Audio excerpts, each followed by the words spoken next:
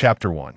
Under the cloak of night, two boys, one tall and one short, stood facing each other at the precipice of a cliff, beneath which a tumultuous river surged. The taller boy turned his back to the cliff, a crimson streak of blood trailing from the corner of his right eye. Yet he wore a smile, seemingly unfazed by his plight. "Itachi, I now entrust you with this eye of mine." With a serene smile, Shisui, with his remaining eye, extracted it from its socket with his bare hands, extending his bloodied palm towards Itachi, offering the orb. "Shisui." Itachi was momentarily taken aback. "I apologize, but I must rely on you now. Please protect the village, as well as the honor of our Uchiha clan." As he observed Shisui's outstretched arm, Itachi gradually closed his eyes. A raven descended from the sky behind him, landing in Shisui's hand before transforming into a flurry of black feathers that vanished into the night. Along with it disappeared the eye that rested in Shisui's palm. Itachi opened his eyes, gazing upon the serene face of Shisui, whose eyes were now closed in a gentle smile. "I accept this. What do you plan to do next?" "If I were to perish, the tense relations between the village and our clan would likely shift. My will has already been documented." As Shisui spoke, he took a few gentle steps backward. "Wait, Shisui." Itachi's expression changed dramatically as he realized Shisui's intentions, urgently attempting to halt his friend's actions.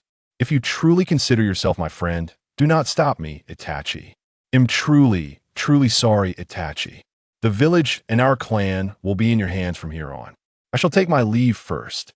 With that, Shisui smiled and leaned back over the edge. Seeing this, Itachi rushed forward, reaching out to grasp him, but it was too late. Itachi stood at the cliff's edge, helplessly watching his dear friend's body plummet into the abyss. "Shisui."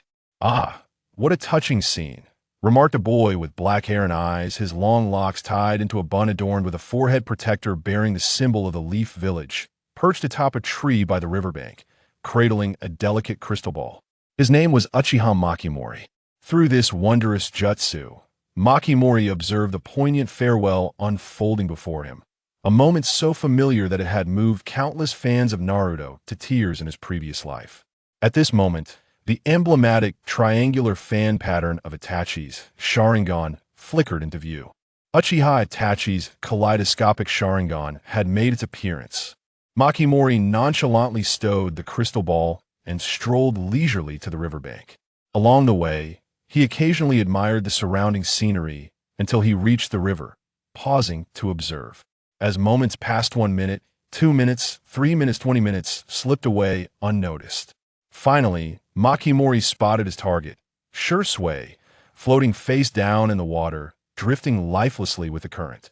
Taking a deep breath, Makimori stepped forward confidently onto the river's surface, astonishingly remaining above the water as if walking on solid ground, a testament to a ninja's fundamental skill water walking. He approached Shisui, bending down to grasp his lifeless form with ease. In that instant, both figures vanished as if teleported, leaving only a branch in the depths of the forest swaying without wind, a few leaves dancing away. About 10 minutes later, a dark figure arrived hastily Itachi. However, upon reaching the scene, he found it devoid of life, only the tranquil river flowing silently amidst the stillness of the surroundings. Furrowing his brow, Itachi scrutinized the area before shaking his head in resignation, continuing his pursuit along the river's course. Makimori, with great care, transported Shisui through dense woods and rugged terrain until he reached a concealed cave. The entrance was narrow, cloaked by lush vegetation, and without intimate familiarity, one might easily overlook its existence. Inside, several torches flickered, casting light upon the space. Gently laying Shisui's body on the clean, even ground, Makimori gazed at his lifeless visage, a wave of despair washing over him. Turning his gaze to the long-forgotten katana at his waist, he recalled the moment he first met Shisui. "Hey, Makimori, that's a nice sword. Why have I never seen you use it? Can't you wield it? Call me big brother, and I'll teach you." Shisui had teased him warmly. Makimori had merely smiled in response. "Don't rush, the time hasn't come yet." Who could have foreseen that the moment to wield that sword would indeed arrive? True to his expectations, The sword's inaugural use would be for Shisui. Taking a deep breath, Makimori revealed a complex smile, murmuring to himself, "Shisui, now is the time to wield this blade. Just as I anticipated, the true first time is indeed for you." With that, he grasped the hilt and slowly drew the blade from its sheath. As the steel emerged, a glimmer of cold light flashed. Makimori elegantly performed a flourish with the sword, then stood poised, blade in hand. He closed his eyes, centering himself to feel the surroundings. Moments later, the sword began to emanate a faint glow. Simultaneously, he opened his eyes to perceive a peculiar energy wave quietly emerging. This wave seemed to possess a mystical allure, drawing Shisui's unconscious soul, attempting to sever it from his physical form. With hawk-like sharpness in his gaze and the agility of a cheetah, Makimori struck as the mysterious wave rushed forth, his blade flashing like lightning across the night sky, accompanied by the whoosh of the cutting edge. The ethereal wave was cleaved asunder, dispersing into countless motes of light. Makimori gazed at the dissipating energy fragments, a sigh of relief escaping him. Seeing that the wave had not returned, he allowed a confident smile to grace his lips. With a flick of his wrist, he executed a graceful flourish, fluid and effortless. Then, he sheathed the long blade, the entire act seamless, as if he had performed a grand spectacle. Prior to this, Makimori had conducted extensive research and experiments on the enigmatic wave. Through persistent exploration, he had unveiled the secret behind it, the force of the Pure Land, responsible for guiding departed souls to their final resting place. Since this was merely a passive pull, even though Makimori successfully interrupted the summoning, he would not provoke the ancient entity lurking in the depths of the Pure Land. To ensure success in his rescue, Makimori had prepared meticulously, simulating various scenarios to ascertain the likelihood of unforeseen complications. Fortunately, each trial had concluded successfully, bolstering his confidence. In the world of Naruto, unlike Inuyasha, there were no designated guides for leading souls to the afterlife. Only the passive force of the Pure Land existed, embodying the essence of the afterlife. Despite the differences in their manifestations, the meanings they carry ultimately converge on the same path, guiding the departed away from this world and onto the road of rebirth. The Tenseiga in Ming's possession possesses the extraordinary ability to sever the waves of the Pure Land. With this blade, he is capable of halting the souls being drawn towards the Pure Land, thereby achieving the miraculous feat of reviving the deceased. Indeed, Ming's blade is none other than the Tenseiga wielded by Sesshomaru, the elder brother of Inuyasha, in the anime Inuyasha, renowned as the Sword of the Underworld. In this tale, Tenseiga connects the realms of the living and the dead, capable of slaying monsters that do not belong to this world. And conversely, it can also be employed to send creatures of this world to the afterlife through the technique known as Meidao, Kinyupa. Due to its unique nature, its creator, Dao Dao Zhai, initially intended to name it the Sword of Non-Killing, but it was ultimately named Tenseiga by the renowned dog general. The Tenseiga in Ming's grasp is the very one that returned Meidao Kinyupa to Inuyasha after the Iron Broken Fawn, reverting back to its original form as a healing blade that saves lives, the Sword of Non-Killing.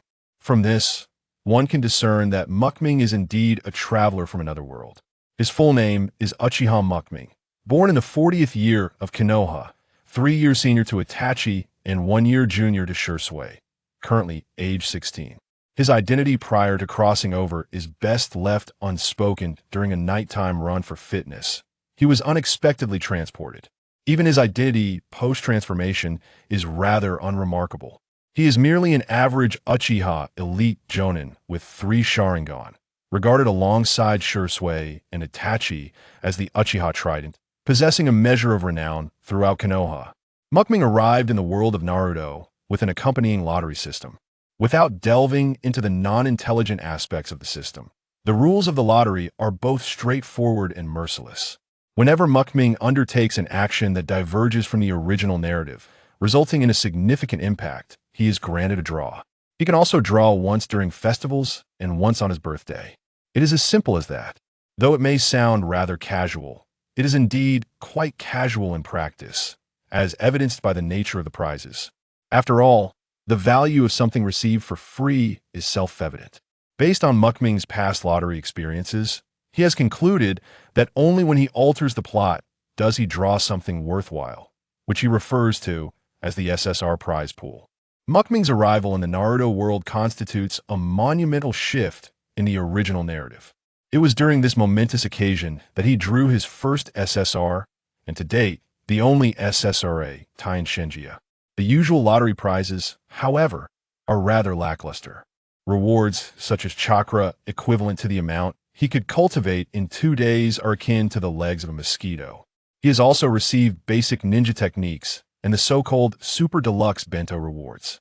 The better prizes include a ninjutsu he previously employed, the telescope technique, while the lesser prizes are numerous, encompassing various types of tissue paper, such as toilet paper, napkins, and kitchen oil-absorbing paper. The toilet paper he has drawn could conservatively last him a decade. The sole consolation is that none of the prize pools contain the dreaded thank you for your patronage. As a seasoned player of scratch-off tickets, Ming asserts that as long as there are no empty prizes, even drawing toilet paper is preferable to receiving thank you for your patronage. If one were to inquire why Ming did not intervene during the final farewell between Shisui and Itachi, he would simply state that he possesses a Tenseiga that cannot kill, and charging a Danzo would only result in his eyes becoming a part of Danzo's collection. The outcome of such an encounter would be singular. His eyes would transform into trophies for Danzo.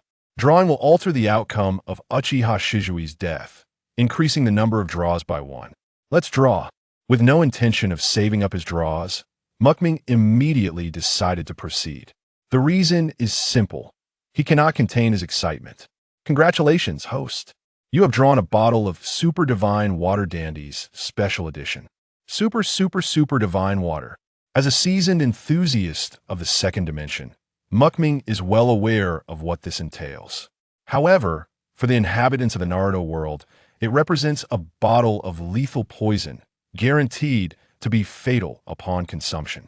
The potential of individuals in the Naruto world cannot meet the basic efficacy standards of Super Divine Water. Nevertheless, Ming's attention was drawn to the label on the Super Divine Water, Dandy's Special Edition. If his memory serves him correctly, Dandy is the Namekian child who succeeded the Earth's former deity after his demise, assuming the role of the new Earth deity. Focusing on the description of the Super Divine Water, he read, Super Divine Water Dandy's Special Edition. This variant of Super Divine Water is a limited edition crafted by Dandy, the Earth deity from the Dragon Ball universe. After reducing the potency by nearly 80% from the original, Dandy has successfully eliminated all toxicity from the Super Divine Water. Due to the extensive reduction in potency and the overly complex production process, this non-side defect-inducing Super Divine Water has become somewhat of a novelty. Consequently, Dandy only produced this single bottle and ceased further production. This bottle stands as the solitary instance of Super Divine Water devoid of any adverse effects. Super Divine Water with no side effects. Ming's eyes widened in disbelief. Indeed, this surge of excitement activated his Sharingan involuntarily. Without a moment's hesitation, he retrieved the Super Divine Water, uncorked it, and drank it down. Estimating the volume to be around 200 milliliters, the initial taste was unremarkable, akin to ordinary tap water. A mere 3 seconds passed. In that fleeting moment, a sudden flush of vibrant red appeared on his face, rapidly spreading with astonishing velocity. Initially confined to his visage, the crimson hue soon surged down his slender neck. Before long, even his exposed arms and hands were not spared, all transformed into a fiery red.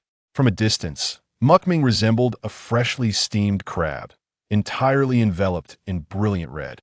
Simultaneously, he acutely sensed that his previously tranquil chakra and mental energy surged violently, akin to a powder keg ignited, beginning to churn and roil uncontrollably.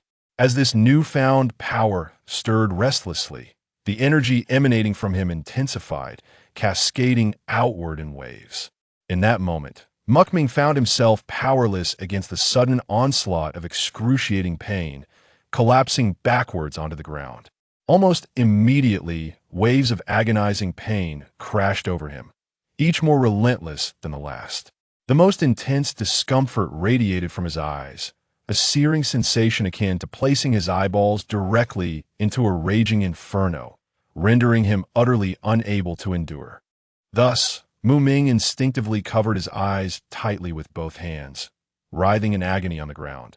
However, amidst this endless torment, he had completely lost his sense of the passage of time. He was unaware of how long it had been. He only knew that the excruciating pain that had nearly driven him to the brink of collapse was gradually diminishing, until it ultimately vanished completely. In its place arose an unprecedented sensation of coolness and refreshment, akin to a gently flowing spring cascading into his heart. Finally, when all discomfort had dissipated like mist, Ming lay on the ground, limbs outstretched in a large shape, akin to a parched fish returning to the water. Utterly devoid of strength, he opened his mouth, greedily inhaling the fresh air in deep gulps, while raising his right hand to gently wipe away the beads of sweat that had clustered on his forehead. Once he confirmed that his eyes no longer bore any unusual sensations, Ming cautiously began to open them. Yet this seemingly mundane act of opening his eyes left him utterly astonished, for before him lay a world that was both familiar and strange. Familiar because the surroundings remained unchanged, and the cave showed no signs of alteration. Strange because the clarity of the world he beheld had transformed. His vision, compared to before, had become several times clearer. What was once merely smooth had now been upgraded to a vivid blue light mode, transcending high definition, ultra-high definition, and 1080p in an instant. Not only had his visual acuity intensified, but the observable field of view and dynamic sight had also multiplied exponentially. At that moment, he turned to gaze outside the cave. Peering through the dense vines at the entrance, his gaze piercing the distance like a beacon. There, under the moonlight illuminating the jungle, gray moths flitted busily, gracefully dancing among the underbrush as they diligently collected sustenance. Astonishingly, Ming could now discern the intricate patterns on the wings of these moths as they flapped rapidly. It is worth noting that such a level of visual acuity had previously been beyond his wildest dreams. Utterly unimaginable. Simultaneously, accompanied by this astonishing sight, there emanated from his eyes a chilling and immensely powerful ocular energy. Even without witnessing it firsthand, he could easily surmise the legendary power of the Uchiha clan. The Meijiki Sharingan had indeed awakened within him. Truly, this was a phenomenon of a higher dimension. Even a remnant of a drug's effect could propel him to new heights with ease. Just then, while Ming lay on the ground regaining his strength, he suddenly heard a familiar voice emanating from his right side. That surge of ocular energy, "It must be you, Ming." Turning to look, he saw Shisui, also lying on the ground with closed eyes. A smile gracing his face as he regarded him, Ming smiled back. "You're finally awake, Shisui." Shisui nodded gently, revealing that not only had he awakened for a while, but he had also managed to dry his soaked clothes with the little chakra he had left. "Indeed, it is you, Ming. It seems that despite such upheaval, my perceptive abilities have not diminished significantly." Shisui continued, "By the way, that immense and chilling ocular energy emanating from you is truly unexpected. I never thought you would awaken your Meijiki Sharingan because of me." Ming. Shisui was quite astonished by this revelation, as evidenced by the trust he placed in Itachi with his eyes that, at least, from Shisui's perspective, while he and Ming shared a good relationship. He had not anticipated it to reach such depths. He had believed that only Itachi would be capable of successfully awakening the Meijiki. Yet here was Ming, also stimulated into awakening his own. Haha, it seems that my passing has granted our Uchiha clan 2 pairs of Meijiki Sharingan at once. That a trade of 1 for 2 is quite a bargain. With that, Shisui couldn't help but chuckle softly. "You know that Itachi has awakened too?" Ming feigned ignorance about Itachi's awakening. "After I jumped off the cliff, I sensed Itachi's ocular energy surge instantly." All right, then that Ming had yet to devise a way to deceive Shisui. And Shisui seemed lost in thought, causing both to fall silent. They lay there quietly, one on each side, as if forgetting the surrounding clamor and chaos. simply cherishing this rare moment of tranquility.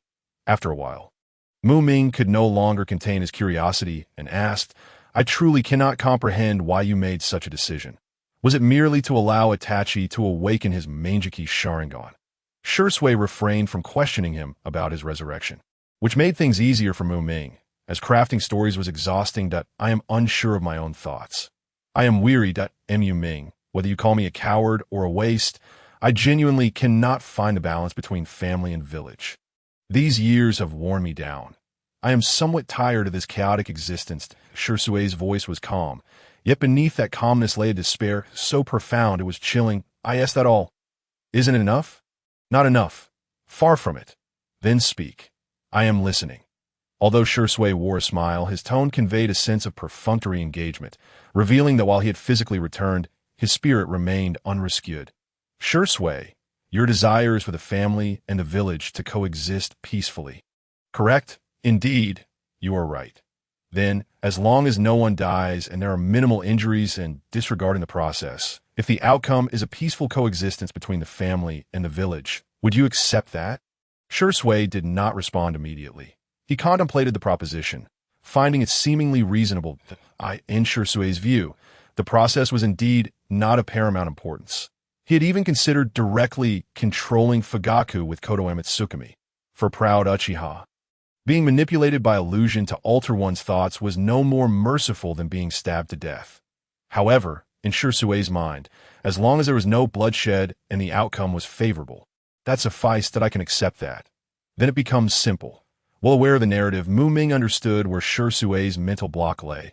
Balance. Achieving balance for the current Uchiha and Konoha was not difficult. This issue was straightforward, too straightforward. Upon hearing Ming's words, Shisui remained silent, awaiting Ming's elaboration. The simplest and most direct method, sufficient military deterrence. That won't do. Before Ming could finish speaking, Shisui interrupted him. Why not? Because the village would never accept such a method. Shisui had now grasped the sentiments of Sarutobi Hiruzen and others that, in their eyes, the Uchiha clan could only weaken. The weaker, the better. Ideally, they would vanish without a trace. The Uchiha growing stronger would force them to take action against the clan. No. Shisui, your understanding is too superficial. Ming directly refuted Shisui's assertion.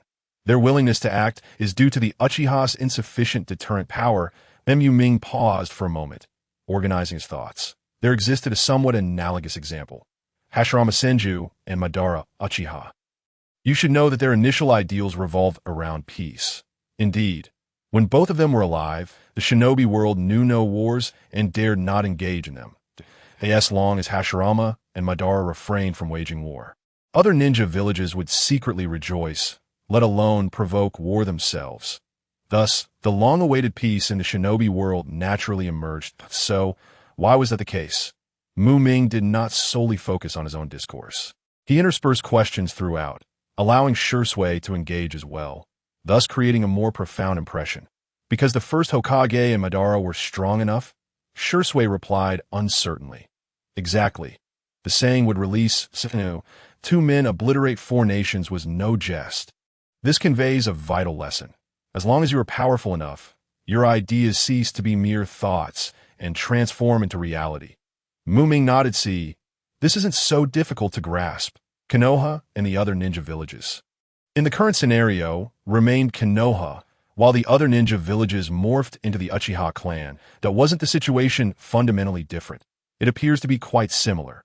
Upon reflection, it seems almost indistinguishable.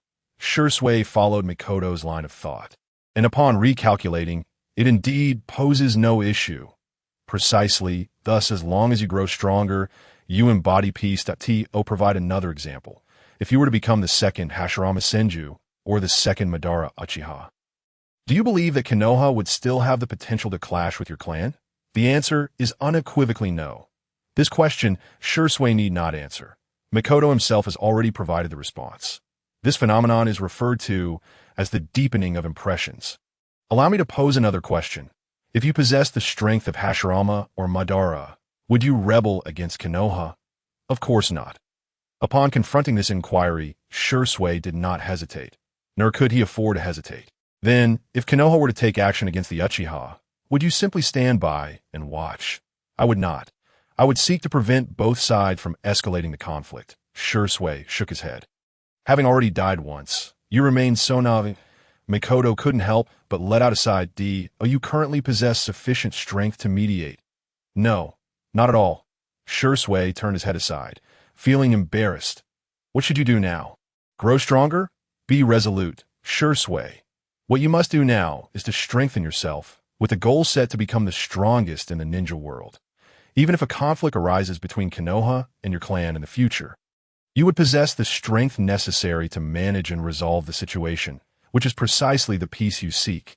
Indeed, that seems to be the case at this moment. Shisui's mind was in a tumultuous state, as if swept by a tempest, with various thoughts intertwining chaotically, rendering him unable to clarify his thoughts. Faced with the complexities of the current situation, he felt lost and directionless, entirely devoid of the capacity for contemplation and judgment. Thus, he could only blindly follow Mikoto's train of thought like a headless fly. Despite Shisui straining to uncover any potential issues, no matter how fervently he pondered, he remained at a loss. He had to concede that every word Mikoto spoke, every principle he elucidated, appeared utterly impeccable, that if he could indeed become sufficiently powerful, then even if conflicts erupted between the village and the clans subsequently, he believed that with his formidable strength, he could undoubtedly facilitate dialogue between the two parties. In contrast, choosing to cower like a coward and escape the harsh reality through death would undeniably be the most cowardly and irresponsible course of action. Most importantly, dying would serve no purpose, yielding no positive outcome whatsoever. Aside from granting the Uchiha clan 2 additional Meijiki Sharingan, his demise would hold no further value. Therefore, Shisui, seeking death with such fervor will not resolve any substantive issues. Only through relentless effort to strengthen oneself can one truly achieve the balance of peace between Konoha and the clan. This is the sole correct path. Mikoto stated profoundly, I understand now that I am truly grateful to you. Mikoto, Shisui responded with a face full of gratitude. After this lengthy and profound conversation, Mikoto successfully dissuaded Shisui from his suicidal thoughts and established a clear and visible goal for him to strive toward. Rekindling the flame of hope for survival in Shisui's heart, which had previously been extinguished, the process of achieving this objective was arduous. Mikoto had spoken at length, nearly exhausting his voice. Presently, the Uchiha faced numerous challenges. Even with 4 pairs of Meijiki Sharingan now in their possession, they were far from being able to act without restraint. As for Mikoto's motive for saving Shisui, it boiled down to a single reason. Shisui was a prodigy, a veritable genius, with impeccable character. Why would one not save him? Assessing potential, he was not significantly inferior when compared to his contemporaries Hashirama Senju and Madara Uchiha. Even Senju Tobirama and Uchiha Izuna did not possess greater developmental potential than Shisui. In the entirety of the known history of the Uchiha, Mikoto believed that there were few who could rival Shisui in potential. Count them was to enumerate only 3. Madara Uchiha, who needs no introduction as the iconic figure of the Uchiha clan. Uchiha Shisui, the developer of one of the Uchiha clan's 2 forbidden genjutsu, Izanami, specifically designed to counter the clan's other malevolent forbidden technique, Izanagi. Additionally, there was Uchiha Bito, who awakened his 2 Tomo Sharingan, and subsequently, after witnessing the love of his life pierced by the heart of his closest friend, skipped straight from 2 to the Meijiki Sharingan, awakening a space-time type ocular technique. From awakening to Meijiki, while others took 4 steps, he accomplished it in merely 2. Without considering Obito's other attributes, one could assert that he was indeed the first among the Uchiha to awaken the Sharingan. Others, including Itachi, did not measure up to Shisui. Do not dispute this. The records within the Uchiha clan are quite explicit. However, this is classified information, a part of the clan's heritage, unbeknownst to outsiders. As for Sasuke, without the various external aids, in light of his awakening a single Tomo after the massacre, his standing among the Uchiha's historical Meijiki Sharingan wielders would not be particularly high, even if one were to count backward. After gaining enhancements, however, such instances do not factor into rankings. With all that said, what are your plans now? First, devise a method to reclaim my eyes. Shisui was resolute in his determination to grow stronger. Naturally unwilling to be left blind, as for the eye in Itachi's possession. That could be negotiated, but what about the one in Danzo's hands? Have you considered how to approach that? I shall find an opportunity to launch a surprise attack on him. You truly have a short memory, Shisui. Do you not recall how Danzo ambushed you? With his Anaji in play, how could you possibly ambush him? Then what do you suggest? I will find a chance to ambush him. Seeing Shisui's expression, it was evident that he was quite inclined to curse at that moment, that I did not mean for you to do it. Mikoto perceived Shisui's expression and understood that he was likely cursing him internally with quite the colorful language. Do not look at me. It is not my doing. You mean Itachi? Shisui was no fool. If it were not the two of them, then it could only be Itachi. The other clan members lacked the strength to ambush Danzo. Indeed, I will bring him here. Mikoto rose from the ground, stretched his body, and felt he had nearly recovered. Be careful. Rest assured. Sensing Mikoto's departure, Shisui also sat up from the ground. He remained seated, recuperating his chakra. Though the injuries to his body and the poison within were healed by the heaven's birth, his chakra reserves remained depleted. This Mikoto fellow is remarkably adept at concealing his true strength. As Shisui contemplated in silence, one might perceive him as somewhat naive in his daily demeanor. However, beneath that fade lay an intellect far from dull. He was acutely aware of the myriad transformations occurring within him, particularly the astonishing phenomenon of his resurrection, which he comprehended with crystal clarity. Yet, given that Ming had not broached the subject, he wisely opted for discretion. After all, he firmly believed that Ming would never harbor ill intentions towards him. The reason behind Jisui's unwavering trust in Ming was rooted in a singular, pivotal event. His own demise had inadvertently enabled Ming to unlock the kaleidoscopic Sharingan. This undoubtedly served as the most compelling testament to the profound bond shared between them. In Jisui's eyes, this occurrence held greater persuasive power than Ming's subsequent act of reviving him, causing his trust in Ming to ascend to unparalleled heights. Although Jisui had misjudged and misconstrued many matters, one truth remained unblemished. Ming bore him no malice whatsoever. This steadfast conviction was akin to an indomitable fortress, firmly entrenched within Jisui's heart at that moment, as Jisui exerted every ounce of effort to restore his chakra. Ming, darting swiftly through the dense forest, finally caught a glimpse of Itachi's elusive trail. As he drew nearer to his target, a startling scene unfolded before him. Itachi, who typically exuded calmness and composure, was now a picture of agitation, pacing anxiously along the riverbank, seemingly ensnared in a profound dilemma. Regrettably, Itachi appeared to be struggling to identify the correct course of action, leading one to foresee an inevitable failure. Who goes there? Suddenly alert, Itachi sensed an impending threat, spinning around to fix a piercing gaze upon the source. With this inquiry, his eyes, previously concealed beneath his eyelids, burst open, revealing the crimson brilliance of his three-tomo Sharingan. In the face of Itachi's intense reaction, Ming displayed no semblance of surprise that he emerged from the depths of the forest with an impassive expression, akin to a specter quietly materializing within Itachi's line of sight. Indeed, Ming held a rather favorable opinion of Itachi, the renowned model son of the ninja world. In his estimation, Itachi's current predicament stemmed fundamentally from years of indoctrination and manipulation by others. Even in a past life characterized by advanced information dissemination, where individuals typically possessed elevated knowledge and intelligence, numerous elite university students from prestigious institutions fell prey to the machinations of those with ulterior motives, embarking on a path of self-destruction. And what of Itachi? A child who had left school early, thrust into the chaos of battle at the tender age of 4 or 5, raised in an environment fraught with adversity. Internally, his father adhered to a philosophy of harsh discipline, devoid of encouragement or praise, solely focused on criticism, neglecting his child's emotional well-being. Externally, a cunning political strategist had orchestrated a years-long campaign of psychological manipulation from a young age. When his father offered no commendation, others stepped in to fill that void. What child could withstand such pressures? In such circumstances, who could remain unconfused? Of course, Ming's own lack of suffering played a significant role in his perspective. Otherwise, regardless of Itachi's innocence, Ming would not have hesitated to deliver a fatal blow if provoked. Uchiha Ming, what brings you here? Itachi scrutinized the suddenly appearing figure with suspicion, mulling over the latter's intentions. He was no stranger to Ming, a genius often spoken of alongside himself, and Shisui as the Uchiha Trident.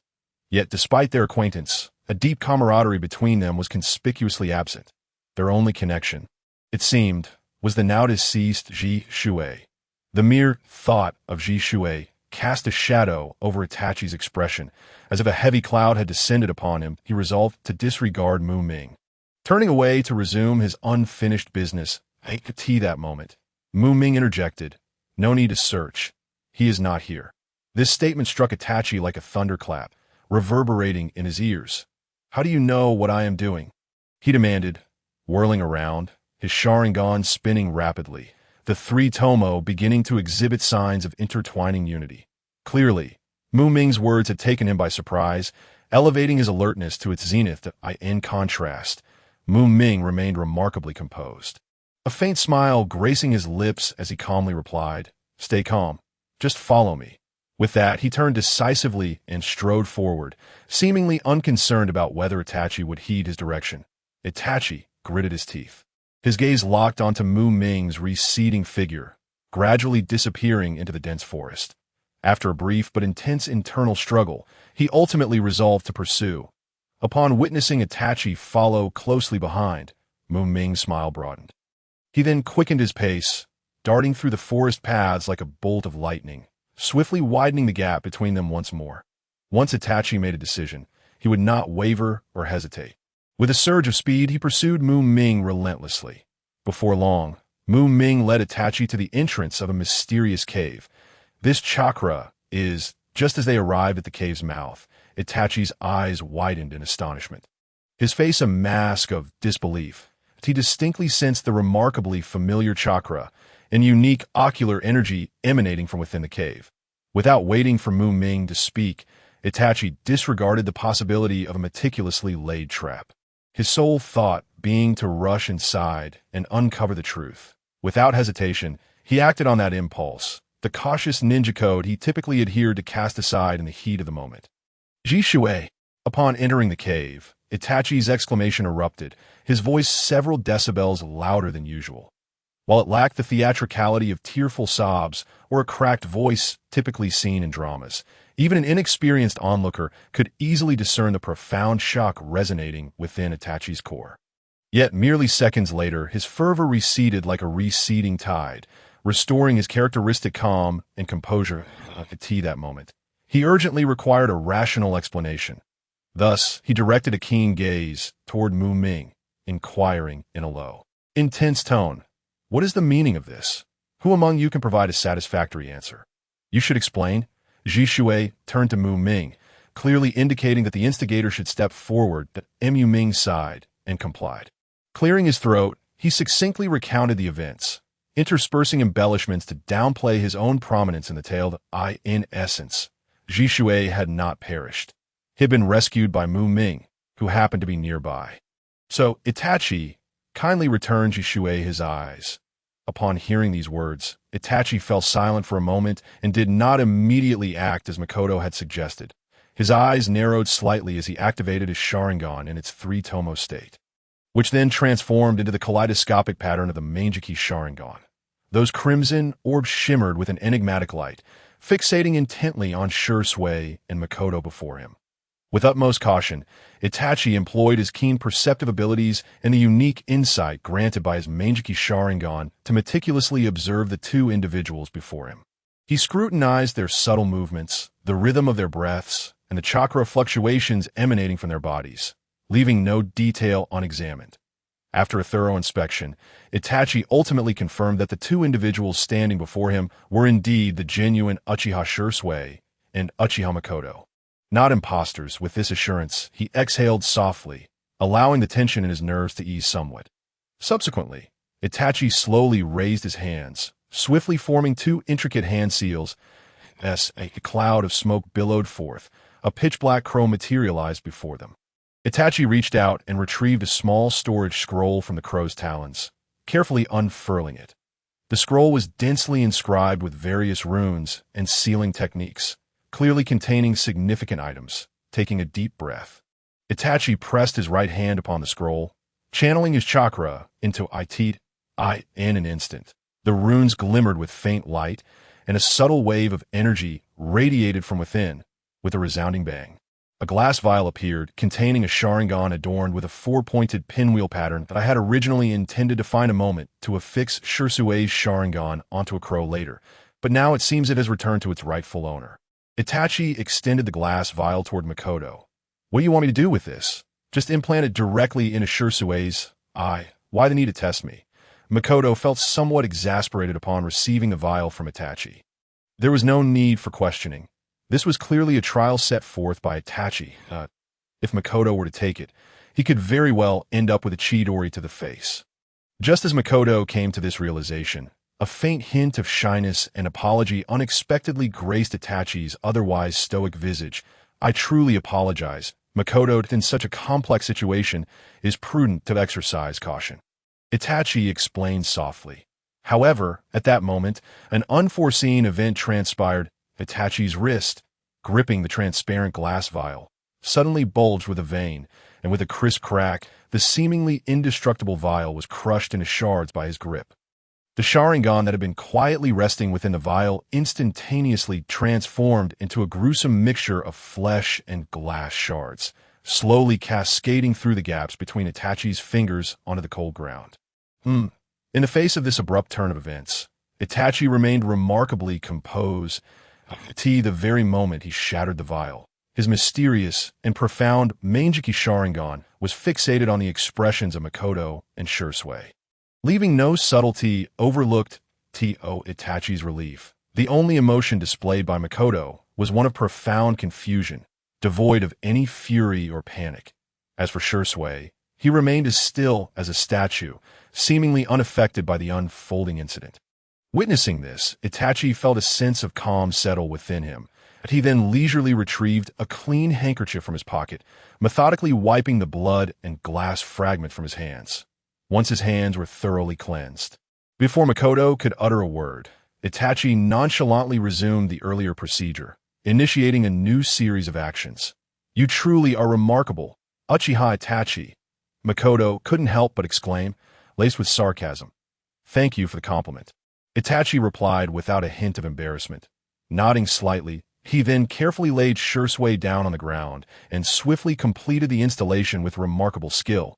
The entire process was seamless, without a single error. Finally, Itachi took a deep breath, formed hand seals, and channeled his chakra to perform the healing technique that a green luminescence enveloped Shisui's injured eye, continuously infusing warm and gentle energy to repair the damaged tissues and nerves. Shisui sat quietly, his eyes gently closed, striving to adjust his state to accommodate the external healing energy. Moments later, he gradually opened his eyes, attempting to move his eyeballs and guide the chakra within the newly installed eye to flow smoothly. Observing that merely 3 to 5 minutes had passed, Shisui was already able to open his eyes effortlessly and move them with agility, feeling no discomfort, as if the newly installed eye had never been absent from his body. Witnessing this scene, Makoto couldn't help but twitch his lips, internally lamenting, "The fact that this eye can be so seamlessly integrated is truly astonishing. When I watched anime before, it never struck me as anything special. But now, witnessing it unfold in reality is an entirely different experience, as if my mind is on the verge of being blown away." At this moment, Itachi noticed Shisui's other closed eye, and upon observing the pronounced hollow in the eye socket, he furrowed his brows and inquired, "Shisui, what do you intend to do about your remaining eye?" Shisui turned to Itachi and calmly replied, "I've already discussed this matter with Makoto. He suggested that you should be responsible for ambushing Danzo." However, before Shisui could finish his sentence, Makoto hastily coughed and interjected, "Ahem, I was just joking. Don't take it seriously." In truth, when he initially made that remark, he merely intended to tease Shisui, never expecting him to take it so earnestly with Itachi. Although Itachi would indeed intersect with Danzo in the future, that was quite some time away, and, as things stood now, it was too late. By the time Itachi re-established contact with Danzo, it would be uncertain how long the wait would be. By then, the opportunity might have long since passed. Seeing both Shisui and Itachi looking at him, Makoto decided to drop the pretense. Why are we always thinking about ambushing? Can't we retrieve it openly? Openly? Against Danzo? Shisui and Itachi exchanged glances, utterly failing to grasp the meaning behind Makoto's words. Yes, openly, but not against Danzo. It was Sarutobi Hiruzen. Makoto articulated his line of thought. Create a commotion, leading the elite of the Uchiha clan to boldly march to the Hokage building, making as much noise as possible. You aim to coerce Sarutobi Hiruzen into demanding Shisui's eye from Danzo. Shisui began to grasp this line of reasoning. You intend to make a move against the third Hokage? Itachi's reaction was as Makoto had anticipated. His stance remained aligned with Sarutobi Hiruzen. Your allegiance lies with the village, not with the clan, doesn't it? Makoto had no intention of beating around the bush with Itachi.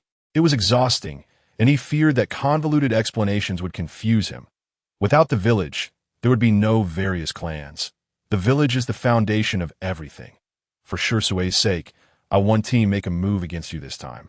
But do be cautious in the future. Itachi's attitude had become remarkably resolute that I am truly at a loss. Itachi, do you really believe you have me cornered? Makoto found himself amused by Itachi's lofty demeanor. Although he had never directly clashed with Itachi, he had observed the fluctuations in his chakra and ocular power. The two were on par in terms of chakra levels, but Makoto's ocular power exceeded Itachi's by more than double.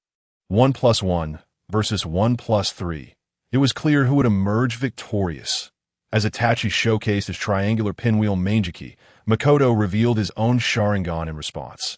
Upon seeing Makoto's 3-tomo Sharingan, Itachi regarded him with disdain. Makoto, it appears you still do not comprehend the disparity between the 3-tomo Sharingan and the Manjiki Sharingan. Allow me to convey that the disparity between the 3-tomo Sharingan and the kaleidoscopic Sharingan is significantly greater than that between the 1-tomo and the 3-tomo Sharingan.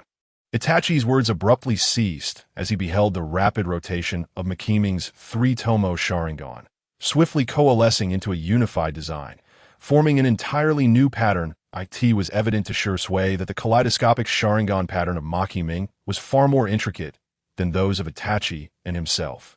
At the center lay a black dot, surrounded by numerous black, triangular, or arrow-shaped symbols. These symbols radiated outward, each pointing towards the center, collectively resembling a large four-cornered pinwheel. Kaleidoscopic Sharingan. Activate. Why the silence? Are you parched? Ming harbored disdain for the prevalent arrogance exhibited by most Uchiha. Arrogance is acceptable, but one must possess the requisite skill to back it up. You are nothing but a mere trifle. What right do you have to be proud? The fact that you have also awakened the kaleidoscopic Sharingan is astonishing. Itachi's expression was a complex tapestry of disbelief, joy, relief, and a tinge of discomfort upon witnessing Ming's kaleidoscopic Sharingan. The disbelief stemmed from the realization that Ming had also successfully awakened this powerful ability. The joy arose from the notion that Ming, along with Shisui, formed the Uchiha triad. It would have been a laughingstock had Ming remained the only one without it. The relief was born from the understanding that their reasons for awakening were seemingly aligned. The discomfort, however, was a mere manifestation of childish possessiveness. Feeling the palpable superiority of Ming's ocular prowess, Itachi found himself in a precarious situation. His two formidable ocular techniques, Amaterasu and Tsukuyomi, while powerful, appeared somewhat impotent in the face of Ming's prowess. He was reluctant to employ Amaterasu against a fellow clansman, especially in front of Shisui. Given its lethal potential AS for Tsukuyomi, it was evidently ineffective against someone whose ocular power surpassed his own. Regardless of how potent or sophisticated Tsukuyomi might be, it remained a genjutsu, and the Uchiha genjutsu fundamentally hinged on the comparison of ocular powers, confronted with an opponent of equal or superior ocular ability. The efficacy of Uchiha genjutsu would significantly diminish. Not to mention, failure to achieve the intended result could lead to potential backlash. After much contemplation, Itachi retracted his kaleidoscopic Sharingan back to its three-tomo state. Observing this, Ming also deactivated his kaleidoscopic Sharingan. Shisui smiled knowingly.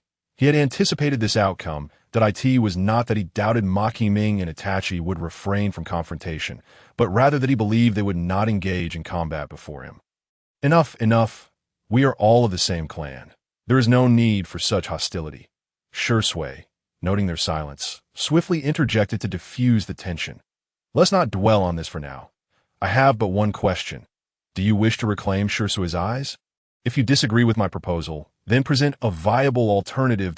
Ming's words were direct, and Itachi's silence spoke volumes about his stance. You are resolute in your beliefs. Are you? Witnessing Itachi's passive, non-oppositional demeanor, Ming's frustration mounted.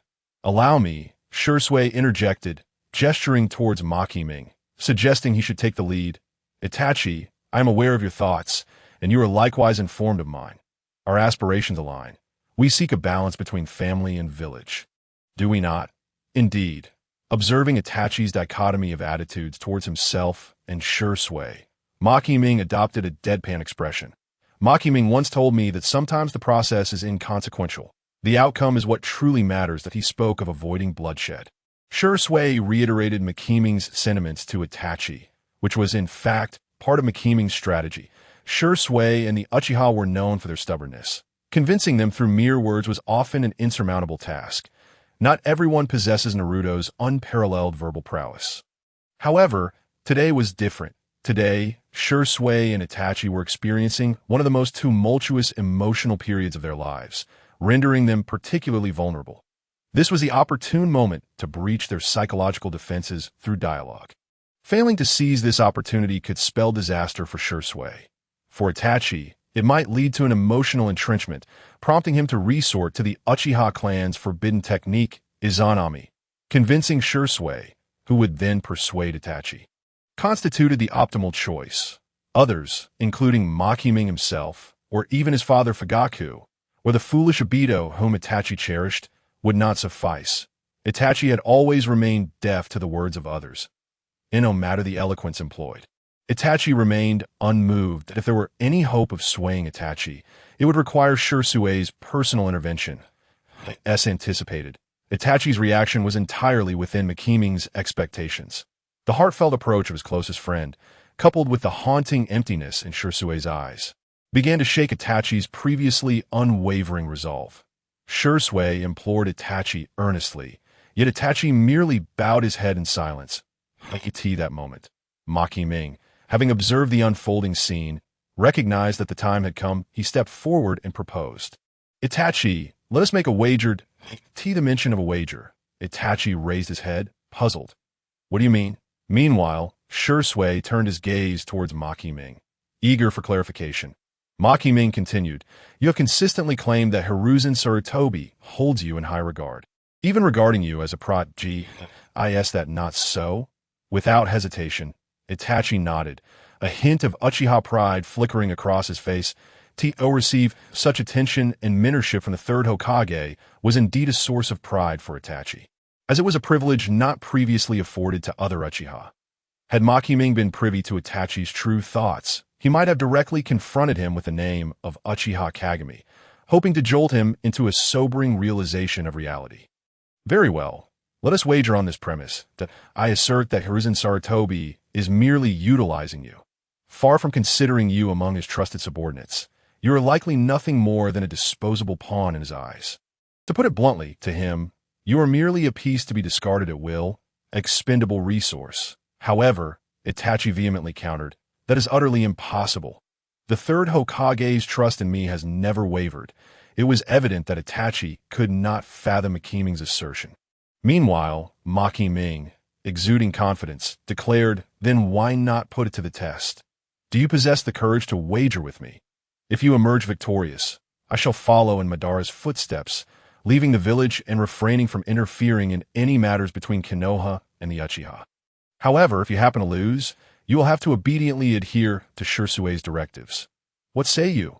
Are you brave enough to take this gamble? With that, Ming openly displayed his hand, exuding an air of assuredness. At this juncture, Shisui, who had remained silent thus far, could no longer contain himself. He abruptly stood, astonished, and gazed at Ming, exclaiming, Ming, you. However, before Shisui could complete his thought, Ming swiftly gestured for him to remain calm. He then turned his attention back to Itachi, pressing on, What's the matter? Have you become speechless? Do you truly lack the courage to accept this bet? Amidst the discourse, there was not even a momentary respite granted to Itachi. Although Shisui harbored a multitude of sentiments he wished to express upon witnessing such a scenario, he ultimately resigned himself to a silent watch, burdened by the weight of his thoughts. Following the harrowing incident of the death-defying leap and under the meticulous guidance of Makoto, he had come to a profound realization regarding the true nature of Konoha's higher-ups, concealed beneath their hypocritical facade. Even to this day, his unwavering pursuit of peace remains steadfast within the depths of his heart. However, the peace Shisui now envisioned was merely a harmonious coexistence between villages and clans, one that did not encompass the likes of Hiruzen Sarutobi and his cadre of Konoha's elite. Should an opportune moment arise to strike a decisive blow against Danzo and his ilk, Shisui would not hesitate to unsheath his blade, delivering a swift and painless end. Despite his inherent kindness, how could he easily forgive the vendetta against his eyes? After all, the moniker Shunshin Shisui, which reverberated throughout the ninja world, was not acquired through mere monetary means, but earned through countless battles fought on blood-soaked fields, vanquishing foes with his own hands. Moreover, the benevolent Shisui had already been slain by their hands, had he not? As Makoto continually provoked him with words, Shisui observed with a cold detachment. Eventually, after a series of taunts, Itachi could no longer contain himself and inquired, How do we wager? Witnessing Itachi's reaction, Shisui could not help but inwardly sigh. The Uchiha clan, even Itachi, could not escape their inherent pride. Perhaps, as depicted in the original narrative, the entire Uchiha clan was destined to walk the path of destruction due to this excessive arrogance. That it must be said that the majority of Uchiha clan members met their demise without injustice.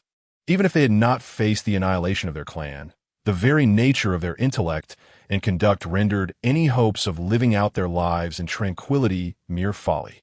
Simply put, I shall return to the clan with Shisui. You wait here until dawn when Hiruzen Sarutobi arrives for work, and then go directly to the Hokage building to inform him of the conflict between Shisui and Danzo, as well as our subsequent plans. Then, while he is contemplating, reveal to him that you too have awakened the Mangeki Sharingan, and that your ocular technique is identical to Shisui's, both being Kodoeme Tsukumi. Focus on his subconscious reaction upon hearing your words. That will indicate his trust in you, and therein lies your wager. Upon hearing Makoto's words, Shisui bit his lip, suppressing a laugh that nearly escaped him. He was acutely aware of how events would unfold. After all, he had personally experienced a similar situation in the past. At this moment, Itachi found himself in a quandary. While he held great confidence in the third Hokage, Hiruzen Sarutobi, the unexpected circumstances before him began to waver his steadfast belief. As for the notion of manipulating the outcome of their wager, how absurd! As a member of the Uchiha clan, their innate pride forbade them from engaging in such despicable acts. Even if this wager pertained to his own fate and future, he would never commit an act that would tarnish the Uchiha name. Of course, the current predicament had its roots in Shisui as well. Had the stakes merely entailed Itachi becoming Makoto's subordinate, he would have undoubtedly refused the wager without hesitation. All right, I shall grant you one final opportunity to reconsider. Do you dare to take this gamble? If you lack the courage, simply say I do not dare. With a playful smirk, Makoto taunted Itachi once more. Meanwhile, Shisui discreetly turned away, his shoulders trembling slightly. Clearly struggling to suppress his laughter, he understood all too well that beneath Makoto's seemingly persuasive words lay a challenge that compelled Itachi to accept this trial. Given Itachi's character, how could he possibly retreat or concede in such a situation? Unless the sun were to rise from the west.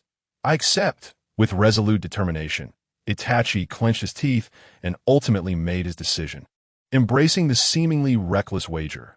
Very well. A gentleman's word is his bond. Thus, we have formally reached an agreement regarding this wager, with Shisui as our witness. Now, Itachi, remain here while Shisui and I return to the clan to address some matters. Upon Itachi's acceptance of the wager, Makoto's heart swelled with joy, and he acted with remarkable swiftness. Seizing Shisui's arm, he turned and departed without a backward glance, as though fearing Itachi might suddenly retract his commitment. As Makoto and Shisui faded into the distance, Itachi found himself in deep contemplation. Initially, he had sought merely to locate Shisui's remains, wishing for his once dear friend to find peace in death. Who could have anticipated that Shisui not only survived but thrived?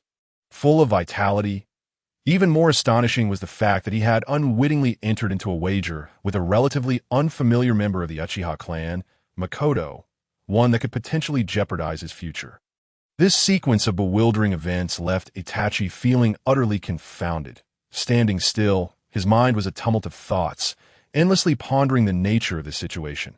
Meanwhile, having exited the cave, Makoto and Shisui walked briskly, engaging in quiet conversation, evidently satisfied with the outcome of the wager.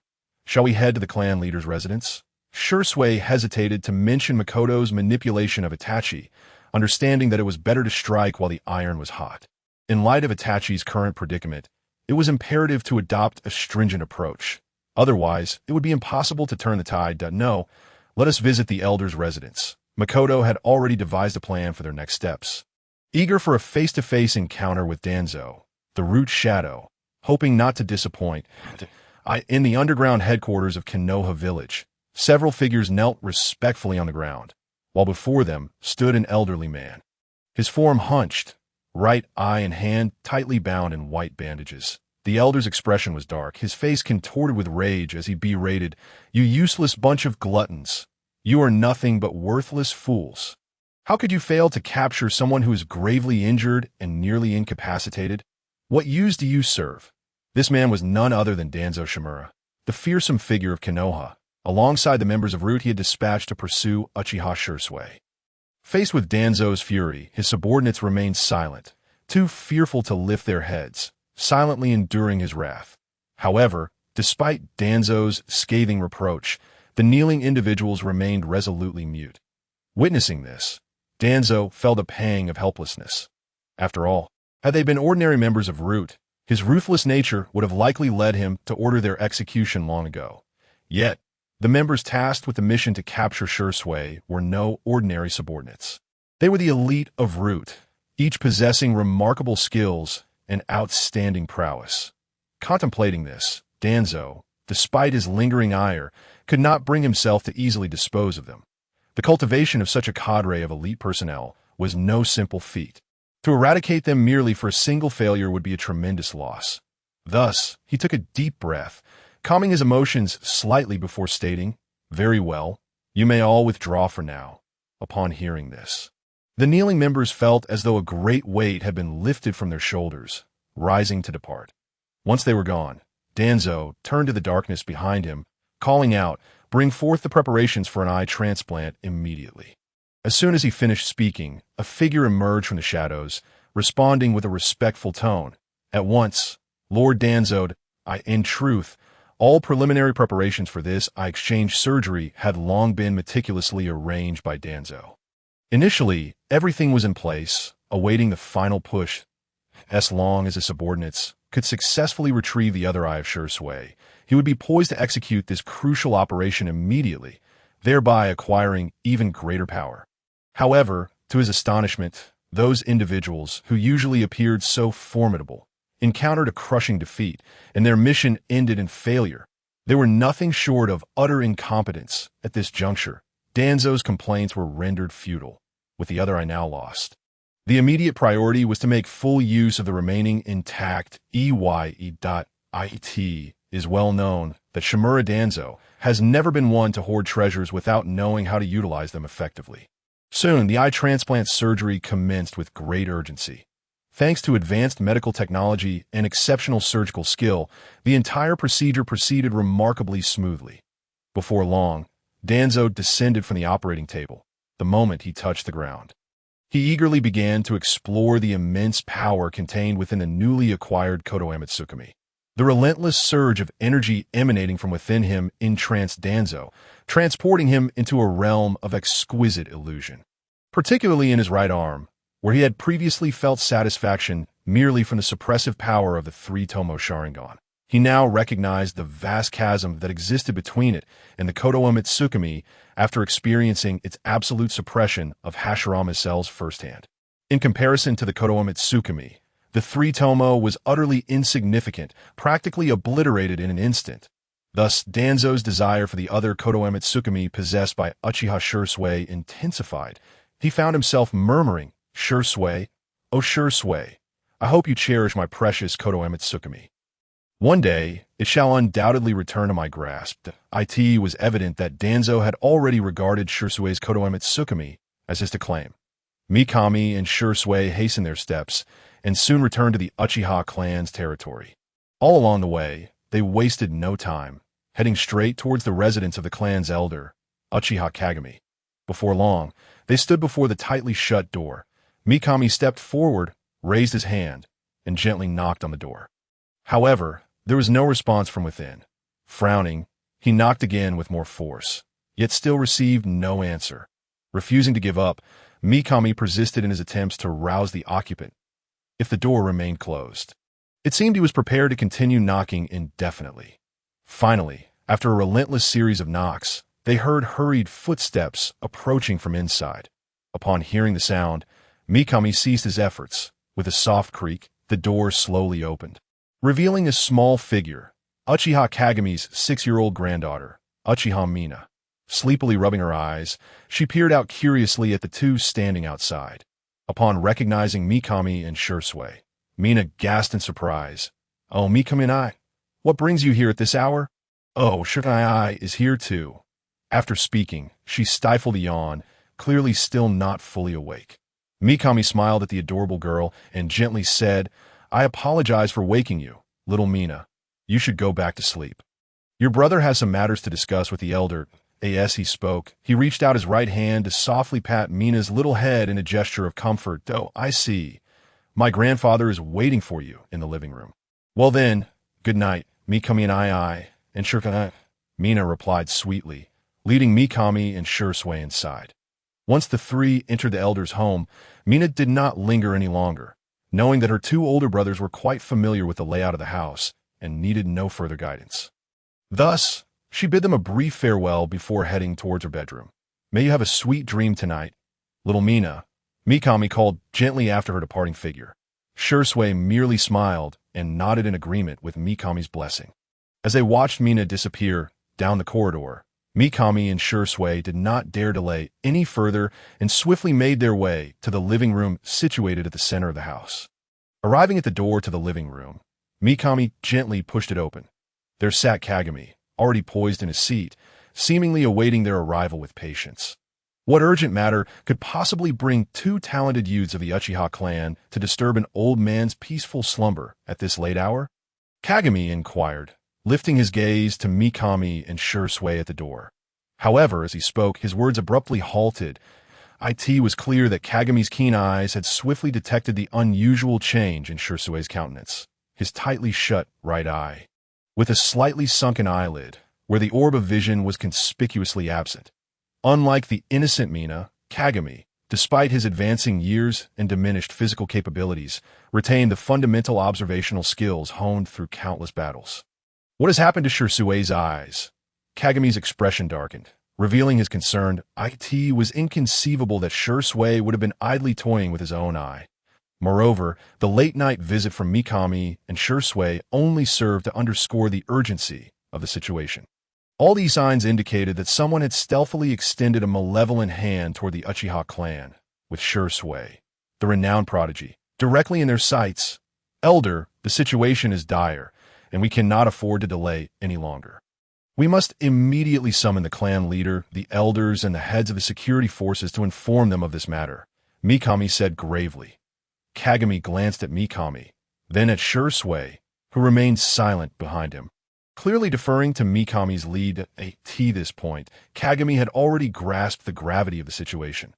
"Someone quickly notify the clan leader, the second elder, the third elder, the fourth elder, and the heads of the security forces to convene an emergency meeting in the clan's conference hall. There must be no mistakes. Move swiftly, with Kagami's command. Uchiha clansmen promptly appeared. Understood, elder. The figures swiftly vanished into the night, leaving Kagami, Mikami, and Shisui standing in place. Let us proceed, Kagami declared. Yes, elder, Mikami and Shisui replied in unison. Kagami strode forward with purpose, while Mikami and Shisui followed closely behind, maintaining a respectful distance. There was no denying the impressive efficiency and swift execution characteristic of the shinobi. Before long, when Kagami, Mikami, and Shisui arrived at the Uchiha clan's conference hall, they discovered that the other members had already gathered, including Fugaku, the clan leader himself. As the three entered the hall, those who had been engaged in quiet conversation or deep contemplation turned their heads, directing their attention toward them. After a swift appraisal of the trio, every gaze ultimately settled on Shisui, for the anomaly in his condition was glaringly evident. Especially before the keen-eyed Uchiha, the sight of Shisui's unusual state shone like a beacon in the dark. Elder, Shisui, Fugaku, the clan leader, began, but his expression faltered, his lips parted as if to speak, yet the words failed to materialize. Instead, he simply regarded the elder with a complex gaze. I am uncertain of the details. I was resting soundly when Mikami and Shisui knocked on my door and summoned me here without explanation. Mikami, you may speak now. Jiaqing initially elucidated the situation to those present, subsequently indicating to Mikami that it was his turn to speak. Elder, esteemed four elders, and all captains, time is of the essence, so I shall be succinct. Shisui was ambushed and pursued by Danzo and his rude operatives a few hours ago, and he has lost one of his eyes to Danzo. Had I not fortuitously rescued him, he might not have survived the night. Mikami spoke with remarkable clarity and decisiveness, his words striking the gathered Uchiha like a thunderclap. However, diverging from his earlier explanations to Itachi, he altered part of his narrative this time, that he made no mention of Shisui's current robust condition, skillfully omitting crucial details, particularly the fact that Shisui had evaded the pursuit of root operatives through his own prowess. As Mikami concluded, the audience, previously seated, sprang to their feet like springs released, in unison. Pairs of crimson Sharingan ignited, their gaze converging fiercely upon Mikami and Shisui. The intensity and fervor of their stares seemed capable of piercing Mikami's very being. Yet, he remained unperturbed, not even a flicker of unease crossing his features at this moment. Even the usually composed and peace-seeking third elder, Uchiha Taiyu, felt the flames of rage ignite within him. It is imperative to recognize that regardless of their differing ideologies, whether dove or hawk, the Uchiha would never trivialize the collective interests of their clan. Danzo's brazen act of seizing the eyes of Uchiha members was an egregious violation of their clan's sanctity. Is what Mikami said true? Shisui? Fujimoto inquired gravely, his usually stoic countenance darkened with palpable tension. Indeed, it is true, esteemed clan leader. Shisui's voice was steady and calm, perhaps the most composed among those present in this charged atmosphere. However, the others were far less serene. One after another, clan members surged forward, clamoring to question Shisui. Faced with such chaos, Mikami furrowed his brow, a flicker of impatience rising within him. What is the point of this incessant questioning at such a critical juncture? We must focus on the matter at hand. Taking a deep breath, Mikami addressed the assembly. Everyone, please refrain from speaking and listen closely to Shisui's. He is not an ordinary three-tomo Sharingan. He has successfully awakened the Meijiki Sharingan. The declaration landed like a bombshell, sending shockwaves through the room, leaving all present momentarily speechless at that moment.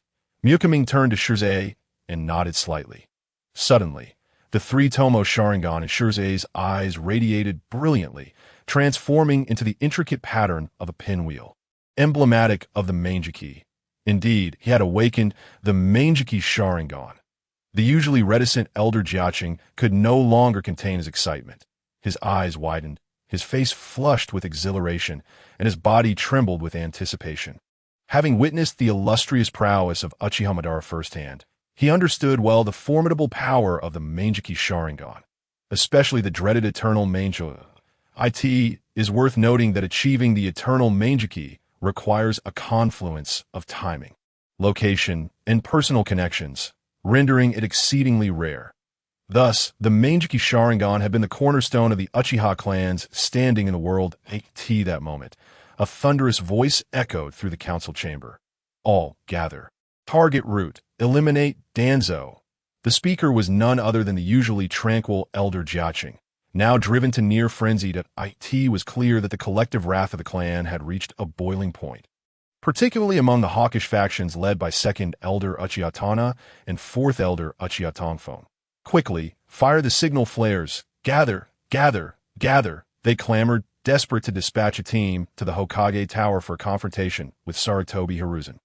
Just then, the pacifist 3rd Elder Uchiha Taiyu stepped forward, arms outstretched in an attempt to quell the rising tide of fury among the clan members, urging them to consider their next course of action with a calm demeanor. Everyone, let us remain composed and listen to my words. Unfortunately, before he could finish, he was met with a chorus of fiery Sharingan gazes. Faced with such a multitude of furious eyes, even the eloquent Uchiha Taiyu found himself momentarily silenced. Unable to continue his counsel, he was no Ming, a wielder of the Mangeki. He was merely an ordinary 3-tomo elite shinobi, and the pressure from so many peers weighed heavily upon him. Cough, cough. Ming cleared his throat, successfully capturing the attention of all present. I must also announce another significant piece of news. I too have awakened the Mangeki Sharingan. With that, he slightly closed his eyes, a surge of powerful chakra emanating from within him. Abruptly opening his eyes, the once inky darkness transformed into the 3-tomo Sharingan, which then rapidly coalesced into a dazzling and intricate Mangeki pattern. The atmosphere ignited with fervor, akin to a bombshell detonating amidst the assembly. The crowd gaped in astonishment before erupting into a cacophony of cheers and gasps of "Ah! Blessed be the Uchiha!" Elder Jiaqing, unable to contain his exuberance, crouched down and, summoning all his strength, leaped onto a nearby table. Standing there, he raised his hands triumphantly to the heavens, letting out a long, exultant cry, as if to release all the joy and excitement pent up within him. That it was indeed remarkable for someone of his advanced age to possess such agility, though one could not help but feel a twinge of concern for his frail physique. Meanwhile, Fujimoto was equally exhilarated, his usually placid face flushed with excitement. Since assuming the role of clan leader, he had dedicated himself to guiding the Uchiha towards prosperity. Now, not only had multiple holders of the Mangeki Sharingan emerged within the clan, but their overall strength had surged to unprecedented heights. Overcome with fervor, Fujimoto proclaimed, "This heralds a new era of prosperity for our Uchiha clan." Inspired by the enthusiasm of their leaders, the other clan members joined in the jubilant celebration, dancing and cheering. After all, the Mangeki Sharingan, a rare and coveted bloodline limit, had not graced their clans so frequently in decades, and the sudden emergence of multiple holders was indeed a cause for elation. However, at that moment, Ming's voice rang out once more. "Everyone, let us not forget that we have pressing matters to attend to." With his reminder, the crowd snapped back to reality. Indeed, they had nearly forgotten about Shisui, who was still in a vulnerable state with one eye. Elder Jiaqing's face, marred with wrinkles, turned a deep shade of crimson, revealing his embarrassment and discomfort. Trembling, he awkwardly descended from the table, his movements betraying his age. This spectacle was undeniably ungraceful, rendering it difficult for onlookers to maintain their composure. At that moment, a chilling thought crossed Elder Jiaqing's mind. Should he simply eliminate everyone present to silence them?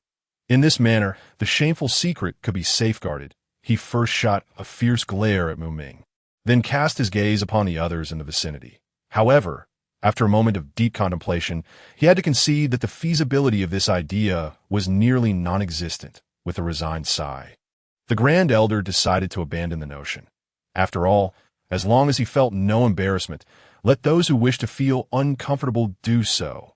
With this thought in mind, the Grand Elder steeled himself, cleared his throat, and said, "Well then, Ming, since events have unfolded to this point, why don't you enlighten us on our next course of action? Speak boldly. We shall fully support you, for the entire Uchiha clan." Possessing a member with a Mangeki Sharingan was paramount, their status utterly unassailable. Originally deemed inconsequential even among the Uchiha elite, Ming now found himself receiving such exceptional treatment from the Grand Elder, who not only permitted him, a mere outsider devoid of status, to directly articulate the action plan, but also expressed willingness to lead everyone in full cooperation. What was even more astonishing was that, in the face of such unprecedented circumstances, none of the others present voiced even the slightest opposition. Upon hearing the Grand Elder's inquiry, Ming took a deep breath and calmly stated, "My plan is as follows. We shall immediately summon all the elite shinobi of our clan, excluding those engaged in routine patrols to safeguard our territory. The remaining shinobi must assemble, and together we shall proceed to the Hokage Tower to demand an explanation from Sarutobi Hiruzen." As soon as Ming's words fell, a stir arose among the crowd. The third elder, Uchiha, couldn't help but interject. Shouldn't we be seeking retribution against Danzo instead? Why specifically target the third Hokage? Danzo was merely a pawn propped up by Sarutobi Hiruzen to handle the unsavory affairs of the village. Even if we were to eliminate Danzo today, as long as Sarutobi Hiruzen remained firmly in his position, it was likely that figures like TZ and High Z would emerge in his stead like mushrooms after rain. Ming shook his head in resignation. In truth, he harbored unspoken concerns regarding why Danzo could not be easily eliminated. But regrettably, he could not divulge these nuances to others. The system he possessed had specific rules that constrained alterations to the original plot trajectory, thereby granting him opportunities for high-quality rewards. Yet, within this arrangement lay hidden complexities. Danzo Shimura, as a pivotal supporting character in the Hokage world, possessed numerous plot points from which Ming could benefit. Normally, extracting 10 or 8 rewards from Danzo would not pose a challenge. However, should he kill him outright, there would only be a single chance at a reward, a severe detriment to Ming's interests. Thus, unless absolutely necessary, he would never contemplate employing such a self-destructive tactic to alter the course of the entire narrative.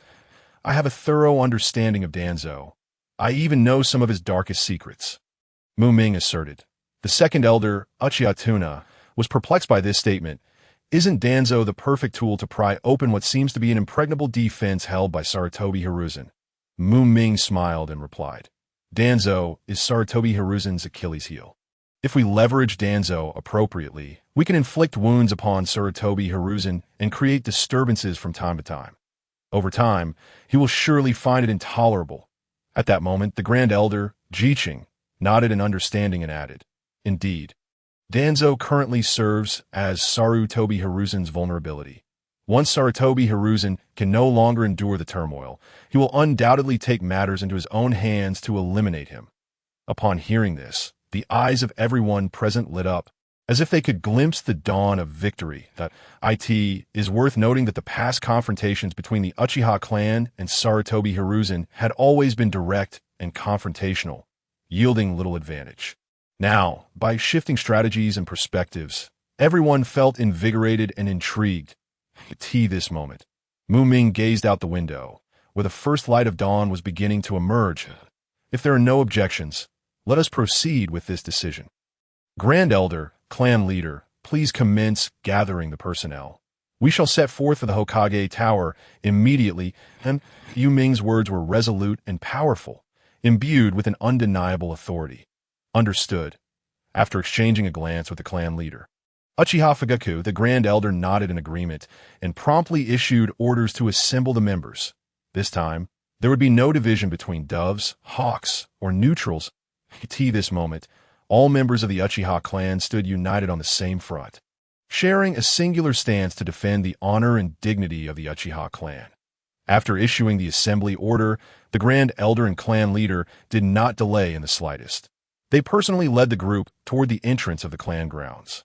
Upon arrival, they discovered that the elite 3-tomo Sharingan shinobi, who had not been assigned patrol duties, had already assembled in an orderly fashion, awaiting further instructions. The Uchiha clan, a prestigious family with a 1,000-year legacy, was indeed vast, boasting a membership that far exceeded 1,000 individuals. However, among this multitude, the vast majority had yet to awaken their Sharingan. After all, the conditions for awakening the Sharingan were considerably more demanding compared to the Byakugan. Rough estimates indicated that only about one-third of the population had successfully awakened their Sharingan, amounting to approximately 300 individuals possessing this formidable bloodline limit. The number of elite shinobi with 3 Tomo Sharingan was even lower, totaling merely around 708 this moment. The number gathered at the entrance accounted for over half of the 3 Tomo clan members, roughly estimated at around 40. In the forefront of the crowd stood Fugaku, the clan leader, whose expression was grave as he spoke loudly. Fellow clansmen, our unparalleled genius, Uchiha Shisui, has suffered a despicable ambush orchestrated by that old scoundrel Danzo and his rude organization, resulting in the cruel theft of one of his precious eyes. Today we must seek justice for Shisui. Upon hearing this, those who had hurried to the scene, still unaware of the circumstances, erupted in an uproar, directing their gazes toward Shisui, standing behind Fugaku. As they beheld Shisui's distinctly abnormal right eye. Their anger ignited instantaneously, and the crimson Sharingan, previously concealed within their eye sockets, erupted forth with a dazzling brilliance, as if ablaze with boundless fury and hatred. Subsequently, Fugaku raised his hand and, filled with righteous indignation, declared, "There is no time to lose. Let us proceed to the Hokage Tower and demand an explanation from the third Hokage, Sarutobi Hiruzen." With that, he took the lead, striding purposefully toward the Hokage Tower. Beside him, Ming and Shisui closely followed, positioned on his left and right flanks, respectively. Thus, the Uchiha contingent set forth, brimming with determination, unyielding in their quest for resolution. Just then, Ming, walking amidst the crowd, suddenly heard a crisp system notification in his ear. Ding! Uchiha Itachi has developed a strong suspicion towards Sarutobi Hiruzen, altering his stance within the Hokage faction. The storyline of Uchiha Itachi slaughtering the entire Uchiha clan has been modified, granting an additional lottery opportunity. Hearing this, a slight smile graced Ming's lips, clearly pleased. System, initiate lottery. Congratulations to the host for winning. Meanwhile, as the night gradually receded and dawn began to break, Uchiha Itachi's deep-set gaze sharpened alongside the brightening sky. He moved like a phantom through the streets of Kanagakur, swiftly approaching the Hokage Tower. At this moment, Uchiha Itachi felt a flicker of apprehension. Finally, he arrived at the destination. The Hokage towered that moment. A familiar figure caught his eye. It was none other than the third Hokage, Sarutobi Hiruzen, who was preparing to head to work. One must concede that Sarutobi, with his hair now white and thinning, was quite the cunning old fox. Though his character was questionable, his work ethic was truly exceptional. Despite the dawn of genius just breaking and a faint mist lingering in the air, he had already arrived at the Hokage building early, preparing for the day ahead. Perhaps it was true what people often said. As one ages, sleep becomes scarce. Itachi, good morning. Upon seeing Uchiha Itachi, a warm smile instantly illuminated the weathered face of Sarutobi. He leisurely puffed on his pipe a couple of times before greeting Itachi with a friendly wave. Such performance skills truly befitted a seasoned politician. In response to the third Hokage's greeting, Uchiha Itachi did not indulge in idle chatter. Instead, he directly stated, "Hokage-sama, I have urgent matters to report to you." His tone was calm yet resolute, exuding an undeniable sense of urgency. The astute Sarutobi instantly sensed the gravity of the situation from Itachi's serious demeanor, prompting him to respond swiftly, "Follow me." With that, he turned and strode into his Hokage office, with Itachi closely trailing behind. Once inside, Itachi gently closed the door behind him. At this juncture, his gaze was fixed intently on Sarutobi, who had settled comfortably into his chair, as he solemnly declared, "I report to Hokage-sama that last night, Uchiha Shisui of our clan was ambushed by Danzo and his rude operatives and lost his right eye." Taking a deep breath, Itachi slowly recounted the details and outcomes of the incident. However, as his words fell, the previously smiling Sarutobi's expression suddenly stiffened, betraying a trace of barely concealed rigidity. Itachi had come with the intent of closely observing Sarutobi's reactions, so he would not let this fleeting change of expression pass unnoticed. Witnessing the momentary stillness on Sarutobi's face, A sense of foreboding surged within Itachi, causing his already anxious heart to sink even lower. After a brief silence, Sarutobi finally shattered the oppressive quiet, furrowing his brow as he gazed into Itachi's eyes and gravely inquired, "Are you certain of this?" Without hesitation, Itachi nodded affirmatively, replying with unwavering conviction, "I am certain, Hokage-sama." Upon hearing Itachi's unequivocal and definitive words, Sarutobi appeared as though struck by an unseen force. His body trembling slightly, he instinctively raised his pipe to his mouth, taking several deep puffs. As the smoke spiraled upward, enveloping his visage, it momentarily obscured his true thoughts. Understanding that the time for his plan had arrived, Itachi steadied himself and spoke again. "Hokage-sama, there's indeed another matter I must report." Sarutobi, still deep in contemplation, slowly lifted his gaze towards Itachi, ready to listen to that moment. Itachi hesitated briefly, as if grappling with his words. Ultimately, he summoned his courage to continue. "I've also awakened my Mangeki Sharingan, and my ocular technique is the same as Shisui's Kodoa Mitsukami." Although Itachi endeavored to keep his voice steady, a hint of barely perceptible hesitation seeped through. Regrettably, Sarutobi failed to detect the subtle anomaly in Itachi's speech. For upon comprehending Itachi's words, Sarutobi's previously rising head instinctively lowered, as if an invisible hand had pressed it down. Fearful of making eye contact with Itachi, one cannot help but acknowledge that Sarutobi was indeed a masterful politician. Adept at concealing his true intentions, he quickly averted his gaze, moving with the agility of a seasoned fox. Subsequently, his hand reached for a nearby drawer, skillfully and silently retrieving a tightly sealed envelope, which he placed gently on the slightly worn wooden desk between them. Sarutobi chuckled awkwardly, saying, "Congratulations, Itachi. Our Konoha village has gained another extraordinarily capable asset. Oh, by the way, there happens to be an important financial document that requires Elder Tsunade's attention. Please take it to her immediately." "Yes, Hokage-sama," Itachi replied respectfully. Nodding in acknowledgement, he then turned and made his way to the door. As it creaked shut behind him, the expressions of both men, inside and outside the room, underwent a dramatic transformation. The previously warm and amiable Sarutobi, who had greeted Itachi with a friendly smile, now wore a countenance shrouded in ominous smoke, his features darkened and foreboding. His piercing gaze and taut lips instilled a chilling dread.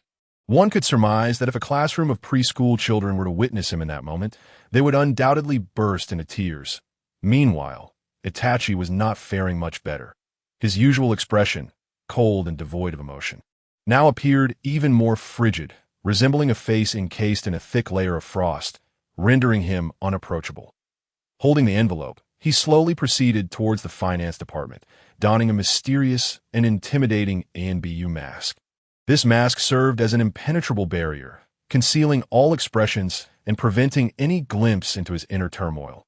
Thus, he no longer needed to exert effort to mask his true feelings. Reflecting upon this trial, a surge of indescribable anger welled up within Itachi. It was as if the insidious schemes of that detestable Makamura were unfolding precisely as he had predicted. Shisui had been unexpectedly attacked by the treacherous Danzo. Observing Sarutobi's reaction upon receiving this news, Itachi could almost ascertain that the Hokage he had once revered was not entirely ignorant of the situation's intricacies. Even if Sarutobi was unaware of how the incident would ultimately unfold, he was at the very least privy to the initial assault. As his thoughts continued to unravel, Itachi recalled his disappointment when he revealed his awakening of the Mangeki Sharingan to Sarutobi. From that moment, Sarutobi could not bear to meet his gaze, instinctively avoiding eye contact, even as he hastily attempted to mask his initial shock with subsequent gestures. Yet throughout, Sarutobi never once lifted his head to confront Itachi directly. Each detail subtly hinted at a singular truth. Makamura was indeed correct. Itachi had lost at it. Is no wonder that Makamura's assessment of Sarutobi was so astutely accurate.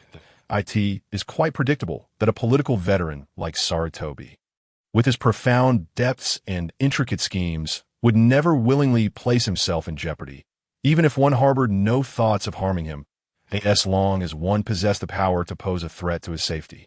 The stakes were high.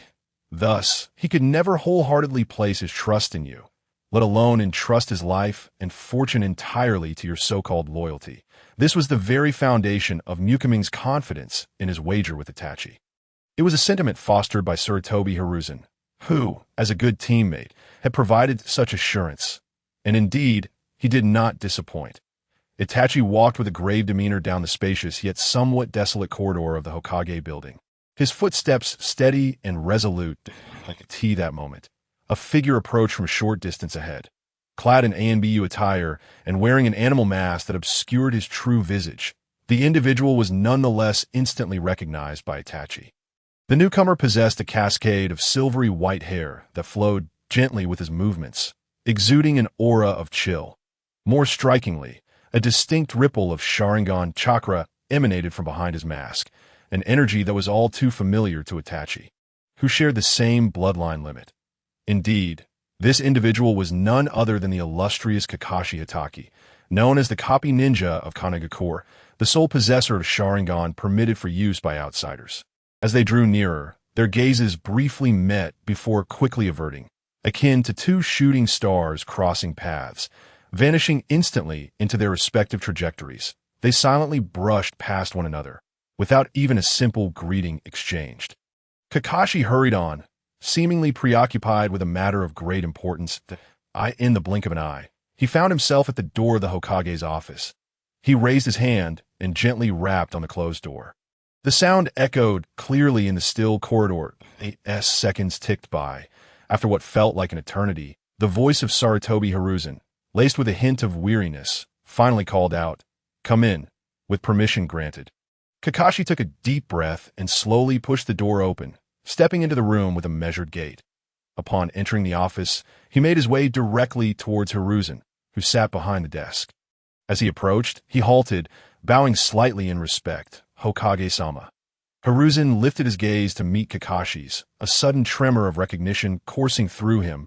He vividly recalled dispatching Kakashi to covertly monitor the movements of the Uchiha clan.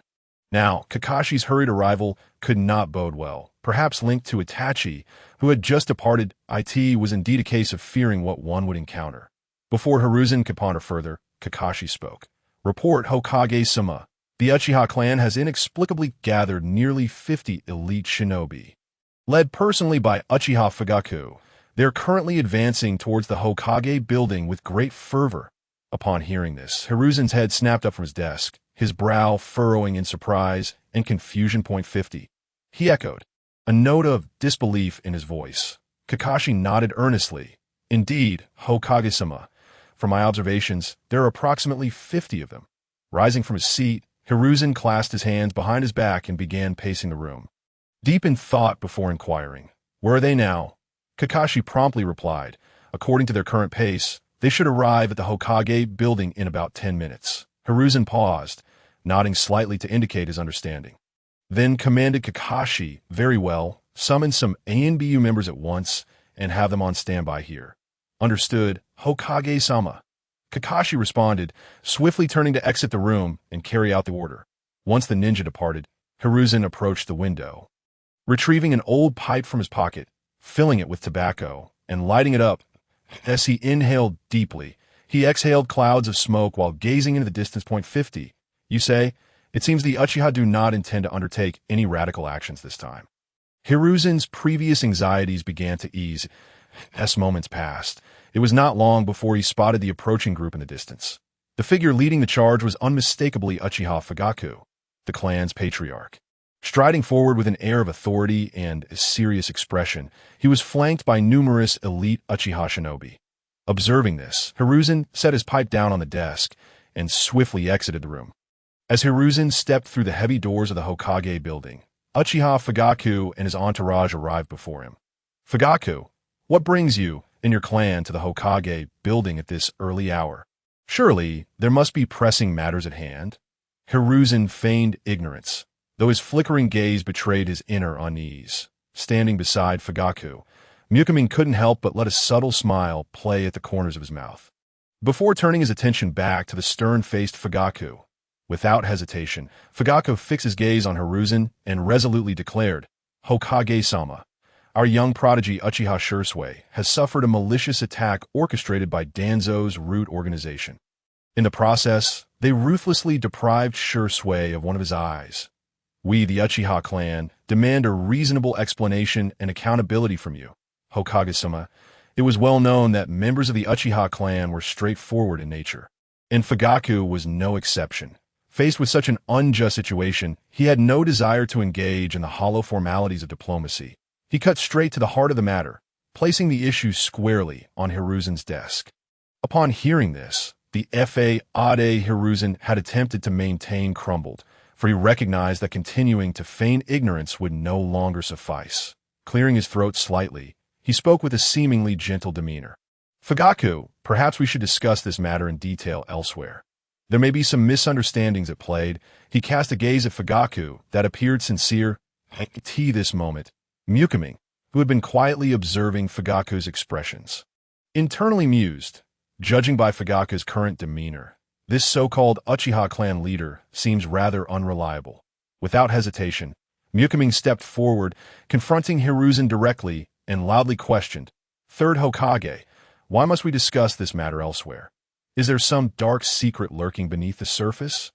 However, in response to Ming's inquiry, Hiruzen did not even spare him a glance. Merely furrowing his brow and addressing Fugaku with a note of discontent, "Fugaku, it seems you need to discipline your younger clan members. Their lack of decorum and tendency to interrupt could bring ridicule upon the entire Uchiha clan." Despite Hiruzen's disregard and derision, Ming displayed no signs of anger or concern, for as soon as Hiruzen finished speaking, Fugaku promptly came to Ming's defense. "Hokage-sama, this is our newly appointed elder, Uchiha Ming, but he is qualified to speak on behalf of the Uchiha clan." Originally, on the journey to this place, Fugaku had reached a consensus with the other high-ranking members of the clan to appoint both Mikoto, who possessed the kaleidoscope Sharingan, and Shisui as tribute elders. Now, it was time for Fugaku to publicly announce this decision. Upon hearing Fugaku's words, Sarutobi Hiruzen was momentarily taken aback, and then, as if struck by a thunderbolt, his body trembled violently, rendering him utterly motionless. At first, he stared wide-eyed at Fugaku, his face a mask of astonishment, seemingly unable to grasp the words he had just heard. However, within moments, a chill surged up his spine, swiftly coursing through his entire being.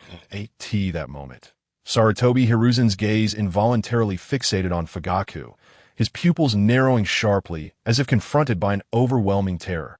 This change was unmistakable, as if it narrated the profound shock and dread that resonated deep within him. It is crucial to understand that among the myriad ninja clans, the position of elder is typically divided into two categories: the ordinary elders and the esteemed tribute elders, although the status of an ordinary elder is considerable. Their responsibilities primarily revolve around assisting the clan leader with family affairs, possessing a modicum of authority. These elders may excel in wisdom, experience, or connections, yet when it comes to their own strength, they often do not rank among the elite. In stark contrast, the tribute elders demand an exceedingly stringent level of power. They are unburdened by the complexities of clan affairs. Their sole mission is to safeguard the entire clan through their formidable strength. Compared to ordinary clan members, tribute elders must possess an overwhelming power that eclipses that of their It is no exaggeration to say that they serve as the most steadfast and reliable pillars of martial strength for a ninja clan. While the specific criteria for selecting tribute elders may vary among clans, one principle remains universal. If an individual cannot meet those high standards, then even if the position of tribute elder is temporarily vacant, no inept individual shall be allowed to desecrate this esteemed title. The reason for Sarutobi Hiruzen's extraordinary reaction lies precisely in his intimate understanding of the selection criteria for the Uchiha clan's tribute elders. Thus, upon hearing Fugaku's words, it instilled within him a profound sense of trepidation. Listen closely, monkey. It is imperative that you remain vigilant regarding the tribute elders of the Uchiha clan. For within the Uchiha, only those who have awakened the kaleidoscope Sharingan are deemed worthy of becoming tribute elders. This was a solemn warning issued by his esteemed mentor, the second Hokage, Senju Tabun. At this moment, those words reverberated in Sarutobi Hiruzen's mind like a resounding bell. Instinctively, he lowered his head slightly, attempting to evade Makoto's gaze, fearful of inadvertently meeting his eyes. Yet his line of sight unconsciously drifted towards Makoto's direction, observing Sarutobi Hiruzen's evident attempts to conceal his discomfort. Makoto was acutely aware of the situation that it was not difficult to surmise that Senju Tobarama, regarded as the greatest thorn in the Uchiha clan's side, had undoubtedly apprised the Hokage of the intricate details surrounding the Uchiha tribute elders. Third Hokage, may I inquire if you are willing to lend an ear to my words? Makoto's voice was measured and unhurried, yet it seemed to carry an invisible weight. Upon hearing this, Sarutobi Hiruzen clenched his jaw tightly, striving to quell the tumult within. Of course, Elder Makoto. However, discussing such matters in the street seems rather inappropriate. Shall we retire to my office, sit down comfortably, and converse at our leisure? As he spoke, Sarutobi Hiruzen gestured for Makoto and his companions to proceed to the Hokage building. No need. I would hardly dare to enter your territory. Third Hokage. What if I step inside and you summon a swarm of umbu to gouge out my eyes? Though a smile graced Makoto's face, his words dripped with unabashed sarcasm and mockery, mirroring the Uchiha clan's traditionally arrogant and disdainful demeanor. Upon hearing this, Sarutobi Hiruzen's expression darkened considerably. Yet before he could retort, Makoto interjected once more. Third Hokage. Do take a look at the current situation. Shouldn't you provide us with a reasonable explanation? And hasten to retrieve Shisui's eyes. Makoto was acutely aware that his intention today was to engage Sarutobi Hiruzen in a protracted exchange of trivialities. His sole strategy was to create a ruckus, amplifying the spectacle as much as possible. After all, as long as the scene remained chaotic and humiliating, Sarutobi Hiruzen's hard-earned reputation in Konoha, that so-called invincible status he had cultivated over the years, would inevitably begin to tarnish. Admittedly, it would be improbable to entirely shatter Sarutobi Hiruzen's invincible image in one day. However, any damage to his reputation would be advantageous, as for whether Sarutobi Hiruzen, incited by anger, might directly strike against the Uchiha clan. The presence of Shisui rendered it unlikely that other ninja clans would side with him in an assault against the Uchiha, particularly those clans possessing bloodline limits, similar to the Uchiha themselves. With merely Sarutobi Hiruzen and a few allied clans, the current Uchiha were not easily intimidated. Should they be cornered, a monumental conflict would undoubtedly ensue, plunging Konoha into turmoil. And with other ninja villages intervening, Konoha might find itself expelled from the ninja world. Surely, as Hokage, Sarutobi Hiruzen could discern the gravity of the situation. Furthermore, as Makoto surveyed the surroundings, he noticed the gathering crowd becoming increasingly dense. Not only that, amidst the throng, he recognized several familiar faces. These factors made it abundantly clear to Makoto that today's farce was unlikely to escalate into violence. After all, as long as Sarutobi Hiruzen was present. Based on his established persona, he would never permit a large-scale confrontation to occur, let alone publicly force the Uchiha clan into a corner. The Uchiha could resist, but they could not be coerced into open defiance. Third Hokage, what you urgently need to do now is summon Danzo. Frankly, I would truly hate to witness a scenario where someone in your esteemed position as Hokage ultimately chooses to betray the village. A smile adorned Makoto's face, yet his tone was laced with irony. Despite Sarutobi Hiruzen's usual forbearance, how could he endure the relentless mockery from Makoto, a mere youth in his eyes, before such a large audience? At this moment, the flames of anger within him were nearing an uncontrollable blaze. Finally, Sarutobi Hiruzen could no longer contain himself and exclaimed, Uchiha Makoto, if we have matters to discuss, let us address them civilly without dragging in irrelevant issues. However, in response to Sarutobi Hiruzen's rebuke, Makoto appeared unfazed, casually retorting, Oh, is that so? In that case, let us return Shisui's eyes to the Uchiha clan. Gazing at the hand Makoto extended towards him, Sarutobi Hiruzen felt his grip on his pipe tremble. He longed to summon the Monkey King and strike down the insufferable Uchiha Makoto with a single blow. Nonetheless, upon observing the crowd surrounding them, he suppressed that thought. Aside from the civilians, the Hyuga clan, the Inuzuka clan, the Yamanaka clan, the Nara clan, the Sarutobi clan, the Shimura clan, and others were all present. Prominent figures such as Hyuga Hizashi, Narashikaku, and Yamanaka Inoichi from Konoha's great clans were also in attendance. No more silence. Your silence will not resolve the issues at hand. Why not send for Danzo, one of the parties involved, to come here? Makoto's gaze was sharp as he looked at Sarutobi Hiruzen. Hearing this, Sarutobi Hiruzen hesitated for a moment before turning to one of his subordinates and commanding, Kakashi swiftly informed Danzo to come here at once. However, just as Kakashi was about to set off upon receiving his orders, a sudden shout pierced the air. Hold on. The crowd turned to see that the speaker was none other than Uchiha Mika. At this moment, Sarutobi Hiruzen furrowed his brow, a displeased expression crossing his face. Yet, suppressing his inner dissatisfaction, he inquired, "What is it, Uchiha Mikai?" When Mikai's name was mentioned, it almost escaped Sarutobi's lips through gritted teeth. Clearly filled with resentment and ire, Mikai's lips curled slightly into a semblance of a smile as he replied, "I am concerned that you might discreetly inform Danzo, which makes me believe it is unwise to send Kakashi alone. It would be best to arrange for a few more individuals to accompany him." Upon saying this, his deep-set eyes locked on Sarutobi's. In response to Mikai's skepticism, Sarutobi snorted coldly.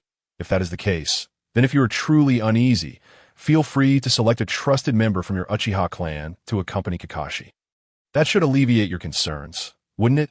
Mikai gently shook his head, smiling as he responded, "Thank you for the third Hokage's invitation, but I truly do not trust Danzo. Therefore, I must trouble you to send a few more Umbu members along. Furthermore, I firmly believe that with your fairness and prestige, there certainly won't be any Umbu returning to report that Danzo just happened to leave the village at this critical moment. Would there?" Despite his words, Mikai was acutely aware that he could never allow any of his clansmen, possessing the three-tomo Sharingan, to venture into the roots and risk encountering Danzo. Logically, it seemed improbable that Danzo would act against the Uchiha clan at such a moment. Yet the unpredictability of life remained a concern. Who could guarantee that he would not suddenly lose his composure? However, upon reflection, such a possibility was indeed minuscule. Alas, it was better not to dwell on such matters. So let it be. Kakashi, you shall take a team of Umbu members and hasten to summon Danzo here. As Sarutobi spoke, he placed his pipe in his mouth and took several deep puffs. Producing a series of loud sounds, he desperately needed the calming influence of tobacco to soothe his restless heart. Otherwise, he feared he might truly reach a breaking point. Time trickled by slowly, each second feeling like an eternity. Finally, under Kakashi's guidance, Danzo arrived at the scene at this moment. Danzo was entirely unaware of the events unfolding around him. He had not slept the previous night, having gone to bed immediately after the eye transplant surgery, leaving the roots unable to report to him in time. When Kakashi found him, he merely conveyed Sarutobi's command for him to proceed to the Hokage building, omitting any other pertinent information as for Kakashi's reasoning behind this behavior. The answer was simple. He harbored a deep-seated loathing for Shimura Danzo. "Hiruzen, you called for me." With steady and powerful footsteps, Danzo made his way over. His somewhat weathered face, adorned with bandages, came into view. However, before he could finish his sentence, his gaze was drawn to the group of people before him. Leading the assembly were the members of the Uchiha clan, each bearing solemn expressions that exuded an intangible pressure. Among them, one figure stood out distinctly, Shisui, with one eye closed. Danzo squinted slightly, scrutinizing Shisui. Given the circumstances, it seemed that matters were far from simple. With his experience and wisdom, he could discern the situation without further explanation. Just then, a voice emerged from among the Uchiha, addressing Danzo directly. "Danzo," hand over Shisui's eyes. The voice belonged to Mikai.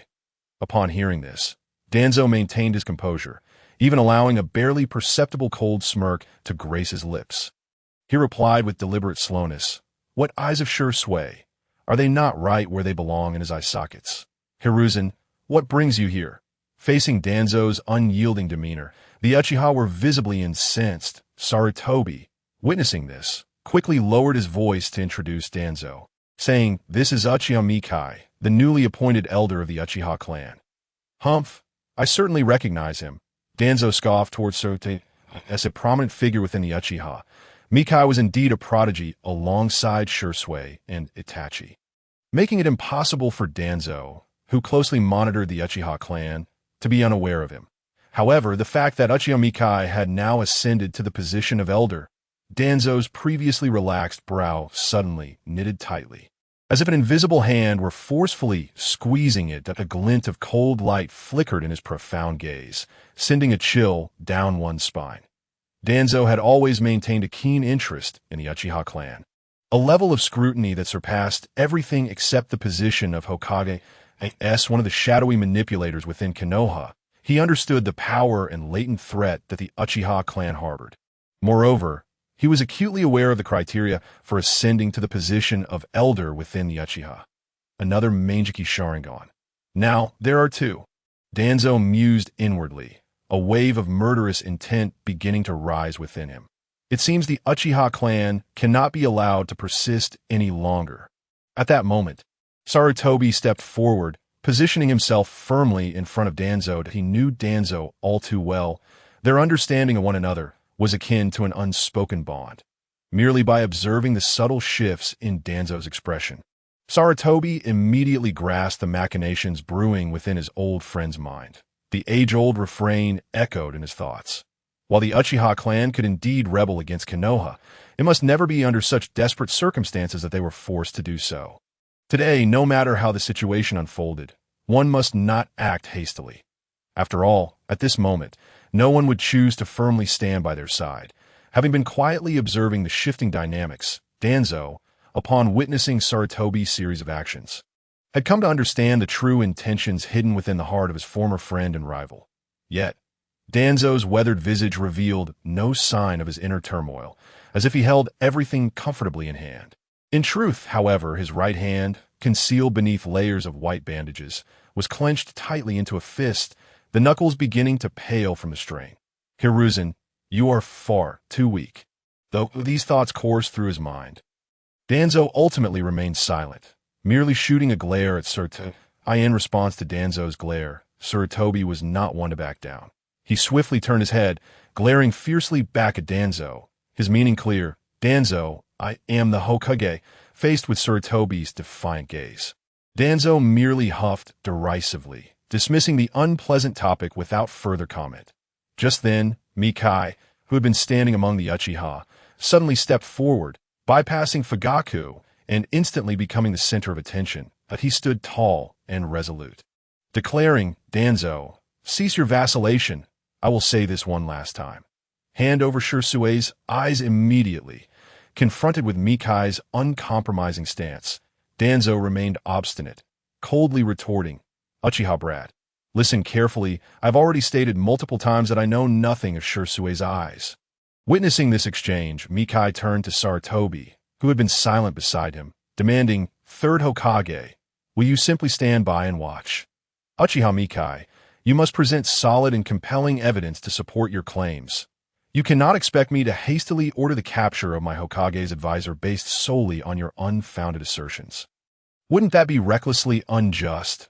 Sarutobi Hiruzen spoke with a placid demeanor, yet his tone unmistakably betrayed a sense of impatience. The atmosphere between the two parties had escalated to a near breaking point, teetering on the brink of open confrontation. In this moment, Sarutobi felt there was no longer any need to feign composure, especially in the presence of the Uchiha clan. After all, his true sentiments towards the Uchiha family were well known among the various prominent families in Konoha. To continue acting as though nothing were amiss would only appear disingenuous and absurd. In response to Sarutobi's retort, Muki showed remarkable calmness, betraying no hint of disarray. With a slight smile, he slowly replied, Oh, then may I inquire what sort of evidence you seek? Third Hokage. After a moment of contemplation, Sarutobi answered, Any evidence that can substantiate your claims will suffice, provided it is indeed persuasive and capable of validating your assertions. I shall assess and adjudicate it fairly. However, as Sarutobi gazed at Muki's perpetually enigmatic smile, an inexplicable sense of foreboding welled up within him. What would happen if I were to present evidence?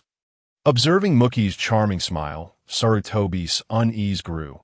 Let us see you produce the evidence first, he thought, refraining from making any promises to Muki and the Uchiha clan, mindful of the potential consequences. Suddenly, a clattering sound erupted from behind Sarutobi.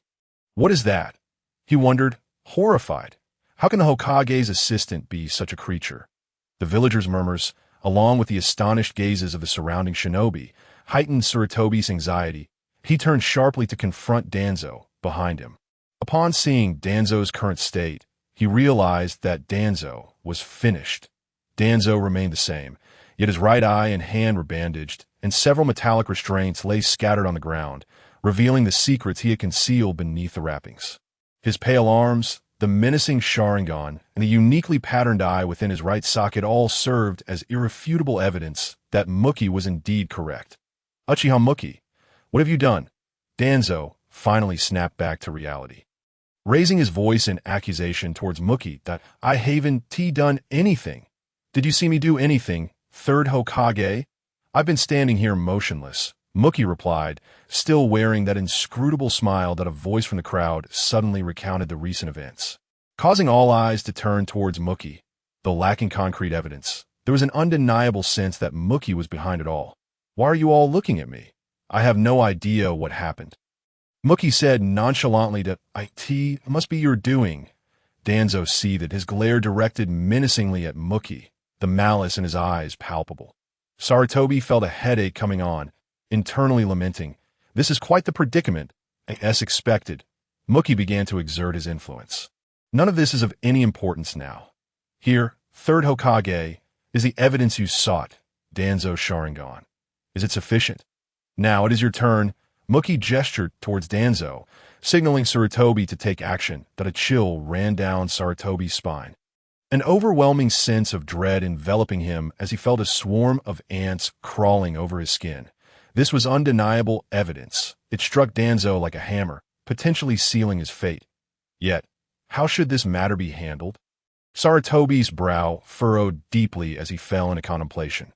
What could he possibly do? Was he truly to eliminate Danzo? That thought was swiftly suppressed. Uchiha Muki, in light of the current circumstances, how do you propose we proceed?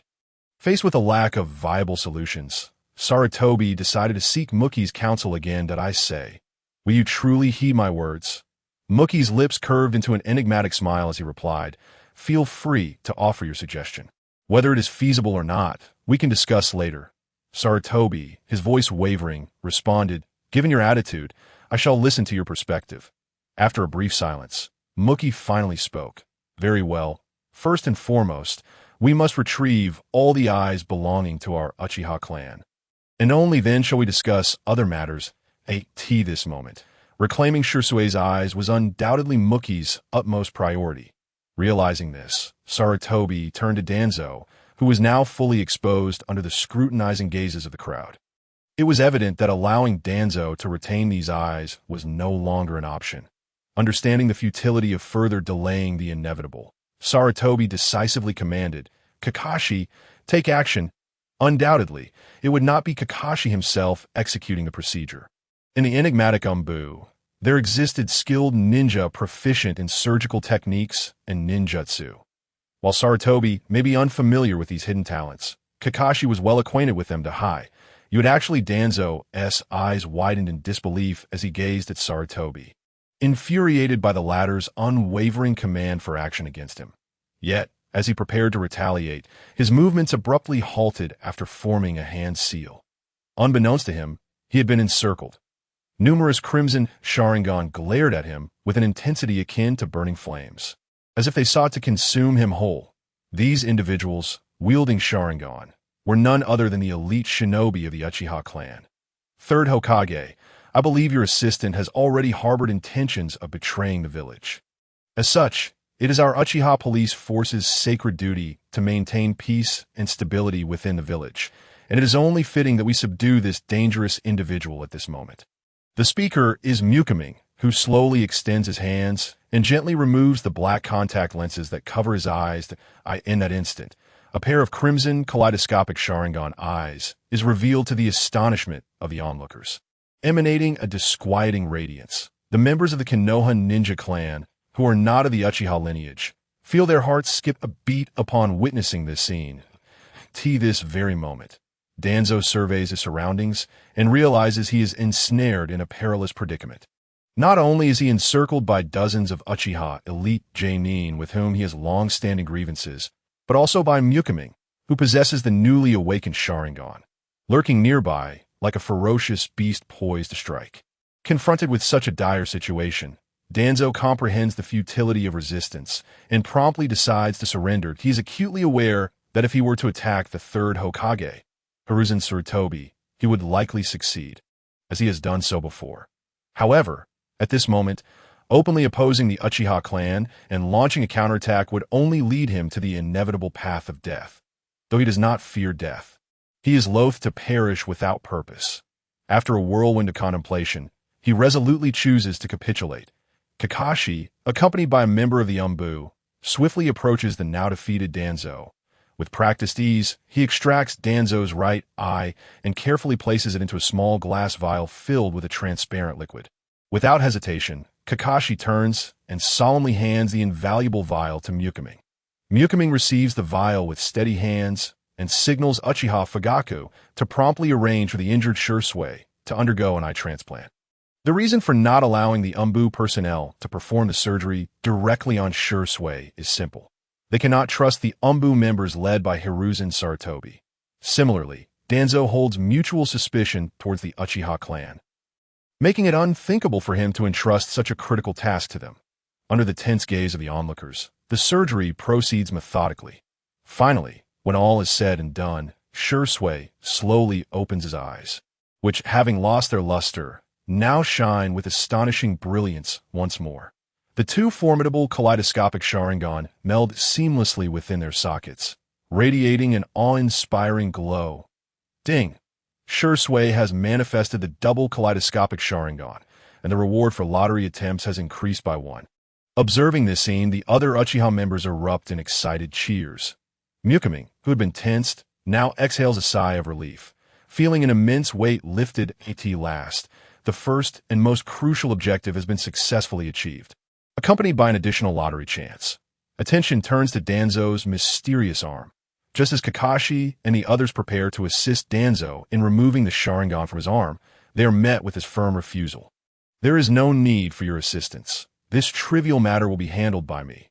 With that, Danzo slowly raises his left hand, and a razor-sharp wind chakra blade materializes in his palm. The chakra blade glimmers ominously, as if it could effortlessly sever all that exists. Without hesitation, Danzo swings his left arm, bringing the chakra blade down with tremendous force upon his right arm. In an instant, blood splatters, accompanied by the sound of a heavy object hitting the ground.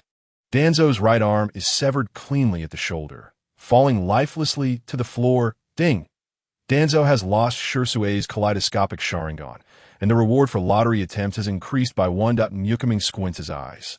The system only indicates the loss of Shisui's kaleidoscope.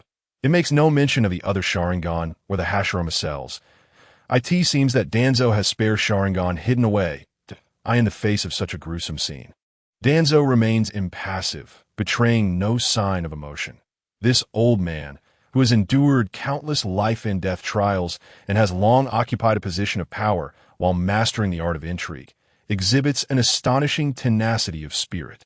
Compared to Mito Menyen and T-Ka Shujin, Danzo clearly possesses a more resolute and decisive nature. Though he is often deep in scheming, when confronted with a dire predicament and aware that the situation is irretrievable, he is capable of making swift decisions without hesitation. At this moment, he understands that preserving the Sharingan is impossible. Rather than resigning himself to fate, he chooses to decisively abandon the right arm that harbors the Hashirama cells. After all, for Danzo, losing an arm is not a fatal blow. As long as he can preserve his life, he may later seek Orochimaru to procure a new arm. However, should he attempt to forcibly remove the Sharingan containing the Hashirama cells, he would inevitably suffer a backlash, leading to his demise. Weighing the pros and cons, Danzo calculates his options with clarity. Kakashi and the Umbu member carefully extract the 10 Sharingan from the severed arm. Among the 10, 2 emit a deep, resplendent glow, resembling the brightest stars in the night sky. Three shimmer with a mysterious radiance akin to flames flickering in the darkness, while the remaining 5 appear somewhat dull. Representing a power source yet to fully awaken, these Sharingan are placed in transparent glass vials. The Uchiha clan members' anger erupts like a volcanic explosion. Their eyes widen in fury, glaring at the vials containing their kin's eyes, as if they could perceive the injustices and suffering they had endured through the glass. Their rage simmers, threatening to burst forth, enveloping the atmosphere in a tense and oppressive the leader of the Uchiha clan. Fugaku steps forward with a grave expression, personally sealing each precious Sharingan into storage scrolls. His movements are gentle and cautious, as if he were handling the rarest treasures in the world. With each sealing incantation, he carries the weight of responsibility and commitment to the Ai's former owners. Once all the Sharingan are safely secured, Fugaku rises slowly, casting a cold, piercing gaze over the gathered assembly. This moment, Hiruzen Sarutobi, seated in a chair, takes a puff from his pipe and exhales a plume of smoke. Amidst the swirling fog, his voice emerges deep and steady. The Sharingan has been returned to its rightful owner. Uchiha Ming, you may now proceed with the matters at hand. However, at that instant, Ming unexpectedly interjects.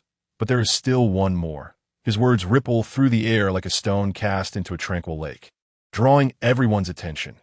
Hiruzen, Kakashi, and the others turn their inquisitive gazes toward Danzo, who has just staunched his bleeding and is instructing his subordinates to reseal the severed arm.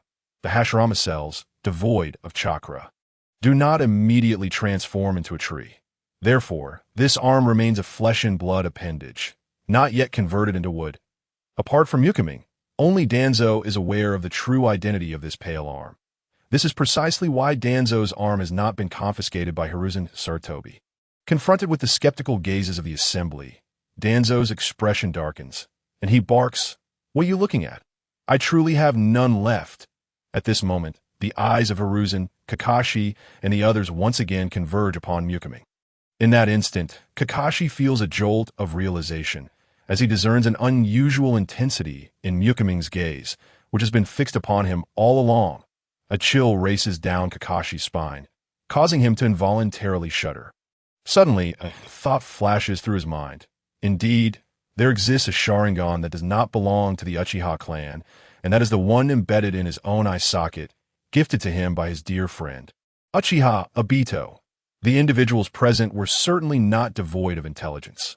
Anyone could discern the underlying intentions behind Ming's overt actions. Even the members of the Uchiha clan nodded in tacit understanding. Acknowledging their comprehension of the situation, Fujitake remained silent, harboring a degree of internal resistance towards Kakashi's Sharingan. Nonetheless, under the earnest persuasion of Sarutobi Hiruzen, and after weighing various factors, Fujitake ultimately refrained from forcibly reclaiming the eye. Now, witnessing Ming's desire to retrieve it, Fujitake found himself not particularly opposed to the idea. At that moment, Sarutobi Hiruzen interjected, stating, Uchiha Ming, Kakashi's Sharingan was entrusted to him by its original owner, Uchiha Obito, during his life-threatening circumstances, a matter that received Fujitake's consent. Your current actions may not be entirely appropriate. Faced with Kakashi, a loyal and obedient ally, Sarutobi had already resolved to do everything within his power to protect him. After all, such a devoted and capable subordinate was exceedingly rare. However, Fujitake suddenly stepped forward and countered without hesitation. Lord Hokage, you may be mistaken. While I did not explicitly voice my dissent regarding this matter, I also did not nod in agreement. Upon hearing this, Sarutobi felt as though an invisible hand had gripped his throat, leaving him momentarily speechless. Reflecting on the previous discussions concerning Kakashi's Sharingan, it was clear that the vast majority of the Uchiha clan had vehemently advocated for its reclamation. Consequently, Sarutobi had to personally consult Fujitake, who held the position of clan leader at that time, that he recalled that day vividly, as he had passionately articulated various arguments and the pros and cons to Fujitake, who had remained quietly seated and listened without uttering a word. In the end, he maintained his silence, slowly rising to depart the room, and the Uchiha clan never raised objections regarding Kakashi's Sharingan thereafter. Initially believing that the matter had been tacitly accepted by Fujitake, he was surprised to find it re-emerge as a point of contention, although such a stance could be perceived as somewhat undignified. Fujitake's actions were understood by the higher-ups of other ninja clans, given the implications for the prestige of the clan's exceptional successors. After considerable contemplation, Sarutobi had to concede that, as Fujitake stated, he had neither nodded in agreement nor outrightly refused. Thus, the issue lingered unresolved until now, seemingly without problems, yet never adequately addressed. Therefore, third Hokage, please, Ming remarked with a slight upward curve of his lips, revealing a mischievous smile. He was adept at seizing opportunities to strike. And at this moment, he plunged his metaphorical dagger straight into the heart of the matter. The situation had grown exceedingly delicate, leaving Sarutobi in a predicament. With Danzo's Sharingan already taken, it appeared that Kakashi's would also be difficult to preserve. Kakashi clenched his teeth, glaring furiously at Ming, his eyes ablaze with an inferno of rage, as if ready to unleash a torrent of wrath. However, in the face of Kakashi's murderous gaze, Ming remained unfazed, continuing to regard them with a cheerful demeanor. Do not glare at me so fiercely. I am merely reclaiming what belongs to my clan. In any nation within the ninja world, my actions are entirely justified. Ming stated nonchalantly that in truth, Ming's determination to reclaim these Sharingan stemmed not solely from their rightful ownership by his clan, but also from his extensive knowledge of the original work and numerous fanfictions in his previous life. He understood all too well the remarkable potential and possibilities that Kakashi's Manjiki Sharingan, with its Kamui ability, possessed. To disregard such an was, in Ming's view, utterly foolish. After all, even if he could not fully harness its power at present, it must never fall into the hands of adversaries, especially someone like Obito, who stood in stark opposition to most protagonists. Allowing this precious Sharingan to remain with him would be tantamount to creating a formidable enemy, an act of self-sabotage, bordering on folly. As long as Obito could not obtain this he would never have the opportunity to awaken Susanoo in this lifetime. Losing the Manjiki Sharingan was akin to having a limb severed. Such a vulnerability was undeniably catastrophic. Of course, some might resort to covert tactics to reclaim the eye from Kakashi. However, if the perpetrator was not a member of the Uchiha clan, such actions might be justifiable. Yet, for a member of the Uchiha to resort to such measures would be utterly redundant and self-inflicted trouble. They could straightforwardly and openly express their intentions and demand its return. Who would dare to utter a no in the face of a party that held the moral high ground? Whether it be the third Hokage, Sarutobi Hiruzen, or Kakashi himself, neither could directly refuse the return of the Sharingan. Just as Ming now stood resolutely before all, articulating the Uchiha clan's demand for the eye. In this context, who could intervene or refuse? Even Kakashi, despite his inner reluctance, could not muster the courage to firmly declare his refusal, leaving him only with silence as a response. Not continue in silence. Kakashi, avoidance will not resolve the issue. Rather than wasting everyone's precious time here, why not be forthright? Ming stood leisurely, his arms crossed over his chest, a subtle smile gracing his face as he observed the discomfort and indecision etched on the faces of those opposite him. Witnessing their predicament, Ming felt an inexplicable sense of satisfaction, as he did not wish to force matters to such an extent, but what choice did he have? After all, he bore the surname Uchiha, not Hitaki or Sarutobi. Uchiha Ming, please hear me out. This Sharingan is a treasured relic given to me by my dear friend Obito before his passing. It holds immense significance for me. Kakashi inhaled deeply, attempting to reason with him. Yet, before he could finish, Ming brusquely interrupted. Enough, spare me your superfluous lamentations. There are countless individuals within the ninja world who have suffered far worse fates. Even in our own Konoha, there's a certain yellow-haired boy who is considerably more pitiable than you. All right, enough of this topic. I shan't dwell on it any longer. I merely wish to reclaim this and disregard all other matters. At the moment Ming mentioned the yellow-haired boy in Konoha, the eyes of Sarutobi Hiruzen and the Hokage faction swiftly converged upon him, piercing like a barrage of arrows. Unfazed, Ming waved his hand dismissively, seemingly indifferent, as he nonchalantly bypassed the discussion of the boy. Upon hearing Ming's resolute declaration, Kakashi appeared as though struck by lightning. Despair flooding his expression at this juncture, he felt utterly powerless, and reluctantly turned his gaze towards Sarutobi. Placing his last hope in the esteemed third Hokage, yearning for assistance. However, Sarutobi merely turned his head slowly, puffing on his pipe. He inhaled deeply, exhaling a cloud of smoke, deliberately avoiding Kakashi's desperate and pleading gaze. Kakashi stared blankly at Sarutobi's indifferent figure. The last flicker of hope extinguished in an instant. He felt as if he were plummeting into an abyss, surrounded by an unending darkness and cold. His once straight back now bent under the weight of an invisible mountain, and his iconic white hair, usually brimming with vitality, lay limply atop his head, disheveled and forlorn. Kakashi appeared utterly defeated, as though he had lost his very soul. Kakashi, try to see things from a different perspective. In due time, I'll find a suitable eye for you to replace it, Ming reassured him. Simply hand it over now. Sarutobi Hiruzen finally spoke. His voice deep and filled with resignation. In truth, he was reluctant to take the lead, yet Ming remained silent, merely gazing at him intently.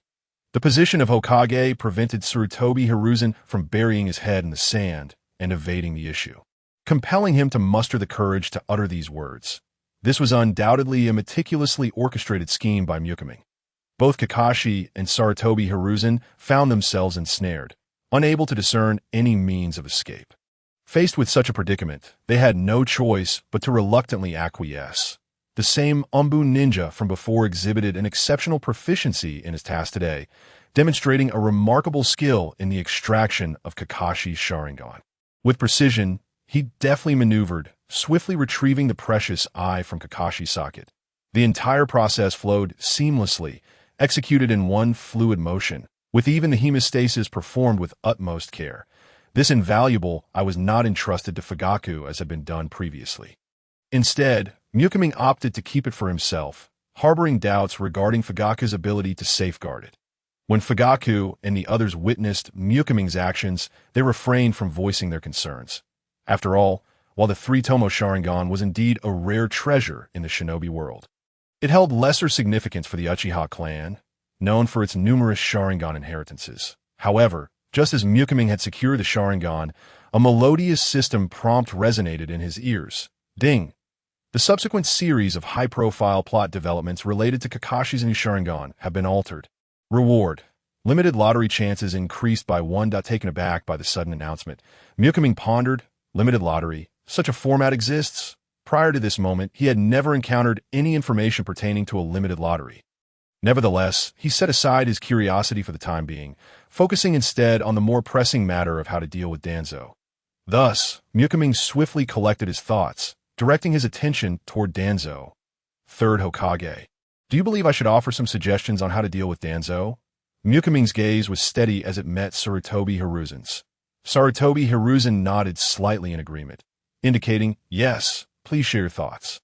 With that, he picked up his pipe and took a few puffs, as if contemplating something of great importance. Before this, the matters concerning the Sharingan had not been deemed particularly grave. Even if discovered, a timely return would suffice. However, the real headache lay in how to appropriately handle those involved in this affair. Ming took a deep breath and slowly articulated, "Oh, this issue is not particularly difficult to resolve. Firstly, all individuals involved in this matter should be sentenced to death without mercy. As for Danzo, as the mastermind, he certainly cannot escape his fate.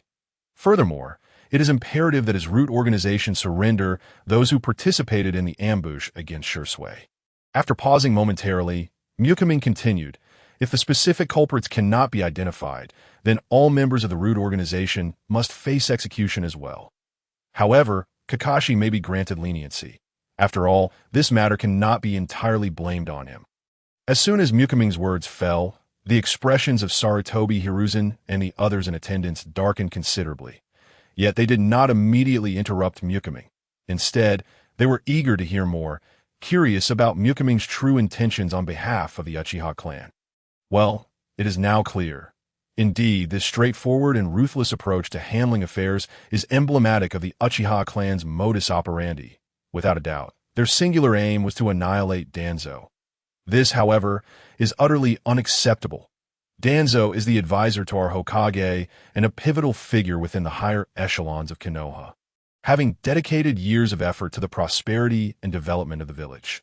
How could he be so easily sentenced to death? At this moment, Sarutobi Hiruzen's stance was unwavering, his determination so resolute that it seemed he would fiercely protect Danzo, even against overwhelming odds. Observing Sarutobi Hiruzen's steadfast resolve to safeguard Danzo, Mukami could not help but retort, "Since you asked for my suggestions, why then do you disregard them entirely once I voice them? Do you merely wish to hear them and let them fall on deaf ears?" However, Mukami was not particularly surprised by Sarutobi Hiruzen's reaction. After all, he understood well the deep bond between Sarutobi Hiruzen and Danzo. Even when Danzo had previously sent assassins after him, Sarutobi Hiruzen had never had the heart to act against Danzo, much less now, when the issue at hand was merely Danzo's actions against the Uchiha clan. At this moment, Danzo appeared remarkably composed, displaying no sign of panic whatsoever. He was acutely aware of one truth. His life would be fiercely protected by Sarutobi Hiruzen. Although he could not count on Sarutobi Hiruzen's support for the Sharingan he possessed, he was confident that Sarutobi Hiruzen would go to great lengths to preserve his life. Regardless of the circumstances, Danzo could not die. The merits he had established were sufficient to offset any potential death sentence. A voice rang out loudly, belonging to a member of Danzo's root organization, that Danzo's lackeys, "Get lost! How dare you speak?"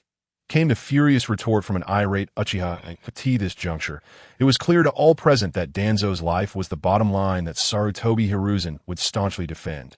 A notion deeply etched in the minds of the shinobi gathered. Witnessing this, Mukami unhesitatingly tossed the thorny dilemma back to Sarutobi Hiruzen, seemingly intent on probing his stance.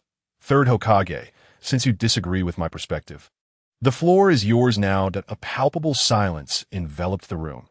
After a prolonged pause, Sarutobi Hiruzen finally spoke, deprive Danzo of his role as Hokage's advisor, transfer all his root forces, and impose house arrest upon him, allowing him to reflect on his actions and enjoy his twilight years. Yet, as soon as his words fell, another oppressive silence ensued. Much time passed before Sarutobi Hiruzen remained silent, leaving Mukami puzzled and unable to restrain his curiosity. "Is that all? Are there no additional punitive measures or conditions?" In response to Mukami's inquiry, Sarutobi Hiruzen nodded firmly, affirming that this was indeed the extent of the matter. Mukami, dissatisfied with the outcome, raised his voice in rebuttal. "Is that truly sufficient? Can this really be considered a severe punishment?" Sarutobi Hiruzen furrowed his brow, replying, "Is this not enough? Given Danzo's transgressions, such a punishment is already quite severe." Mukami scoffed, pressing on, "So, according to your reasoning, if I were to commit an act similar to Danzo's, would it suffice to merely resign from my position as elder of our clan and then face house arrest like Danzo?" Upon hearing this, Sarutobi Hiruzen's previously calm demeanor shifted dramatically. His expression turned dark as an unseen pressure emanated from him, rendering the air around them almost palpable. Clenching his teeth, he questioned sternly, "What do you mean by that?" At this moment, Sarutobi Hiruzen appeared somewhat bewildered by Mukami's unexpected words, momentarily failing to grasp the full implication of the statement. Meanwhile, the atmosphere thickened with tension as the standoff between Sarutobi Hiruzen and Uchiha Mukami escalated. The others stood quietly, observing this intense confrontation, none daring to interject. At this juncture, Mukami allowed a slight, sardonic smile to grace his lips as he slowly remarked, "It's quite simple. Third Hokage, don't you have a young son? I believe his name is Sarutobi Asuma, correct? Well then, I could take my people and reenact everything Danzo did to Shisui upon Sarutobi Asuma. Afterward, I shall impose upon myself a form of self-punishment in accordance with your handling of this matter. Would that not be a win-win situation? Moreover, Sarutobi Asuma is a few years older than Shisui, so my action should hardly be deemed as bullying a child, would they? Ha ha." With that said, Muki burst into unrestrained laughter, and the members of the Uchiha clan joined in, utterly disregarding the furious glare of Sarutobi Hizashi, whose eyes seemed ready to erupt with rage. Yet, it appeared that this was not enough for him. As he continued, "Oh, I almost forgot to mention something crucial. Back in the day, that old fool Danzo showed no mercy when dealing with Shisui. Every move he made was aimed at taking Shisui's life. Fortunately, Shisui possessed formidable strength, allowing him to narrowly escape death. Therefore, when I take action against Sarutobi Asuma, I shall not show the slightest mercy to AS for whether he will survive in the end. That will depend solely on his own capabilities. Uchiha Muki, how dare you? Sarutobi Hizashi's eyes widened with fury, veins bulging on his forehead as if they might burst. His body trembled slightly with rage, and his chakra surged uncontrollably like a raging tide. For Hisashi, he was left with only two remaining family members, his son Asuma and his grandson Kano. He had once lost his wife, eldest son, and daughter-in-law, and those painful memories clung to his heart like a nightmare. Now, Muki was using Asuma to threaten him, undoubtedly touching the most fragile part of his heart. No, this was far worse than merely trampling on his red line. This was akin to seizing his red line and playing it like a cruel instrument, threatening to snap the string of what he called reason. What? You cannot bear it if the same thing were to happen to your own son. Muki retorted with a cold smirk, refusing to back down. Simultaneously, his chakra surged like a roaring flame, and combined with the immense power emanating from his Sharingan, he exuded an aura that instilled fear. In this moment of confrontation, Muki seemed to hold the upper hand against Sarutobi Hisashi. The blade has not fallen upon you, so you feel no pain, do you? If that is the case, then I shall let this blade strike you fiercely, allowing you to experience that sensation. If you persist in your original course of action, then you may watch closely to see what transpires next. A glint of ruthlessness flashed in Muki's eyes, his tone chilling enough to send shivers down one's spine. That very moment, Muki's crimson Sharingan blazed like a raging fire, clearly reflecting the figure of Sarutobi Hisashi. His gaze was cold and sharp, seemingly capable of piercing through all pretense and defenses. Muki showed no regard for Hisashi's status as Hokage. He continued to mercilessly provoke him, each word striking like a sharp arrow to the heart. Yet, despite this, Muki had no intention of making an immediate move against Hisashi. This was not out of fear or respect for Hisashi or Danzo, but rather because he understood their personalities. They were unfazed by life and death. Reflecting on the original story, both Sarutobi Hisashi and Danzo faced death with an unconcerned demeanor. This courage in the face of death, while it could not erase their moral flaws, was sufficient to prove that they were not to be underestimated. Thus, rather than executing them outright, delivering a psychological blow through this form of verbal confrontation would undoubtedly inflict a deeper wound. After all, for those who fear not death, mental torment is often more unbearable than physical pain. Ignoring Muki's verbal provocations, Sarutobi Hisashi's expression shifted as he sensed the disparity in strength between himself and the young man before him. He realized with shock just how vast that gap was. This revelation was not limited to Hisashi alone. The surrounding ninjas were equally taken aback, left speechless by the overwhelming power displayed by Uchiha Muki. The atmosphere fell into a heavy silence, permeated only by Muki's oppressive aura. Humph, how utterly ridiculous! Danzo has made significant contributions to Konoha. What makes you think that you, a mere child who has scarcely seen the battlefield, can be compared to him? After a moment of silence, Sarutobi Hisashi finally gritted his teeth and spoke. Setting aside what contributions Danzo has made to Konoha, what does it truly have to do with my Uchiha clan? Can such things easily erase the deep-seated animosity between us? However, if we are to discuss contributions, why not have the third Hokage enlighten us on the remarkable feats Danzo has accomplished? Upon hearing the word contribution, Muki could not help but scoff, for in his eyes, Danzo was utterly worthless, devoid of any merits. Sarutobi Hisashi opened his mouth, prepared to offer a defense, but the words caught in his throat, leaving him frozen in place, as if under a spell. Reflecting on the past decades, Danzo had relentlessly suppressed and targeted the Uchiha clan. Not only that, but he also manipulated public opinion, forcing Konoha White Fan to a dead end. Even more heinous was his clandestine collusion with Orochimaru to conduct inhumane human experiments. When these deeds were exposed, he did not hesitate to force Orochimaru to defect to preserve his own skin. Furthermore, He placed the blame for the Nine Tails incident squarely on the Uchiha clan, seizing the opportunity to marginalize them to the outskirts of the village. That he even orchestrated the tragic deaths of the fourth Hokage and his wife by stalling the Uchiha clan's reinforcements. Moreover, he dug one pit after another in Naruto's path, enabling Sarutobi Hisashi to establish a favorable image in Naruto's eyes. The numerous underhanded dealings executed by the Root were undoubtedly at Danzo's behest. Indeed, Danzo had accomplished many things in his life, and in Hisashi's mind, some of those actions might even be deemed commendable. Yet the crux of the matter was that such deeds were far too sordid to be brought to light. At that moment, all eyes turned to Sarutobi Hisashi, who appeared deep in thought, his brows slightly furrowed and lips pressed tightly together. Meanwhile, Muki observed Hisashi's changing expression with interest, a barely perceptible smile gracing his lips.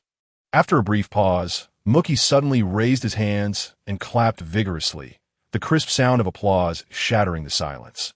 This unexpected gesture captured the attention of everyone present, including the still deep in thought Hisashi. The applause jolted Hisashi back to reality, and he looked at Muki with a hint of confusion. Before he could speak, Muki seized the opportunity to inquire. "So, third Hokage, have you thought of any contributions Danzo made?" Upon hearing this, Sarutobi Hisashi cleared his throat and, after a moment of hesitation, replied, "Well, while Danzo may not have made any remarkable contributions, he has certainly worked tirelessly and selflessly over the years, so there is some merit to his efforts." However, Muki remained unfazed, retorting with a scoff. "Humph, spare me the talk of hard work. In my view, if a person lacks the capability, they should relinquish their position and allow those truly deserving to take their place. Do not cling to power like a dog in a latrine, refusing to let go while contributing nothing." Ming's words were delivered with unrelenting candor, sharp and vividly expressive. As soon as he finished speaking, a wave of hearty laughter erupted around him, even causing the usually solemn Fujiwara to crack a smile. The ninjas present were not mere bystanders oblivious to the situation. Ming's remark struck at more than just Danzo. Whispers of admiration and surprise circulated among the crowd, acknowledging Ming's forthrightness.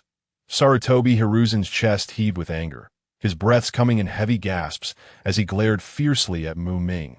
He then gestured emphatically to the other Umbu members, issuing a directive to clear the area. The well-trained Umbu swiftly sprang into action, dispersing the onlookers. The audacity of Uchiha to negotiate in front of such a crowd only fueled Sarutobi's ire. He resolved not to let Uchiha have his way. With matters escalated to this point, the facade of saving face was no longer necessary. Breathing heavily, Sarutobi fixed his icy gaze on Ming and coldly demanded, "Enough with the circumlocution. Speak plainly. What must the Uchiha do to be satisfied? How can we consider this matter settled?"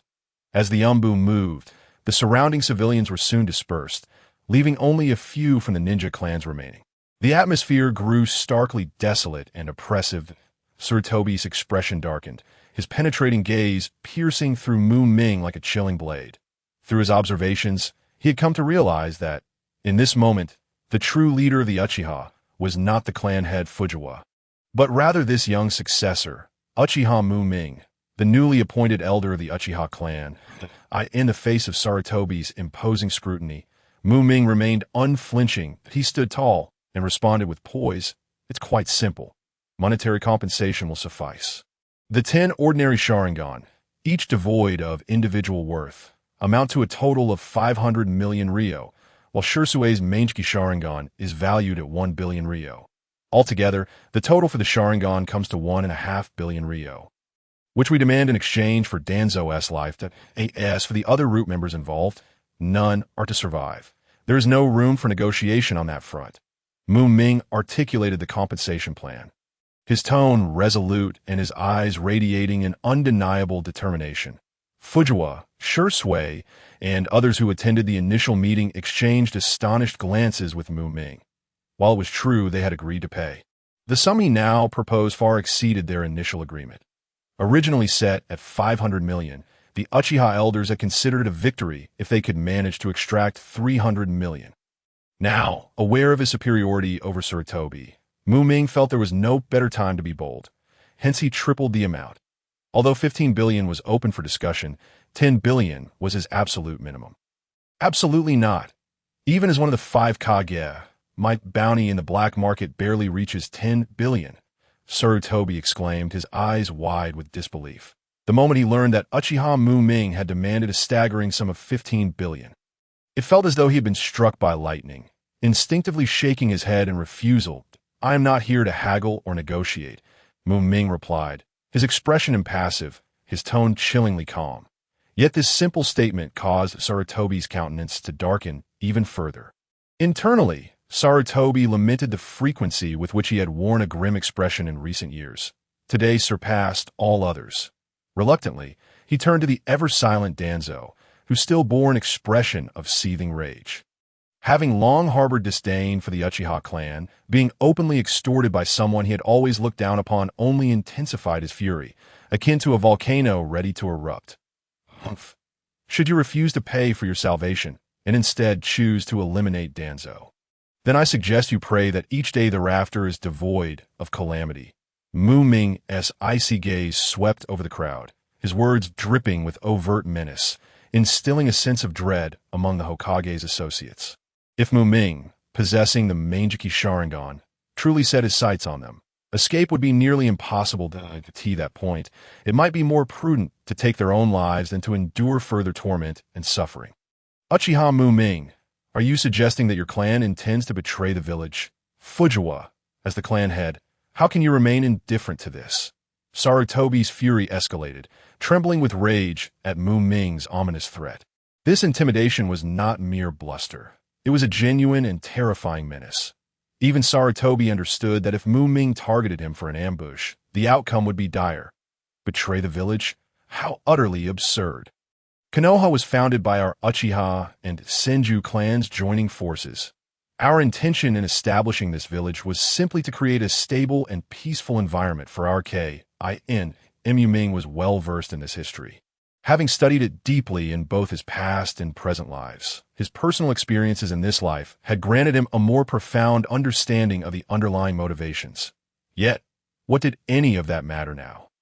At this point, Ming could no longer contain his rising fury, which blazed intensely. Our clansmen reside within this village, and yet they are ruthlessly hunted down by those at the top. And you, the esteemed Hokage, dare to turn a blind eye to such injustice. What meaning remains for us in this broken village? Ming's eyes widened with rage, his voice trembling with indignation. Humph, Sarutobi, do try to offer your excuses. Moreover, at this moment, other ninja clans are present. Do you have nothing to say? Indeed, the current focus was solely on the Uchiha clan, primarily due to their overwhelming power within Konoha. However, should the Uchiha fall, the next to suffer would undoubtedly be the Hyuga clan. His words became increasingly impassioned as he pointed at those present, seemingly intent on unleashing his pent-up fury. The Hyuga clan leader, Hyuga Hisashi, visibly paled under Ming's ire. Even in the presence of Hashirama and Madara, it was clear that the Uchiha had the moral high ground. Clenching his fists, his knuckles turned white. Ming's emotions surged, and the Uchiha clan members around him began to resonate with his outrage, their faces reflecting their shared indignation. Shisui, noticing Ming's escalating agitation, quickly stepped forward to calm him. Ming, please, temper your emotions. Allow me to address this matter. Shisui spoke softly, gently patting Ming's shoulder. With Shisui's interjection, Ming's emotions somewhat stabilized, though his chest still heaved with intensity. Shisui turned to face Sarutobi, inhaling deeply before speaking slowly. Hokage-sama, as one of the parties involved in this incident, I believe it is appropriate for me to voice a few words. Despite his profound disappointment in Sarutobi's actions, Shisui maintained the necessary decorum. His calm demeanor successfully led Sarutobi to misinterpret his presence, believing him to be the same loyal and reliable Shisui of old. Sarutobi, wearing a look of regret, gently replied, "Of course, Shisui, I extend my deepest apologies for Danzo's actions, however." Shisui interrupted without hesitation, "No need for that, Hokage-sama. Verbal apologies hold no value. It would be far more meaningful to provide financial compensation." Upon hearing these words, Sarutobi Hiruzen was momentarily taken aback. clearly caught off guard by Shisui's candid demand for compensation. After a brief pause, he slowly replied, Shisui, regarding the matter of compensation, is not entirely out of the question, but might we discuss the amount a little further? Shisui, his expression unyielding, shook his head with determination and explained, Hokage-sama, while it is true that the Sharingan belongs to me personally, the Mangekyou Sharingan is not solely my possession. It is a precious legacy passed down through generations of the Uchiha clan. Therefore, this compensation is not merely for me, but a restitution owed to the entire Uchiha family. As a member of the Uchiha clan, I must uphold this stance as soon as he finished speaking. The previously calm Sarutobi Hiruzen's demeanor turned icy, his piercing gaze fixed on Shisui. After a moment of silence, he coldly stated, I understand if that is the case. This matter shall require further negotiation. Deep down, Sarutobi Hiruzen recognized that Shisui was no longer under his control, a realization that was palpably conveyed through Shisui's unwavering words. It is well known that the Uchiha are notoriously stubborn and headstrong. Once they set their sights on a goal, they pursue it with relentless determination, refusing to relent until they achieve it. Meanwhile, Sarutobi Hiruzen's nonchalant remarks had inadvertently wounded Shisui's heart. For a long time, Shisui had harbored an ineffable trust in Hiruzen. Yet at this moment, that trust had evaporated, leaving nothing in its wake. Negotiate. What is there left to discuss? Either Danzo dies, or you hand over 1.5 billion as compensation. Choose quickly. The notion of further dialogue seemed ludicrous to Shisui, who thought, who on earth would want to negotiate with you?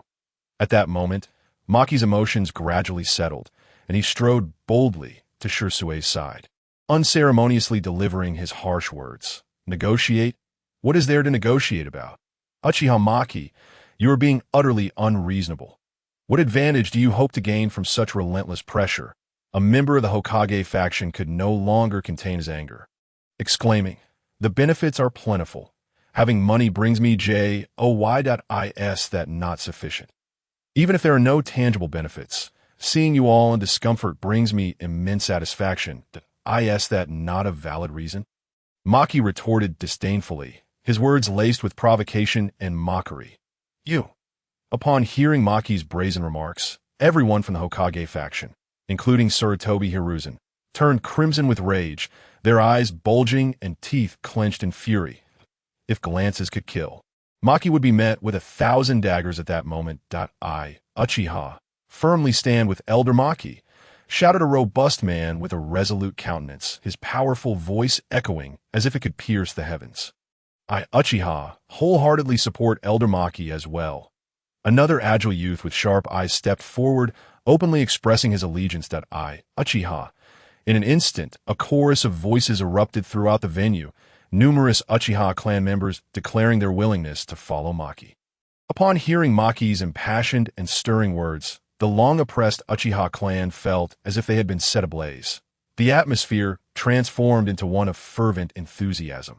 The Uchiha had long endured suppression and exclusion from Sarutobi Hiruzen and his faction. Even those tasked with security had suffered indignities, their frustrations simmering beneath the surface.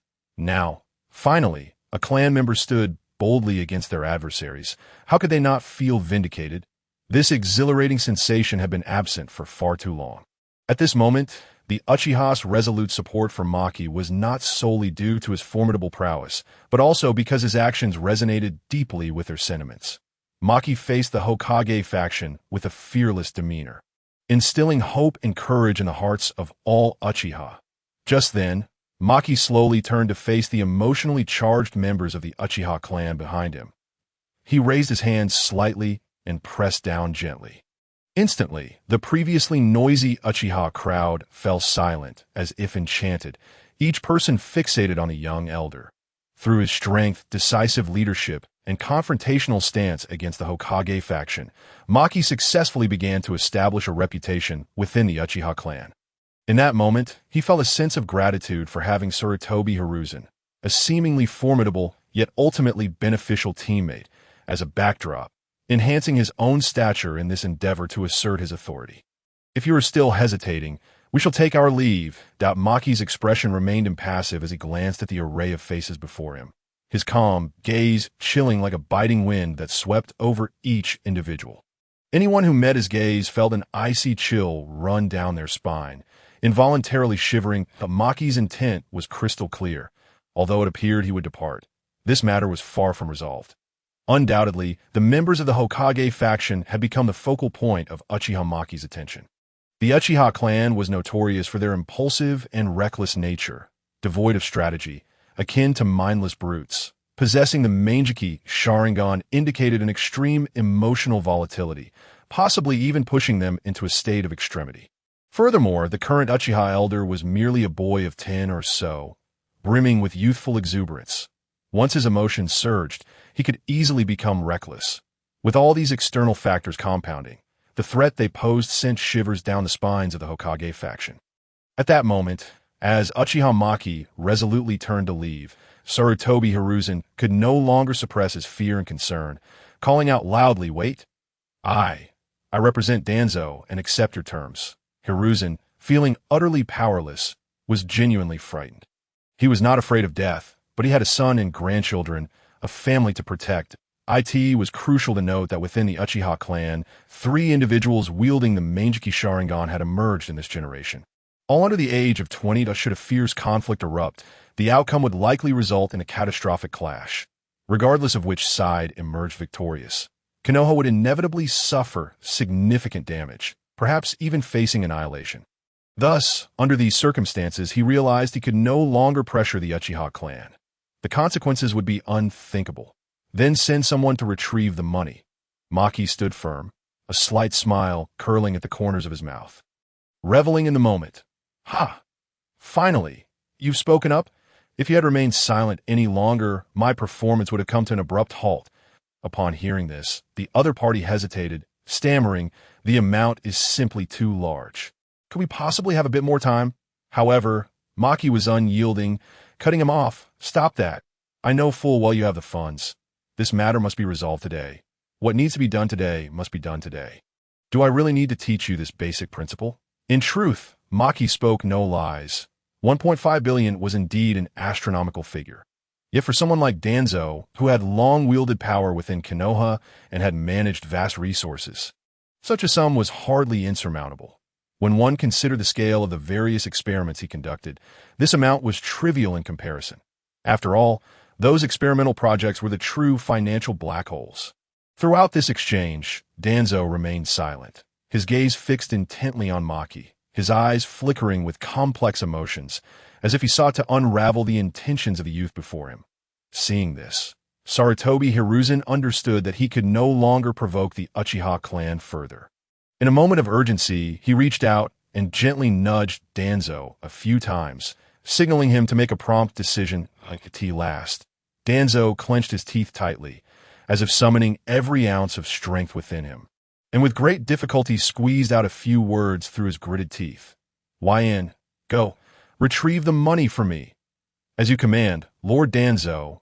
Simultaneously, a masked man, whose face was obscured except for his mouth, adorned with the symbol of Konoha, vanished in an instant after hearing Danzo's command. Before long, YN appeared once more before the assembly, this time with a pile of storage scrolls in his hands. As he approached Danzo, he noted that Danzo remained expressionless, sitting there without any indication or reaction. Therefore, YN cautiously placed the storage scrolls in the vacant space between the two parties and then silently stepped back. "The money has been retrieved. Please inspect it," he whispered after completing his task. However, Danzo remained utterly silent in the face of such a situation, as though everything occurring around him was of no concern. At this juncture, witnessing Danzo's inaction, the ever-silent Sarutobi Hiruzen felt compelled to break the deadlock. "Since the funds have arrived, why don't you begin counting?" Just then, a member of the Uchiha clan attempted to speak, but was swiftly silenced by Makamura's raised hand. Observing this, the others present cast puzzled glances at Makamura, seemingly unsure of his intentions. Makamura, unhurried, elucidated, "I propose that the third Hokage dispatch members of the Umbu to conduct a preliminary count of these finances. Once they are finished, we can proceed to verify them together. Given the substantial amount involved, Any minor error could provoke unnecessary complications and disputes. Thus, I kindly ask for everyone's understanding and caution, despite the seemingly grandiloquent nature of Makamura's words. The underlying implication was unmistakable. He harbored no trust in Danzo or his rude organization. "You, start counting?" Sarutobi Hiruzen sighed in resignation, contemplating that the money had already been dispersed, rendering it unnecessary to become embroiled in such trivial matters. After all, the greater picture mattered. With that thought, he casually gestured toward a member of the Umbu. Behind him, a Umbu agent, donned in a rabbit mask, stepped forward with measured strides toward the pile of storage scrolls on the ground. He crouched, skillfully unsealing the scrolls one by one. Beams of light flickered. A series of small, exquisite wooden boxes gradually emerged, neatly arranged on the ground. The Umbu's method of counting the bills was remarkably adept. His fingers moved with a phantom-like swiftness, flipping through the notes at a dizzying pace. Initially, everything appeared normal. However, halfway through the count, an unexpected event transpired. His body suddenly jolted, as if struck by an invisible force, and he fell backward, crashing heavily to the ground. Third Hokage, Makamura, standing nearby, narrowed his eyes in concern, revealing a hint of suspicion and wariness. Danzo had the audacity to cause trouble at such a moment.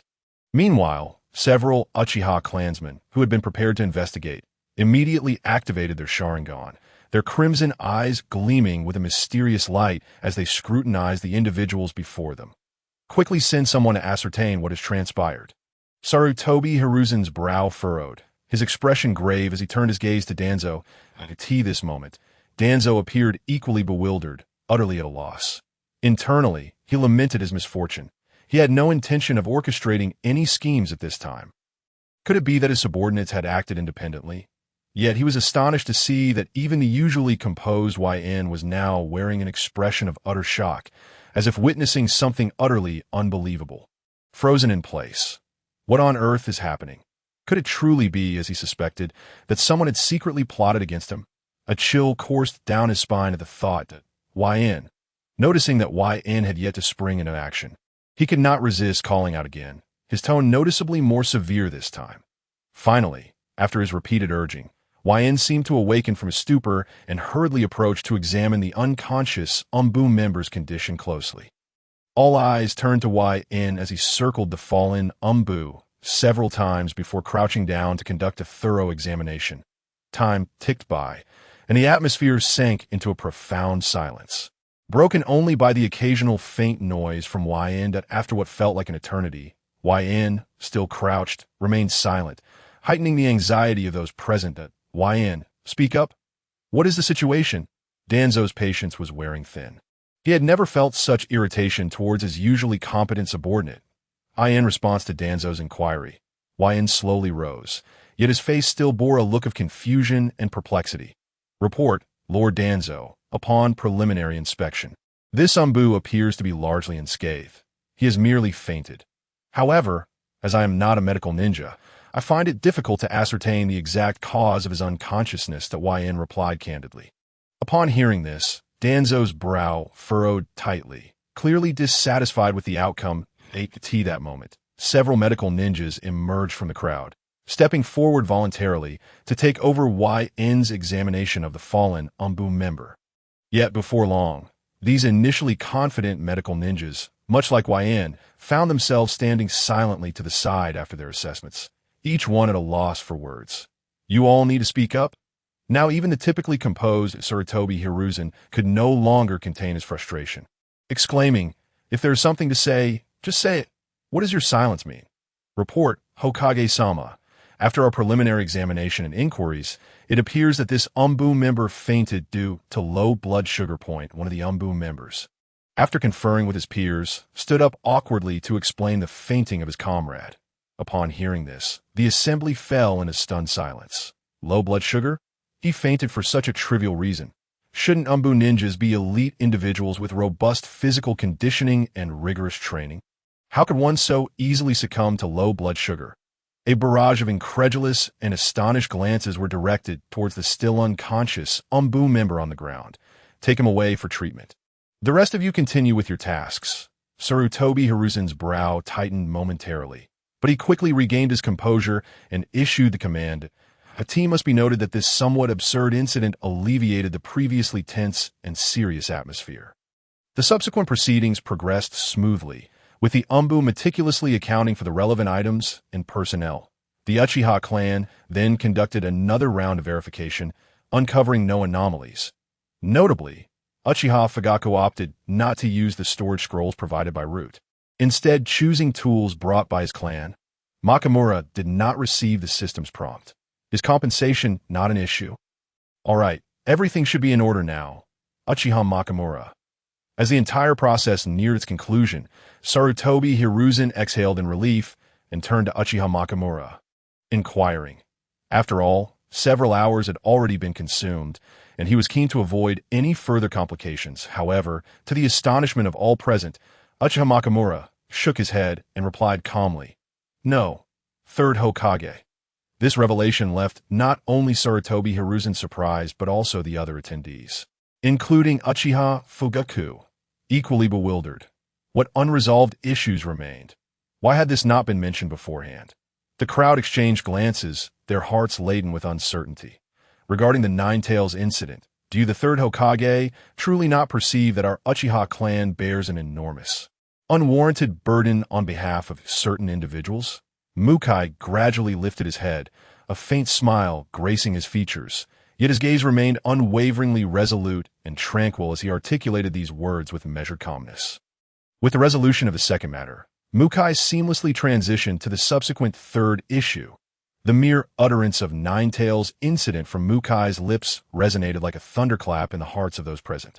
The previously relaxed atmosphere dissipated instantaneously, supplanted by an oppressive weight that was almost suffocating. That it is essential to recognize that the Nine-Tails incident is undoubtedly a taboo topic for the entirety of Konohagakure. On that dreadful night, shadows of death loomed over every corner, ensnaring both ordinary civilians and skilled ninjas alike in a calamity from which none could escape. In that singular night, the distinctions of identity vanished, leaving only a shared fate as innocent victims of the Nine-Tails incident. The common folk endured catastrophic losses, with countless lives extinguished amidst the chaos, bodies strewn across the ground and rivers of blood flowing. Even the valiant warriors among the ninjas were not spared, many falling in fierce combat against the Nine-Tails, the toll of which was unimaginable. Even those powerful ninjas of great repute were not exempt from the list of the fallen.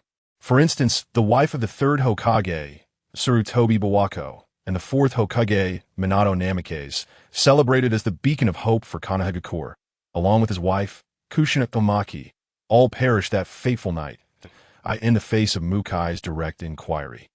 The expression on Sarutobi Hiruzen's face darkened instantaneously, his hawk-like eyes fixated intently on Mukai, as if peering through the latter's very being to discern the thoughts hidden within that moment. The tension, which had recently eased, once again became thick and oppressive, as if a tempest were poised to erupt. That night, we Uchiha were also victims. Why must we bear the brunt of all the blame and shoulder this heavy, unjust burden? Mukai's voice trembled with emotion, reverberating through the air, plunging those present into a brief silence. In truth, the individuals assembled were, to varying degrees, aware of the underlying truths surrounding the events of that year. Yet upon hearing these words, they felt a ripple of introspection, prompting them to re-evaluate the past. That moment, the previously silent Dans let out a derisive snort, shattering the silence. The ability to control the power of the Nine-Tails indeed originates from your Uchiha clan's unique Manjiki Sharingan. This is an undeniable, ironclad fact. His words struck like a hammer upon the one who had just spoken. Unyielding, Mukai retorted, the Uchiha clan is not devoid of defectors. Moreover, remnants of the Uchiha still exist beyond the borders of Konohagakure. He then appeared to recollect something and continued. For instance, could that mysterious masked man possibly be the legendary Uchiha Iaido? Given his strength and means, it is not entirely implausible for him to orchestrate such events. Upon this statement, a murmur of speculation erupted among the crowd. Mukai allowed them a moment to deliberate before resuming. If he is not Uchiha Iaido himself, What if he married after leaving Konohagakure and fathered an heir? Might that masked man not then be a descendant of Uchiha Obito?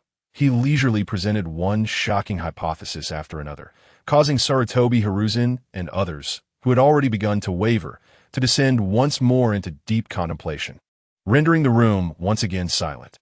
Ultimately, Mukai slowly concluded, in my view, the true intent of that masked man is unambiguously clear and quite simple: to deliberately incite fierce discord between Konohagakure and the Uchiha clan. From this perspective alone, it is not difficult to deduce that this individual harbors profound enmity towards both Konohagakure and the Uchiha in reality. Even if Mukai refrained from elucidating the matter, the astute among them were already well aware of the implications. Among them were formidable figures like Sarutobi Hiruzen and the Cunning Dans, as well as the head of the High-Ga clan, High-Ga Hizashi, and the strategist of the Nara clan, Nara Shikaku, all of whom perceived the truth with clarity. However, the pivotal question remained: why would they step forward to vindicate the Uchiha clan? It is essential to recognize that the Uchiha's power is far too formidable, and diminishing the Uchiha aligns with the interests of all involved. Thus, when no one intentionally disparaged the Uchiha, they often took matters into their own hands to suppress them. Now, with someone brazenly placing an immense burden of blame upon the Uchiha, how could they willingly unveil the shroud of truth that obscured this situation? All you have stated is mere conjecture, lacking any substantiated evidence. Therefore, I cannot advocate on your behalf to clarify this reality. At that moment, the situation had reached such a juncture that Sarutobi Hiruzen could not possibly extend any concessions or compromises to the Uchiha clan. It is worth recalling that the initial decision to compromise was born out of necessity. Had he been adamant in refusing to yield even a fraction, the Uchiha would have erupted in fury, resulting in chaos that would be impossible to contain. However, this matter is entirely different. The Uchiha have long since accepted this long-standing grievance in silence. Even if Sarutobi Hiruzen now vehemently denied and rejected acknowledgement, the Uchiha would not resort to chaos or fury over an incident that had transpired years ago. What of Dan's actions, where he obstructed our efforts to assist and explicitly forbade our Uchiha clan from participating in the rescue operation?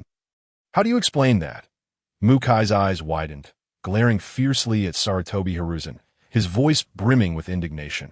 Sarutobi Hiruzen regarded Mukai with an impassive expression, repeatedly asking, "Do you possess any irrefutable evidence to substantiate this claim?" Regardless of Mukai's accusations and denunciations, Sarutobi Hiruzen appeared unperturbed, persistently demanding evidence. Dans, both parties are present here. Do you truly dare to act yet refuse to acknowledge it? Mukai abruptly turned his gaze towards Dans, who had remained silent. However, in response to Mukai's direct stare and inquiry, Dan chose to ignore him, feigning deafness as though he were an invisible specter. Witnessing Dan's demeanor, Mukai could no longer contain his fury, exclaiming loudly, what a shameless and brazen aid to the Hokage of Konohagakure. When it comes to audacity, I, Uchiha Mukai, feel utterly inferior and humbly acknowledge you as the mightiest, Lord Dans." As he spoke, Mukai deliberately raised his thumb towards Dans, the sarcasm in his words overflowing. Enough of this nonsense. Where is the evidence? Mukai's rhetoric grew increasingly fervent, while Sarutobi Hiruzen endeavored to uphold the reputation of his longtime friend. Even after this incident, Dan's already dwindling reputation was left with little room for redemption. At that moment, Mukai suddenly reached into his clothing and slowly produced a videotape. "Here is the evidence you sought. This is footage of the night Dans and his men intercepted our Uchiha reinforcements. Should I play it now?" Sarutobi Hiruzen's eyes widened in alarm as he glanced swiftly at Dan's remaining eye also widened in shock. "You were recorded? I didn't notice. Think again. After so many years. How could I possibly remember? So, is there or isn't there? There is, or is there not? I'm asking you. I truly cannot recall. Then destroy it when you get the chance. Fine." The gazes of Sarutobi Hiruzen and Dan's briefly intersected in the air, like two bolts of lightning colliding in an instant. Though it was but a fleeting moment, their years of cultivated rapport seemed to facilitate a silent exchange between them. Yet, This exchange ultimately yielded no substantive outcome. That night was chaotic and dark, with numerous events transpiring, compounded by the passage of time. Now, who could possibly remember whether there was a recording of what transpired? I fear that only Uchiha Mukyu can provide the correct answer. However, fortune smiled upon us, as after a challenging exchange of covert glances, Sarutobi Hiruzen and Danzo finally reached a certain degree of consensus. An opportunity must be seized to completely obliterate any potential recording that might exist. With that in mind, let us commence the playback. Everyone, please follow me upstairs. Sarutobi Hiruzen warmly beckoned the gathered crowd to ascend the staircase. There's no need for that. I've already made preparations. Mukyu replied with a subtle smile, swiftly retrieving an exquisite storage scroll from within his robes and carefully unfurling it upon the ground. As he unsealed the scroll, a faint glow flickered, and a compact yet convenient projector materialized before the astonished onlookers. Just as Mukyu was about to insert the tape into the projector, Danzo, who had been silently observing from the side, suddenly shifted his gaze and discreetly signaled his trusted subordinate, Aburame Shino, with a covert glance. Understanding the unspoken hint, Shino was poised to act stealthily to destroy the recording. I nearly forgot to mention. This tape is merely a backup. The original has already been securely stored away, Mukyu stated nonchalantly. As if he could see through Danzo's intentions, that a sudden fit of violent coughing erupted, shattering the previously serene atmosphere. Both Sarutobi Hiruzen and Danzo nearly choked on their own saliva, their eyes wide with astonishment as they exchanged bewildered glances. Momentarily a loss for words that moment, the projector emitted a soft hum and began to whir into motion. Gradually, an image emerged on the screen, revealing a massive orange-red beast, towering like a small mountain. Its robust limbs, razor-sharp claws, and 9 colossal tails swaying behind it evoked sheer terror and awe. The Nine-Tails Fox. Someone could not contain their exclamation. This name seemed to carry an enchantment, instantly casting a heavy shadow over the hearts of the majority present. Memories of past horrors flooded their minds, and gruesome scenes replayed in their thoughts. As time ticked away, a tense and oppressive atmosphere enveloped the crowd. With the continuation of the tape, that blood-soaked night was once again brought to the forefront of everyone's minds. Gruesome battle scenes, blood splattering in every direction, and the desperate cries of the people wove together into a chilling tableau. That's enough. We need not continue. Sarutobi Hiruzen finally called for the tape to stop. His expression grave, he turned to the representatives of the Uchiha clan, contemplating how to navigate this unexpected turn of events. Meanwhile, Danzo subtly gestured to him, indicating that he pay attention to the part where his own image would soon appear. Clearly, both men understood that everything depicted on the tape had indeed transpired, devoid of any transformation techniques or illusions. After a moment of silence, Sarutobi Hiruzen took a deep breath and spoke. Speak. What is your Uchiha clan desire? His words were succinct, yet the weight they carried conveyed the gravity of the situation. This straightforward inquiry not only established the authenticity of the tape, but also laid bare some unspoken calculations on the table. Nevertheless, Mukyu was not prepared to make exorbitant demands. After all, the intrinsic value of this tape was rather limited. The Hokage must clarify the events of that night and restore the Uchiha clan's reputation. Additionally, the territory that rightfully belongs to our Uchiha clan must be returned to us, Mukyu asserted with unwavering determination. Since the harrowing Nine-Tails incident, the Uchiha clan had been forced to vacate their ancestral lands, relocating to more remote and desolate regions. The core territory that once belonged to the Uchiha clan had been seized by Konoha under the guise of expropriation. However, this so-called expropriation was merely a facade. In reality, the prized land had fallen into the hands of the Sarutobi, Uchiha, Mido, and Nara families, who secretly divided the territory among themselves, erecting new residences and shops. Now, as Mukyu boldly demanded the return of this land on behalf of the Uchiha clan, the four families found themselves in a state of disarray. After all, many years had passed, and the area was now dotted with new structures. How could it possibly be returned? This matter was far from clandestine. Mukyu's request was evidently an acknowledgement that reclaiming the land was implausible, and he sought to leverage this for substantial compensation. Speak plainly. How much does your Uchiha clan seek as compensation? Sarutobi Hiruzen mused, his brow furrowed, as he continuously puffed on his signature pipe, inwardly lamenting the impending financial hemorrhage. Not much, a flat sum of 2 billion ryo. Mukyu replied with a composed smile, unfazed by the astronomical figure he had just announced. Upon hearing this sum, Sarutobi Hiruzen's expression darkened instantly. 2 billion ryo. That is excessive, Tsunade exclaimed in disbelief, unable to fathom that the Uchiha clan would audaciously demand such a sum. Hee, if you find the price too steep. Returning the land is always an option. For us, either way is acceptable. I do not have any preferences. Mukyu maintained his cheerful demeanor, yet his resolute tone left no room for debate. Faced with Mukyu's grin, Sarutobi Hiruzen was tempted to strike him with a heavy blow. Here is a dilemma for you. Ahead lies a sheer cliff. Do you choose A, to advance, or B, to retreat? Make your selection. That is there truly a choice. Sarutobi Hiruzen slowly turned his head, his gaze landing on Danzo, Mito, and Tsunade. The four exchanged glances, silently communicating some unspoken understanding. After a brief moment, it seemed they had come to a consensus. Let it be so.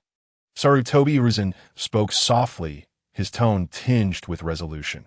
Very well. The third Hokage is indeed forthright. Now, let us settle the payment. Mukyu beamed with delight, his eyes glinting with cunning. Upon realizing that Mukyu had once again successfully extracted a staggering sum of 20 billion ryo from the Hokage faction, the other Uchiha clan members were left utterly astonished. It is important to note that the Uchiha clan was not devoid of wealth. As a prestigious family that had stood for a millennium within the ninja world, they possessed considerable resources. However, sums as vast as 10 or 20 billion ryo were rarely seen in their daily affairs.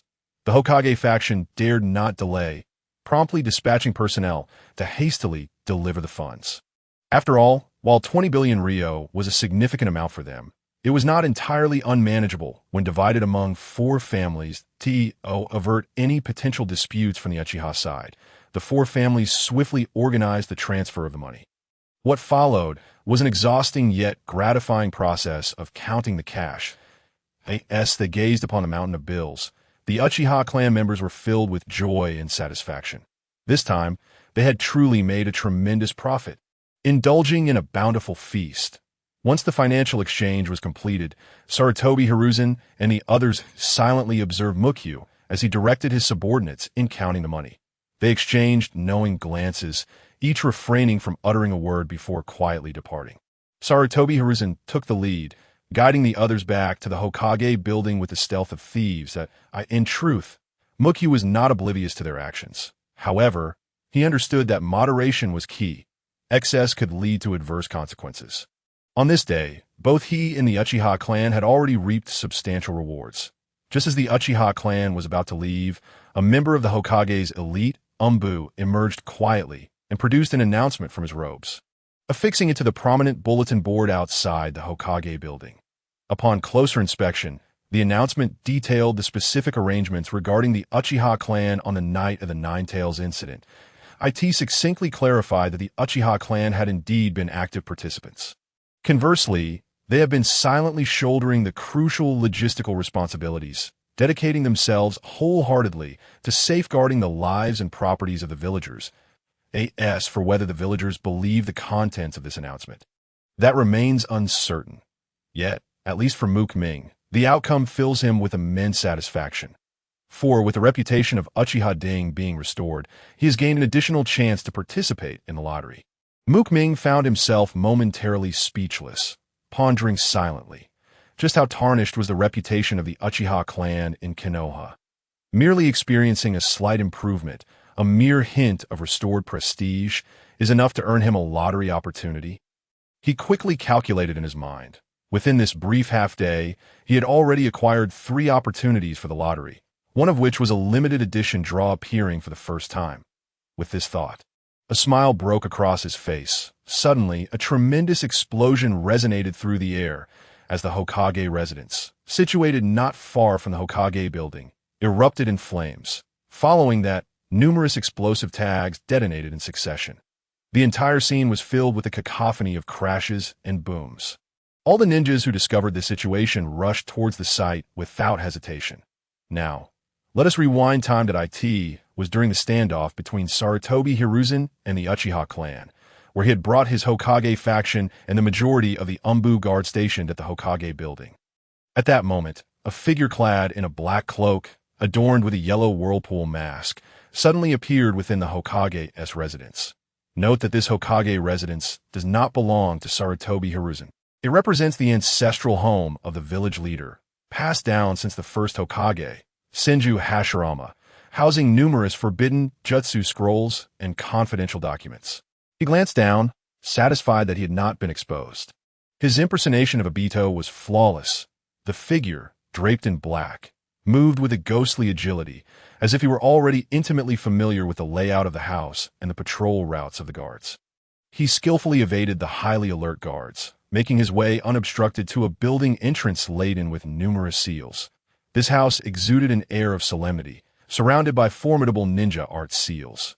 However, these seals seemed utterly ineffective against this cloaked figure, who brazenly strode into the library. Once inside the library, his gaze swiftly locked onto a towering scroll placed centrally in the room that it was the ultimate target of his mission, the legendary Book of Seals. Passed down from the first Hokage, Senju Hashirama, without hesitation, the cloaked figure approached the Book of Seals, each step exuding confidence and determination. Upon reaching the book, he unflinchingly extended his hand and took it down. However, to one's astonishment, he did not immediately depart with the invaluable scroll. Instead, he sat down on the floor. That moment, a miraculous scene unfolded.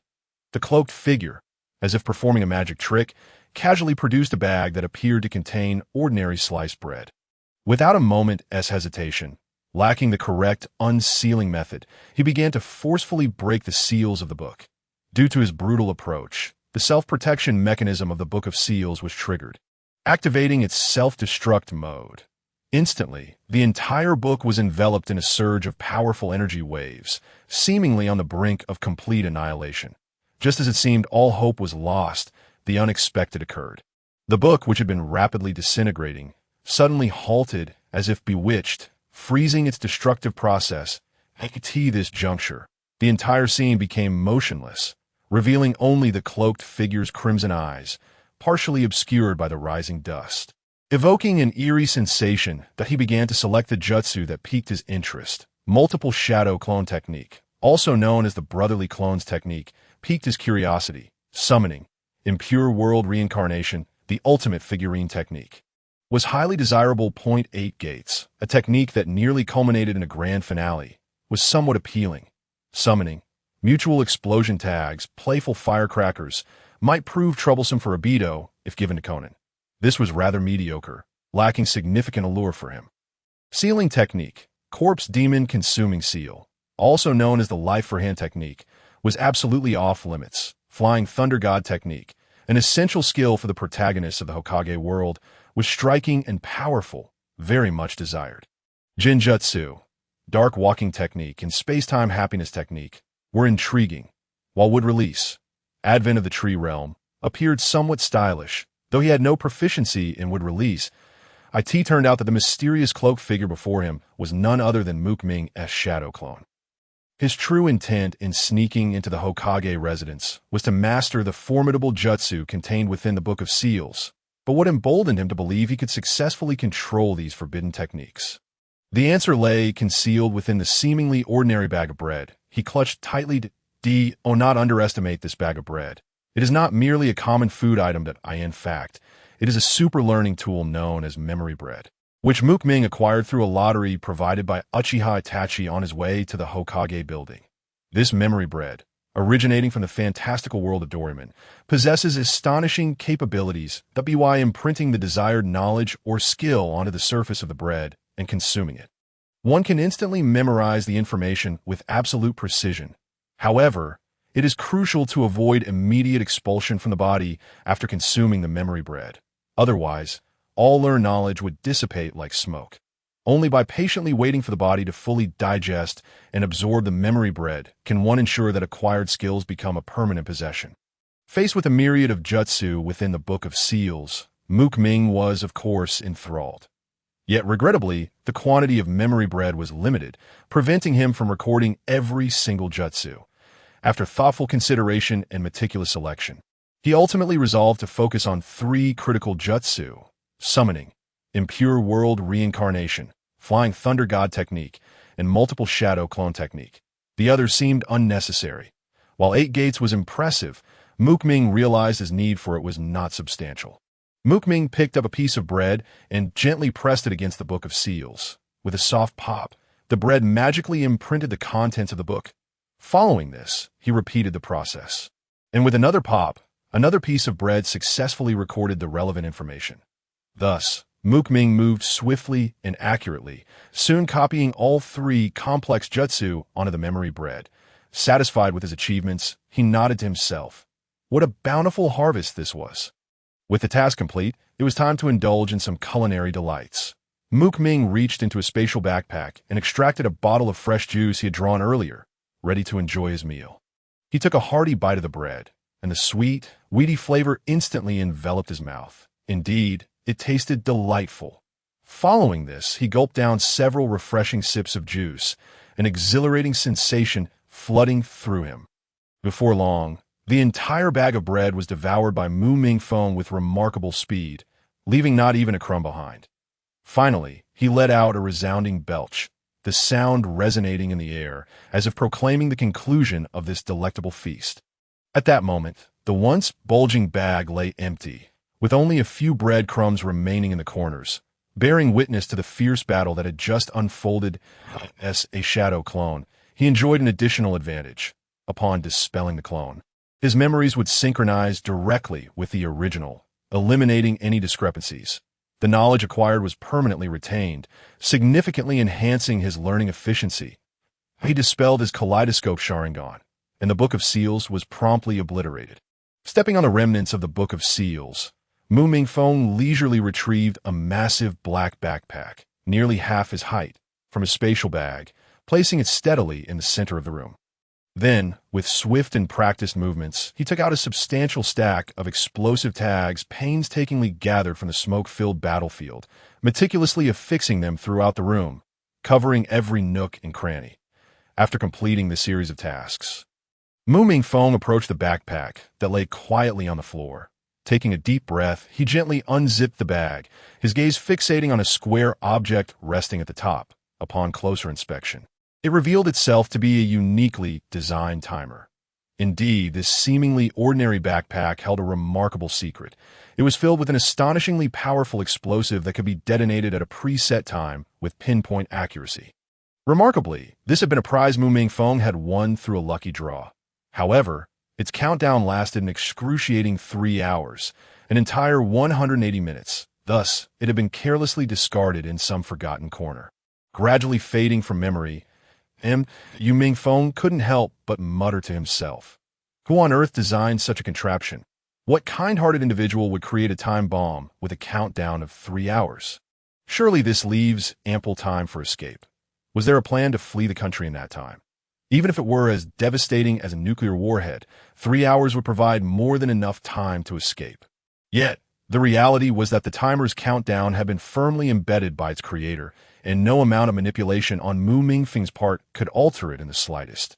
Fortunately, given the urgency of the situation, this item, which he had previously deemed superfluous, was now fortuitously useful.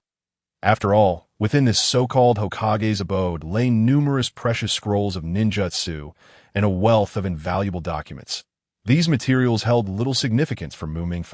His priorities had shifted that he was now selective, even regarding S-rank ninjutsu, deeming anything below that unworthy of his precious time.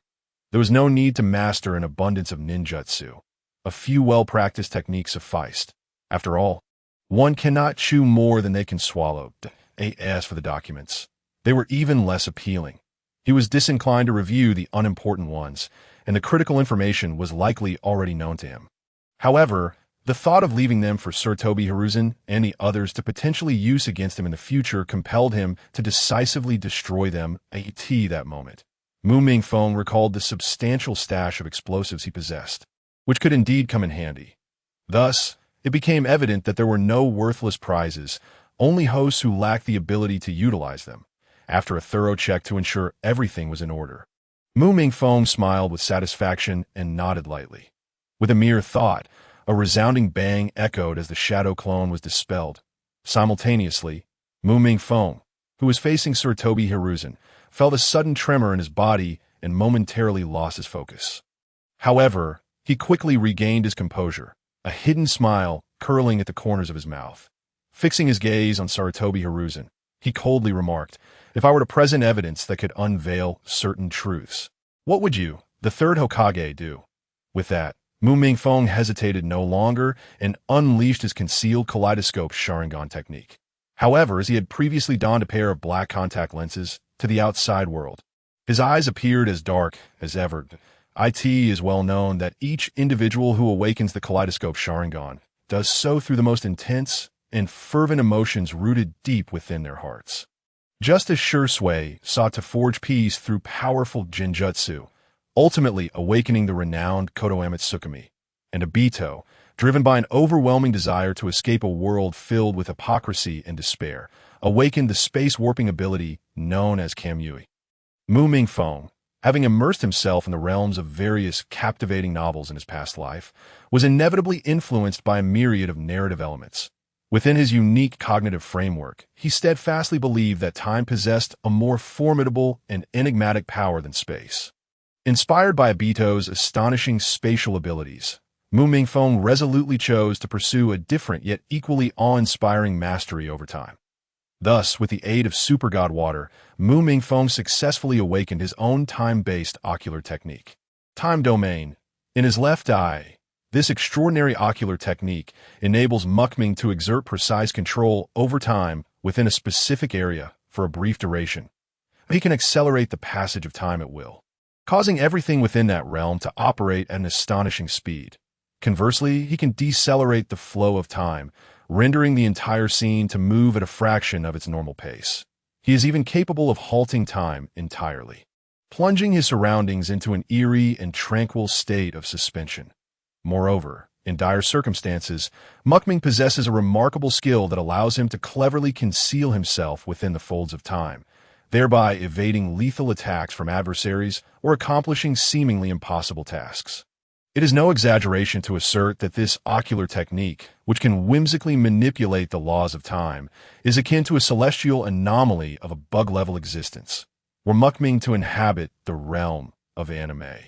He would undoubtedly be the type of character whose overwhelming power would lead to a narrative demise. Simultaneously, Ming's experiences extend beyond this point. One of the Uchiha clan's forbidden techniques, Izanagi, has profoundly inspired him.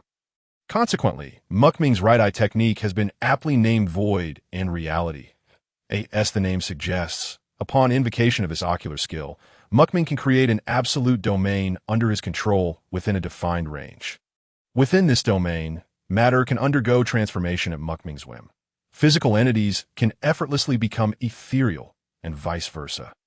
Everything is subject to his will, devoid of any discernible rules. The only limitation is that he cannot transform other living beings aside from himself. However, it must be acknowledged that both the time domain of his left eye and the void and reality of his right eye belong to the category of exceptionally powerful ocular techniques. Astonishingly formidable in their capabilities, the former involves the profound and inscrutable laws of time, while the latter pertains to the arbitrary manipulation of the physical world. Together, they forge Ming into an entity of unparalleled prowess. Previously, Danzo's bandages and restraints were transformed into ethereal objects, dropping directly from Danzo's person.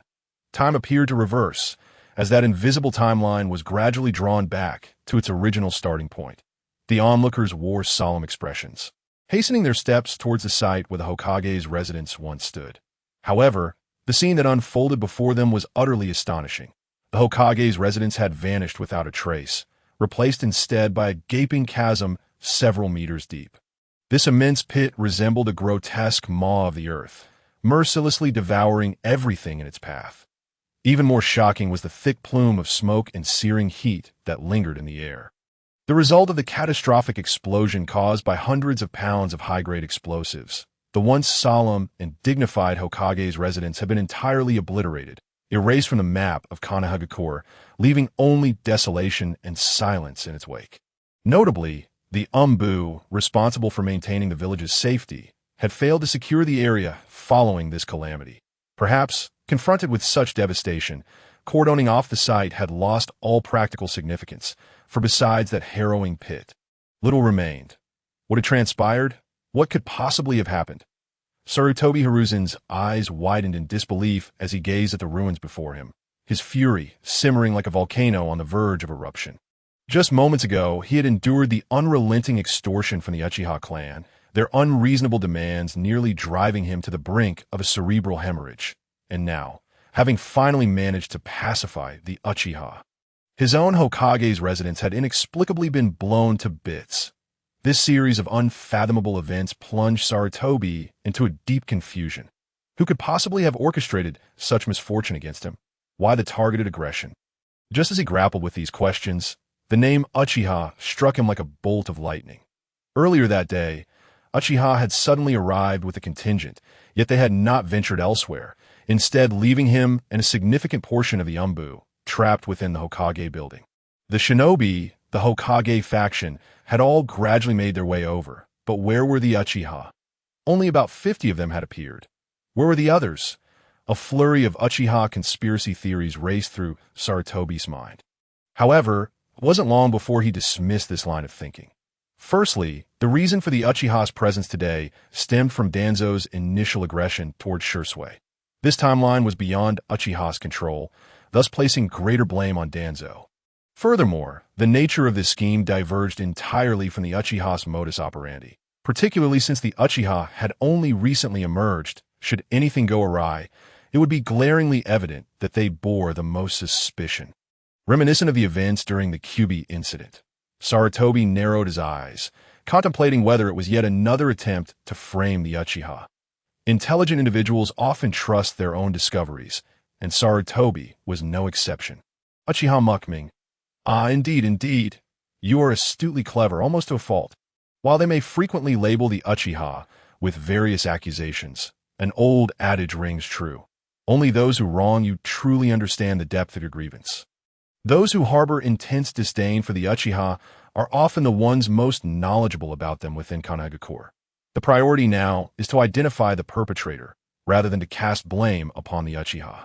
Observing Sarutobi's countenance shift unpredictably, Ming could hardly suppress a chuckle, teetering on the brink of laughter. Fortunately, endowed with extraordinary willpower, he managed to stifle the urge to laugh, resorting to a sharp pinch of his thigh that jolted him back to reality. Successfully averting any embarrassing outburst of laughter, in truth, the explosion was not as straightforward as it appeared on the surface. It had encountered an unexpected complication. Initially, it was anticipated that the explosives would detonate immediately upon the countdown's conclusion. Yet reality diverged from this expectation. Ming had meticulously orchestrated this operation at the Hokage's residence with not only a shadow clone, but also a transformed crow clone. This crow clone bore a crucial mission, to meticulously monitor the explosives, ensuring that no unforeseen circumstances would arise, thereby facilitating a successful detonation. It is essential to note that the Hokage's residence is typically a heavily fortified location, with patrolling shinobi in abundance. Therefore, should complications arise upon the dispelling of the clone, what could be done? Thus, a fail-safe contingency plan had to be established, and this crow clone served as the ultimate safeguard to ensure everything remained secure. As the countdown approached the final hour, a mysterious Umbu member appeared without warning. This agile Umbu swiftly entered the room housing the explosives, and after a brief pause in an adjacent chamber, emerged from the neighboring room before vanishing without a trace. However, the events did not conclude there. Merely a few minutes later, another Umbu stealthily approached. This time, his objective was unmistakably clear. He was headed straight for the room containing the explosives as he carefully unlocked the room's seals and stepped inside. A blood-curdling scream erupted from him. This terrified cry pierced the night like thunder, instantly attracting the attention of numerous patrolling shinobi to the Hokage's residence. That moment, the crow clone, concealed in the shadows, understood that it was finally time for his backup plan to make its appearance. In an instant, he transformed, adopting the guise of an Umbu shinobi donned in a mask. Subsequently, he seamlessly blended into the throng of Umbu rushing towards the room, entering the hazardous chamber alongside them. Upon entering, everyone was left dumbfounded by the sight before them. The crow clone, trembling, exclaimed, This is explosives! Such a vast quantity of explosives. Should they detonate, the consequences would be unimaginable. Who can perform lightning release techniques? Quickly, use them to neutralize these explosives before anyone else could react. The crow clone swiftly seized the opportunity to speak, intending to divert everyone's attention towards the explosives before his identity could be unveiled. His plan proved remarkably successful. No one detected the flaw in his scheme, as all eyes were fixated on the explosives. Meanwhile, the crow clone secretly reveled in his triumph, as everything was unfolding according to his prior expectations. I will. Just as the words left the crow clone's lips, a member of the Umbu stepped forward, swiftly forming hand seals and exclaiming, Lightning release. Explosive thunder. It seemed he was about to unleash a lightning technique to obliterate the explosives. However, at that critical moment, another figure, presumably the leader of the Umbu, abruptly realized the gravity of the situation and urgently called out to halt his impulsive subordinate. Wait, don't act yet. Quickly send someone to inform the Hokage. This matter is of utmost importance, and it must be decided by the Hokage himself. Unfortunately, his words came too late. Yet the crow clone, who had anticipated this turn of events, merely curled the corner of his mouth in a barely perceptible smile. It turned out that the instant the Umbu member stepped forward to cast his technique, the crow clone had secretly employed the power of the Sharingan, quietly casting an illusion to make the Umbu member overlook external disturbances. Thus, he successfully evaded any interference from those with keen intellect. Of course, had he not been seeking amusement, he would have taken matters into his own hands. After all, lightning release was not beyond his capabilities. Contingency plan. Manipulate others into action. The ultimate fallback plan.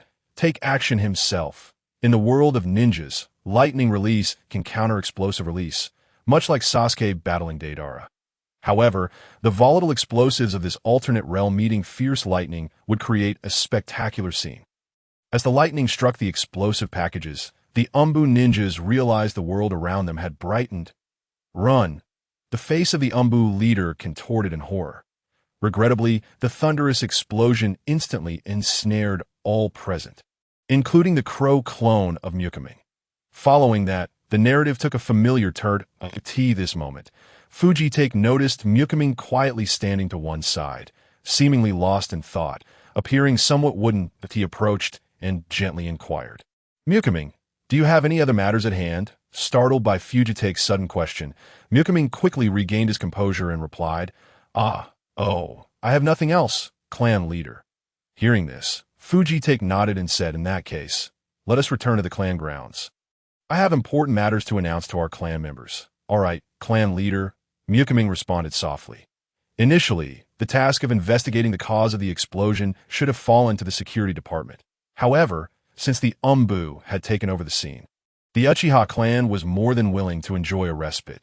Today, the Uchiha had reaped considerable benefits and witnessed the follies of the Hokage's faction. Sarutobi Hiruzen had endured enough humiliation today, so it was best not to provoke him, lest he explode and splatter the Uchiha with blood. Consequently, the Uchiha group departed the explosion site quietly. The return journey was noticeably swifter than the outward trip. Before long, the Uchiha group successfully arrived at the Uchiha clan grounds. Upon their return, Fujitake immediately issued orders to inform all clan members of the impending collective meeting, stipulating that any ninja clan member not on a mission must attend. As time slowly passed, each minute and second seemed to elongate. Eventually, the clan members began to arrive one after another, and the previously empty venue gradually became lively. Standing atop a platform, Fujitake appeared as tall and steadfast as a pine tree. Surveying the gathered clan members below, taking a deep breath, he began to recount the events of the day. Initially, the Uchiha below displayed impatience, with whispers and murmurs echoing throughout the crowd. However, as Fujitake delved deeper into the narrative. The crowd gradually quieted. Upon reaching the critical points, expressions of astonishment spread across their faces, and by the conclusion, the realization of the entire truth ignited uncontrollable jubilation. Uchiha Mukami, a voice rang out first, followed by a rapid spread of cheers akin to a wildfire. The deafening applause surged, drowning the venue in fervor as the clan members repeatedly chanted Mukami's name, their voices reaching the heavens.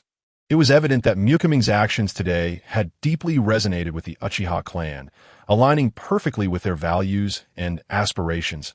At this moment, Fujitake raised his hands, signaling for calm. Once the clamor subsided, he declared loudly, "Now, I solemnly announce a significant matter. From this moment forth, Uchiha Mukami will officially assume the position of Deputy Chief of our Security Department." As soon as he finished speaking, a system notification chimed in Mukami's mind. Ding! Host successfully promoted to Deputy Chief of the Uchiha Security Department. Reward: 1 lottery chance. In light of Fujitake's decision, the present Uchiha clan members expressed no dissent.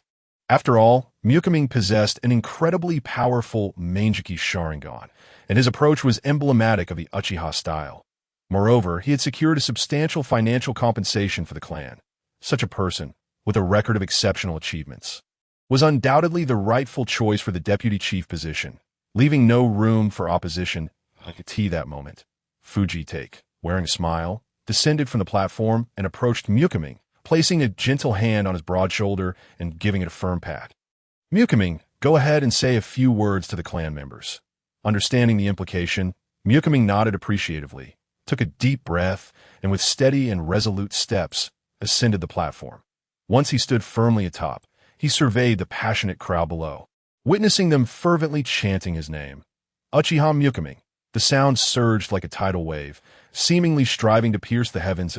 In the face of such a scene, Mukami felt a swell of emotion and pride within him. He slightly opened his arms, palms facing downward, performing a gesture to calm the crowd. As he did so, the once boisterous throng gradually quieted, all eyes turned upward, gazing eagerly at the tall, spirited youth on the platform. When the venue settled, Mukami took a deep breath to compose his excited heart and proclaimed loudly, "I want to sincerely thank the clan leader and all clan members for their trust and support. Here I wish to solemnly express one heartfelt sentiment. I will give my all to ensure that the glory of the Uchiha clan shines throughout the entire ninja world. I want the world to know that the Uchiha is undoubtedly the strongest name." As his voice fell, a thunderous wave of cheers and applause erupted from the crowd below. Wow, wow, wow. The deafening sounds reverberated. Uchiha Mukami. Uchiha Mukami. The cries of Uchiha Mukami once again echoed through the skies. In reality, this meeting did not entail any particularly momentous decisions. Its primary purpose was for Fujitake to announce Mukami's promotion to Deputy Chief of the Security Department. However, aside from this matter, another issue continued to trouble the assembly: how to handle the staggering compensation of 3.5 billion. After all, the ownership of those Sharingan could no longer be definitively established. During the Uchiha senior meeting, Mukami, as a newly elevated member of the Uchiha elite and the principal benefactor of this sum, proposed to distribute the funds evenly among all clan members, a suggestion that was readily approved by the leadership, affirming that the clan would not keep a single penny. The Uchiha clan was not lacking in such a sum. However, many members of the Uchiha clan, devoid of the talents of a ninja, find themselves in dire financial straits. With the announcement made, Mukami's reputation within the Uchiha soared to unprecedented heights. That evening, Mukami unhesitatingly declined numerous fervent invitations from the Uchiha elite, embarking alone on his journey home, ultimately arriving safely at his modest abode. Speaking of Mukami's past, his origins are indeed fraught with hardship. Long before his arrival in this world, the original owner of this body was already a forlorn orphan. When he crossed over, it coincided with the outbreak of the harrowing Nine Tails incident. Time has flown, and 6 years have passed. He has long since adapted to and grown accustomed to this desolate, neglected residence. Upon entering his home, Mukami wasted no time, making his way directly to the bathroom. He swiftly shed the garments dusted with grime, turning on the shower head to let the warm water wash over him. as if to cleanse away the fatigue and turmoil of his journey. After his bath, he donned a fresh blue robe and, with light steps, made his way to the center of his spacious and well-lit living room. There, he sat cross-legged on the floor, reminiscent of a meditative monk.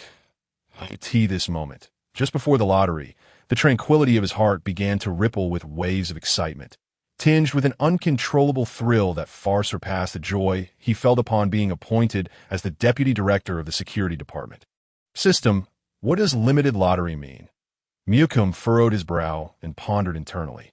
Ever since he had heard the term limited lottery, he had been enveloped in confusion. Yet now, the answer was on the verge of revelation. And his curiosity and anticipation intensified. Just then, a cold, mechanical voice resonated in Miyukum's mind. The limited lottery serves as a key anchor point for a specific prize produced by this system, thereby locking onto a unique world associated with it. Consequently, the prize drawn from this lottery will inevitably stem from rare items within that particular world. Upon hearing this explanation, Miyukum could not help but raise his eyebrows in surprise. Thinking, this sounds rather intriguing. In other words, if he used the Tenseiga as an anchor, the items drawn in this limited lottery would undoubtedly belong to the world of Inuyasha. However, there was no rush. It would be prudent to exhaust the remaining lottery opportunities before making a decision. Miyukum's gaze gradually settled on the system's reward records, beginning to scrutinize them. The double Mangeki Sharingan of Shisui made its appearance, granting him an additional lottery chance. Danzo lost his Kodoeme Tsukumi Sharingan, awarding him yet another chance. Successfully reclaiming Kakashi's Kimui Sharingan granted him another chance for the limited lottery, by successfully vindicating the Uchiha clan. He earned yet another opportunity. Miyukum himself smoothly ascended to the position of deputy director of the security department, adding yet another chance to his tally. In summary, within just a short span of half a day, Miyukum had consecutively secured 4 precious lottery chances, along with an additional rare opportunity for a limited lottery. In light of this situation, Miyukum could not help but feel a surge of joy within. Excellent. Excellent, since that is the case. Let's take a gamble. System, retain the limited lottery. For the rest, let me go all in. Congratulations, host. You have obtained the horse talisman. Congratulations, host. You have obtained the pig talisman. Congratulations, host. You have obtained observation hockey.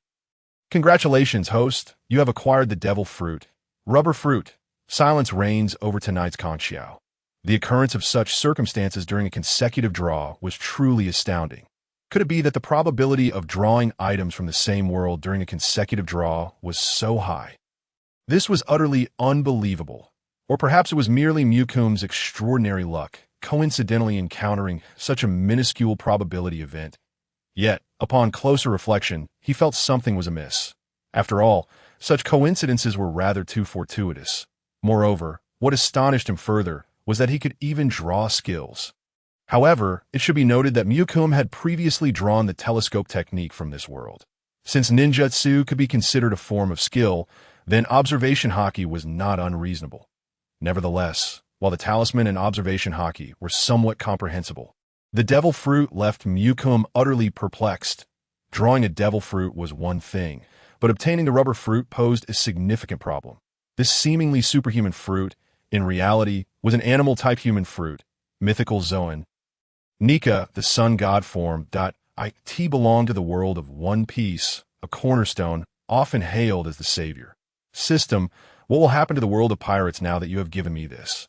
Joy Boy reincarnated in another world 800 years later and became a ninja, then diligently practiced, ultimately traversing worlds to return, wielding powers from another realm to save his own. When put this way, it seems to align quite well with the tropes of Japanese anime. Miyukum suddenly found himself overwhelmed with grievances, unsure of where to begin expressing them. Never mind, life must go on. Since he had drawn it, so be it. He could hardly discard it. Miyukum now saw 2 octagonal seals and a round fruit with a purple skin adorned with intricate patterns appear in the system's space, casually flipping through. He found 2 octagonal seals bearing simple sketches of a horse and a pig. The horse talisman and the pig talisman originated from the world of Jackie Chan adventures, consisting of 12 in total, each possessing unique abilities. The horse talisman had 2 particularly memorable abilities: healing injuries, The horse talisman could heal any wounds or ailments, achieving remarkable efficacy in curing all maladies. The IT could eliminate any harmful external forces within a living organism, alleviating detrimental effects and restoring it to a normal, healthy state. Repairing objects. The horse talisman possessed formidable repair capabilities, able to restore any damaged or broken item or entity to its original state. For instance, in Jackie Chan Adventures, Jade once used the horse talisman to restore a shattered sculpture and even instantaneously repair a massive ship at SAS for the pig talisman. Its abilities were notably straightforward and brute force. It was one of the 2 offensive talismans among the 12, enabling the bearer to emit high-pressure energy beams from their eyes. Mukam vividly recalled the impressive displays of the pig talisman from the original work. While its destructive power was not apocalyptic, it was still quite formidable. He slowly rose to his feet, walking with steady steps toward the small, tranquil courtyard behind his home. The moonlight bathed him, casting a slender silhouette. Upon reaching the center of the courtyard, Mukam halted, taking a deep breath. He then firmly grasped the mysterious pig talisman in his left hand, but a faint glow flickered across the pig talisman, and in an instant, a peculiar sensation surged within him, allowing him to distinctly feel a warm, pulsating energy coursing through his eyes. This energy was as gentle as the warm sun of spring, instilling an overwhelming sense of comfort. Mukam focused his mind, his eyes widening suddenly, and 2 dazzling laser beams shot forth like lightning from his gaze, racing towards the ground not far away. With a resounding bang, it felt as though the entire courtyard trembled. Following this, a cloud of dust erupted. As the smoke gradually cleared, a modest pit appeared before him. Upon closer inspection, the pit had a diameter of roughly 1.5 meters and a depth of nearly 1 meter. The surrounding soil was scattered in disarray, and the once even ground was now a chaotic mess. However, in light of this outcome, Mukam could not help but furrow his brow, a hint of disappointment crossing his face. This power seems somewhat lacking. After some contemplation and comparison, he discerned the true extent of the power exhibited by the pig talisman. Were one to find themselves in the world of Naruto, the destructive power of what they wield would scarcely differ from that of standard C-rank ninjutsu, such as the Great Fireball technique, executed by an ordinary Uchiha Jonin. In fact, it pales in comparison to the might of the Great Fireball that Ming can conjure with mere ease. It is well known that within the realm of Naruto, ninjas possessing Jonin-level strength can unleash B-rank ninjutsu with a casual flick of the wrist, often surpassing the power of the aforementioned technique. B-rank ninjutsu are considered commonplace, which Jonin would not master a few. While one might argue that it is effective against Chunin and Genin, the reality is that when confronted with such opponents, Ming would simply activate his 3-tomo Sharingan and resolve the matter without expending unnecessary effort. Yet upon reflection, Ming acknowledges that the pig talisman possesses merits of its own. Its activation speed is remarkably swift, allowing for almost instantaneous energy gathering and release. Furthermore, for him, utilizing it incurs no energy cost, an undeniably practical advantage. It appears that extraordinary items from the world of Jackie Chan Adventures, upon arriving in the Naruto universe, see a significant reduction in efficacy. This is hardly surprising. After all, a divine water that loses a substantial fraction of its potency still enabled him to awaken the formidable Manjikyu Sharingan, advancing significantly even in its current form. This illustrates that disparities exist between worlds. Certain artifacts may wield incredible power in their native realms, yet that does not guarantee they will retain their original effectiveness in his hands. Not every item is akin to the natural teeth of a mythical creature, with effects that not only remain intact, but are also enhanced. Beyond mere revival, it even possesses a healing function, albeit one that involves a rather unconventional method of treatment, which may be difficult for the recipient to accept. Ming stowed the pig talisman away, deeming it, barring any unforeseen circumstances, a trivial curiosity to alleviate boredom. Regrettably, it cost him a chance at the lottery. His gaze shifted slowly to the horse talisman clutched tightly in his right hand, revealing a glimmer of complex emotion in his eyes. After testing the pig talisman, his anticipation for the horse talisman had diminished from its initial fervor. He did not rush to employ the talisman. opting instead to expend some of his own energy to better ascertain its effects. Steadily, he positioned himself firmly, closing his eyes to concentrate and summon the latent chakra and ocular power within him. In an instant, his chakra surged forth like a tumultuous tide, while the previously frigid ocular energy ignited into a blazing inferno. Simultaneously, his three-tomo Sharingan spun with astonishing speed, gradually melding into one another. Awaken, Manjikyu Sharingan! He bellowed, unleashing a powerful aura that erupted from his being. Yet this was merely the beginning that he relentlessly continued to pour ocular energy into his Manjikyu Sharingan, as if attempting to exhaust every last drop within him. Suddenly, several objects resembling human ribs materialized beside him.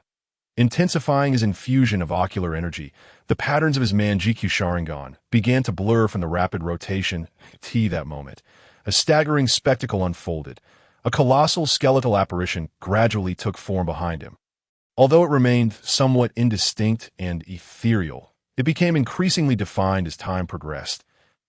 Ming felt a searing pain radiate from his eyes, followed by warm crimson liquid trickling down his cheeks, tracing the contours of his pallid visage. Clearly, the intense exertion on his Manjikyu Sharingan had placed his eyes under extreme strain. Nonetheless, he gritted his teeth and persevered. After enduring a prolonged and arduous effort, he remained steadfast, wholly focused on commanding the once vague, ephemeral skeleton that seemed on the verge of vanishing. Gradually, to his astonishment, the skeletal figure began to materialize with clarity, becoming ever more tangible. Ultimately, with the last vestiges of its ethereal nature dissipating, a towering black and red half-skeleton stood before Ming, reaching heights of over 10 meters. This immense skeleton loomed like a towering edifice, exuding an indescribable air of authority and intimidation. Upon closer inspection, its fearsome visage bore hollow eye sockets that flickered with an eerie light, seemingly capable of piercing one's very soul. Jagged, razor-sharp teeth were arranged haphazardly, radiating a chilling aura. Its massive form was interwoven with shades of black and red, emanating a potent scent of death, as if it had emerged from the depths of the underworld, inducing a shiver in the spine. Concurrently, torrents of black and red chakra surged forth from the skeletal figure, enveloping Ming's entire body with an unyielding grip. This chakra, akin to flames, flickered and roiled, forming a thick protective barrier, rendering Ming as though encircled by a roaring inferno. Viewed from a distance, this scene was imbued with awe and mystery, imparting a profound sense of oppression. Without a doubt, this was the legendary divine power of the Uchiha clan, Susanoo. Ming slowly raised his head, his gaze fixed upon the Susanoo he had summoned. Despite having mentally prepared himself, he could not help but marvel at the spectacle before him. This black and red Susanoo was indeed striking. However, after a fleeting glance, he hurriedly dismissed the Susanoo, for such a manifestation was not without its costs. This formidable entity strained his eyes. The pain was one matter, but prolonged usage could lead to blindness. Such power should not be wielded carelessly, at least not during the current stage of the Manjikyu Sharingan.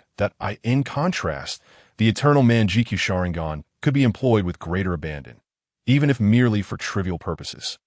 However, this summoning was not without its significance. Ming primarily sought to evaluate the wondrous capabilities of the horse talisman. Otherwise, if his intent was solely to summon Susanoo, a mere flicker of ribs would suffice, rendering such an extensive display unnecessary. In his past life, he had encountered discussions asserting that the first activation of Uchiha Susanoo required both eyes to be intact.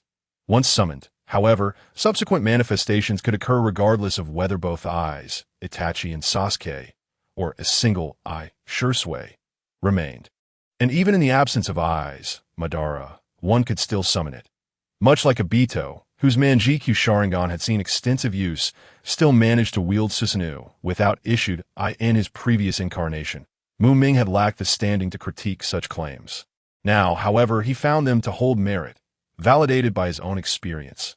Weary yet resolute, Ming gradually made his way into the room, shutting the door behind him before approaching the wash basin. But he turned on the faucet, allowing cool water to cascade forth. Cupping his hands to vigorously scrub his face, washing away the bloodstains as if attempting to cleanse himself of all fatigue and discomfort after rinsing his face. He dried it with a towel and lifted his gaze to meet his reflection in the mirror. He could see that moment. He noticed that the horse talisman he had been gripping tightly began to emanate a faint glow, which gradually intensified as the light grew brighter. Ming could distinctly feel a warm, gentle energy flowing steadily towards his eyes. The sharp pain that had arisen from excessive use of his powers began to dissipate. As if caressed by a gentle spring breeze, this extraordinary sensation compelled Ming to close his eyes, savoring the fleeting tranquility and comfort. After several minutes had elapsed, Ming finally opened his eyes once more. Although some lingering discomfort remained around his eyes, it was considerably less than the unbearable pain he had previously endured. He gently blinked a few times to adjust to the light, raising his hand to glance at the clock in the living room. The hands of the clock had moved a mere few minutes, still a fair distance from the 10-minute mark. Indeed, Ming murmured softly to himself, acknowledging that the effects of the horse talisman had been significantly diminished compared to its portrayal in the original narrative. Considering the current pace of recovery, the rate of consumption I previously experienced while utilizing Susanoo nearly matches its restorative speed. Consequently, should I encounter an urgent situation necessitating frequent use of Susanoo, I fear I might find myself in a passive predicament. With this thought in mind, Ming slightly furrowed his brow, beginning to contemplate potential strategies. After a moment of deliberation, he turned and returned to his bedroom. Approaching the cabinet beside his bed and crouching down to rummage through its contents, before long, he unearthed a deep blue armlet featuring a sealed pocket. With utmost care, Ming placed the talisman into the armlet's pocket, gently pulled up the zipper, and secured the button. Standing upright, he slowly donned the armlet on the upper part of his left arm, near the shoulder. Once he adjusted the fit of the armlet, Ming remained stationary for a moment, moving his arm slightly to ascertain the smoothness of the connection between himself and the talisman. After a few attempts, he confirmed that the talisman on his arm continued to function normally without any irregularities. Satisfied with this assurance, Ming nodded with contentment and stepped out of the room into his small courtyard. The moonlight cascaded upon him, casting dappled shadows around.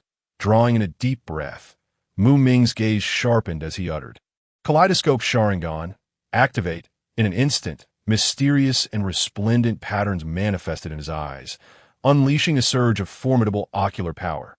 This time, his ocular strength erupted like a tumultuous tide, instantly flooding his vision. A sudden, intense pain coursed through his body like an electric current, as though his eyes were on the verge of being torn apart.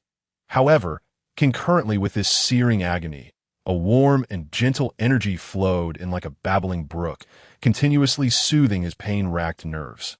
Attempting to alleviate the unbearable sting, this extraordinary sensation was unprecedented for Ming. It felt as if sharp needles were piercing his eye sockets while simultaneously indulging him in the comforting embrace of a hot spring, evoking a paradoxical blend of pain and pleasure. Nevertheless, as no severe issues had yet arisen, there was no reason for hesitation. He would press onward. "Susanoo, appear before me," Ming commanded. His eyes shimmered with intensity, and the immense ocular power surged wildly, causing the previously tranquil air to become restless with agitation. Unlike the last time, this summons of Susanoo bypassed the ribcage stage entirely, entering directly into a half-body skeletal form. Clearly, following the previous practice and honing, Ming's control over Susanoo had become increasingly adept and precise. Yet, with the further manifestation of Susanoo, the pain in his eyes intensified, as if endless flames were scorching his eyeballs. Simultaneously, the gentle energy derived from the talisman began to undergo notable transformation. It no longer merely served as a relief, but exhibited signs of gradual enhancement and expansion. Ming felt a surge of delight within. It appeared the talisman still held great potential for recovery, yet to be fully realized. With this thought, Ming resolutely decided to exert himself further. He stood firmly in place, fists clenched at his waist, legs slightly bent, adjusting into the most advantageous stance for exertion. Concentrating his mind, he infused more ocular power into the Susanoo. Before him, Ming continuously channeled his ocular strength, the half-body skeletal form began to undergo astonishing transformation. The initial change manifested as slender yet incredibly resilient tendrils, akin to ropes, spreading at an imperceptible speed, swiftly enveloping the entire half-body skeleton. Subsequently, these tendrils intertwined and connected, forming a complex network upon which a thin layer of flesh began to grow and fill the gaps. Ultimately, the outer layer was encircled by a black-red chakra, resembling an outer garment. Undoubtedly, this was a remarkable advanced form of Susanoo, also referred to as the second stage chakra cloak. Ming casually lifted his hand to gently wipe away the tears streaming down his cheek due to the intense pain. At this moment, the conflict between the stinging sensation in his eyes and the comforting feeling intensified. Clearly, this was good news at this stage. The talisman was still capable of sustaining such a powerful force and provided ample restorative energy and support. After all, if even the talisman could not endure, what flowed from his eyes would undoubtedly not be mere tears, but rather a torrent of blood. Despite the waves of pain radiating from his eyes, Ming chose to disregard them, standing firmly in place, raising a hand to gently caress his chin. Lost in contemplation, that if his memory served him correctly, this form of Susanoo was already capable of wielding its exclusive weapon. Much like the invincible artifact, the Yada mirror, possessed by Uchiha Itachi, which held sealing capabilities, with its most remarkable feat being the sealing of the Orochimaru in his eight-headed serpent state using the legendary sword. Tenseiga. Likewise, Uchiha Sasuke wielded a bow that boasted incredible power, all of which could be effortlessly summoned in this form.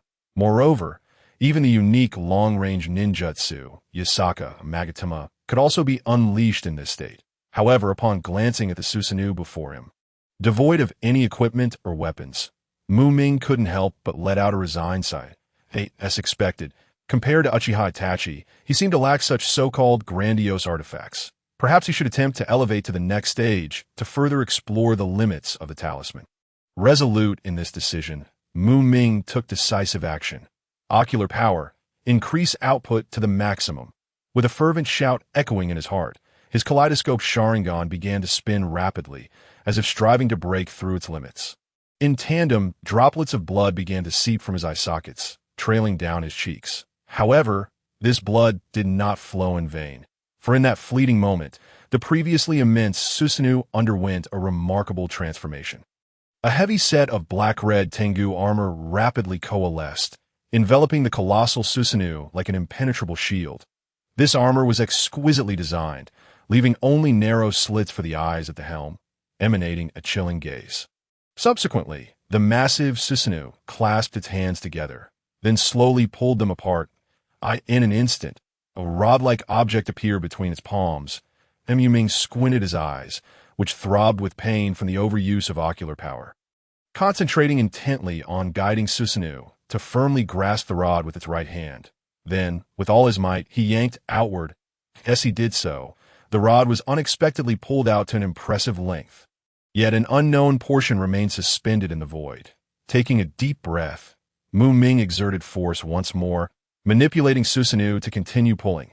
The gigantic hands of Susanoo tightened around the rod, muscles tensed, veins bulging, as if channeling all its strength into this endeavor. With each exertion of power, the rod visibly elongated before his eyes.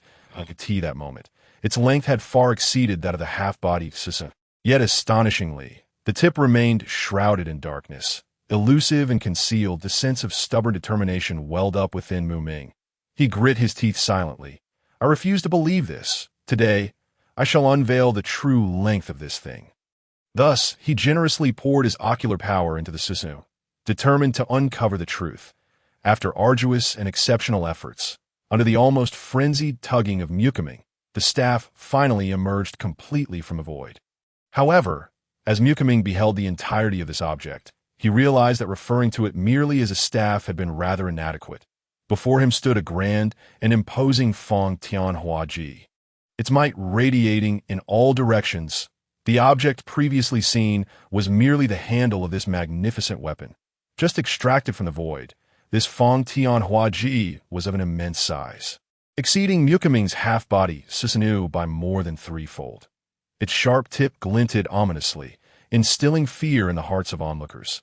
The shaft was adorned with exquisite engravings, resembling the sinuous movements of dragons and serpents. Lifelike in detail. Just as Ming anticipated that this colossal weapon would pose significant challenges in wielding it with his half-body Susanoo, a miraculous transformation occurred. The moment the Feng Tianhua Ji completely detached from a void. Its size began to shrink dramatically. In the blink of an eye, it had transformed into a weapon of moderate dimensions, perfectly suited for the effortless wielding by Ming's half-body Susanoo. Capable of both grandeur and diminutiveness? How delightfully intriguing. Ming's bloodshot eyes continued to flow with crimson, yet he appeared oblivious to the pain, his focus wholly captivated by the imposing halberd before him, a smile of satisfaction creeping onto his lips. Although this halberd was not a legendary artifact, its grand design and overwhelming presence filled Ming with joy. The cold gleam upon its blade indicated that this weapon was no ordinary item. Particularly when he grasped the handle, the substantial weight and the resonant connection with his own power made him feel as though this Feng Tianhua Ji had been custom-crafted just for him. Just as Ming was filled with elation and intended to leave his courtyard in search of an open space to test the might of his newly acquired Susanoo, an unexpected turn of events transpired. Without warning, a faint red light flickered in his right eye. Simultaneously, an indescribable sense of foreboding surged within him, as if several unfamiliar yet powerful auras were stealthily approaching. Ming's heart tightened, and he abruptly raised his head. His previously pained gaze sharpened instantly, akin to two blazing torches piercing toward the right side. Upon closer inspection, he noticed three figures standing rigidly on a nearby rooftop, akin to specters in the night. Fixing his gaze, he recognized these three as the renowned figures of the Uchiha clan: the patriarch Fugaku, the genius Shisui, and the great filial son Itachi. Ming's expression remained impassive. These three were all formidable possessors of the Meijiki Sharingan within the Uchiha clan. Typically engrossed in their own affairs, their gathering today was indeed surprising to Ming. However, a moment's contemplation made him understand. The fluctuations of the Meijiki Sharingan's ocular power were quite evident, especially at this distance. It was akin to a beam of light in the darkness, exceptionally conspicuous when activated. How long have you been observing from here? Enough of this. Since you've arrived, come I end at as he spoke. Ming shook his head in resignation. He reflected inwardly that he had indeed lowered his guard within the clan's territory. With this thought, he deactivated his Susanoo and Meijiki Sharingan, then waved to the three, signaling them to enter the house alongside him. Subsequently, Ming took the lead, striding toward his abode. Meanwhile, Fugaku, Shisui, and Itachi exchanged glances, each displaying a complex expression, yet ultimately followed Ming silently into the dwelling. However, at this moment when the Uchiha Meijiki Sharingan holders had gathered, a different scene unfolded within the Hokage's office in the Hokage building. The entire room seemed to have ignited, thick smoke billowing and enveloping all, rendering visibility nearly non-existent. Cough, cough, cough. A series of intense coughs erupted, revealing that Tsunade, one of the two non-smokers among the Konoha F4 and the sole female member, could no longer endure such a dreadful environment. Her previously relaxed brow was now tightly knitted, resembling deep ravines etched into her aged visage. Her face a mask of fury that seemed poised to erupt. She abruptly rose from her seat, her steps heavy and hurried, driven by an uncontrollable rage as she marched toward the window. Upon reaching the window, she unhesitatingly extended her hand and forcefully pushed, causing the window to swing open. Immediately, she stood at the window, greedily inhaling the fresh and pleasant air outside, as if seeking to calm the tumultuous anger stirring within her. "You two, cease your chatter at once. No more smoking. If you both end up suffocating yourselves before we even identify the true culprit, that would be the height of absurdity," she bellowed, her voice sharp enough to nearly pierce the roof. Among the Konoha F4, she had never indulged in tobacco. Even the usually sullen Danzo was averse to cigarettes. Thus, it was glaringly obvious who had been puffing away. Yet, in the face of her indignation, Sarutobi Risen seemed unfazed, continuing to sit there, the pipe in his mouth emitting a rhythmic puff, puff, with tendrils of smoke swirling around him. Mito Kazama, however, displayed some awareness, perhaps swayed by a fear of death. And without a word, he swiftly discarded the remaining half of his cigarette, as if it were a hot potato. Enlighten us, if you have any methods to unearth this detestable murderer. Do you already have some inkling? Though he had ceased smoking, Mito Kazama's mouth was not idle, firing questions like a rapid barrage. Standing by the window, Tsunade appeared somewhat at a loss, opening her mouth yet unsure how to interject. As for Sarutobi Hiruzen, he was now completely absorbed in his own world, blissfully enjoying the fleeting tranquility brought by the swirling smoke, oblivious to the surrounding clamor. Witnessing this scene, Danzo, who had remained silent until now, could no longer contain his impatience that I've lost a hand, had my eye gouged out, and incurred substantial losses. I haven't complained, so what right do you have to grumble? He snapped, his tone harsh. Silence. Kazama, spare me your incessant prattling. It serves no purpose. If you're so restless, take the umbu and investigate the case, and stop bothering me. Danzo's expression was dark, showing no mercy to Mito Kazama. Upon hearing this, Mito Kazama shot Danzo a fierce glare. Yet he understood Danzo's nature, realizing that further words would be futile. So he huffed and plopped down in a chair, falling silent. Danzo, seeing this, dismissed him entirely, turning his gaze toward the languidly puffing Sarutobi Hiruzen, his eyes sharp and urgent. Hiruzen, we must immediately prepare personnel to act against the Uchiha clan. This is our final opportunity, that if we miss this chance, the consequences will be dire. Danzo's thoughts revolved around two major objectives. First, the coveted Hokage position. Second, the Uchiha clan, which he had long regarded as a thorn in his side. Currently, the Hokage seat was firmly occupied by Sarutobi Hiruzen, difficult to displace. Thus, the only target he could pursue was the Uchiha clan. However, upon hearing Danzo's words, Sarutobi Hiruzen merely responded dismissively. It is already too late. His voice was soft, yet it struck Danzo's heart like a heavy hammer. Danzo furrowed his brow, his face contorted with rage. Clearly dissatisfied with Sarutobi Hiruzen's reply, retorting, "What do you mean it's too late? Are you going to stand by and watch the Uchiha clan continue to grow, evolving into a threat to the village's safety?" Observing Sarutobi Hiruzen's cold indifference, clearly uninterested in engaging with him, Danzo scoffed inwardly. Resolving not to surrender easily, he stepped forward, fixing his gaze on Sarutobi Hiruzen, and demanded loudly, "Pray tell, where is it too late?" Indeed, the Uchiha clan possesses two young wielders of the Meijiki Sharingan. However, Shisui's strength has not yet fully recovered, which effectively means there is only one fully capable Meijiki in play. Such a rare and splendid opportunity. Are you truly willing to let it slip away before your very eyes? Danzo, at this juncture, Danzo became increasingly agitated, his voice unintentionally rising a few notches. Now is the most opportune moment, the time when the Uchiha clan is at its weakest. Even if our losses are somewhat considerable, it matters not. All of this is worth in comparison to what we expend. The gains from subduing the Uchiha clan will undoubtedly far outweigh our sacrifices. This not a simple equation you can solve.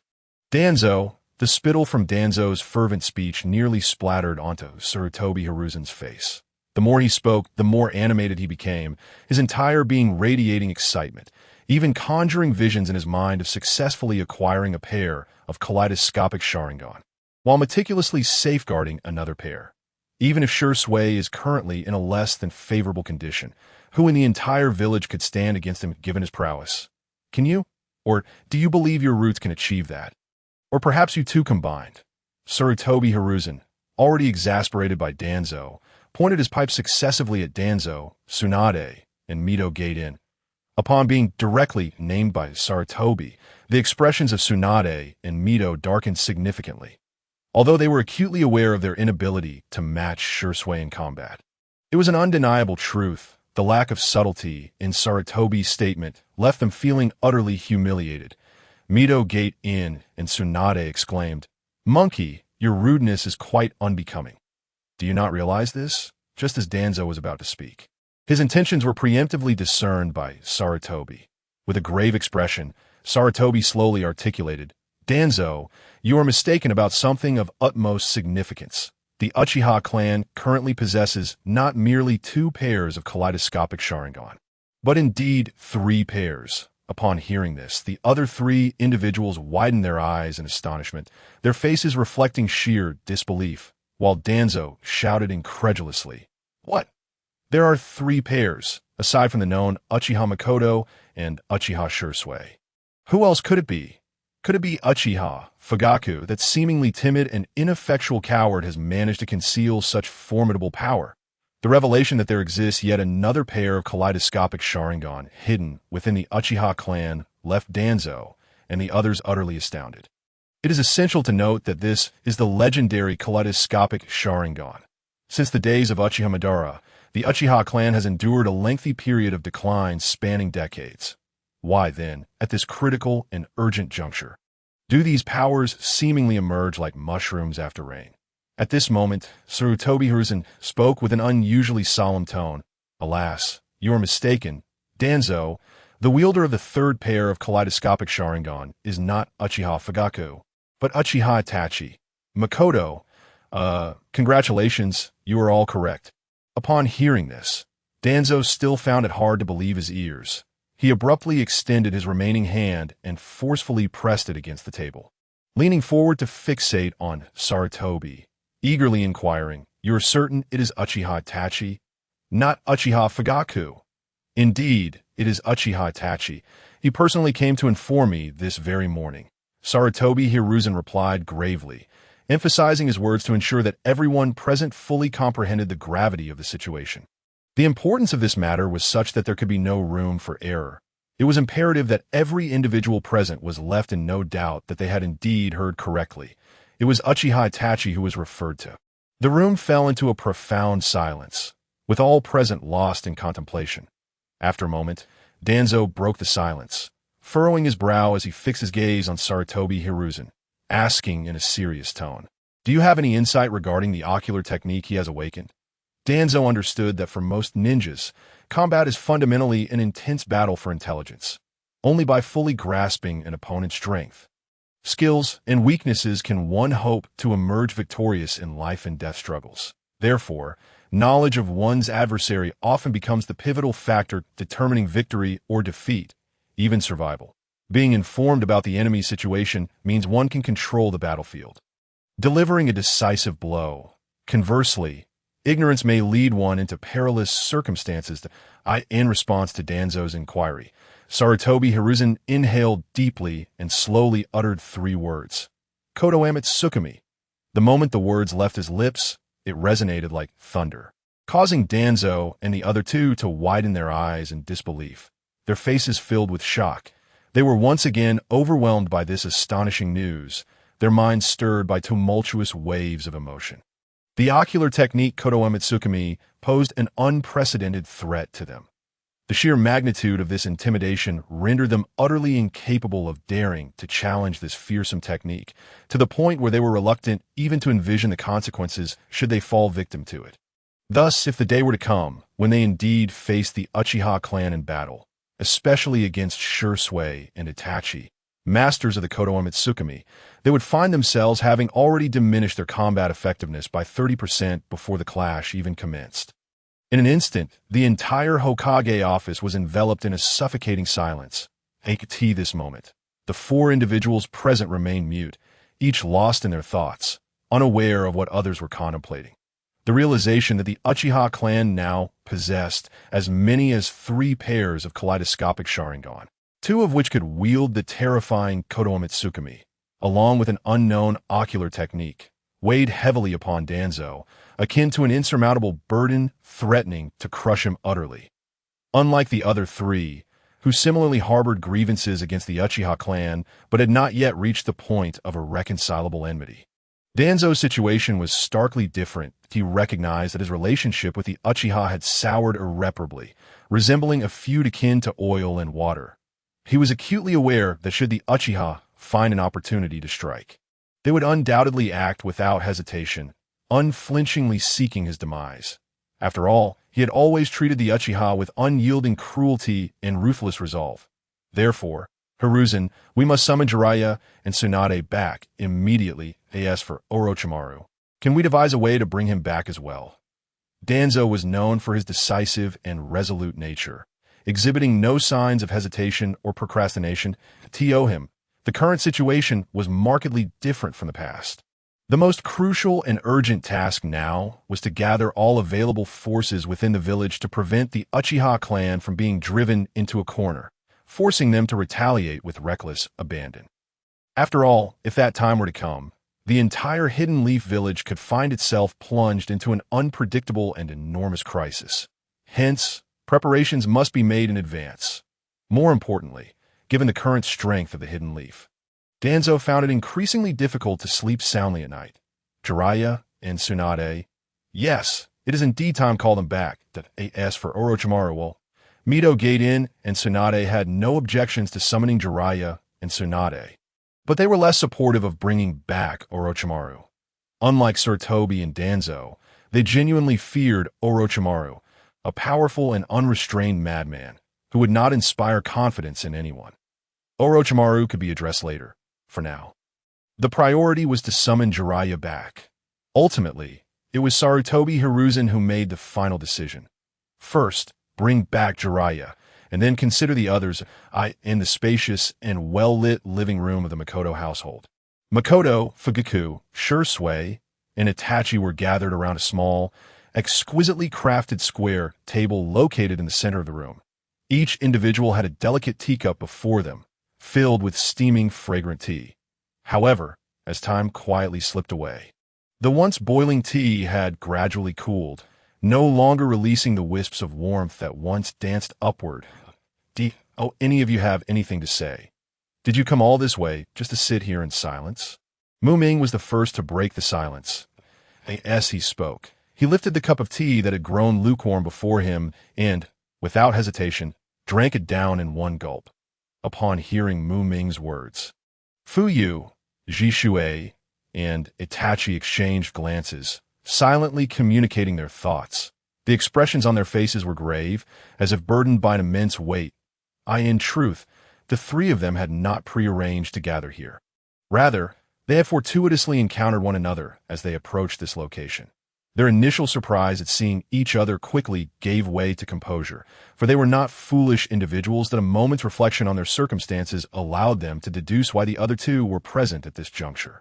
Shisui and Itachi shared a close bond and were well aware that the other had successfully awakened his Mangeki Sharingan. However, Fuyu's sudden appearance took them both by surprise, leaving them momentarily uncertain of how to navigate the situation.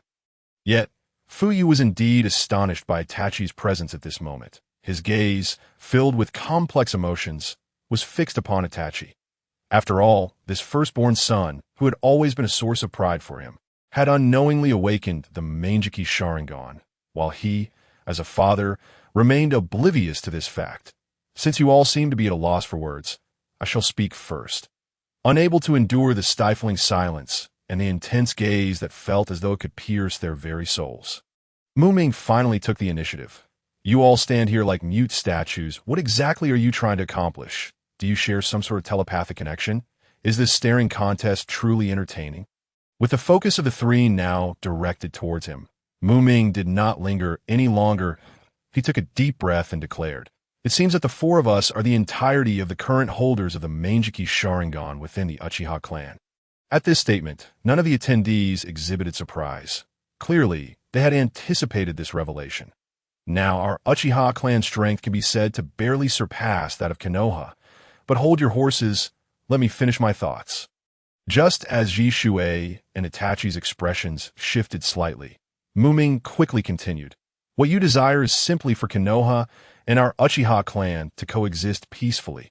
This has now become an exceedingly simple matter.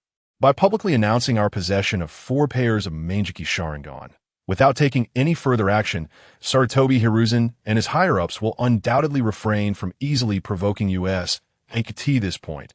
Ming paused for a brief moment before resuming.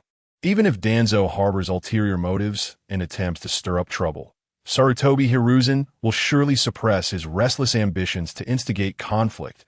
He then scanned the room before his gaze settled on Fuyu. Speaking in a low voice, "Do not rush, since you were all silent at the outset. Allow me to finish my explanation first. Once I am done, if you have differing opinions or insights, we can address them then. It was evident that this remark was aimed at the somewhat discontent Fuyu. Both Shisui and Itachi's gazes were now fixed on Fuyu, as if attempting to see through the clan leader. Fuyu initially appeared momentarily taken aback, but then, behaving contrary to the demeanor expected of a leader of a major clan, he sat obediently in his seat, head bowed, and remained silent. Meanwhile, Ming lifted the teapot on the table. Gently pouring himself a steaming cup of tea, he carefully raised the cup to his lips, taking a delicate sip to soothe his parched throat, nodding in satisfaction before continuing. Fuyu, I believe your thoughts align closely with those of Shisui and Itachi. The only difference may be that you lean slightly more towards our Uchiha clan, while they may be more inclined to consider the village's perspective. Am I correct? Fuyu continued to keep his head lowered, maintaining his silence, and the room fell into a heavy stillness, save for the gentle steam rising from Ming's cup. As time passed slowly, Fuyu finally lifted his head. His gaze conveyed a sense of resignation and fatigue. And with a deep sigh, he softly confessed, "Indeed, as you have said, I have long hoped for a balance between Konoha and our Uchiha clan to achieve peaceful coexistence. However, reality is often cruel to ensure the safety of my clan members. I sometimes have to make regrettable choices, even if these decisions may compromise the interests of some within the family." At this point, Fuyu's voice trembled slightly, revealing the inner turmoil he was undergoing. Ming's gaze remained fixed on Fuyu, his eyes seemingly capable of transcending time and space, deep and unfathomable. In his previous life, he had perused countless speculations and rumors regarding the Uchiha clan, including matters pertaining to Fuyu, the hawks, and the doves. Yet, upon stepping into this world, Ming was astonished to discover that much of what he had learned was erroneous, particularly regarding the relationship between Fuyu and the doves. The external narrative suggested they had betrayed the interests of the Uchiha clan and had even bowed to the third Hokage, Sarutobi Hiruzen. But what was the truth? There were glaring inconsistencies with that narrative. Indeed, they had made compromises on certain matters, resulting in detriment to some Uchiha members. However, the motivations behind these actions were not as dire as people presumed. In truth, Fuyu's intentions were solely to protect the Uchiha clan from the persecution of Sarutobi Hiruzen and the forces behind him. To put it simply, it was akin to paying for a measure of peace. After all, Fuyu was acutely aware that relying solely on his own strength, even with the Meijiki Sharingan, the Uchiha clan would be utterly incapable of withstanding the formidable onslaught from the entirety of Konoha. Moreover, the extent of hidden power within Konoha remained an unknown variable, beyond what was visible. Thus, in the face of such an imbalance where the enemy was strong and they were weak, a temporary retreat might be the most prudent choice.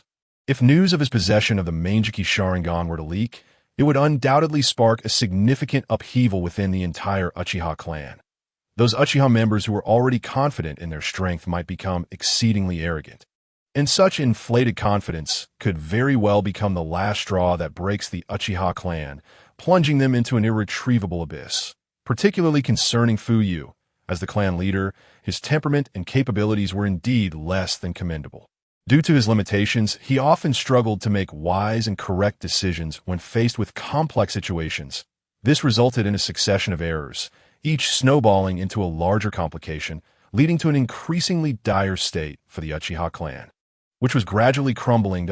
As for other aspects, Ming had long since discerned the intricacies through years of meticulous observation. Whether it be the moderate, peace-seeking doves, the radical, hardline hawks, or the neutral stance represented by Fuyu. Despite their evident differences in specific action plans, their fundamental desire was remarkably consistent: to see the Uchiha clan flourish and prosper. Perhaps it was precisely because the paths to achieving this goal diverged that multiple factions emerged. However, regardless of their factional affiliations, they had never entertained the notion of surrendering the Uchiha clan to Sarutobi Hiruzen and others as a gesture of submission. Consequently, in the original narrative, Itachi resolutely resolved to eradicate the entire Uchiha clan. Only Sasuke remained, and the true reason behind this is precisely as stated. After all, apart from Kakashi, Shisui, and Itachi himself, No one in the Uchiha clan genuinely leans towards the side of Konoha in everyday life. There may exist a few clan members who exhibit a slightly more amicable attitude towards the people of Konoha compared to other Uchihas. However, when the time comes to make a choice between Konoha and the Uchiha clan, these seemingly closer Uchihas will undoubtedly stand firmly on the side of their own kin. Blood is thicker than water. For the Uchiha, the interests of their clan will always take precedence above all else. In the past, to ensure that the entire clan could progress harmoniously and steadily, they even sacrificed Uchiha Madara, who was the clan leader and considered the strongest among them. Of course, Ming would not express any opinions on this matter. This conclusion was not his own, but one he gleaned from the clan's archives. This outcome, too, must have been somewhat embellished and biased. Nevertheless, based on Ming's years of observation, at least the Uchiha clan members he encountered revered the principle of clan supremacy. Thus, it is evident how significant the status of family is in the hearts of the Uchiha. And how could the current Konoha possibly be compared to the former Uchiha Madara in the eyes of the Uchiha? The answer is clearly in the negative. Even someone like Shisui has never entertained the thought of completely eradicating one side to maintain peace for another. They ask for Itachi. As previously noted, he is merely an inexperienced child, easily swayed. With a little guidance, it would not be difficult to steer him back onto the right path. Moreover, with the duplicitous nature of Sarutobi Hiruzen and others, achieving such an objective is not an unattainable endeavor. Indeed, the initial signs are already surfacing, are they not? I comprehend the predicament you face as clan leader, Lord Fugaku, but I must assert that you also harbor significant issues. Ming had no intention of feigning politeness with them tonight. He intended to speak candidly, speak freely. I am listening, he urged. Fugaku exhaled slowly, as if the emotions he had long suppressed had finally found an outlet. He raised his head, fixing a determined gaze upon Ming. Ming met Fugaku's stare without flinching, declaring, "Your thoughts are indeed commendable, and you have strived to preserve the strength of the clan. Yet, your decision-making harbors significant flaws. Since you have invited me to speak frankly, I shall hold nothing back. At tea times, making certain compromises for the greater good of the clan is entirely acceptable.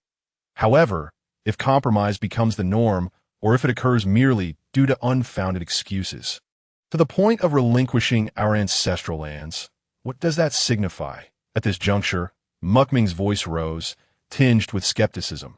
Were it not for his understanding that Fugaku was not the type to betray his clan for personal gain, Ming might have suspected him to be a planted spy by Sarutobi Hiruzen. Setting aside other absurd actions, the act of discarding the clan's ancestral territory based on an entirely baseless excuse is simply incomprehensible. Even a spy lurking in enemy territory would likely not dare to act so brazenly. Yet, unexpectedly, Fugaku had indeed done just that. With a weary sigh, Fugaku softly stated, "Everything I do is for the clan. I am well aware of this matter, but the question remains, will the other members of the clan agree with your course of action? The once proud bloodline of the Uchiha has long since vanished. If that is the case, then what significance does the Uchiha name hold? Should it truly come to such a state, I believe this weak and ineffectual Uchiha would lose all worthiness of existence. If it were me, I would rather die a valiant death than live in disgrace. Do not interrupt. This is a conversation between me and clan leader Fugaku. Do not be anxious. You'll have your turn soon enough. No one is leaving tonight." Ming unceremoniously interrupted Shisui, who was about to speak.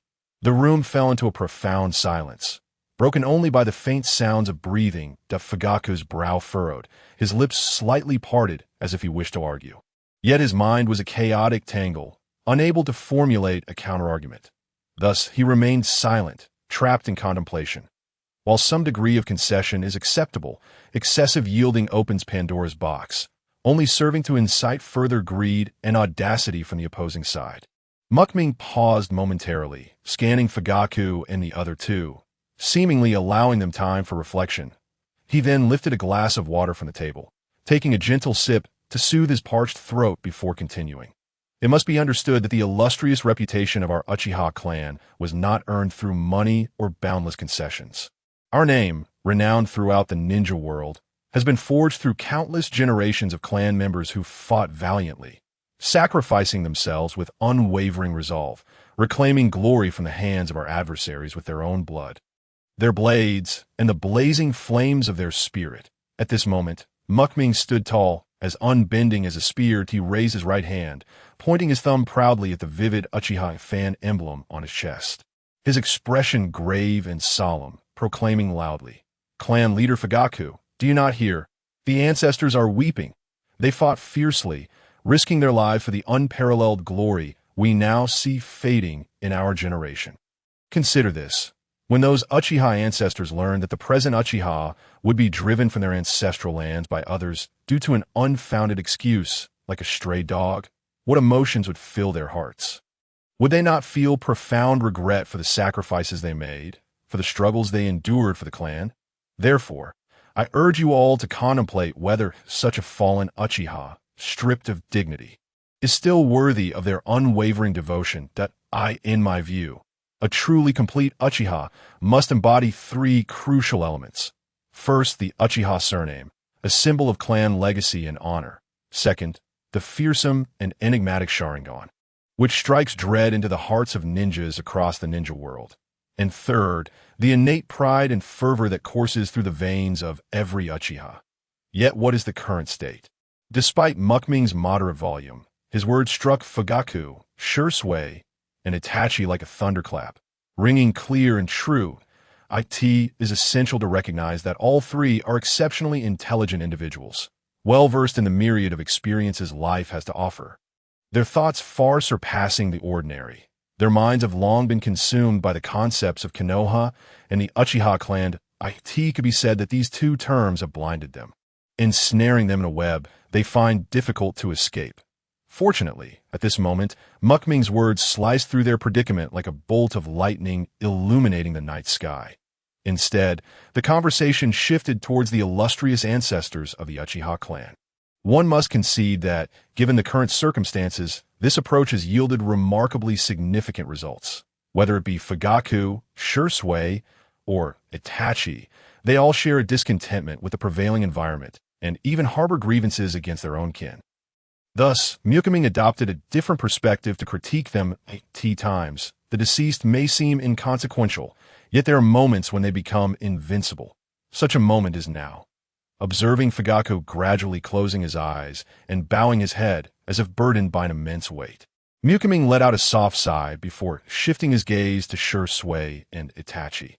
The expressions on Shisui and Itachi's faces were exceedingly complex, and after a silent exchange of glances, they turned their attention to Ming. He smiled faintly, revealing a semblance of amusement, and remarked, "Very well. Let us allow Chief Fugaku a moment to regain his composure. The floor is now yours." Upon hearing this, Shisui and Itachi felt a tightening in their chests. Yet they feigned calmness and nodded. Ming, observing their reaction, inquired, "Do the principles you uphold advocate for a peaceful coexistence between Konoha and the Uchiha clan?" As soon as he finished speaking, Shisui and Itachi simultaneously nodded in agreement. Witnessing this, Ming crossed his arms with confidence and continued, "In truth, this is not a daunting task. The solution I previously shared with you involves the Uchiha clan issuing a public announcement. Therefore, this moment is your opportunity to speak freely. Please do not hesitate." Reflecting on Ming's words, Shisui had initially prepared numerous counterarguments and inquiries. However, when faced with Ming, he suddenly felt as if an invisible hand was tightly gripping his throat, rendering him incapable of uttering a single word, no matter how hard he tried. Likewise, Itachi found himself in a similarly precarious state. For a long time, he believed that the Uchiha clan's arrogance and rudeness had reached a distasteful degree, bordering on a pathological manifestation. In his eyes, apart from Shisui and his younger brother Sasuke, the rest of the Uchiha clan appeared to be afflicted, and even his own father, Fugaku, was not exempt. Yet, what was the current situation? There they sat, Shisui and Itachi, in silent contemplation. Meanwhile, Ming maintained an outwardly calm demeanor, though internally he reveled in delight. It is noteworthy that individuals as astute as Shisui and Itachi would find greater value in moments of quiet reflection than in incessant discourse. regardless of how eloquently one might speak. Their acute insight and independent thought processes meant that excessive preaching would likely provoke their aversion, that if one were to solely rely on living clan members as examples to persuade them, such an endeavor would be in vain, for these living individuals may not resonate with them deeply. Conversely, discussing the ancestors who sacrificed their lives for the family's welfare would yield a vastly different outcome. After all, they hold a profound respect and reverence for these departed souls, making it unlikely they would develop any resistance. Thus, this approach could more readily reach the softest corners of their hearts, prompting them to introspect and gradually reconsider their entrenched beliefs. This moment, it is likely that Shisui and Itachi were secretly pondering whether their steadfast paths were truly justifiable, and whether their choices had betrayed the ancestors who once shed blood for the clan. If one day they too were to meet their end, how would they face those heroic souls in the afterlife? In this suffocating silence, time seemed to stand still, and it was unclear how long had passed.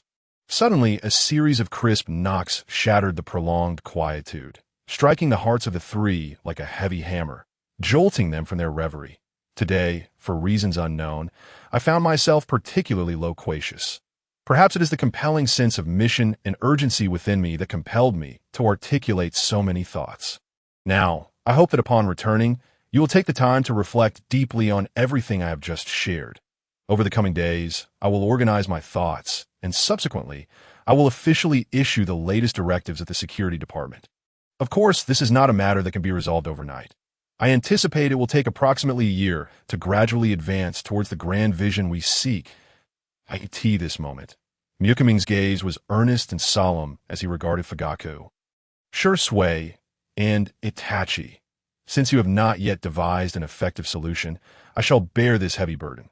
Your role is to steadfastly support me rather than become an obstacle.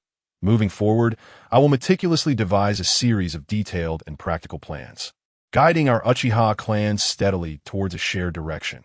Having said this, Ming paused briefly, surveying the three before continuing.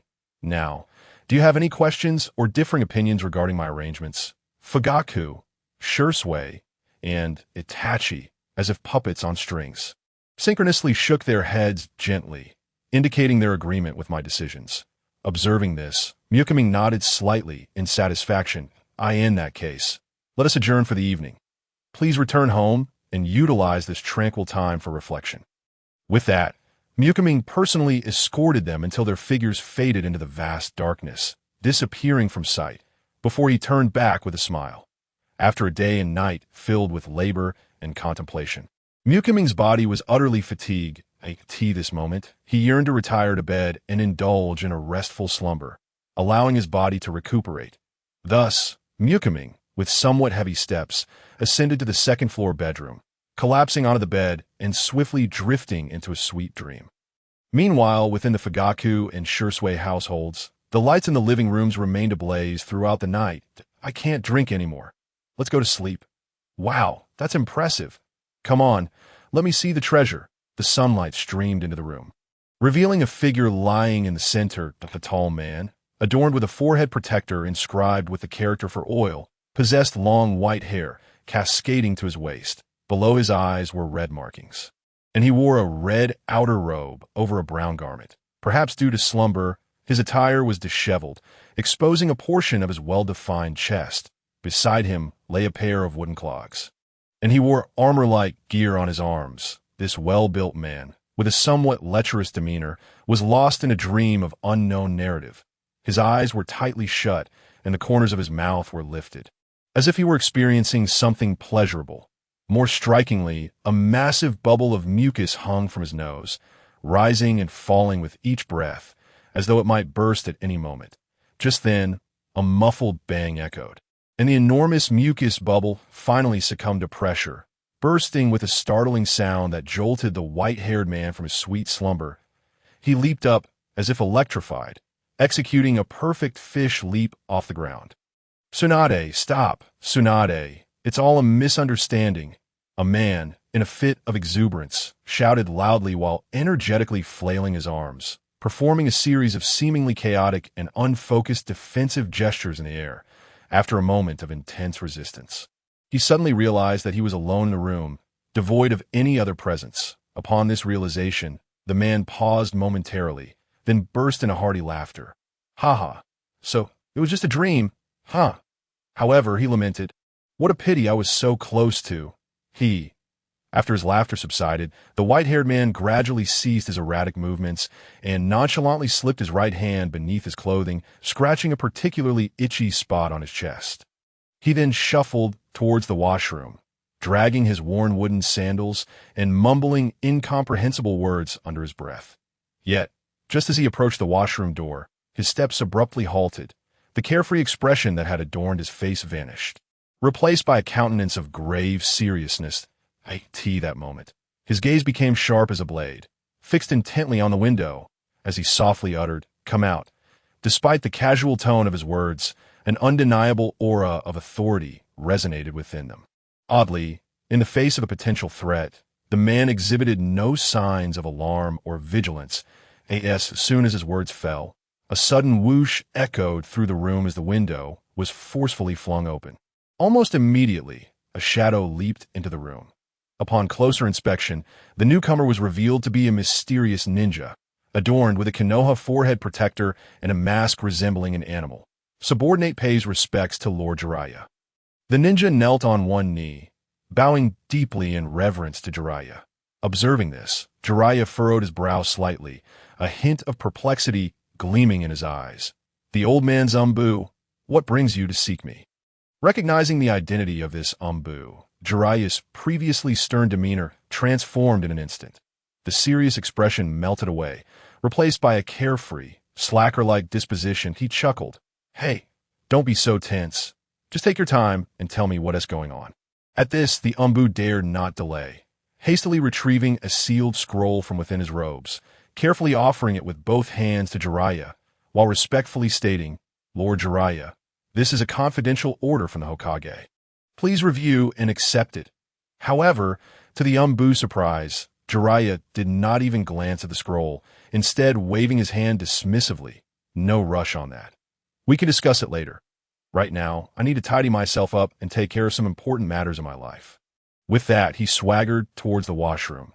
Witnessing this, the Umbu could only stand silently, awaiting further instructions. Time passed slowly, the minutes ticking by without clarity on how long had elapsed. Suddenly, the familiar sound of a toilet flushing reached the ears of the Umbu ninja. Moments later, with a soft creak, the washroom door slowly swung open, and Jiraiya emerged at a leisurely pace. He wiped his damp hands on his clothing. What are you staring at?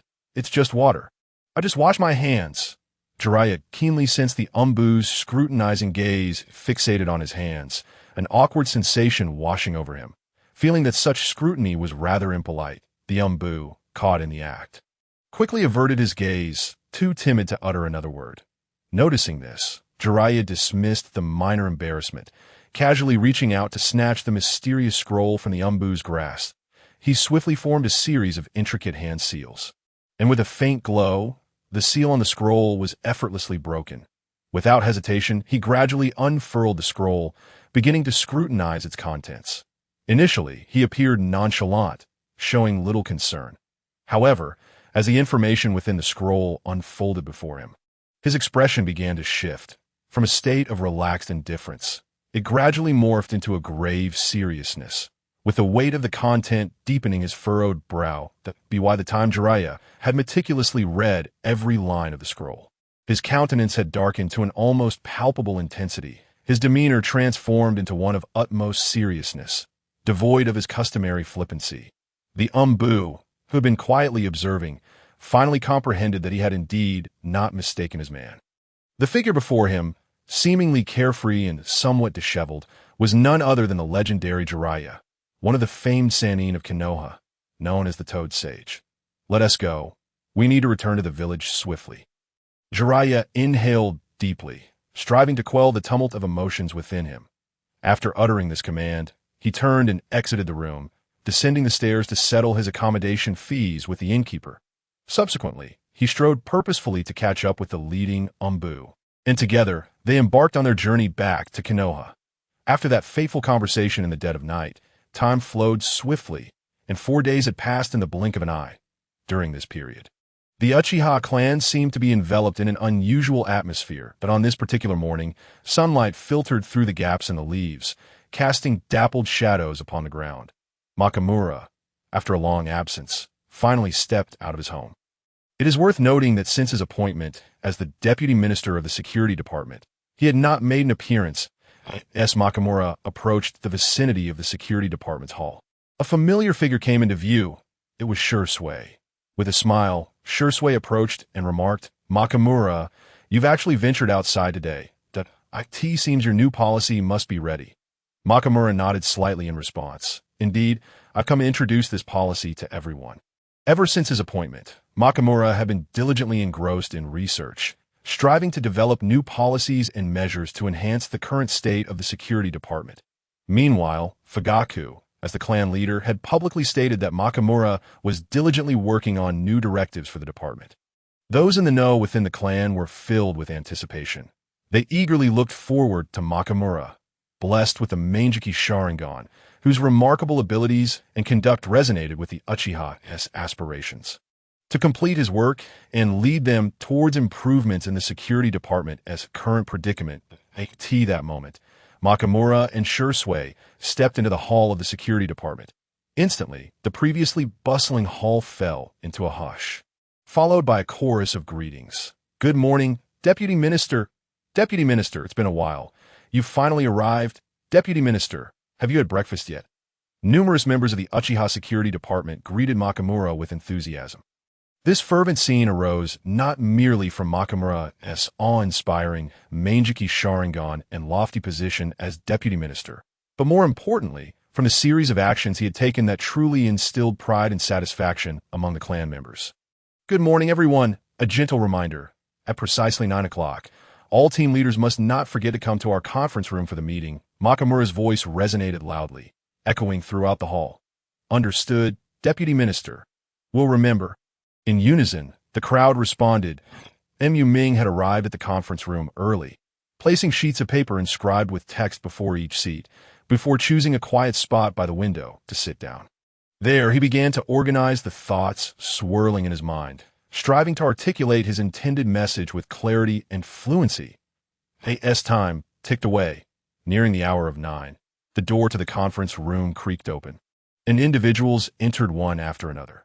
The first to step inside were the Uchiha brothers, Tiahua and Dao, followed closely by Uchiha Hakadai, a robust man whose confident gait exuded authority. Subsequently, several characters who had made appearances in the original narrative entered the room in succession. Fujin and Shisui followed suit. The atmosphere remained vibrant, for alongside the familiar faces were numerous enigmatic figures who had yet to reveal themselves in the original tale. These individuals were formidable in their own right, each possessing the esteemed 3-Tomo Sharingan, clearly elite members of the Uchiha clan. Before long, approximately 30 individuals had filled the conference room to capacity, once the final members settled into their seat. Ming cleared his throat and formally addressed the assembly. "Good morning, everyone. I sincerely apologize for encroaching upon your precious time. Yet today, there are indeed significant matters that require our discussion. First, I urge you to examine the papers placed before you, which meticulously outline the new policies and regulations I have devised. After you have perused them, I shall provide a detailed explanation and address any inquiries you may have." The Uchiha clan members exchanged glances, then reached for the papers before them. "What does this mean?" One voice broke the silence, laced with confusion. "Huh? How could this be?" Another exclaimed in astonishment. "What? A fine. And it can be guaranteed with money. You can even use money to offset the punishment?" A chorus of gasps rippled through the crowd. Shisui stared wide-eyed at the text in his hands, his mind buzzing, as darkness seemed to envelop him, as if the world was crumbling around him. He shook his head vigorously, pondering, could I have fallen under a genjutsu? How else could I be confronted with such absurdity? Shisui could scarcely believe his eyes, inwardly cursing. After all this time, Ming has concocted nothing but this nonsense. Upon closer inspection, the content of the paper was not particularly complex, as it could broadly be summarized into 3 categories. Firstly, all punishments that were originally to involve forced labor would now be replaced with monetary fines. Secondly, those who previously faced confinement for several days could now simply pay a sum to absolve their punishment. And thirdly, for those who would have been subjected to months of imprisonment, a monetary payment followed by a symbolic few days of confinement would suffice for their release. If one could not even endure a brief period of imprisonment, an option to pay bail was available, allowing them to exit their cell with ease. Naturally, the condition was that no further disturbances could occur post-release. Otherwise, should they transgress again, not only would the original fine double, but so too would the duration of confinement. Furthermore, in severe cases warranting imprisonment of over a year, monetary guarantees for release would be strictly prohibited. Yet what astonished everyone was that the new decree allowed individuals to use finances to enhance their living conditions within the prison, transforming their initially harsh sentences into relatively more comfortable experiences. Additionally, the fines imposed on civilians differed from those on ninjas, with the latter facing penalties several times, even a dozen times higher than their civilian counterparts. In summation, Ming's newly implemented policy could be encapsulated in a single phrase. It seemed that all matters concerning the security department could be equated with currency. Just as the assembly was beginning to grasp the underlying intentions behind Ming's words, Shisui abruptly slammed his hand on the table, rising suddenly to declare, "This is unacceptable. Such actions are absolutely out of the question." At that moment, the others were taken aback by Shisui's unexpected outburst, momentarily at a loss for words. Ming, however, remained composed, having anticipated Shisui's vehement opposition. Given Shisui's consistent temperament, if he had readily endorsed the decree without hesitation, that would have indeed been a surprise. Once this decree is officially enacted, the reputation of our Uchiha security department will undoubtedly suffer greatly, likely inviting even more condemnation, Shisui asserted gravely, clearly troubled by the potential negative repercussions of the policy. As expected, Shisui's concerns did not exceed Ming's prior predictions. After all, he understood Shisui's mindset thoroughly. Reputation? Shisui, why must we cling to the pursuit of such an ethereal concept that cannot possibly exist in reality? Ming spoke slowly, his tone calm, yet resolute. Upon hearing this, Shisui was momentarily taken aback, his face reflecting disbelief. For the response Ming delivered was entirely unexpected, diverging sharply from what Shisui anticipated. He had thought Ming would attempt to elucidate the importance of reputation or propose solutions to salvage their so-called standing. However, what he never expected was Ming's outright dismissal of the very notion of reputation. For a fleeting moment, the air seemed to thicken, enveloping them in silence. Shisui scrutinized Ming, trying to decipher the true thoughts lurking behind his gaze. Meanwhile, Ming stood still, meeting Shisui's stare with unwavering resolve. "Shisui, what do you believe is the essence of our security department's role? To uphold the peace of the village and create a harmonious environment for the villagers," Shisui replied, unwavering in his conviction. As this was indeed his mission, and if someone violates the security department's regulations, what would you do?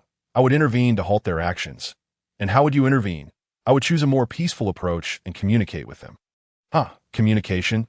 And if they refuse to listen, what then? Just as Shisui began to respond, Ming interjected, "Genjutsu control? Or should we resort to force? Which method do you deem superior?" Ming's gaze bore in his Shisui, a faint smirk playing on his lips as he posed the question that if you've already resorted to such measures, do you truly expect them to sing your praises? Shisui found himself at a loss for words. Caught off guard by Ming's probing inquiry, Ming offered no pause for contemplation, continuing, "Do not harbor illusions that gentle methods can resolve problems. The reality is that such approaches often exacerbate the situation. Not only does this lead to unresolved issues, but it also complicates matters further that we are ninjas. When undertaking missions, what we fear most is dragging our feet. How is it that once the task shifts to active duty, you all seem to forget this?" His words struck like a sharpened blade, piercing the heart and leaving no room for dissent. After delivering this statement, Ming strode purposefully to Shisui, who had remained silent throughout. Placing a firm hand on his shoulder to gently guide him back to his seat, whispering, "Sit down and reflect for a moment," he then returned to the forefront, addressing the gathered elite members of the Uchiha clan with heightened volume. "Ladies and gentlemen, I am certain that many of you share Shisui's sentiments. believing it inappropriate to treat errant villagers with excessive harshness, lest we tarnish the Uchiha clan's reputation. While I understand the good intentions behind this perspective, for no one wishes to bear infamy, I must emphasize that you are woefully Na'vi. Mu Ming's words fell like a thunderous bomb, instantly darkening the countenance of some present. The reason was simple. The individuals he referenced were none other than those seated around him. With a sweeping gaze, Mu Ming loudly inquired, "Now, let us reflect on what exactly our security department does on a daily basis." A profound silence enveloped the room, as no one dared to respond to the question. However, Mu Ming seemed to have no expectation of receiving an answer from them. He continued on, stating, "In truth, the essence of our security department's duties is merely to engage in those actions that inevitably offend others." He paused momentarily before elaborating. "Consider this. Everyone who interacts with our department, whether they are perpetrators or their relatives and friends, will invariably find themselves on the receiving end of our merciless apprehension. In such circumstances, can you still hope for them to greet us with smiles? Humph. If it were you in their place, would you extend a friendly demeanor to those who captured you?" At this juncture, Mu Ming stepped towards Uchiha Daohua, gently placing his hand on Daohua's shoulder. Feeling the weight of Mu Ming's hand, Daohua involuntarily trembled, yet he complied with Mu Ming's guidance and began to contemplate.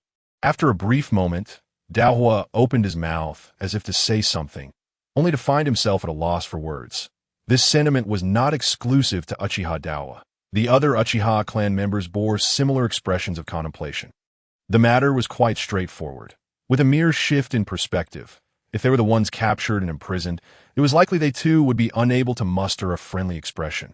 Observing the shifting expressions on the faces of the crowd, Mu Ming secretly chuckled to himself, fully aware that this group had finally grasped the situation. Thus, it was clear that our initial efforts had been misguided, no matter how we altered our approach or adjusted our attitudes.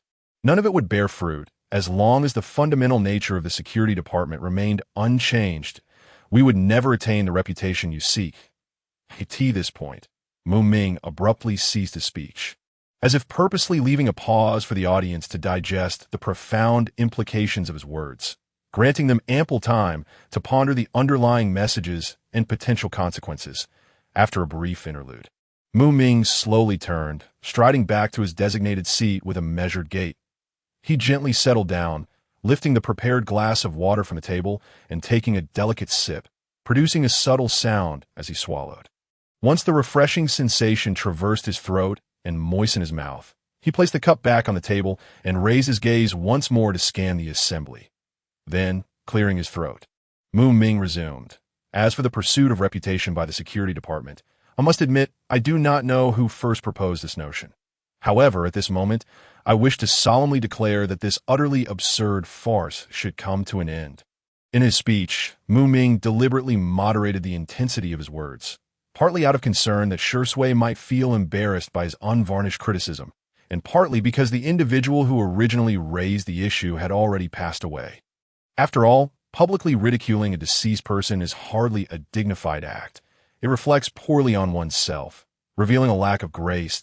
Oh, I almost forgot to mention that the person who initially suggested the security department pursue a reputation was closely related to Shisui.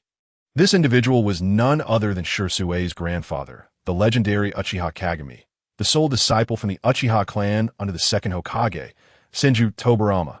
Seizing a moment when no one was paying attention, Mu Ming discreetly cast a glance at Shisui from the corner of his eye. As expected, Shisui's expression was as dark as the sky before a storm, clearly indicating his displeasure. It is not difficult to understand. The goal for which their family had labored across 3 generations was now entirely dismissed by Mu Ming, a reality that anyone would find hard to accept, especially someone as proud as the Uchiha. It was fortunate that Shisui was still able to remain seated without losing control and activating his Mangeki Sharingan. This demonstrated his commendable restraint. "What shall we do about the complaints we received?" Uchiha Hakadai suddenly broke the silence, turning to Mu Ming with a question. Upon hearing this, Mu Ming furrowed his brows slightly. Complaints? Where exactly were these complaints directed? To our security department? Or to the Hokage Tower? To be honest, Mu Ming was quite unfamiliar with the subject of complaints, as he had not yet joined the security department prior to this. Uchiha Hakadai, however, was well versed in the matter. He replied calmly. Both. Some were sent to our security department, while others were submitted to the Hokage Tower. IT largely depends on which location the complainants are closer to. After pondering for a moment, Ming replied, in that case, it becomes much simpler. Those complaints directed to the Hokage Tower can be safely ignored. We shall treat them as if they do not exist. As for the complaints addressed to our security department, we shall simply gather them all at the end of each month and burn them in front of everyone. Clearly, Ming had not genuinely regarded these complaints with any seriousness. It is worth noting that the security department no longer had any higher authority. Even Sarutobi Hiruzen, the current Hokage, could not directly intervene in the affairs of the security department. Thus, who would truly care about these so-called complaints? Merely refraining from publicly confronting those who lodge complaints would already be a significant concession. Burn them outright. Uchiha Hakadai's eyes widened in disbelief, his mouth agape as he stared at Ming in shock, the muscles in his face twitching from the sheer astonishment. It seemed he could hardly believe the absurdity of what he had just heard. Meanwhile, the Uchiha clan members, who had initially harbored some worries about the complaints, were now rendered dumbfounded, as if struck by lightning, their faces betraying expressions of incredulity and anxiety. That not permissible. Ming raised an eyebrow, feigning confusion as he questioned Hakadai, seemingly taken aback by the latter's reaction. That, burning them outright, is definitely not acceptable.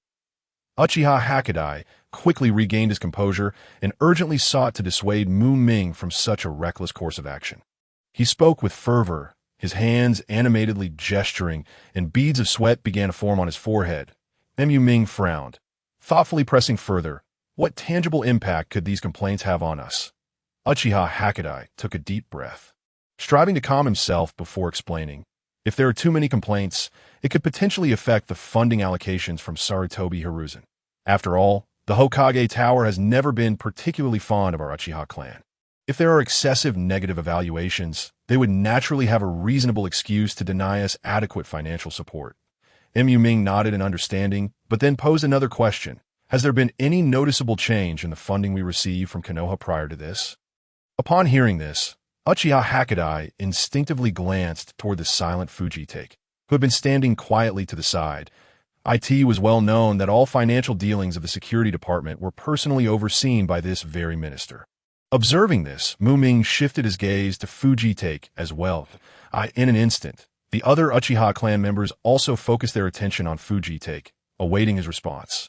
However, Fujitake remained tight-lipped, standing there like a statue, as silence enveloped the room, creating an atmosphere of oppressive tension.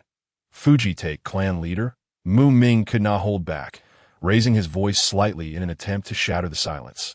Cough, cough, cough. A fit of vigorous coughing broke the stillness as Fujitake gently patted his chest and finally spoke. Ming, regarding that funding, I regret to inform you that there is currently none. Though the voice of Fujitake was not particularly loud, it possessed an extraordinary penetrating quality that allowed every individual present to hear his words with utmost clarity. Maki's eyes widened in disbelief as he stared at Fujitake, incredulously exclaiming, What? What do you mean there is no funding?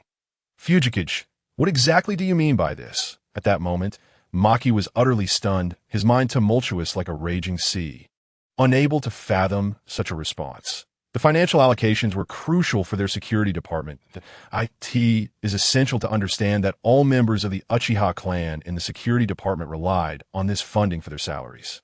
Seated at the forefront, Fujitake slightly lowered his head, a hint of helplessness gracing his features as he softly stated, Ever since the dreadful Nine-Tails incident occurred a few years ago, the third Hokage has consistently emphasized the village's precarious financial situation, indicating that resources are severely limited. Consequently, since that time, our security department has not received any operational funds.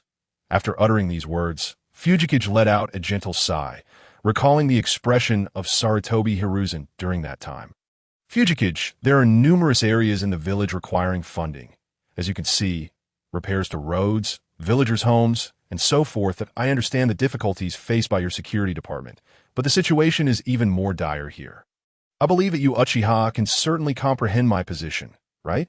If he could just endure a bit longer, the village will eventually recover. Fujikage could hardly suppress the urge to punch Sarutobi Hiruzen's old face into oblivion. Yet, he was left with no choice but to grit his teeth and persevere, relying on the family's reserve funds to sustain them. For the sake of the family's stability, he, along with the dovish elder Uchiha Taiyu, kept this information concealed from all the clan members. However, from that point onward, the operational funds that were rightfully allocated to the security department vanished entirely. Nearby, Uchiha Hakadai frowned at these words, questioning in confusion. Then how did we receive the operational funds and salaries in the past? As a long-standing member of the security department, I have always received my salary punctually. Fujikage sighed heavily, his expression one of resignation. All that money has come from our Uchiha clan. Upon hearing this, Maki couldn't help but chuckle derisively. So, you mean to say that for several years now, our Uchiha clan has been footing the bill for Konoha? This is utterly ludicrous. At this realization, Maki, who had felt somewhat prepared for the news, was now laughing in anger. The absurd notion of needing to pay out of pocket to work was merely a topic of jest among people in everyday conversations. Little did they anticipate that it would manifest so palpably in their own lives, with Maki tragically becoming one of the main characters in this farce. Not only Maki, but even Uchiha Shisui, who had always harbored goodwill towards Konoha and leaned towards amicability, was left speechless upon hearing this. Such an outrageous statement was truly infuriating. They were expected to work tirelessly for Konoha while bearing the burden of their own compensation. Goodness, was this not akin to paying to go work? In comparison, the Uchiha would be better off begging on the streets. At least that would be less taxing and still yield some income. After calming the tempest of anger within him, Maki took a deep breath, striving to temper his emotions before promptly inquiring, Fujikage, regarding this matter, is there anyone else within the clan who is aware? Fujikage narrowed his eyes slightly, instinctively tapping his fingers on the table as he fell into a brief contemplation before slowly responding. If we confine ourselves to our Uchiha clan, then I fear the only ones privy to the details are myself and the third elder responsible for managing finances. Upon hearing Fujikage's words, Maki's memory was instantly jogged. He recalled the identity of the third elder, Uchiha Taiyu, who had always been a dovish figure within the clan. To this thought, Maki could not help but support his forehead with his hand, expressing his incredulity at the situation. After all, given Uchiha Taiyu's dovish disposition, such an apparently absurd action was not entirely unexpected. It is worth noting that within the Uchiha clan, such gentle and conciliatory elders like Uchiha Taiyu were indeed rare. Compared to the more radical hawkish elders, his decisions often leaned towards compromise and negotiation. Not to mention, even a neutral Uchiha would hardly choose to conceal such matters from the entire clan, let alone refrain from directly seeking an explanation from the Hokage's office. So, how much is the Hokage's office currently in arrears to us? Maki could hardly contain his curiosity. He calculated that if they could successfully reclaim this debt, it would undoubtedly be a windfall for the Uchiha clan. Moreover, the thought that the funds saved by Konoha were being squandered by Sarutobi Hiruzen and his cohorts sent a sharp pain through Maki's heart, almost rendering him breathless as expected. Fujikage faltered again. What do you mean by unable to ascertain the precise amount? Maki exclaimed, his words coming out with deliberate emphasis. As previously mentioned, filing a complaint may impact the amount of financial allocations we receive for the security department, which varies each year. The funds from these past few years were not accurately accounted for at the time, and thus now they have become a muddled ledger. Fujikage proceeded to explain the situation to Maki and the other clan members. Given that this matter had come to light, Fujikage decided to lay everything bare. What is the minimum standard for each year? Or, do we have any documentation regarding the fund we have covered ourselves? None whatsoever. What do you mean by none whatsoever? Maki was almost driven to madness by Fujikage's antics. Uchiha, how could you have nothing? What kind of nonsense is this? Thankfully, the Uchiha clan is deeply rooted and wealthy. Otherwise, if it were not for the clan's solid foundation, we would have starved long ago due to Fujikage's approach. How could he demand the funds owed to the Uchiha from Sarutobi Hiruzen without any basis? Our security department does not have a fixed minimum allocation since the number of members fluctuates each year. However, prior to the suspension of allocations, the funds given to the security department had been on an upward trend. The highest allocations occurred during the tenure of Minato Namikaze as Hokage. Indeed, that can serve as a point of reference. Maki nodded slightly, expressing his agreement. At last, Maki had received some good news that AS for the relevant payment documentation. If it were merely issued by the Uchiha clan, Sarutobi Hiruzen and his ilk would undoubtedly dismiss it. Fortunately, Fujikage was not completely devoid of intelligence. At the very least, he had some understanding of Sarutobi Hiruzen and his associates. Very well, I shall handle this matter moving forward. I could see this moment. Maki had entirely relinquished his expectations of Fujikage, as long as this fellow did not create further complications or hinder his efforts. Maki felt he could count his blessings. Now, let us return to the main topic. Let us thoroughly discuss this newly promulgated policy. I wonder if anyone present has differing opinions. Maki crossed his arms and surveyed the crowd, ultimately directing his gaze back to the table adorned with the policy documents. Just then, Uchiha Shisui, after much hesitation, finally stood up. He glanced at Maki and inquired softly, "Deputy Minister Maki, is there truly no better solution to this matter?" Maki regarded Shisui and replied, "Shisui, I understand your perspective, but perhaps you might consider approaching this issue from a different angle. You must realize that those we have apprehended have unequivocally violated the regulations of the security department. In the face of such circumstances, how can we turn a blind eye and remain indifferent? To condone such criminal behavior without consequence would be an egregious dereliction of duty towards the innocent villagers. Would it not?" After listening to Mukiming's words, Shisui nodded thoughtfully, indicating his agreement. Observing this reaction, Mukiming seized the moment to continue. For a long time, there have been accusations from the outside world claiming that our Uchiha clan is excessively harsh in law enforcement. However, the truth is that all of this is to preserve the peace and stability of Konoha village. In terms of strict law enforcement, we must not exhibit the slightest negligence or leniency. Otherwise, the consequences could be dire. After all, failing to enforce the law rigorously is tantamount to making a mockery of Konoha's safety. So, do you find anything amiss with this perspective? Shisui lifted his gaze to meet Mukiming's, and after a moment of silence, gently shook his head, indicating that he found no issues within. Very well. Since you concur, then this part is indeed beyond reproach. Mukiming nodded, continuing to prepare to enlighten Shisui, or rather, to persuade him further. Next, we must discuss matters regarding bail and the use of money to offset penalties that, in truth, this approach merely serves to instill a sense of caution in the other party. If they are unwilling to pay, then they should refrain from causing trouble and conduct themselves with integrity. After all, this is not us, the Uchiha clan, coercing them into engaging in unlawful activities, right? Shisui, you must understand that whether it be fines or other forms of punitive measures, the fundamental objective remains the same: to ensure that these offenders learn a profound lesson, so that they may adhere more conscientiously to the regulations established by the security department in the future. Noticing the conflicted expression on Jishui's face, Mukiming's smile grew increasingly radiant.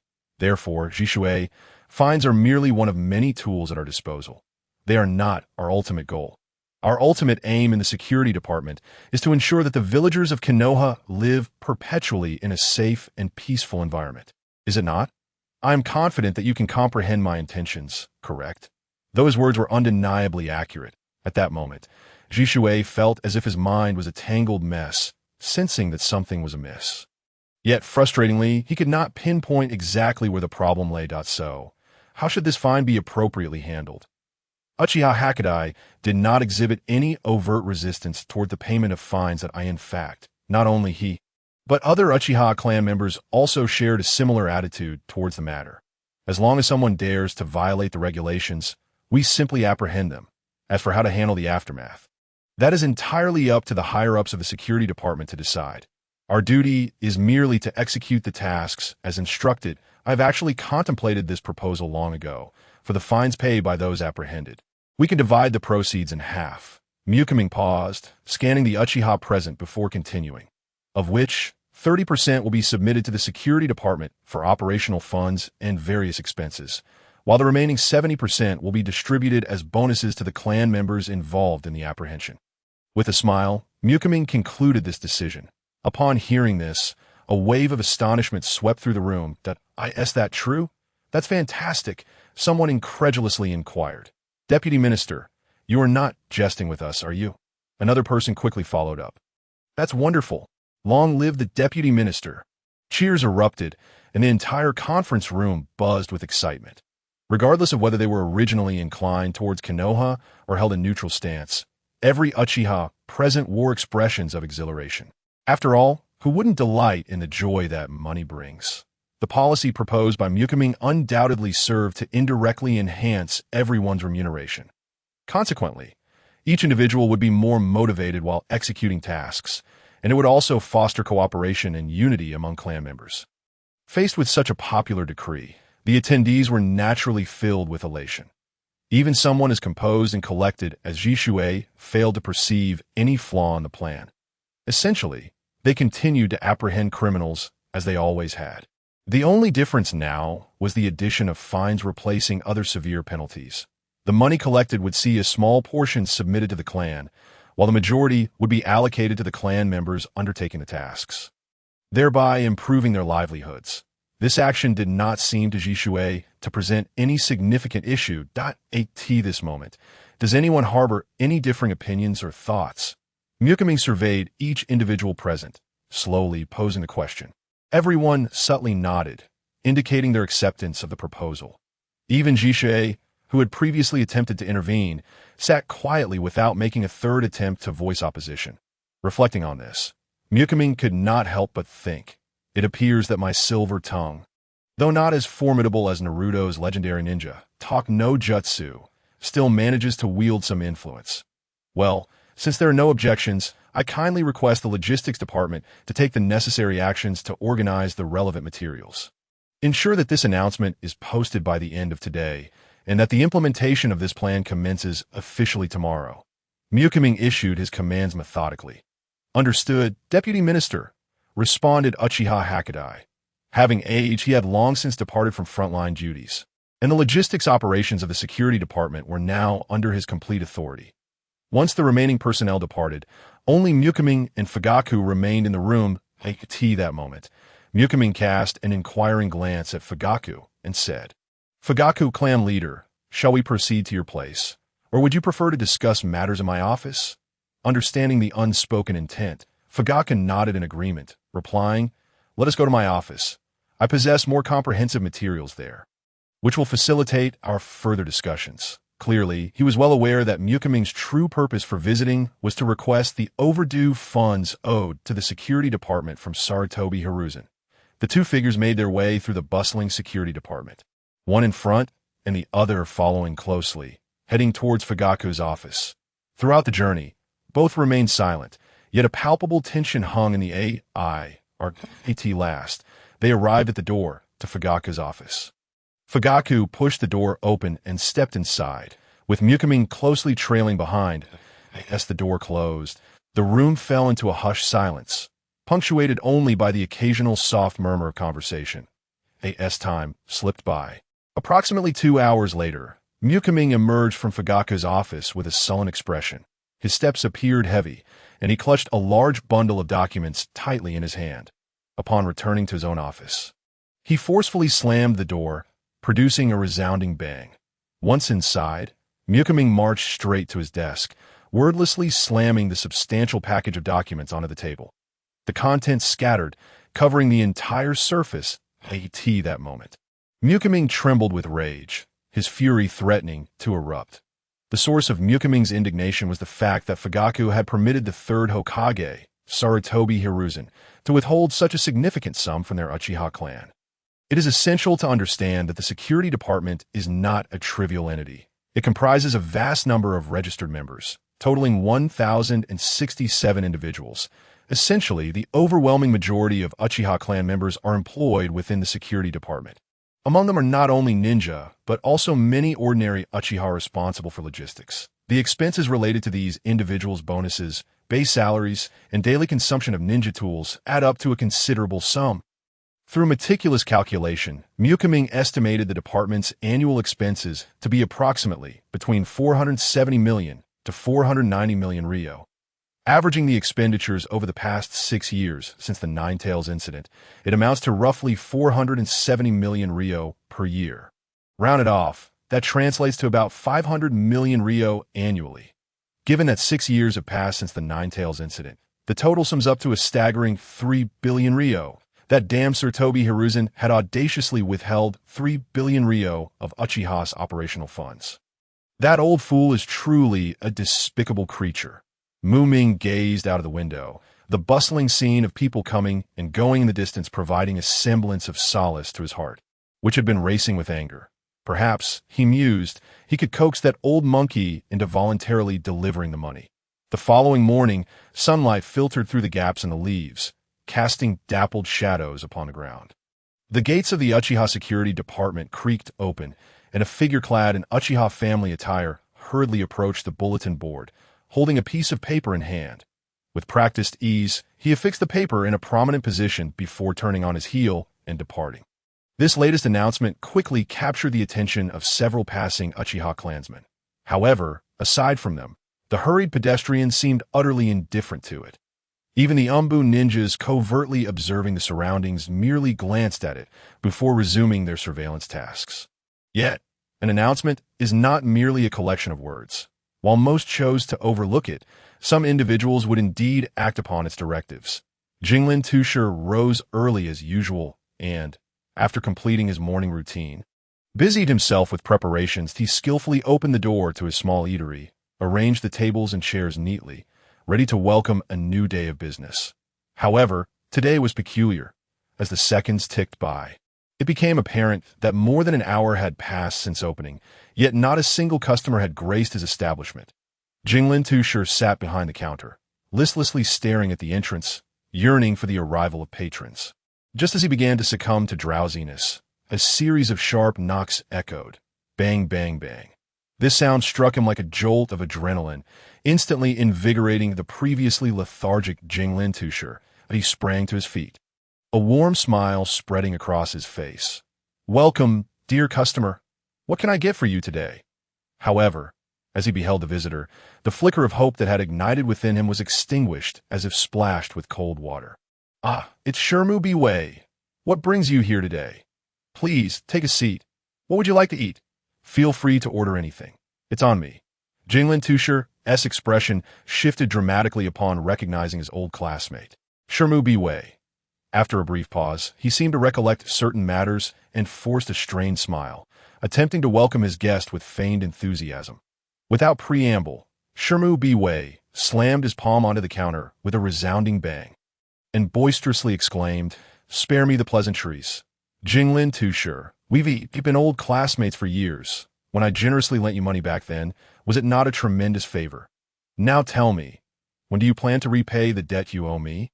Upon hearing these words, Jinglin Tusher trembled with rage, his palms clenched so tightly beneath the counter that veins bulged. The man before him, Shermu Wei, appeared to be in his early 20s, of average height and build, an unremarkable figure. What stood out, however, was a ninja headband emblazoned with the Leaf Village symbol tightly wrapped around his right arm, signifying his status as a ninja. He was not donned in the iconic green ninja vest of the Leaf, presenting a rather slovenly and carefree demeanor, exuding an air of carelessness.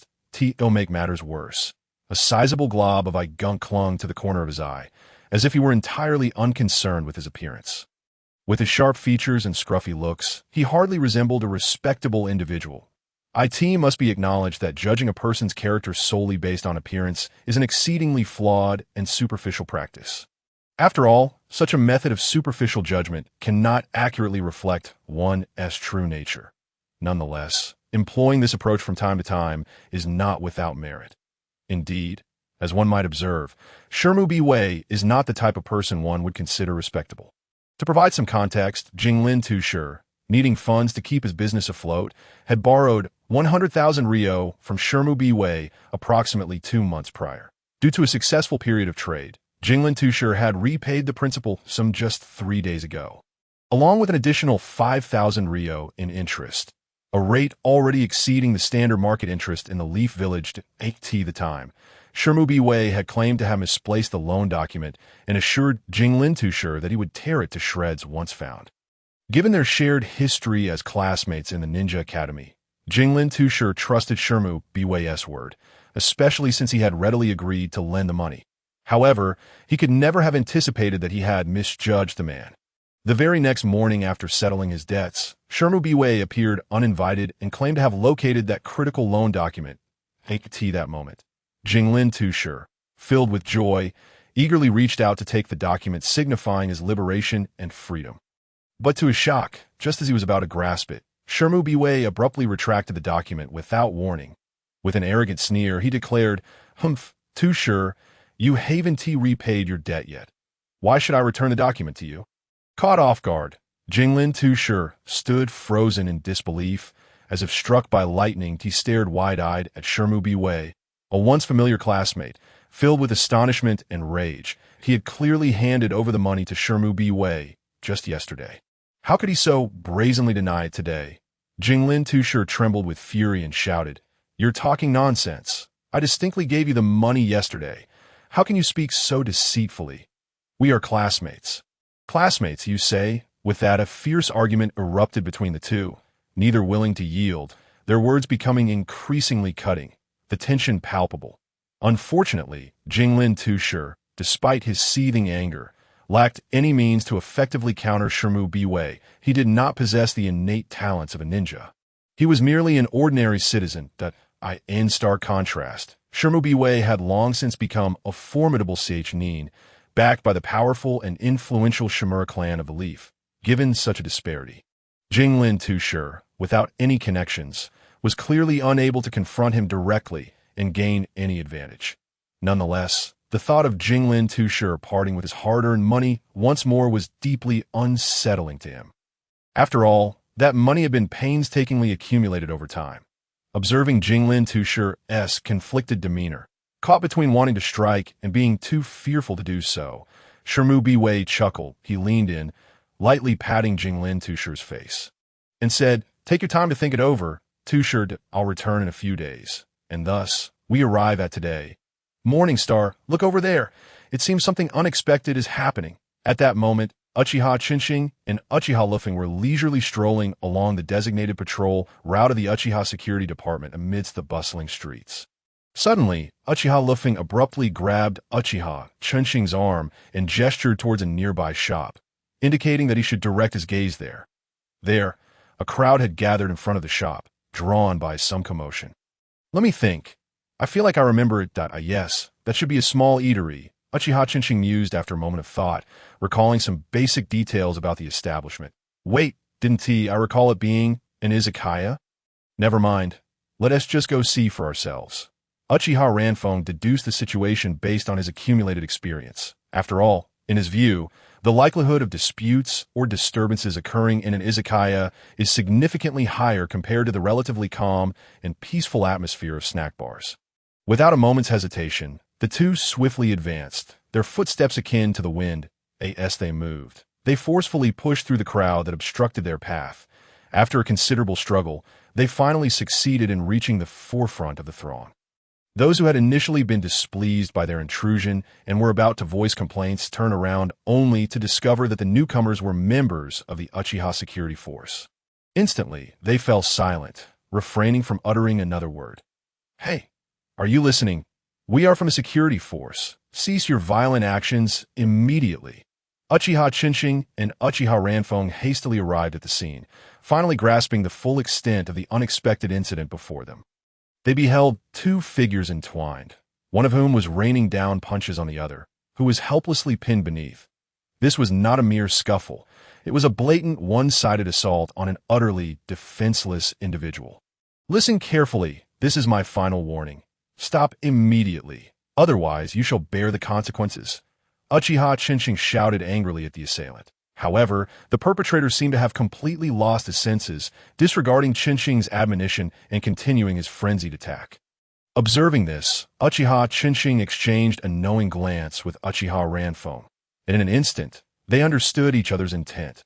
They vanished in a blur, utilizing the body flicker technique, and charged towards the assailant like a bolt of lightning.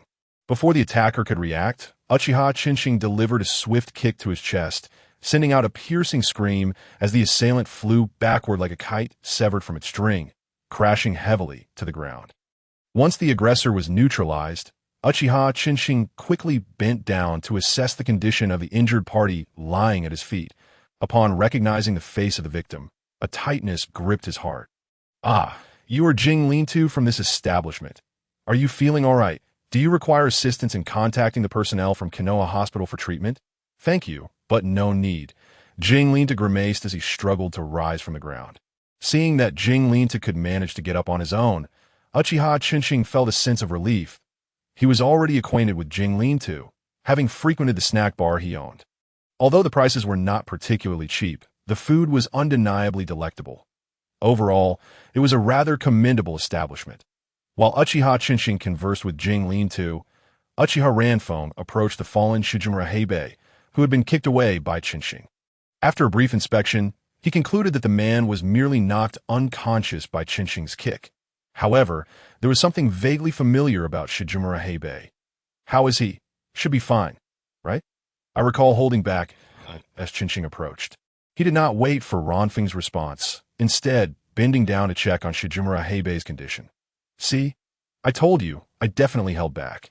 Chinching reassured himself upon realizing that Shijimura Heibei was merely unconscious. "Chinching, he is from the Shijimura clan." Ranfeng recalled the identity of Shijimura Heibei. Konoha is vast, yet small. Members of the Uchiha security force could not possibly recognize every villager in Konoha. However, they were certainly familiar with the prominent clans such as Sarutobi, Shijimura, Mito, and Uzumaki, especially their adult members. As the saying goes, kindness may be forgotten, but grudges are remembered to the grave. The Uchiha security force had certainly etched the faces of the members of these four clans into their memories, even going so far as to remember Shijimura Heibei, a mere branch of the Shijimura family. The Shijimura clan? Chinching narrowed his eyes, casting a cold gaze upon the still unconscious Shijimura Heibei. "Take him back to the security force. I shall inform the deputy minister about this matter. Ranfeng, consider our newly enacted policy in the security force. If we wish to implement it successfully, we must find someone to set an example. Don't you think the Shijimura clan is an excellent target?" Chinching spoke with a glint of intrigue in his eyes. Upon hearing this, Ranfeng felt a surge of inspiration, his thoughts drifting into a realm of possibilities. Moments later, a subtle smile graced his lips as he exchanged a knowing glance with Chinching, both of them revealing remarkably similar expressions of amusement. Meanwhile, within the confines of the security force, Ming sat in his spacious and tidy office. On his desk lay an old-fashioned projector, playing a recording of an interrogation. Ming was intently focused on the scenes unfolding on the screen, where a nonchalant man was being escorted by two security personnel for a genjutsu interrogation. As the footage progressed, a slight smile crept upon Ming's lips at last. The recording concluded, and he raised his gaze, calmly regarding Uchiha Chinching, who stood before his desk, and slowly spoke. "So, this individual named Shijimura Heibei attempted to extort others. And upon failing, he became enraged and assaulted someone in public?" "Indeed, Deputy Minister, that is the case," Chinching replied respectfully. Nodding, he then approached the projector, carefully retrieving the interrogation tape and placing it gently on the desk, adding, "This footage is sufficient to substantiate everything." Ming stared at the tape on the desk, remaining silent, rhythmically tapping his left index finger on the surface, seemingly contemplating some crucial decision. After a moment, he finally spoke again. "Understood that we must keep a close watch on this Shijimura Heibei and make multiple copies of this interrogation footage as backups. Without my explicit permission, no one is to release him, regardless of who comes seeking him. Do you understand?" "Understood, Deputy Minister." Rest assured, Chinching stood tall, responding with utmost seriousness as he strode out of the office. Ming couldn't help but chuckle at the sight of the tape on his desk. Just as he was about to doze off, an unexpected opportunity had presented itself. Within the grim confines of the Uchiha security force's prison, the air was thick with the echoes of anger and frustration. "Hey, do you fools even know who I am? You dare to apprehend me. I will report you to the Hokage. I am a member of the Shijimura clan, and I will inform our esteemed Elder Danzo." Shijimura Heibei roared in indignation from his cell. However, to his rants, the Uchiha guards remained unresponsive, having already received explicit instructions from Ming. There was no need for courtesy towards such an arrogant individual.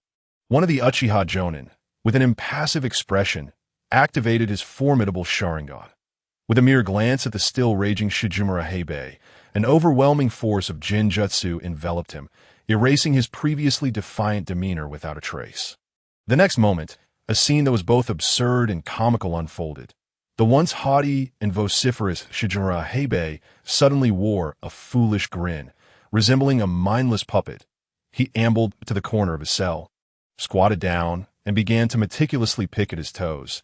This ludicrous sight was enough to provoke laughter.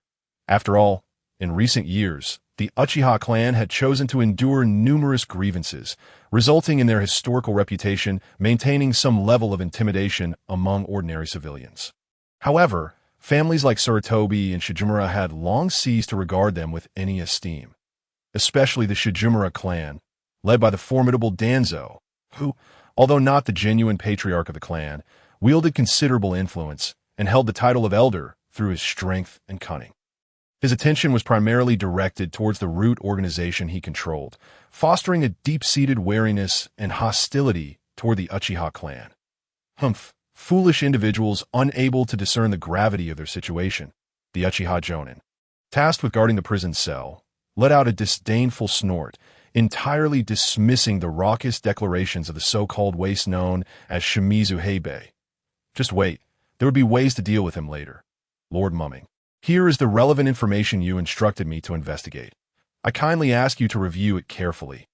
Uchiha Yefeng respectfully placed a thick dossier gently upon Ming's spacious and orderly desk. Ming nodded slightly, extending his right hand to leisurely peruse the document. As he discerned the contents lay before him, his eyes lit up with intrigue. It was a detailed dossier on Shimizu Heibei. This compilation was remarkably comprehensive, encompassing not only the character traits and daily habits exhibited by Shimizu Heibei, but also meticulously outlining his intricate web of interpersonal relationships. Most crucially, it provided an accurate account of his personal wealth and assets. However, as Ming turned the pages of this dossier, his gaze was suddenly captivated by a particular line of text, a close association with the second elder of the Shimizu clan, Shimizu Naomichi. Ming could not suppress a soft exclamation of surprise, pondering how this individual could possibly have ties to Shimizu Naomichi. He continued to scrutinize the document, and amidst the convoluted connections of Shimizu Heibei, a familiar name stood out, Shimizu Naomichi.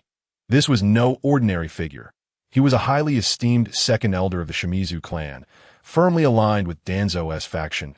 It was evident that one could easily surmise the nature of his sentiments towards the Uchiha clan. At this moment, Uchiha Yefeng respectfully reported to Ming, Deputy Minister, through my thorough investigation, I have discovered that Shimizu Naomichi shares a profound friendship with the father of Shimizu Heibei, regarding him as a close family member. Since the passing of Heibei's father, Naomichi has consistently taken it upon himself to care for Heibei as if he were his own It is precisely for this reason that Shimizu Heibei possesses the audacity to extort and bully the common folk. One must commend Uchiha Yefeng for his exceptional performance in this investigative endeavor. He had thoroughly unraveled the complex and convoluted networks surrounding Shimizu Heibei. Ming nodded slightly in acknowledgement, contemplating.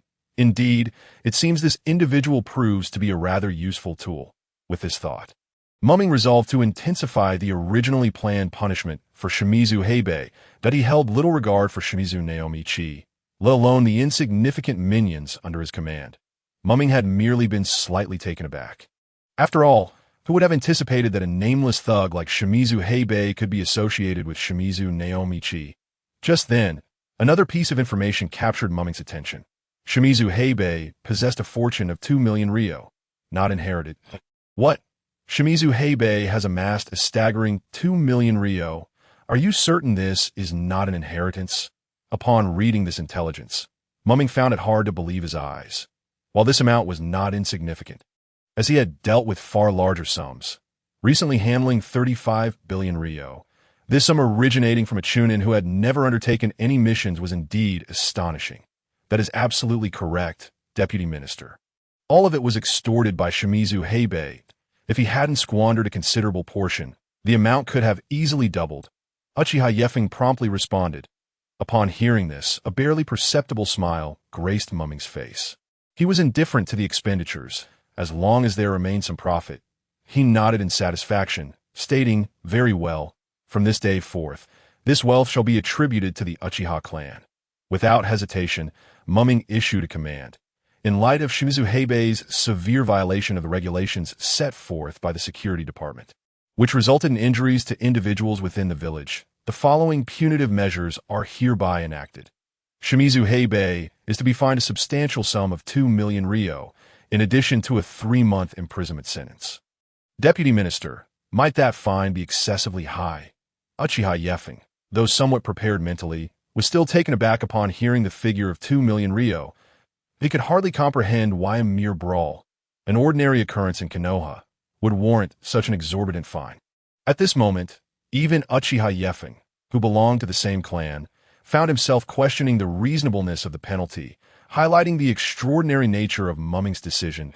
It is worth noting that an S-rank mission in the shinobi world, renowned for its perilousness, only commenced at a base price of 1 million Ry. O not concern yourselves with other matters. I shall handle everything. Should anyone harbor discontent or doubts regarding this, they are welcome to confront me directly. Ming stated with an air of indifference. He was acutely aware that once he announced such punitive regulations, Konoha would undoubtedly erupt in a flurry of commotion, a spectacle he eagerly anticipated, as expected. Once the notification of punishment was made public, Konoha was instantly engulfed in an uproar. Whispers and discussions spread like wildfire, as if a monumental wave was sweeping through the village. Meanwhile, within the Hokage building, in the Hokage's office, a loud bang echoed as the recently healed Danzo slammed his hand upon the table in a fit of rage. His eyes bulged as he glared at the third Hokage, Sarutobi Hiruzen, and shouted, "Look at this, Hiruzen! What on earth does that damned Uchiha Ming intend to do? It was merely a trivial skirmish. Now he has imprisoned someone and imposed a fine of 2 million ryo? Have we killed someone from the Shimizu clan in broad daylight?" In truth, Danzo had never regarded Shimizu Heibei as anything of consequence. Despite their shared affiliation with the Shimizu clan, Danzo held no place for waste in his eyes. His anger stemmed not from Shimizu Heibei himself, but rather from the audacity of the Uchiha clan to openly infringe upon the territory of the Shimizu clan, a blatant slap in the face to his authority. For Danzo, the Uchiha's use of their power to punish a member of the Shimizu clan was nothing short of a provocation, showing a complete disregard for him as the head of the roots. Moreover, the audacity of those damned Uchiha to investigate Shimizu Heibei's assets before imposing the fine, charging exactly what he possessed, was indicative of a targeted attack against him. A.S. Danzo pounded his fist on the table. Sarutobi Hiruzen felt increasingly agitated. He was reluctant to point out to Danzo, "Aren't you the one who instigated this? After all, you're the first to target the Uchiha prodigies, even ordering a manhunt against them. Now, because they simply seized upon an opportunity to punish a distant relative of yours, you are unable to bear it. Danzo, hold your horses. We need to calm down and devise a solution," Hiruzen suggested. "How about I summon Uchiha Fugaku to clarify the situation? There may indeed be some misunderstanding." Despite Hiruzen's relentless criticisms of Danzo, he was acutely aware that he and Danzo ultimately stood on the same side. Hiruzen was equally incensed by the Uchiha clan's actions. Imposing a fine on Shimizu Heibei was trivial. Even if they were to take the man's life, it would matter little to Hiruzen. However, what he could not tolerate was the establishment of a precedent allowing the security department to unilaterally alter regulations. He could not grant the Uchiha clan even the slightest opportunity for power expansion. With a grave expression, Hiruzen commanded, "Quickly summon Uchiha Fugaku, and tell him I require his presence." Upon hearing the command from Sarutobi Hiruzen, a member of the Umbu swiftly responded with utmost respect. "As you command, Lord Hokage." He then promptly turned and departed. Before long, the Umbu returned, but trailing behind him was not Uchiha Fugaku, but rather the very instigator of the situation. Uchiha Makoto, what brings you here?"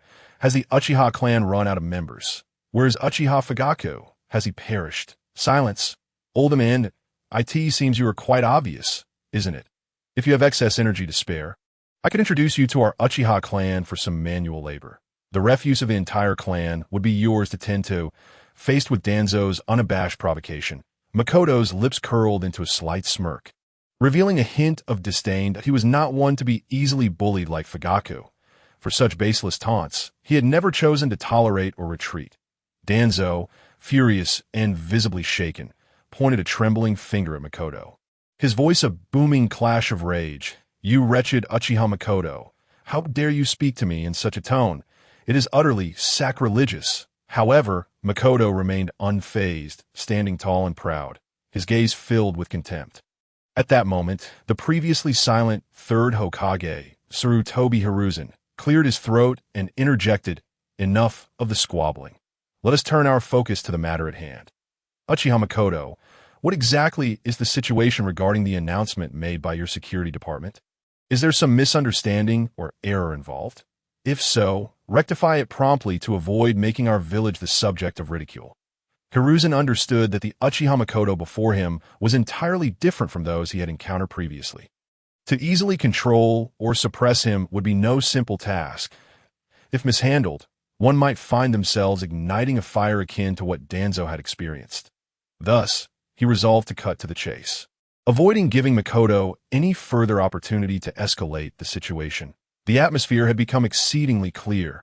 Although tensions ran high, it was evident that neither side was truly poised for a physical confrontation. With that in mind, it would be prudent to resolve the pressing issues first. Makoto smirked lightly. I suppose you are swift on your feet.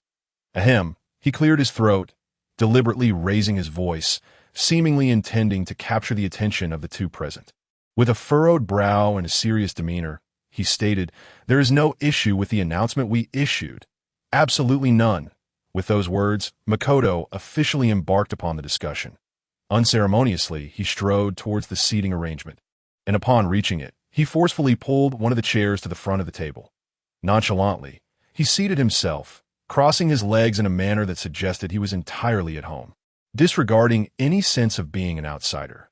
Yet this was merely the beginning. He then leisurely reached into his attire, more accurately, the mysterious space he carried, and after a brief search, he produced a beautifully packaged bottle of juice.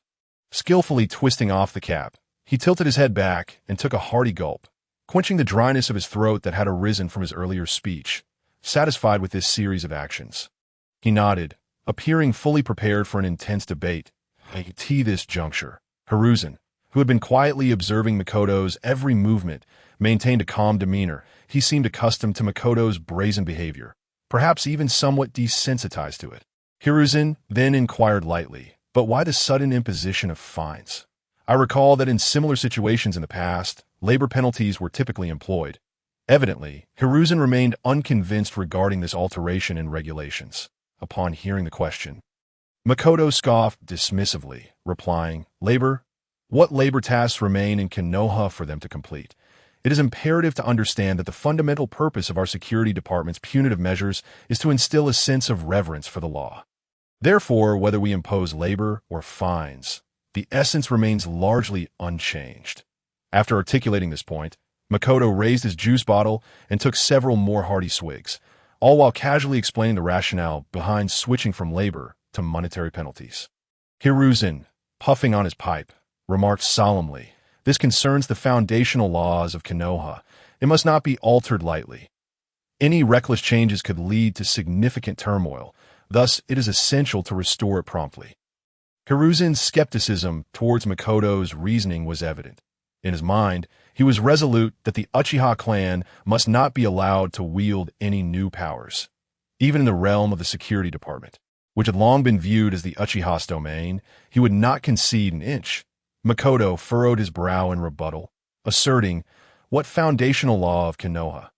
The true legal foundation should consist of clearly defined administrative clauses, indicating precisely what offenses warrant corresponding punishments. That is the essence of law. Merely changing the form of punishment from labor to fines cannot be deemed foundational. Seemingly undeterred by the challenge, Makoto continued. Moreover, I have already conveyed that suitable labor projects for punishment are currently non-existent, that if we do not transition to alternative punitive methods, are we to simply reprimand offenders and then release them without consequence? Upon hearing this, Hiruzen pressed further. Then what are the labor tasks that were previously established? Makoto's lips curled into a slight smirk, a trace of disdain evident as he replied, "Oh, those tasks. Merely sweeping the streets, tidying up around Hokage Rock, and uprooting weeds throughout the village. Those tasks have already been assigned to others. It would be absurd to allocate so few tasks to a dozen or more individuals. What sort of punishment would that be?" Thus, Uchiha Makoto and Sarutobi Hiruzen engaged in a vigorous exchange of words, neither willing to yield an inch. Hiruzen found himself rendered speechless by Makoto's rebuttals. Indeed, his momentary whim was no match for the meticulously planned strategy devised by Makoto. More critically, Makoto showed no mercy toward Hiruzen, countering every differing viewpoint or opinion with unwavering resolve. His words were as sharp as blades, piercing Hiruzen's defenses, leaving him unable to withstand the onslaught. Makoto's guiding principle was clear: you may voice your opinions, but I shall heed none of them. At that moment, Hiruzen slightly adjusted his strategy, shifting the topic. Is there a possibility that the fine amount contains discrepancies? However, in response to this inquiry, Makoto remained steadfast, asserting there are absolutely no discrepancies. This amount has been meticulously determined following thorough discussions within our security department. There will be no deviations. That Makoto's declaration struck Hiruzen like a heavy blow, darkening his already somber expression further. Everyone present understood that the Uchiha clan had thoroughly investigated the background of Shimizu Heibei, and the imposed fine had left him with not a single coin to spare, in such circumstances. How could there be any error in the fine's amount? It was a statement rendered superfluous. Hiruzen fixed his gaze on Makoto, his tone serious. That sum is excessively high. Such a considerable fine would severely undermine the stability of Konoha. I believe it is acceptable to impose some form of punishment for offenders, such as fines, but the amount must not be exorbitant. However, in response to the earnest words of Sarutobi Hiruzen, Ming merely glanced at him indifferently before turning his head aside, showing no inclination to engage in conversation. Witnessing Ming's unwavering refusal to entertain the topic he had broached, Sarutobi was left with no choice but to be forthright. In any case, the fine had been imposed. Yet the amount necessitated revision. Such a hefty penalty could not be arbitrarily enforced. I don't care what you think. I care about what I think, Ming retorted with a cold snort, standing his ground. You need not trouble yourself with the matter of fines, esteemed Hokage, for all actions taken by our security department are executed strictly in accordance with the established laws and regulations, with not a hint of transgression. As he spoke, Ming straightened his posture, his gaze resolute and devoid of warmth, as if to declare his stance and determination to Sarutobi. Sarutobi Hiruzen was taken aback by Ming's unexpected firmness, his face momentarily flushing with rage.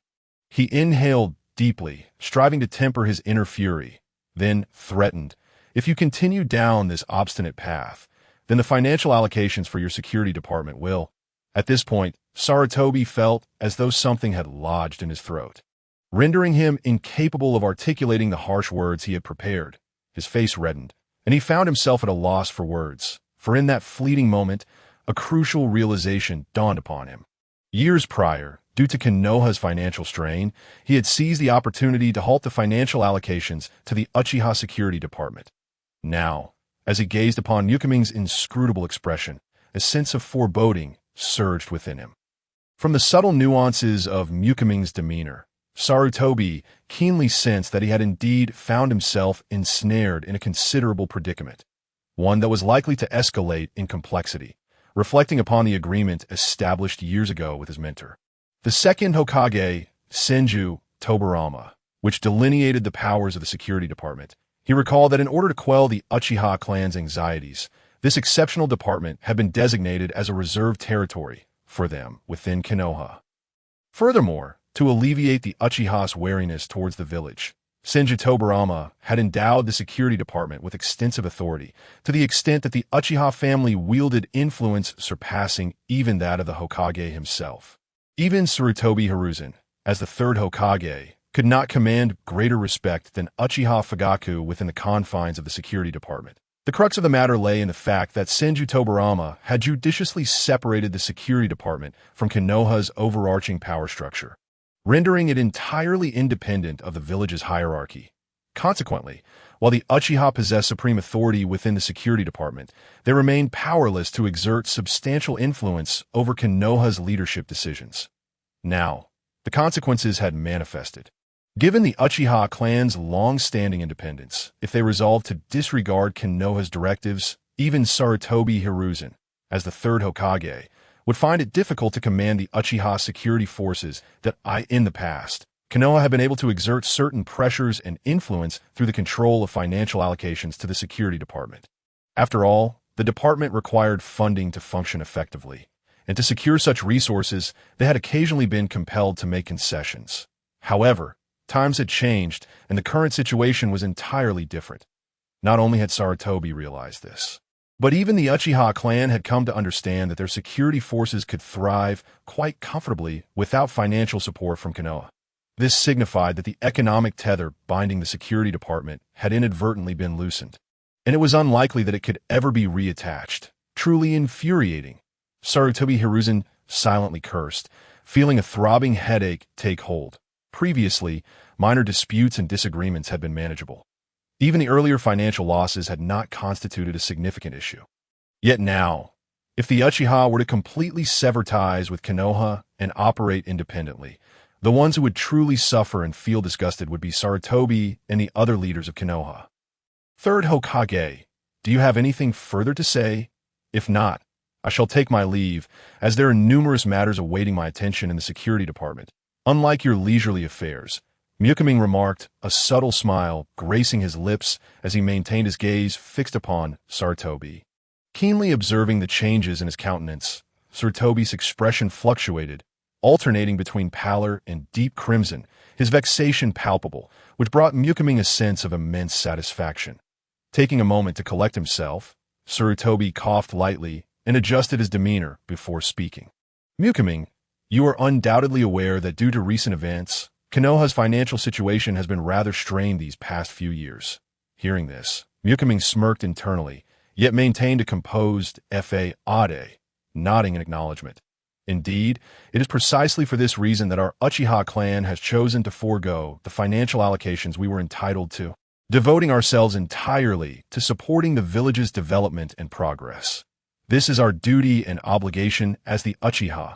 Upon saying this, Ming met Sarutobi's gaze with unwavering confidence, his eyes gleaming with determination. In that moment, Sarutobi was caught off guard by Ming's response. Momentarily rendered speechless, he had intended to invoke a sense of righteousness to persuade the Uchiha to concede further, even if just a little. Yet he had not anticipated that Ming would counter with the same rhetoric of virtue. Now that the Uchiha were no longer seeking financial assistance from the village, the ones who ought to feel anxious were not the Uchiha, but rather those who were truly worried in the shadows that this moment. Ming remained unperturbed, calm as a mountain, devoid of any anxious emotions, as for the debts Konoha owed to the Uchiha. Ming was confident that they would be repaid in full, and with interest. As he gazed at Sarutobi, who was now a loss for words, Ming comprehended the situation. With the third Hokage silent, he took his leave, rising leisurely with a victorious smile, sauntering towards the exit without casting a glance at Danzo, standing nearby. Meanwhile, Danzo's eyes widened in disbelief, glaring furiously at Ming's departing figure. Watching someone he had always looked down upon so brazenly disregard and dismiss him filled him with seething rage, causing his face to flush crimson and even his eyes to nearly turn red. Rest assured, this was not due to a newly implanted Sharingan, but rather the culmination of his intense fury. At this moment, Danzo clenched his fists tightly, the veins on the backs of his hands bulging as if they might burst at any moment. A clear indication of the extent of his anger. I endure again. I shall endure once more. I cannot endure this any longer. Hiruzen, you must have witnessed this, right? Look at that utterly detestable Uchiha clan. That damned Ming has laid bare the dangerous aspirations of the Uchiha.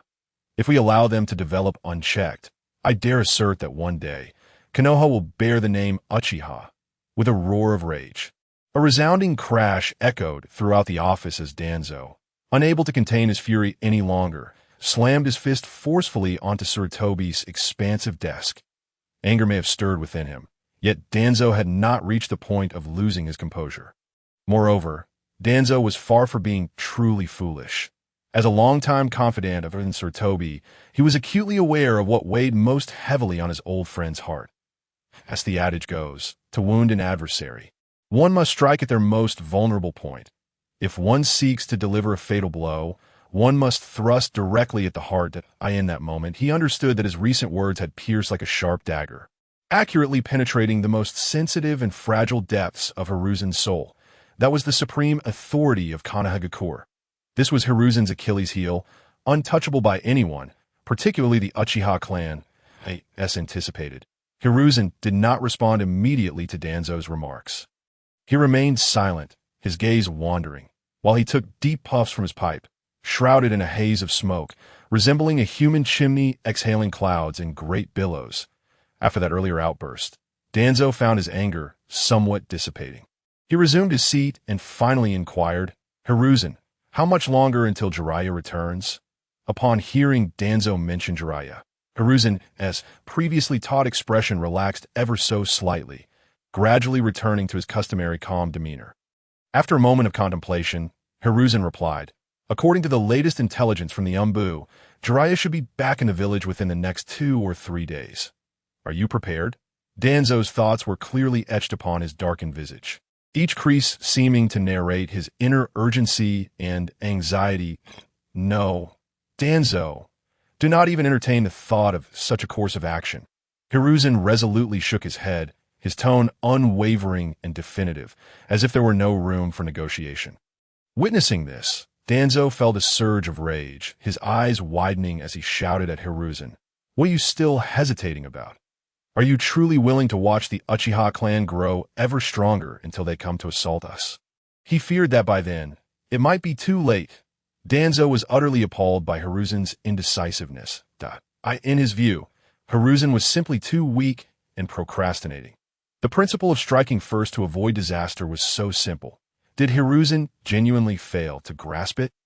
Danzo repeated his fervent inquiry, his hands unconsciously clenching into fists, the knuckles paling from the exertion.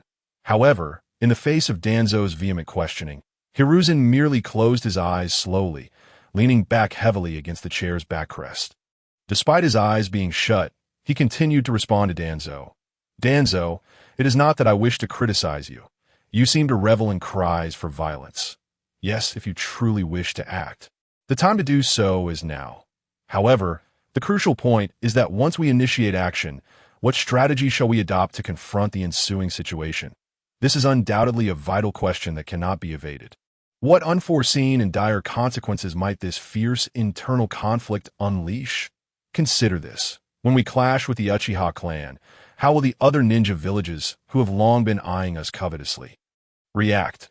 Will they seize the opportunity to profit from our misfortune, or will they choose to observe from a distance, waiting to reap the benefits? All of this is fraught with uncertainties and variables. Furthermore, if we do engage in battle and find ourselves unable to overcome our adversaries, what then? And if we attain victory, will the gains we achieve be sufficient to compensate for the immense costs and significant losses we incur in the process? All these factors are matters we must contemplate and weigh carefully before reaching any conclusions. Hiruzen's voice, though not booming, carried a steady, mountainous gravitas and a wisdom reminiscent of a sage. He methodically cast one challenging dilemma after another at Danzo, showing no signs of ceasing. The Uchiha clan currently possessed 3 pairs of formidable Mangeki Sharingan.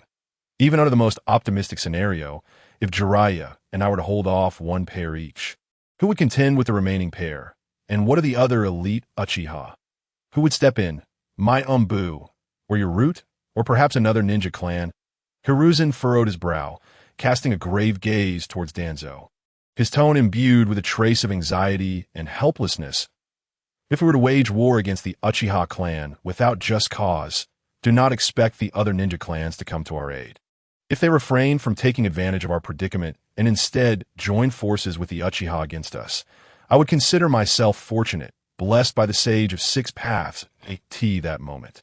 Hiruzen's mind was exceptionally clear, a clarity surpassing any prior occasion. In truth, he had not disregarded Danzo's words. He had contemplated them numerous times since Uchiha Makoto had openly defied him. He had envisioned whether to engage in an all-out battle for survival against the Uchiha clan. However, knowing one's own affairs, the harsh reality loomed before him. If a conflict erupted, they had little chance of success. With this thought, Hiruzen could not help but let out a long sigh. Although he yearned to eradicate the Uchiha clan directly, the disparity in strength was simply too great. Should hostilities ignite without achieving victory, it would not only plunge Konohagakure into deeper peril, but also leave their leadership in disgrace, becoming the subject of ridicule. Of course, by then, they might not even be around to worry about their reputation. Given the Uchiha clan's temperament, should a battle ensue and they were to suffer defeat, the hope for survival for their clan would be utterly extinguished. Edo Tensei, what did you say? Hiruzen looked at Danzo with a perplexed expression. Due to the smoke, he had not fully grasped Danzo's earlier words. Danzo took a deep breath and, articulating each word carefully, stated, I said we can utilize the Edo Tensei technique. Clearly, Danzo had given this proposal considerable thought. It was not simply a spur-of-the-moment suggestion. Upon hearing this, Hiruzen's expression shifted slightly, and he began to ponder internally. Danzo continued to elaborate. I have been preparing for a war against the Uchiha clan for a long time. With my meticulous planning, if we can summon the first Hokage and my teacher through Edo Tensei, then what does it matter if the Uchiha clan possesses 3 pairs of Mangeki Sharingan? Before the first Hokage and my teacher, they are but mere chickens and dogs. After articulating his thoughts, Danzo eagerly turned his gaze towards Hiruzen, his eyes gleaming with anticipation, as if to say, my plan is laid out before you. All you need do is give the command, and I shall handle the rest. However, to Danzo's utter astonishment, Hiruzen merely took a few contemplative puffs from his pipe, then shook his head and firmly uttered 2 words. Not possible. This simple response was akin to a bucket of cold water poured over Danzo, igniting his fury. Observing Hiruzen's resolute demeanor, Danzo trembled with rage, unable to restrain himself from raising his clenched fist. The Senju clan, Tsunade, and Senju Tobarama, as the furious and powerful fist of Danzo was poised to collide violently with the sturdy table. The steady yet slightly unusual voice of Sarutobi Hiruzen suddenly resonated through the air.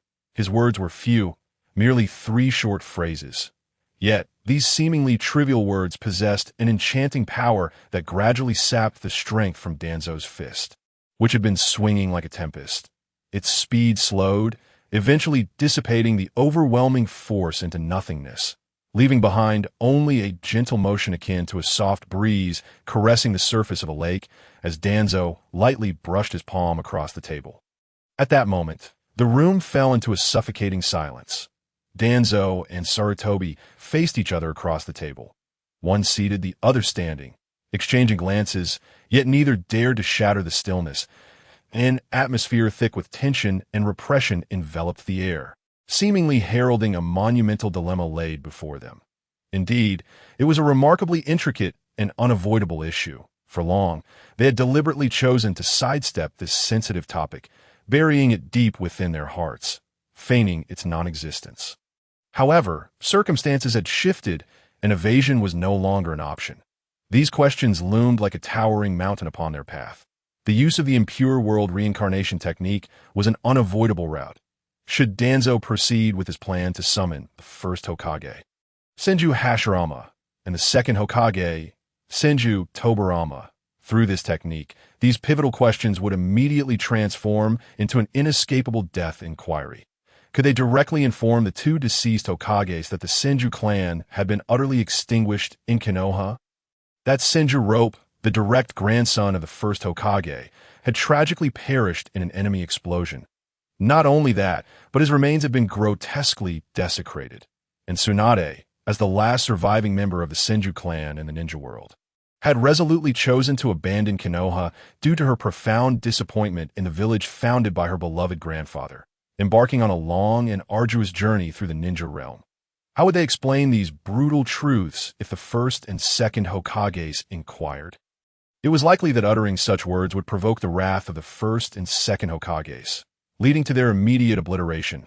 It should be remembered that the initial aspiration of Senju Hashirama in establishing Konoha was to create a peaceful sanctuary free from the turmoil of war for his kin and close allies. Yet now, to inform Hashirama of this cruel reality, that although the village had been successfully established, the Senju clan had vanished without a trace, was akin to plunging a knife into his heart.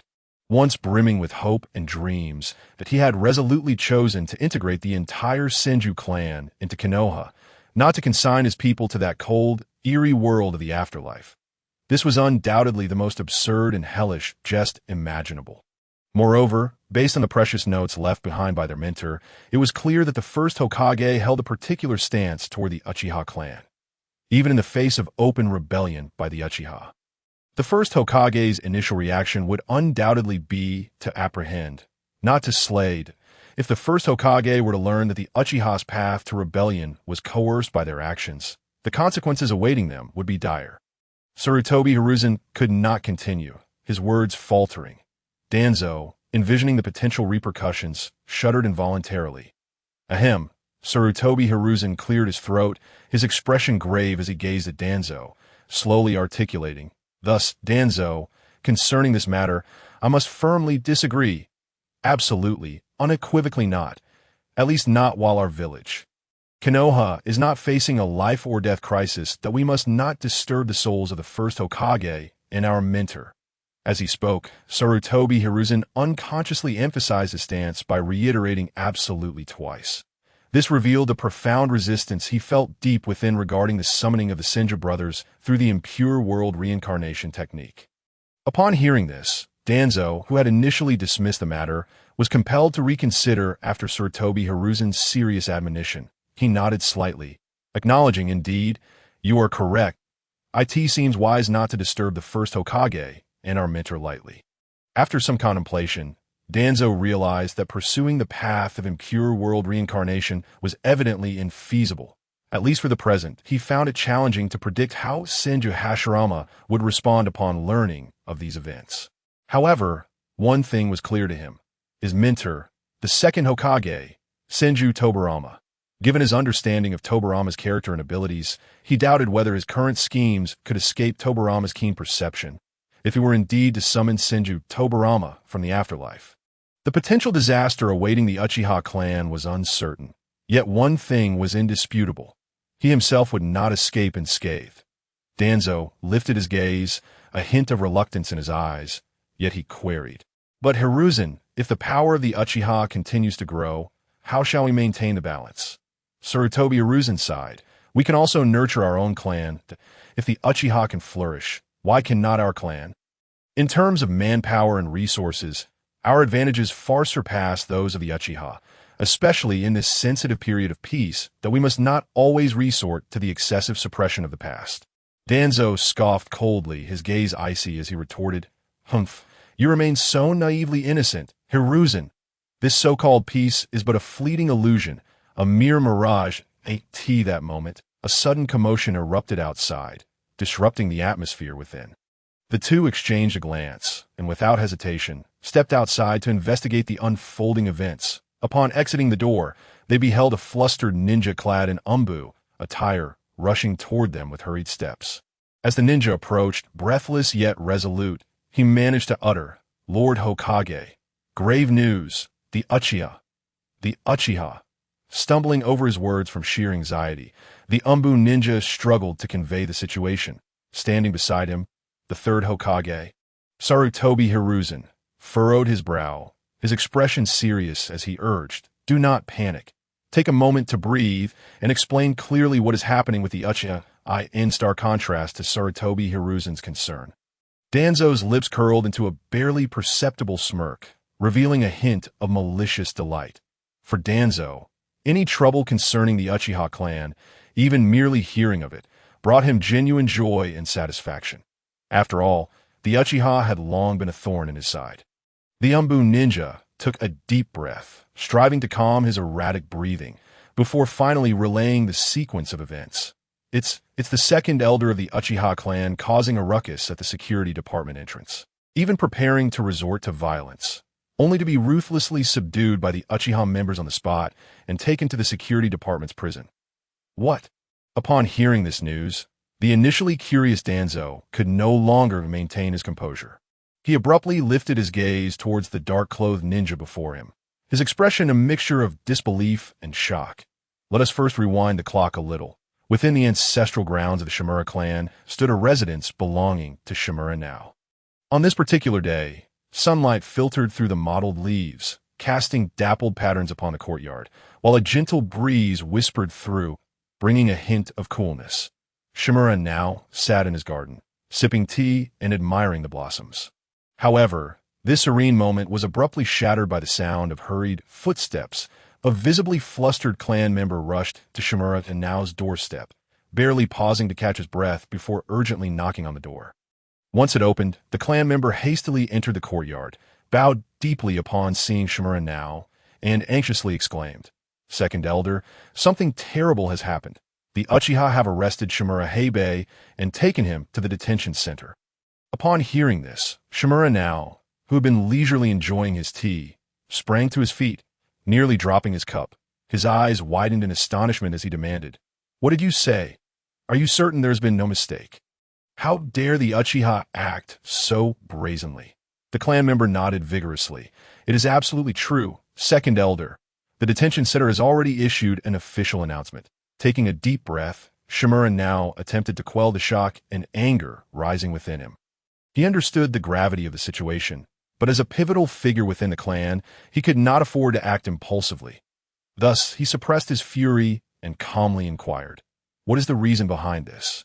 "I refuse to believe the Uchiha would arbitrarily seize one of our clan members." The clan member hurriedly replied, "Second Elder, according to the official notice from the detention center, Shimura Heibei is accused of extortion, and after failing to extort, he allegedly assaulted the victim." Hearing this, Shimura now furrowed his brow, deep in thought. In his perspective, mere brawling hardly constituted a grave offense. After all, in the tumultuous world of ninjas, occasional physical altercations were inevitable. However, to claim that Shimura Heibei engaged in extortion required substantial evidence. Otherwise, how could one trust the Uchiha's mere word? You yourself stated that the extortion was unsuccessful. Who knows if this is merely a pretext the Uchiha concocted to target our Shimura clan? A pretext? A mere pretext? It appears the Uchiha are simply seizing an opportunity to stir trouble. What if he was captured? How long will he be detained? Having pieced together the sequence of events, Shimura now picked up the steaming cup of tea from the table, took a delicate sip, and casually asked him, this trivial matter hardly warranted a personal visit to the detention center, which would only serve to vex him further. However, the clan member standing opposite him seemed hesitant, opening and closing his mouth without uttering a word. Witnessing this, Shimura now, already irked by the interruption, erupted in anger, slamming his hand on the table and bellowing, "Speak up! Spit it out! Stop dawdling like a coward!" Startled by the shout, the clan member trembled and stammered, "The current punishment proposed is what is it?" Shimura now's eyes widened in exasperation. Finally, as if steeling himself, the clan member took a deep breath and stated, "Second Elder, the detention center has proposed a fine of 2 million ryo and a 3-month imprisonment." "What did you say? Repeat that." Upon hearing this penalty, Shimura now was rendered speechless, even beginning to doubt his own hearing. Fearing he had misheard, observing such a reaction, the clan member, compelled by the situation, repeated, "The punishment from the detention center is indeed a fine of 2 million ryo, along with a 3-month imprisonment. This is outrageous. This is an affront." Coming to his senses, Shimura now seethed with rage, abruptly rising and slapping the table with great force. The sound echoed like thunder, shattering the solid wooden table into splinters. Have those brutes from the Uchiha gone mad? How dare they impose such an exorbitant fine? Gather some capable clan members and join me at the detention center to settle this. If I do not receive a satisfactory explanation today, I will not let this matter rest. With that, Shimura now stormed out, seething with anger. The clan member hurriedly called a few individuals and followed closely behind. Inside the Uchiha detention center, the place was bustling with activity. People jostling against one another, The air was filled with cries of the detained, all proclaiming their innocence. However, all this was in vain. The Uchiha clan was known for their unyielding evidence, capturing criminals red-handed. None of those brought here were innocent. Just then, a commotion arose from afar. "Make way! Clear the path! Everyone, step aside!" Accompanied by these shouts, several robust figures pushed their way through the throng. Leading the charge was a stern-faced elder. Shimura now, flanked by his entourage. Those who had been roughly shoved and were ready to retaliate with curses swallowed their words upon recognizing the Shimura clan members. After all, no one dared to offend this illustrious family of Konoha. Thus, Shimura now and his party made their way unimpeded to the center of the spacious detention hall. Shimura now slightly turned his head, casting a meaningful glance at one of his subordinates. The subordinate understood immediately, nodding in acknowledgement of his elder's intent. Next, the subordinate cleared his throat and bellowed, "Everyone, listen up! Quiet down this instant!" This sudden shout reverberated through the hall like a clap of thunder, silencing the previously noisy crowd. All eyes turned to Shimura now and his entourage. With a calm demeanor and a slight smile, Shimura now began, "I am Shimura now. I have heard that a member of our Shimura clan has been apprehended by your detention center, and I have come to ascertain the situation." At that moment, Uchiha Hakadai leisurely descended the stairs. However, he did not fully reach the ground, halting midway on the staircase, gazing down at Shimura now and his group with an air of superiority. In truth, as soon as Shimura Nao's group approached the detention center, one of Hakadai's subordinates had hurriedly informed him. Concerned that Shimura Nao's visit was intended to provoke trouble, Uchiha Hakadai did not dare delay. Hastening to maintain order himself, with a slight bow, Uchiha Hakadai coldly regarded Shimura Nao, his tone tinged with dissatisfaction. "If you merely wish to observe, there is no need for such a commotion. It only serves to embarrass your Shimura clan in front of others." Uchiha Hakadai and Shimura Nao belong to the same generation. However, the long-standing tension between their respective families rendered their relationship far from amicable. Upon hearing this, Shimura Nao felt a surge of anger. He glared up at Uchiha Hakadai, who looked down upon him with an arrogant demeanor, retorting indignantly, "Humph!" To my utter astonishment. "You, old relic, are still alive and thriving. I thought you might have long since met your demise upon some battlefield." The Uchiha clan certainly does not enjoy the same privileges as your Shimura clan, nor do we have elders who merely indulge in idle pursuits after their bellies are full. While Shimura Naoto's words did little to rattle Uchiha Hakadai, the latter's retort struck a nerve with Shimura Naoto. "Humph! Enough of your rambling. Hand over our Shimura family members at once. Such trivial matters as brawls are hardly worth our concern as shinobi. Do they even qualify as an issue?" Shimura Naoto's eyes widened in fury, his tone rigid as he forcefully shifted the topic. His wrinkled visage contorted with rage, veins bulging upon his forehead, as if he might charge forth at any moment to engage in a desperate struggle. "Old fool, abandon your delusions. Shimura Hyubai has clearly and unequivocally violated the regulations set forth by our security department, a fact that is indisputable. Furthermore, this operation was personally ordered by our deputy minister, Uchiha Makim. Thus, it would be wise for you to comply with our directives and refrain from futile resistance or cunning schemes. Otherwise, you shall bear the consequences." Uchiha Hakadai met Shimura Naoto's challenge with unwavering resolve, his gaze betraying disdain and contempt. Reflecting on Makim's earlier words to the members of the security department, Hakadai felt emboldened. Makim had stated, "There is no need to show them courtesy. The Uchiha clan now possesses sufficient strength for self-defense, and we owe no one any favors." Upon hearing this declaration, Shimura Naoto trembled with rage, his quivering finger pointed accusatorily at Uchiha Hakadai as he stammered, "You all are so arrogant and overbearing. This is sheer tyranny." For a lengthy period, the Uchiha clan had always been the first to compromise when faced with their fellow clans. After all these years, Shimura Naoto had grown accustomed to the Uchiha's former weakness, never anticipating that they would present such audacity today. The resurgence of the Uchiha's once renowned ferocity left him feeling profoundly disconcerted. In this moment, Shimura Naoto was consumed by rage, his complexion flushed, veins protruding, and eyes wide as if they might ignite with fury. Driven by this uncontrollable emotion, he made an impulsive and ill-advised decision without hesitation. Raising his head, he opened his mouth and bellowed at the top of his lungs. "All of you, heed my command!" His voice boomed like thunder, reverberating through the air and causing those nearby to wince. In response to Shimura Naoto's furious call, the members of the Shimura clan echoed in unison. "At your command, Elder," their voices brimmed with fervor and blind allegiance, seemingly oblivious to the perilous nature of Shimura Naoto's current decision. Observing from the sidelines, Uchiha Hakadai took in the entire scene, witnessing Shimura Naoto's loss of composure. A flicker of cunning sparkled in his previously tranquil eyes. He recalled Makim's earlier counsel, Hakadai-senpai. "I believe that old fool, Shimura Naoto, will likely lose his composure and charge at us. All you need to do is provoke him slightly. His brashness and temper will surely create an excellent opportunity for us." Now, it seemed that his words had proven prophetic. With his thought, a faint smirk played upon Uchiha Hakadai's lips, revealing a trace of scorn. He cast a sidelong glance at Shimura Naoto, musing internally, "Humph, this man, despite possessing the strength of an elite Genin, is utterly devoid of intellect. As for that so-called elite Genin prowess, it pales in comparison to the Uchiha Sharingan. Rescue our clan members." With this roar resounding through the hall of the security department, Shimura Naoto could no longer contain the fury boiling within him.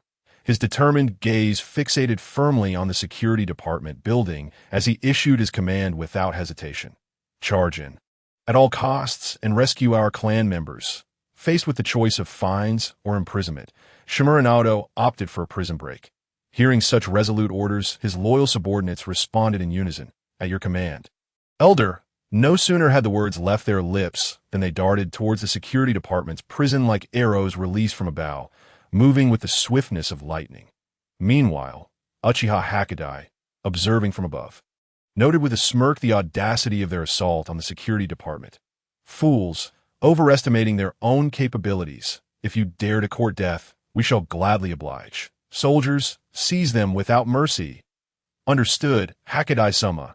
The Uchiha members in the security department responded with fervor, each face alight with confidence and disdain. For these naturally combative Uchiha, such skirmishes were as commonplace as daily bread. Moreover, this was the security department, the territory of the Uchiha clan, where they held an undeniable home field advantage. More importantly, the disparity in numbers was starkly disproportionate. It was conservatively estimated that the confrontation would unfold as 100 against 6, with 100 being the Uchiha. Truth be told, they had never encountered such a lopsided battle before. After all, the Uchiha clan was renowned for its exceptional combat prowess and unique bloodline limits. Under equal conditions, a single Uchiha member could easily contend with 3 ordinary adversaries. In the past, the Uchiha had always been the ones on the receiving end of such beatings. At this moment, the battle-hungry Uchiha were eagerly rubbing their hands together, eyes gleaming with excitement and bloodlust. They could hardly wait to showcase the true might of the Uchiha clan, instilling fear in those who dare to challenge their authority. The Uchiha acted without prior consultation or planning. Yet remarkably, they exhibited an innate synergy in their movements, their roles clearly defined. Rather than rushing in with overwhelming numbers, they adopted a seemingly simple yet highly effective strategy of 3 against 1. One member swiftly charged forward, effectively blocking the opponent's path with formidable strength and agility, preventing any advance. Another displayed exceptional Jinjutsu skills, activating his signature 3-tomo Sharingan. In the brief moment their gazes met, the adversary stood immobilized as if ensnared by a binding spell. The final member, resembling a merciless assassin, maintained unwavering vigilance, eyes fixated on the target. Upon observing the opponent completely ensnared in the illusion, he leapt into action, delivering a powerful kick to the back of their head. A muffled thud echoed as the struck individual crumpled to the ground like a deflated balloon, losing consciousness. The entire sequence unfolded with lightning speed, taking mere seconds from start to finish. Shimura Naoto watched in disbelief as his 6 subordinates were effortlessly subdued by the Uchiha and securely bound, stacked like a tower of dolls. He came to his senses. He was horrified to find himself encircled by a throng of Uchiha clan members. in that instant. A chilling sensation coursed down his spine, pervading his entire being. It felt as if a bucket of ice water had been poured over him, extinguishing the haze of anger that had clouded his mind. That moment, Shimura Naoto could no longer concern himself with matters of face or dignity. Panic-stricken, he cried out, "I'm the second elder of the Shimura clan. My ties with Danzo are exceedingly close. You wretches have neither the authority nor the right to detain me." Shimura Naomichi was acutely aware that, given his current strength and circumstances, attempting to break through the encircling forces and successfully escape was an almost insurmountable task. Not to mention facing 100 opponents at once. Even the mere presence of the vigilant Uchiha surrounding him was a source of immense pressure. This moment, the only potential salvation from his dire predicament seemed to lie in his unique identity. Contemplating this, Shimura Naomichi found himself silently praying that this identity might prove advantageous. Just then, a decisive and cold voice rang out from the rear of the crowd. "Have you not yet grasped the reality? Today, no matter what, no one can save you. I assure you of that." Upon hearing this voice, everyone present instinctively turned to look. They beheld Uchiha Mukomitsu, who had just returned from the Hokage building, striding purposefully towards them. Those who recognized Mukomitsu bowed respectfully, greeting him. "Deputy Minister, you are the renowned Uchiha Mukomitsu. You had better release me at once. Otherwise, you will not be able to bear the repercussions from Danzo." Shimura Naomichi was certainly aware of the illustrious Deputy Minister of the Security Department, Uchiha Mukomitsu. However, to his surprise, Mukomitsu seemed completely indifferent to his presence, offering not even a flicker of acknowledgement. Thus, Mukomitsu continued forward, his gaze unwavering, as he passed right by Shimura Naomichi without so much as a pause, as if Naomichi were merely an inconsequential stone by the roadside. Yet, astonishingly, an unexpected phenomenon occurred. As Mukomitsu brushed past Shimura Naomichi, the latter suddenly appeared as though his very soul had been siphoned away, standing frozen in place, utterly motionless. Sharingan Jinjutsu. Someone apprehend these individuals and throw them into the dungeon. Since they seek Shimura Heibai, let them accompany him well. Mukomitsu commanded with an air of authority, his gaze coldly sweeping over the subdued Shimura faction. "Understood, Deputy Minister." Uchiha clansman replied respectfully upon hearing Mukomitsu's orders. He swiftly led the other security personnel to execute the task, escorting the captives towards the prison. Observing this scene, Mukomitsu nodded slightly, then turned to address the remaining onlookers, calling out, "All right, everyone, please resume your activities." With that, he strode over to stand beside Uchiha Hachidai at that moment. Uchiha Hakadai wore a look of deep concern, as if he had something to say yet hesitated. Noticing this, Mukomitsu placed a reassuring hand on his shoulder and asked, "What is it, Hakadai? Feel free to share your thoughts." After a moment of contemplation, Uchiha Hakadai mustered the courage to inquire, "Deputy Minister, are you truly just going to take him away like this? What if?" His question trailed off, leaving the implications unspoken. However, Mukomitsu clearly understood the underlying concern. Smiling gently as he confidently replied, "Rest assured, Hakadai, I have taken all potential issues into account that I will personally handle this matter. There will be no mistakes." Hearing this, Uchiha Hakadai felt somewhat reassured and chose not to press further. Mukomitsu then surveyed his surroundings and noticed a chair positioned not far away. He made his way over, pulled it beside the second-floor railing, and leisurely sat down, crossing his legs as he awaited the impending guests. The previously tranquil atmosphere was shattered by a chorus of respectful yet urgent calls. "Lord Hokage." Before long, as Mukomitsu rested with his eyes partially closed, he discerned the sounds of footsteps approaching from below. "The guests have arrived." He slowly opened his eyes, and his gaze fell upon Tsurutobi Hiruzen and Shimura Danzo, walking side by side, followed by several masked, enigmatic ninjas. The identities of these ninjas remained uncertain, whether they belonged to the Umbu or the Root. "How fortunate to see you both visiting our security department today," Mukomitsu remarked, a subtle smile gracing his lips, though his eyes bore a glint of amusement. It was evident that he had anticipated the arrival of these two, however. After their recent verbal exchanges, Tsurutobi Hiruzen knew that this seemingly youthful Uchiha was not to be underestimated. Further banter would yield little advantage. Thus, he opted for a more straightforward approach, stating, "Let us discuss this in your office." And as he surveyed the somewhat raucous security department hall, Sarutobi Hiruzen furrowed his brow slightly. "Very well, follow me," Mukomitsu replied, rising swiftly and leading the group towards his office. He walked with a lightness in his step, exuding confidence about the forthcoming conversation. Upon entering the office, Mukomitsu did not engage in unnecessary pleasantries. Instead, he seated himself and casually inquired, "Now, may we speak?" He did not rise to invite Sarutobi Hiruzen and his companions to sit, treating them as though they were merely ordinary visitors. In contrast, Sarutobi Hiruzen and Danzo maintained their composure. After all, they had grown accustomed to Mukomitsu's unconventional approach to matters over the past few days.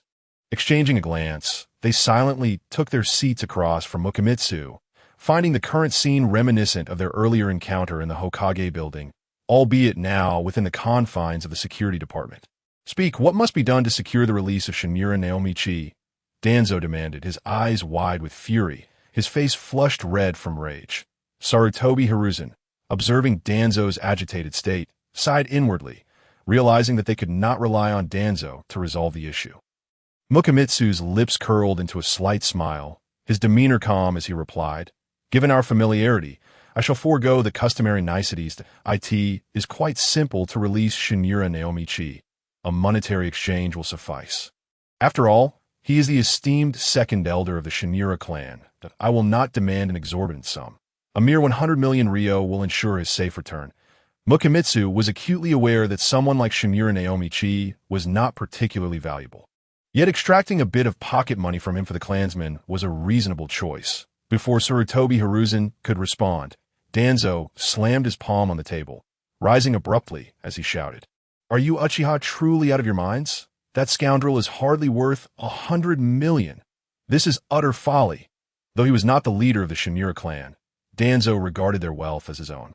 Over the years, he had indeed amassed considerable wealth through various means. However, facing Mukomitsu's audacious demand was beyond even his capacity to endure. Mukomitsu remained silent, merely gesturing with his chin towards the door. Making his stance clear, "I have made my offer. If you refuse, you are free to leave." Danzo's eyes bulged, veins throbbing on his forehead as a wave of anger surged within him, momentarily rendering him speechless. "That sum is out of the question," he finally managed to exclaim. "Shinura Naomichi is nothing more than an ordinary elite genin. He cannot possibly be worth so much." Sarutobi Hiruzen watched Danzo's fervor with a weary shake of his head. With a soft sigh, he reached out to gently pat Danzo's arm, signaling for him to calm down. "Allow me to handle this." Taking a deep breath, Sarutobi Hiruzen turned to Mukomitsu. "The price is indeed excessive. Shinura Naomichi is not worth that amount." Mukomitsu, unperturbed, replied, "This price is divided into two components. Firstly, his worth as an elite genin carries a certain value, approximately 10 million ryo. However, due to his position as the second elder of the Shinura clan, that identity alone elevates his worth to 90 million ryo as he spoke. Mukomitsu's lips curled into a slight smile, and he continued softly, "While his life itself may not hold significant value, his identity as the second elder of the Shinura clan is of immense importance. The influence and benefits associated with that title far exceed the value of his individual life." Upon hearing this, Sarutobi Hizashi and Danzo exchanged a glance, each reflecting a hint of helplessness in their eyes. Ever since they began dealings with a young boy named Uchiha Mukaming, every conversation regarding finances had been framed in units of billions that it felt as though an electrician had recklessly touched a live wire. "Let us just leave it at that. Let him stew in his own thoughts for a while," Danzo remarked, seemingly serious about abandoning the idea of rescuing Shimura now. With a hint of sarcasm, he added, "If you do not ransom him, how could this audacious miscreant, who dares to assault the security department, ever hope to languish in a cell? You dare to kill him?"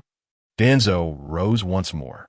Mukaming's words were tantamount to a direct challenge to Danzo's authority. Mukaming made it abundantly clear that languishing in prison was not an option. That it was either pay the ransom or face execution. There was no third choice. What was even more alarming was that Mukaming had openly mentioned killing should they refuse to pay the sum? Who knew what fate awaited Shimura now? Relying on the Uchiha clan to show mercy to a Shimura was less reliable than hoping for the sudden demise of the entire Uchiha clan.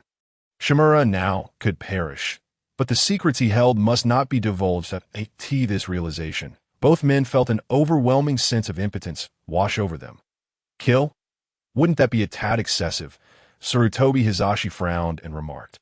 He contemplated that it was merely a disturbance within the security department. How could it escalate to this?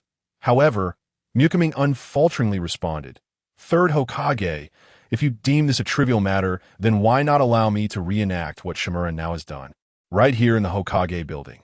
Upon hearing this, Sarutobi Hisashi was rendered speechless, stammering a rebuttal. How can that even be compared? Mukiming let out a cold laugh, pressing further. Oh, why not? Do you believe that the security department can be trifled with while the Hokage building remains untouchable? Faced with Mukiming's incisive questioning, Sarutobi Hisashi found himself momentarily at a loss for words, only managing to mumble, in nothing that in truth, Sarutobi Hisashi considered the assault on the security department to be a trivial matter. However, should anyone dare to attack the Hokage building, executing them on the spot would be entirely justified in their own doing. It must be said that Mukiming possessed a unique and effective strategy for dealing with individuals like Sarutobi Hisashi, who so evidently applied double standards. Since the other party deemed this situation insignificant, he would simply throw the dilemma back into their lap to see if they would dare to continue their favoritism and indulgence. He was certain they would not utter a word in objection, but a series of urgent and forceful knocks suddenly echoed through Mukiming's somewhat tranquil office, shattering the existing silence. "Come in," Mukiming replied without looking up from his desk, seemingly unperturbed by the arrival of the person outside. Allowing them to enter the room without hesitation, the door creaked open. A figure hurriedly stepped inside. It was none other than Uchiha Morningstar, the Uchiha clan member who had previously apprehended Shimura Binji. "Deputy Minister, how should we deal with these troublemakers?" Uchiha Morningstar inquired eagerly upon entering, his gaze fixed intently on Mukiming, as if hoping to receive an immediate answer from his superior. However, Mukiming did not respond as swiftly as he wished. Instead, he shifted his gaze from the trinkets on his desk, first scanning Uchiha Morningstar standing before him, then turning to look at Sarutobi Hisashi and Danzo sitting nearby. "What have you two decided?" Mukiming's voice was calm and steady, yet it carried an undercurrent of invisible pressure. That moment, Danzo clenched his fists, his complexion darkening to an extreme, clearly filled with rage. He glared fiercely at Mukiming, his eyes glinting with malice, as though he might explode at any moment. Nevertheless, despite his fury, the remnants of Danzo's rationality kept him from acting impulsively. He understood all too well that to act recklessly now would be an act of folly, even more foolish than Shimura and now himself. If he were to strike, he would also end up costing a substantial amount to the Uchiha clan. He did not underestimate Uchiha Mukiming's audacity. Meanwhile, Sarutobi Hisashi's brow was tightly furrowed, his mind in disarray, unable to conceive a better course of action. Each encounter with Uchiha Mukiming had caught him off guard, with unexpected events occurring one after another, leaving him no time to think or strategize. As the saying goes, strike first to gain the advantage, or be struck first and lose control. Sarutobi Hisashi was now acutely aware of the meaning behind those words. Faced with such a passive predicament, he felt increasingly overwhelmed. After a moment of contemplation, Sarutobi Hisashi finally made a decision. "Very well. Danzo, you will immediately send someone to retrieve the money and prepare to ransom the hostage." With that, he let out a heavy sigh, as if attempting to expel the frustrations that had been building within him. Sarutobi Hisashi was unwilling to engage in prolonged entanglement with Mukiming any further. He needed time to calm his mind and ponder how matters had escalated to this point. Danzo, equally grave in expression, nodded in agreement with Sarutobi Hisashi's decision. Recognizing the situation, Danzo issued orders without hesitation, instructing his root members to notify the Shimura clan to prepare a ransom of 1 billion ryo. Naturally, this sum would be borne by the Shimura clan, for Danzo viewed Shimura now as nothing more than a failure, utterly incapable of accomplishing anything, and his root faction would never deplete their own funds to rescue such a useless individual. For the wealthy Shimura clan, A mere billion Rio was hardly a challenge. Before long, the ransom was ready. The time had come for the transaction. Money in exchange for the hostage. Money is no issue. Bring Shimura now to me at once. Ming stated expressionlessly, tossing stacks of thick bills onto the desk and lightly tapping his fingers on the surface. Directing the clan members of the security department.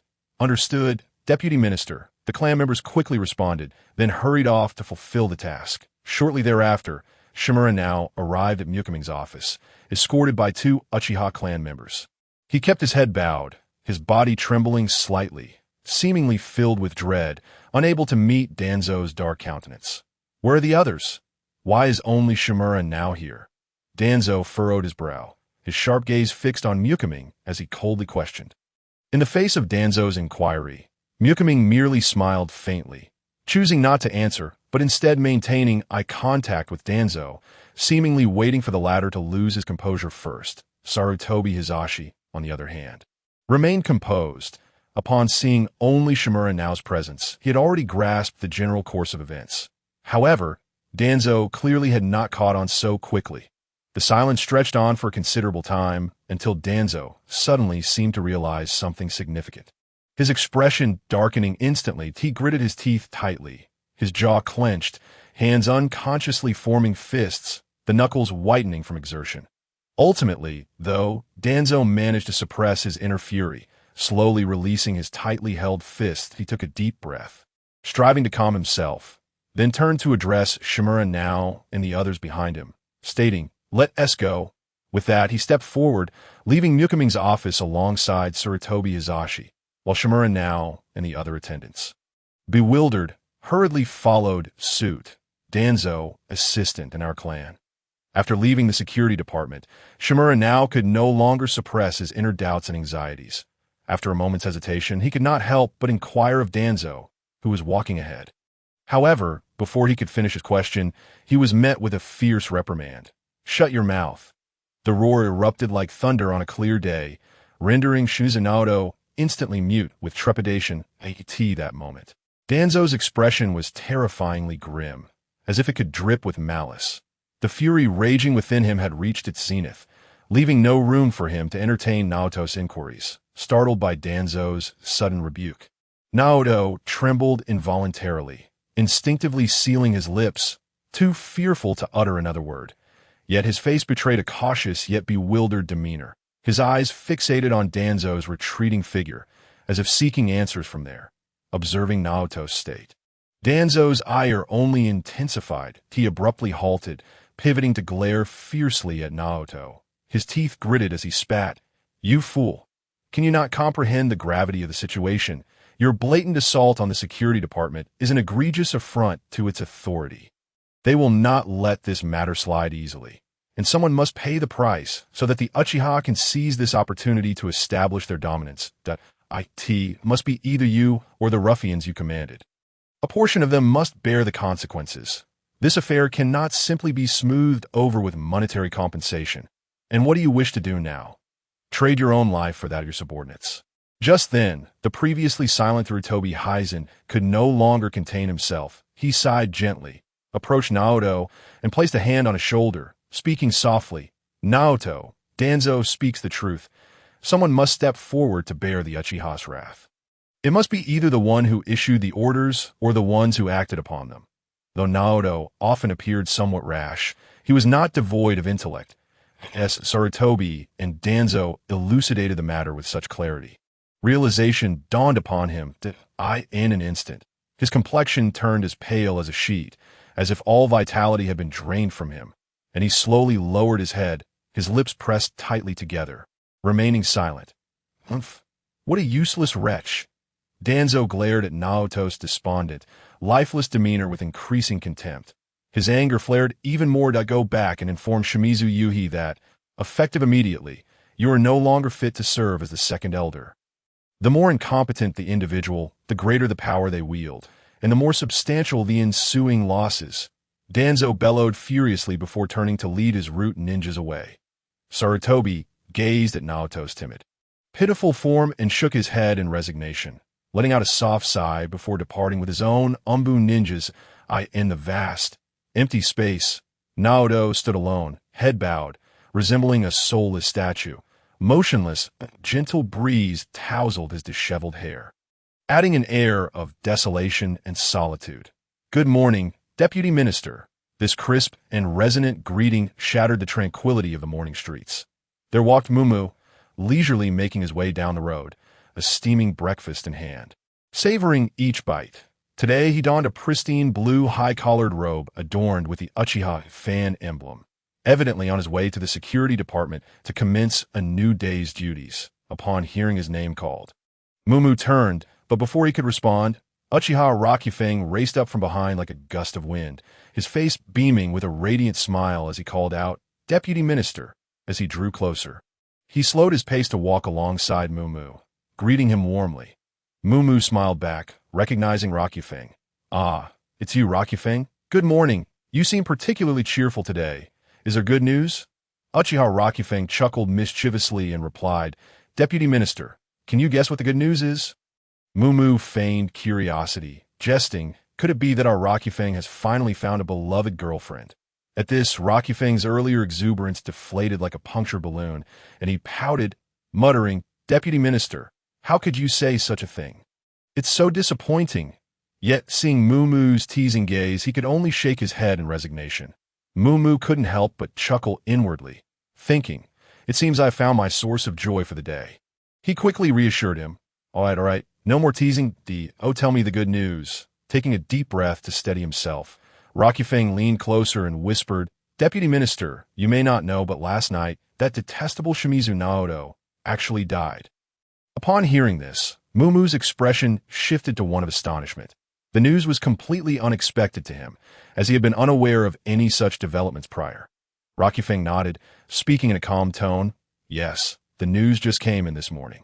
It appears that due to the previous incident, he not only lost his power, but also faced discontent from those he abandoned, leading to a rift between him and his subordinates. Perhaps overwhelmed by the immense pressure and isolation, he ultimately chose to end his own life." With this revelation, Rakifeng's familiar grin resurfaced. The reason was simple. He felt an involuntary sense of glee whenever a member of the Shimizu clan faced misfortune. If there were anything that could elate him even more, it would surely be if the Sarutobi clan encountered trouble as well. And if, by chance, both the Shimizu and Sarutobi clans faced calamities simultaneously, that would be the pinnacle of joy for Rakifeng. However, Mumu remained remarkably composed, merely nodding in understanding of the situation's emergence. To him, it was hardly surprising that Shimizu Naruto had fallen to such depths. In fact, Mumu had foreseen this outcome when he had compelled Danzo to choose, that he simply hadn't anticipated it would transpire so swiftly. Just a few days had passed, and the 6 individuals who had been released were still alive. It was Naruto who had met his end. Indeed, those 6 individuals from the Shimizu clan who had directly confronted the security department were still very much alive at that time. Many Uchiha clan members had advocated for their immediate execution to assert the Uchiha's dominance. But Mumu had staunchly opposed the notion. Although eliminating those 6 would have been effortless, such an act would not effectively deter those with ulterior motives lurking in the shadows. Taking a deep breath, Mumu slowly articulated the thoughts he had been nurturing for some time. As his words hung in the air, silence enveloped the security department conference room. Everyone exchanged glances, none daring to speak. However, moments later, the members of the Uchiha clan began to express their agreement, unanimously endorsing Mumu's proposal. It turned out that Mumu's plan was astoundingly straightforward. He intended to strip the 6 individuals of their chakra before the eyes of all present and confine them in the Uchiha clan's designated prison for serious offenders. Furthermore, he would promptly notify their families, informing them that they would have only one opportunity per month to visit their loved ones, along with the option to send a small amount of money for their basic sustenance.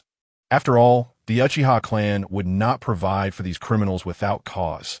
The duration of their survival would entirely depend on the support from their families and their own physical well-being. Should any family neglect to send money or refuse to continue financing their upkeep, the Uchiha clan could hardly be blamed for their lack of mercy. Should these prisoners ultimately perish from hunger, it would be a consequence of their family's choices. Once Mumu proposed this suggestion, there was no dissent within the Uchiha clan. Every member cast their vote in favor. Subsequently, the relevant notifications were swiftly disseminated. However, soon a chorus of dissenting opinions and skepticism arose. Faced with these dissenters, Ming merely responded coldly. If anyone feels it is unfair, then how would you handle it if one day others imitate their actions and come to stir trouble in your own clan's territory? This statement struck like a thunderclap, rendering those who initially held opposing views utterly speechless. From that moment on, no one dared to speak of the matter before Ming again. Deputy Minister, look at that person. Just as Ming's thoughts surged like a tide, Lu Feng suddenly pointed ahead and exclaimed loudly. Upon hearing this, Ming immediately directed his gaze towards the direction Lu Feng indicated in the distance. A figure stood out strikingly. The individual wore a vivid red vest and sported a head of snow-white hair. Upon closer inspection, he appeared somewhat lewd, constantly casting furtive glances at the young, voluptuous women on the street while sauntering leisurely towards them. Is that Jiraiya? Ming whispered to himself. Indeed, calculating the days, it was about time for him to return. The current situation of the Uchiha clan had compelled Sarutobi Hiruzen to summon Jiraiya back. What did you say? Due to Ming's voice being too soft, Lu Feng failed to catch what he had just said. Realizing this, Ming no longer concealed his words and directly responded. That guy is one of the legendary 3 Nin of Konoha, Jiraiya. Oh, now it makes sense. No wonder he looks so familiar. Lu Feng nodded in sudden realization, then squinted his eyes, beginning to take an earnest interest in observing the legendary ninja. Despite the distance still separating them from Jiraiya, it did not diminish Lu Feng's curiosity and focus on him in the face of the Uchiha clan's powerful Sharingan. This distance was negligible, as if the other party were standing directly before them. At that moment, Jiraiya suddenly felt a chill run down his spine, as if enveloped by an invisible coldness. Startled, he instinctively looked up, his gaze darting like lightning towards his right front. From afar, he spotted 2 Uchiha clan members standing by the street, quietly gazing in his direction. That if one were to ask how Jiraiya could identify Ming and the other Uchiha from such a distance, the answer lay in their distinctly Uchiha attire, which played a crucial role. Unlike the green vests worn by ordinary ninjas, Ming had a particular fondness for the Uchiha's unique blue high-collared long robe. This robe not only boasted superior material and exquisite craftsmanship, but also perfectly showcased the distinctive temperament and style of the Uchiha clan. Due to Ming's personal affection for it, many members of the security department gradually began to emulate him, donning their clan's long-standing traditional attire. Over time, this gave rise to a unique retro trend within the security department. So, it is the Uchiha. Upon realizing it was Ming and the other, Jiraiya's previously somewhat lewd expression instantly shifted to one of solemn seriousness. Without hesitation, he strode towards Ming and the other individual. Deputy Minister, he is coming towards us, Lu Feng said, his voice slightly lacking confidence as he watched the approaching Jiraiya. After all, the person advancing was one of the legendary 3 Nin of Konoha. And facing such a renowned figure inevitably instilled a bit of trepidation in Lu Feng. Yes, I see him, Ming replied nonchalantly, that he knew that if it came to a confrontation, Jiraiya at this stage was not his match. Moreover, he understood Jiraiya's personality. He was not the type to initiate a fight without exchanging words first. Furthermore, considering they were in the bustling streets of Konoha, the likelihood of a conflict arising was virtually zero. As Jiraiya's figure drew nearer, Ming felt little turbulence within. To be honest, he harbored no particularly strong feelings, neither aversion nor fondness, towards this legendary 3 Nin that moment. It was merely their first meeting, an opportunity to establish their initial impressions. After some contemplation, Ming decided to adopt a balanced approach, neither overly familiar nor distant. Hello, Mr. Jiraiya, Ming greeted with a smile as Jiraiya approached leisurely. Hearing Ming's salutation, Jiraiya was momentarily taken aback, a hint of surprise crossing his face. Oh, I didn't expect you to recognize me. It was noteworthy that Jiraiya had been away from the village for quite some time. Logically speaking, a young child like Ming should not have been able to identify him immediately. Indeed, in Jiraiya's eyes, Ming, being merely in his early teens, was just a child. However, at this moment, not only Ming but even the other young Uchiha, standing nearby, seemed to recognize him. In response to Jiraiya's question, Ming merely smiled subtly, choosing not to elaborate further. Yet that simple smile seemed to convey a deeper understanding to Jiraiya. He pondered, could it be that the Uchiha clan has begun to educate its members to recognize significant figures? With this thought, Jiraiya cast a curious and inquisitive glance at Ming. Did I, in such a unique circumstance, recognizing someone typically indicated a heightened awareness and vigilance towards each other once their respective positions were established. Politely, Ming addressed Jiraiya. I have matters to attend to in the security department. Mr. Jiraiya, I apologize, but we must take our leave for now. He had no intention of engaging in a lengthy conversation with Jiraiya on the street. Ming glanced up at the sky. He was about to be late for work. At this moment, Jiraiya, noticing Ming's amiable demeanor, reverted to his usual carefree and casual self, just as he brushed past Ming. An epiphany suddenly struck him, and he hastily inquired, I haven't yet asked for your name, young man. Upon hearing this, a faint smile graced Ming's lips as he responded, My name is Ming. Full name Uchiha Ming. With that, he nodded slightly in acknowledgement and turned to leave alongside Lu Feng. Watching the two figures gradually recede until they vanished from sight, Jiraiya remained rooted in place. He gently rubbed his chin with his right hand, his brows furrowed, seemingly trying to recall something important. Why does the name Ming sound so familiar? I feel like I've heard it somewhere before. Thus, Jiraiya stood alone on the street, plunged into deep contemplation. Uchiha Ming. This name seemed somewhat familiar, yet Jiraiya was certain he had never crossed paths with this individual before. Nonetheless, where did that elusive sense of familiarity stem from? Just then, like a lightning bolt illuminating the night sky, a flash of insight surged through Jiraiya's mind. He finally recalled. It turned out that the name Uchiha Ming had appeared in a secret mission entrusted to him by Sarutobi Hiruzen. According to the mission, Uchiha Ming was a newly appointed elder of the Uchiha clan. Not only that, but he is also a rare holder of the Mangeki Sharingan from the Uchiha clan. More importantly, this individual is regarded by Sarutobi Hiruzen and others as one of the significant threats to Konohagakure. The thought of this made Jiraiya frown tightly. After his brief encounter with Ming, he found that Ming's demeanor was starkly different from the often detestable Uchiha clan members that people typically perceived. The Ming he personally experienced was almost unrecognizable compared to the image portrayed in Sarutobi's intelligence reports. This is truly a monumental headache, Jiraiya exclaimed loudly, his hands frantically tugging at his hair. Complicated and tricky situations like this have always been the bane of his existence. Ming, however, did not dwell on Jiraiya's matter and, accompanied by K's, proceeded to the security department, parting ways upon arrival. Subsequently, Ming made his way to his own office. Upon entering, he walked straight to the window and paused, quietly gazing at the bustling streets of Konohagakure below. Ming did not believe that Jiraiya would pose much trouble for him. Yet, inexplicably, a nagging feeling of unease lingered deep within him. This peculiar sensation intensified from the moment he encountered Jiraiya. Despite his earnest contemplation, he could not pinpoint what exactly was amiss. Jiraiya returning to the village? Jiraiya returning to the village? Jiraiya returning to the village? Jiraiya returned to the village early.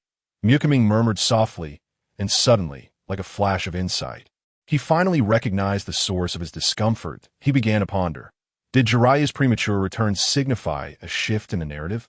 Furthermore, the Uchiha clan, known for their ruthless methods, had recently adopted a markedly different approach. Wasn't this also a deviation from the established storyline? Not to mention their intimidation of the Sarutobi clan. Could that not also be considered a change in the original plot trajectory? If all these circumstances do not constitute a narrative alteration, then what does? Yet if these indeed represent a change in the storyline, he ought to receive the corresponding rewards. Where are they? System, come forth. Where are my rewards? Hurry and return them to me. Ming called out to the system in his mind. The events of the past few days had surged upon him like a relentless tide, leaving him somewhat dizzy with the pace. Meanwhile, that cursed system seemed to have vanished without a trace, remaining utterly silent, to the point where he nearly forgot about the rewards at this moment. The suddenly alert Ming hastily summoned the system panel. Just then, he noticed a conspicuous, unread message on the panel. Flickering with a faint glow. Ding! The host has discovered a system bug, which is currently under repair. Please be patient. For more detailed information, click here. Upon seeing this, Ming furrowed his brow in suspicion and clicked on the message marked as a system bug, reading it intently. Before long, he quickly perused its contents. In summary, the issue with the system primarily revolved around the repair and adjustment of the reward mechanism for chain narrative events. For instance, since the Uchiha clan still existed, did that mean that simply by engaging in any activity, even something as mundane as dining, Ming could receive rewards? After the current modifications, significant narrative changes would no longer yield any rewards for subsequent ordinary chain events. Only genuine, meaningful alterations in the plot would grant rewards. Ming felt little emotional impact regarding the bug fix. After all, he had never harbored high expectations that a mere casual action would yield valuable lottery opportunities. Moreover, even if he could indeed obtain such a lottery chance, he would hardly care for trivial rewards lacking allure. After all, he was in no short supply of items like toilet paper. Subsequently, Ming glanced at the remaining time required for the repair and found it to be roughly 20 minutes more. Thus, he leisurely returned to his seat, gently closed his eyes, and began to rest, quietly awaiting the complete resolution of the system repair. Just then, a crisp ding echoed, signaling the completion of the system bug repair. Upon hearing this sound, Ming couldn't help but murmur inwardly, "Finally, it's over." But why is there no explanation at all? Upon inquiry, it displayed that during the system repair, the host had altered the plot trajectory twice. The rewards from these two narrative changes would be distributed to the host alongside the compensation for the system bug fix in 5 consecutive draws. Only 2 instances? Ming felt a twinge of doubt and swiftly clicked to view the specifics of the 2 recorded events. Soon, the screen clearly presented the relevant information. It turned out to be merely Jiraiya's early return to the village, and the significant shift in the Uchiha clan's overall style. As for other minor changes, they had not been included. If they don't count, then so be it. After all, this wretched system is incapable of properly communicating with me. However, in contrast, such a rigid system, reliant solely on programmed operations, feels more reassuring. Those so-called intelligent systems are fraught with uncontrollable factors and are far too dangerous. Ming mused silently, yet his expression revealed no trace of dissatisfaction or complaint. He felt that whether the system rewards were abundant or scarce, it was still a gain. Ming was quite content, on the contrary. He was genuinely pleased to receive such a substantial reparative compensation and a rare opportunity for 5 consecutive draws. After all, with these additional benefits provided by the system, he could lead a relatively comfortable and enjoyable life in the perilous and challenging world of ninjas. Perhaps, with his luck and strength, combined with this fortuitous opportunity, he could even aspire to the honor that symbolizes the strongest in the world. This is the pinnacle of strength. With this thought, Ming's previously tranquil heart began to swell with excitement, and his eyes sparkled with fervor. "System, let me draw. I want to go all in." "Congratulations, host. You have obtained a complete set of League of Legends equipment slots." "Congratulations, host. You have acquired the Zonya's Hourglass." "Congratulations, host. You have received the Death Cap of the Void." "Congratulations, host. You have obtained the Shining Fruit." "Congratulations, host. You have received loyalty tokens too." As expected, during consecutive draws, the probability of receiving items from the same world is significantly higher. However, Ming did not display a hint of disappointment. On the contrary, when his gaze fell upon the rewards, his eyes instantly radiated with fervent light, as if he had discovered a rare treasure. Filled with anticipation and excitement, Ming eagerly retrieved the rewards, eager to verify their actual effects. First up was the intriguing object known as the League of Legends equipment slot. Although he had taken it out, Ming saw nothing before him. Despite the emptiness, he could distinctly sense a subtle change. Therefore, he slowly closed his eyes, calming his mind, and focused intently on this unique sensation. Before long, he effortlessly detected the set of equipment slots concealed within the intangible. Upon glancing at them, Ming was delighted to discover that there were a total of 7 slots. However, just then, he noticed that one of the slots had already been occupied. Resting within that slot was an item familiar to all League of Legends players. the oracle lens, commonly referred to as the scanner. Oh, I didn't expect such a delightful surprise. It seems my luck today is truly off the charts. At the moment he beheld the oracle lens, Ming's heart swelled with joy. And in an instant, he comprehended the usage of this enigmatic artifact. With a slight stir of his thoughts, a colossal crimson radar scanning circle, with a radius extending a full 50 meters from his core, abruptly materialized. After a 10-second scan, the red illumination faded. Yet Ming found nothing amiss in his surroundings.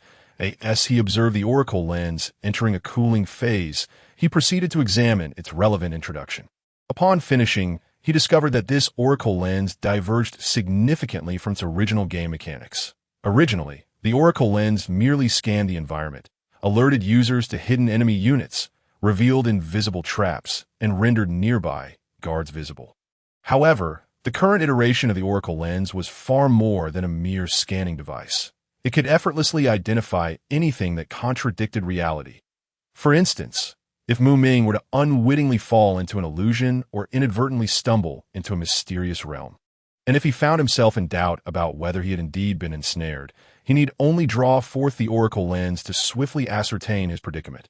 After all, the distinction between the world of illusions and the realm of reality was as stark as night and day. One must not underestimate this seemingly inconspicuous trinket that it is crucial to clearly and accurately understand one's current situation, as it is undoubtedly a vital survival principle. Moreover, this astonishing oracle lens was merely a complimentary gift, entirely free. At least for Ming, the acquisition of such a practical bonus filled him with immense delight. Additionally, the oracle lens could be used repeatedly without limitation, with a cooldown period of merely 1 hour. However, it was somewhat regrettable that any unused charges could not be accumulated for future use. Ming gazed at the oracle lens, now in a cooling state after its recent activation. He thoughtfully shifted his attention to the second prize, the Zhongya hourglass. Given that the actual effects of the oracle lens had changed, what might be the true nature of the Zhongya hourglass, which belonged to the same realm? This thought filled Ming with anticipation and curiosity. He carefully reviewed the description of the Zhongya hourglass. Zhongya hourglass. Upon activation, the user becomes completely immune to any damage and cannot be targeted by enemies for a full 10 seconds. However, it is essential to note that its cooldown resets precisely at midnight each day, and any unused charges do not accumulate. After absorbing this information, a satisfied smile graced Ming's face, and he nodded lightly. For him, the most critical aspect of the Zhongya hourglass was its ability known as stasis, colloquially referred to by players as invincible body. Although some additional attributes have been diminished, the core functionality of invincible body had been preserved and further enhanced. A change that undoubtedly brought Ming genuine joy. Subsequently, Ming carefully placed the Zhongya hourglass into his equipment slot. That moment, an intense sensation surged within him, granting him the ability to activate the invincible body at will. This feeling was reminiscent of the formidable ocular technique, Shisui, that he possessed on this bright, sunny day. It seemed somewhat extravagant and wasteful to activate the Zhongya hourglass prematurely. What if he were to encounter a life-threatening crisis today? After much contemplation, Ming resolved to suppress his inner urge and patiently await the arrival of nightfall, intending to use it just before the daily cooldown reset. After all, safety first. Caution is never a mistake. Next on the list was one of the premier pieces of equipment from the League of Legends universe. The Death Cap of the Ruined King. Death Cap of the Ruined King. Increases spell power by 300. As Ming witnessed this extraordinary effect, his mouth widened in astonishment. Though the effect appeared straightforward, its enhancement of Ming's abilities was nothing short of monumental, resulting in a staggering increase in power. Specifically, this effect would cause the power of his ninjutsu to triple from its original strength. For instance, if the diameter of the fireball he previously unleashed was 10 meters, with the same amount of chakra, he could effortlessly create a colossal fireball with a diameter of 30 meters. Such a remarkable surge in power was truly breathtaking. Without hesitation, Ming adorned himself with the mysterious death cap of the Ruined King, eagerly attuning himself to the changes in power it bestowed. However, to his slight surprise, he did not experience any remarkable sensations. Nonetheless, he remained unconcerned. Onward to the next astonishing treasure, a unique specialty from the world of pirates, the devil fruit. Moreover, this was no ordinary devil fruit, but rather the top-tier light fruit from the Logia type. In an instant, Ming felt a sudden heaviness in his right hand.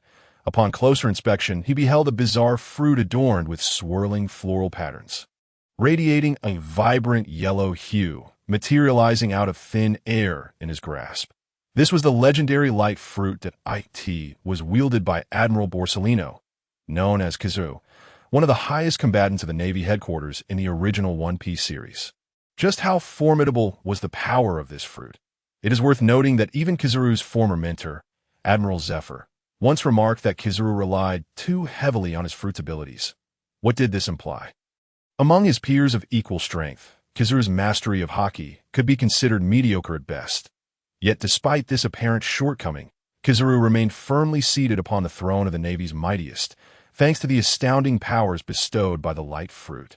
Furthermore, it is worth mentioning that, to date, there has never been a recorded instance of Kizaru unleashing his full combat prowess. Naturally, Ming yearned for such an ability, yet he also harbored deep concerns. After all, acquiring the powers of the light fruit would mean gaining a fatal weakness, a fear of seawater.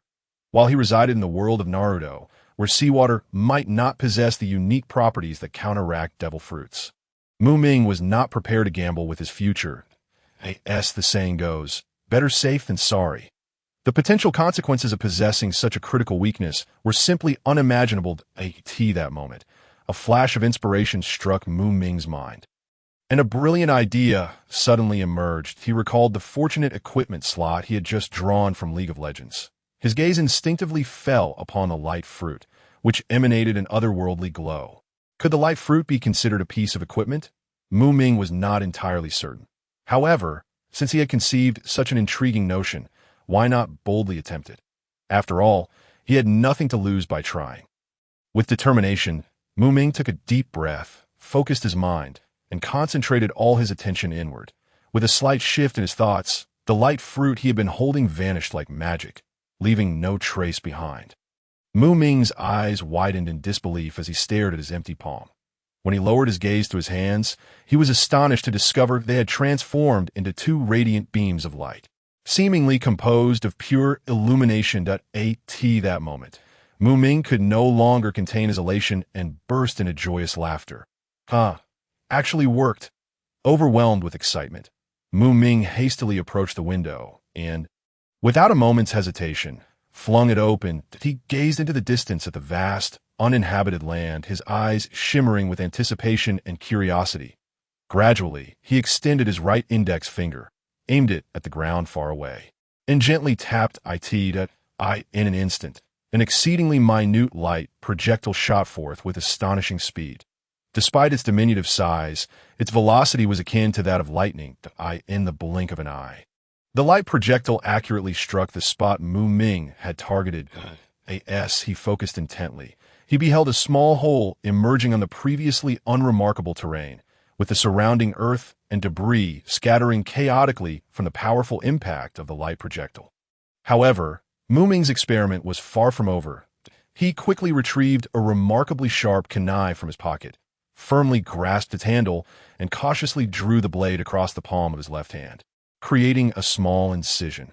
According to common sense, such a wound would inevitably lead to blood gushing forth. Yet a miracle occurred. The wound that should have bled transformed into a crack radiating a faint, ethereal glow, resembling a resplendent gem embedded in his skin, and no longer could it be termed a wound. It was in fact a peculiar opening gleaming with otherworldly light. With a grave expression, Ming raised the razor-sharp kunai and, without hesitation, struck down upon his arm. He felt no resistance. As though he were slicing through air itself, a crisp snap echoed, and his entire arm was effortlessly severed, the detached limb falling coldly to the ground. Strangely, no blood flowed from the severed appendage. There was not even a trace of flesh, only a dazzling radiance. Then, astonishingly, the severed arm twitched slightly, and an extraordinary scene unfolded.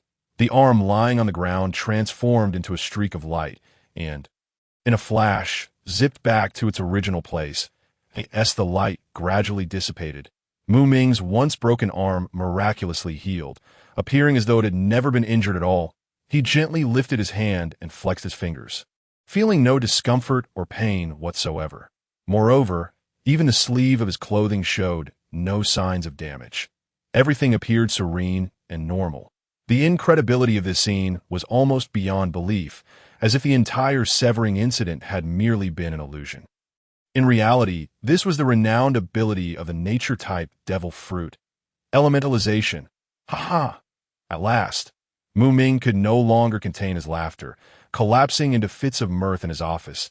He could now roam freely within the shinobi world. As long as he wished, no one could hinder him.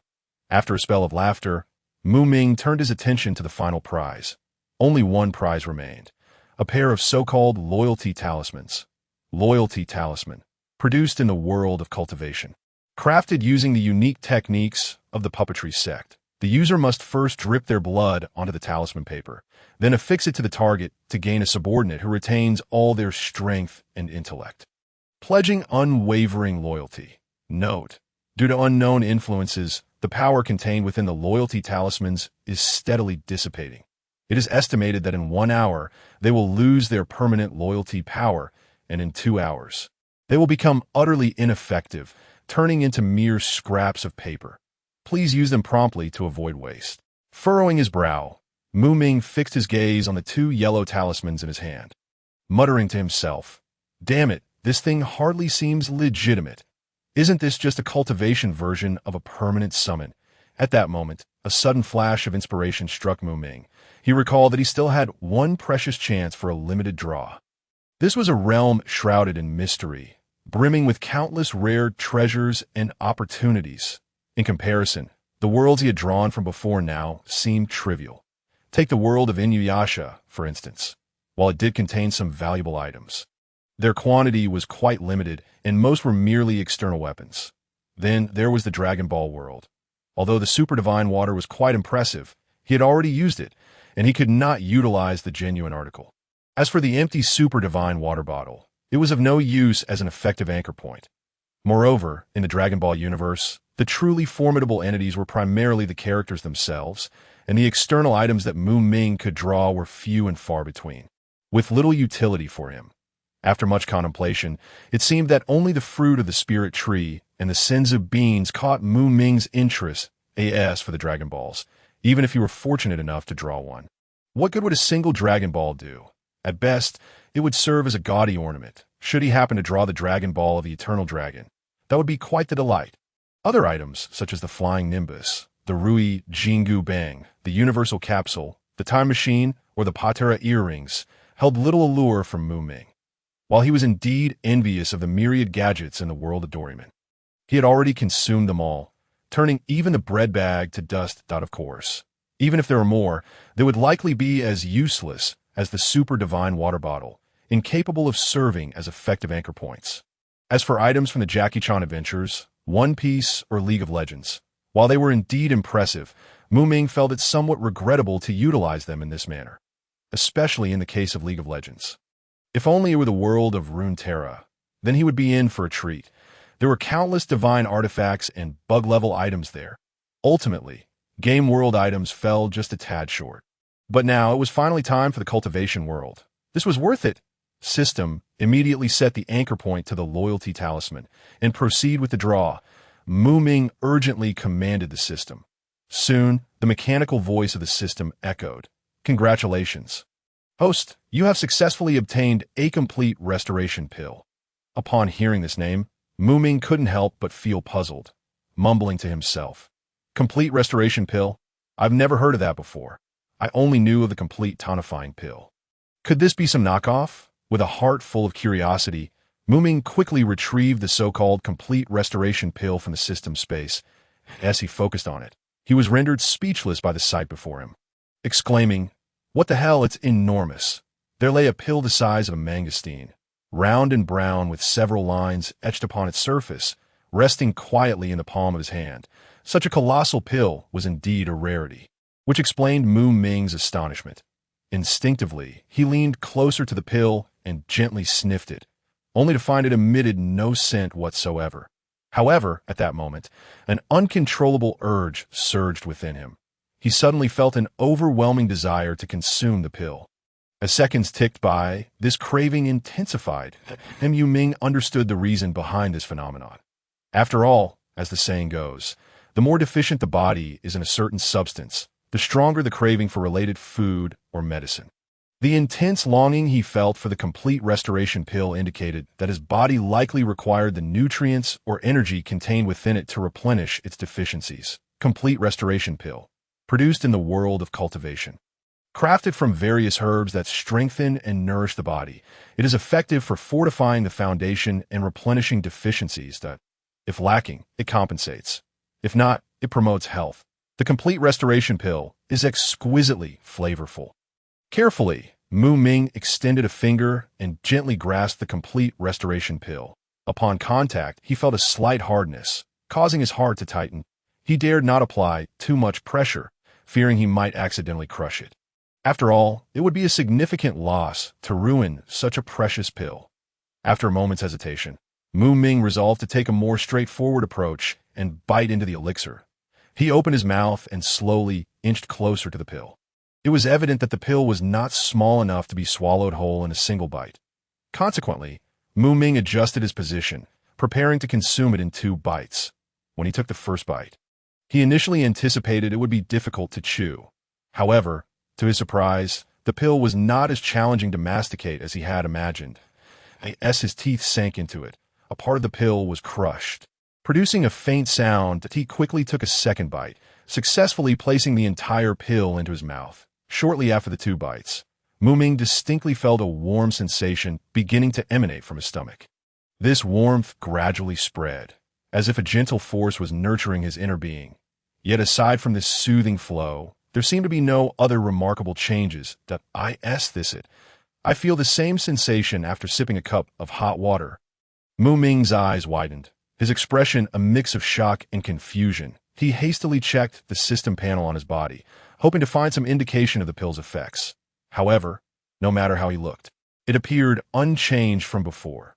Frustrated, he began to call out to the system, yearning for a reasonable explanation. Nevertheless, regardless of how much he shouted, the unyielding system remained silent, showing no intention of responding in truth.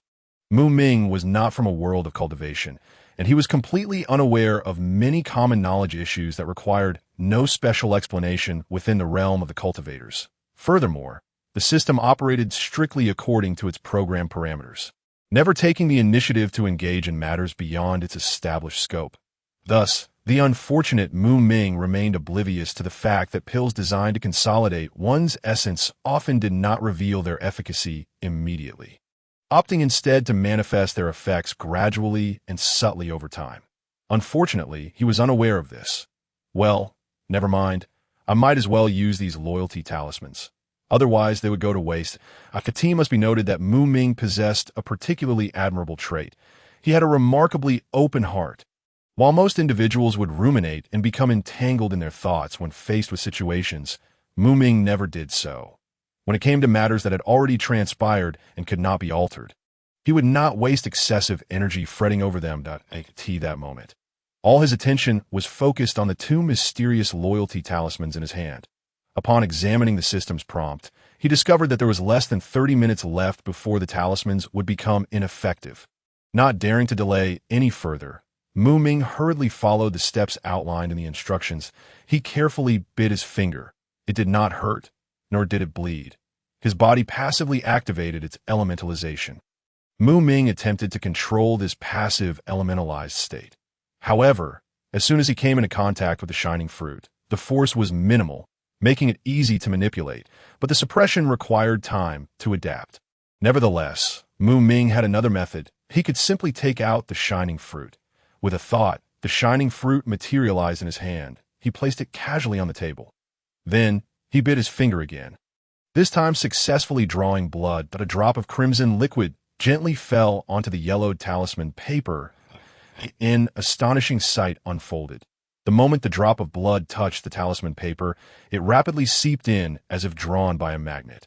Simultaneously, the previously dull runes seemed to be infused with new vitality, emanating a faint red glow that gradually spread along the lines of the runes, forming a delicate and vibrant red outline. After successfully completing the first talisman, Ming replicated the process and quickly finished the second one. That after preparing both talismans, he did not forget to stow the shining fruit back into his equipment slot. With everything in place, he scarcely had time to catch his breath before he rushed out the door. As for the intended recipients of these loyalty talismans, Ming had already devised a plan upon reviewing the talismans' descriptions. They were aimed at the two notorious troublemakers of the Uchiha clan, Uchiha Shisui and Uchiha Itachi, the outsiders. These two might appear to be the epitome of good behavior within the Uchiha clan, treating others with courtesy and displaying exemplary conduct. However, among the Uchiha themselves, they were undoubtedly viewed as the biggest troublemakers within the clan, particularly in recent times regarding how to handle the likes of Shimura and others.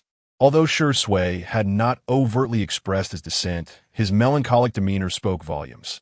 Despite not openly opposing Ming's actions, he had shown a tacit acceptance of them. Deep down, however, he struggled to fully accept and adapt to such a violent approach to law enforcement. As for Itachi, there is little need for elaboration. He had neither held a position in the security department nor participated in the Umbu's activities. In recent days, Ming had heard from Fugaku that since that fateful night, Itachi had secluded himself in his room, refusing to leave, and no one knew what he was working on inside. Initially, Ming had been contemplating finding an opportune moment to engage in a heartfelt conversation with both of them. After all, prior to this, he had merely given them a preventive measure to avoid any sudden opposition or confrontation. However, due to his own pressing matters and the burdens of the security department, he had been unable to carve out time to sit down and genuinely discuss their thoughts and perspectives. Yet now, circumstances had taken an unexpected turn, providing Ming with an opportunity he hadn't anticipated. This way, he could forego many unnecessary steps and save himself from expending excessive effort. All it required was a simple drop of blood, followed by gently applying it, and a magical loyalty talisman would effortlessly resolve all his issues. Making everything fall into place, Ming could not help but feel grateful for his recent busyness. Otherwise, if he had painstakingly manipulated them into a corner only for the system to provide him with two loyalty talismans, he would have felt like crying blood. In fact, Shisui was not difficult to locate, especially at this particular juncture. If all went according to plan, he would undoubtedly be working at the security department. Sure enough, as Ming made his way to the second floor of the security department and approached the captain's office, he gently pushed the door open to find Shisui diligently engaged in his work. It is worth noting that this office was not exclusively for Shisui, as his current position was merely that of an ordinary captain within the security department, and he had yet to acquire a designated workspace of his own. Captains of his rank typically shared an office with two others to manage daily affairs at that moment. Aside from Shisui, another captain was also present. When that captain noticed Ming entering, a look of surprise and respect instantly crossed his face, and he quickly rose from his seat, bowing respectfully as he greeted Ming. "Good morning, Deputy Minister." Observing this, Ming's lips curled into a gentle smile in response to the captain, before turning his attention to Shisui and saying, "Good day to you as well. Shisui, please step outside for a moment.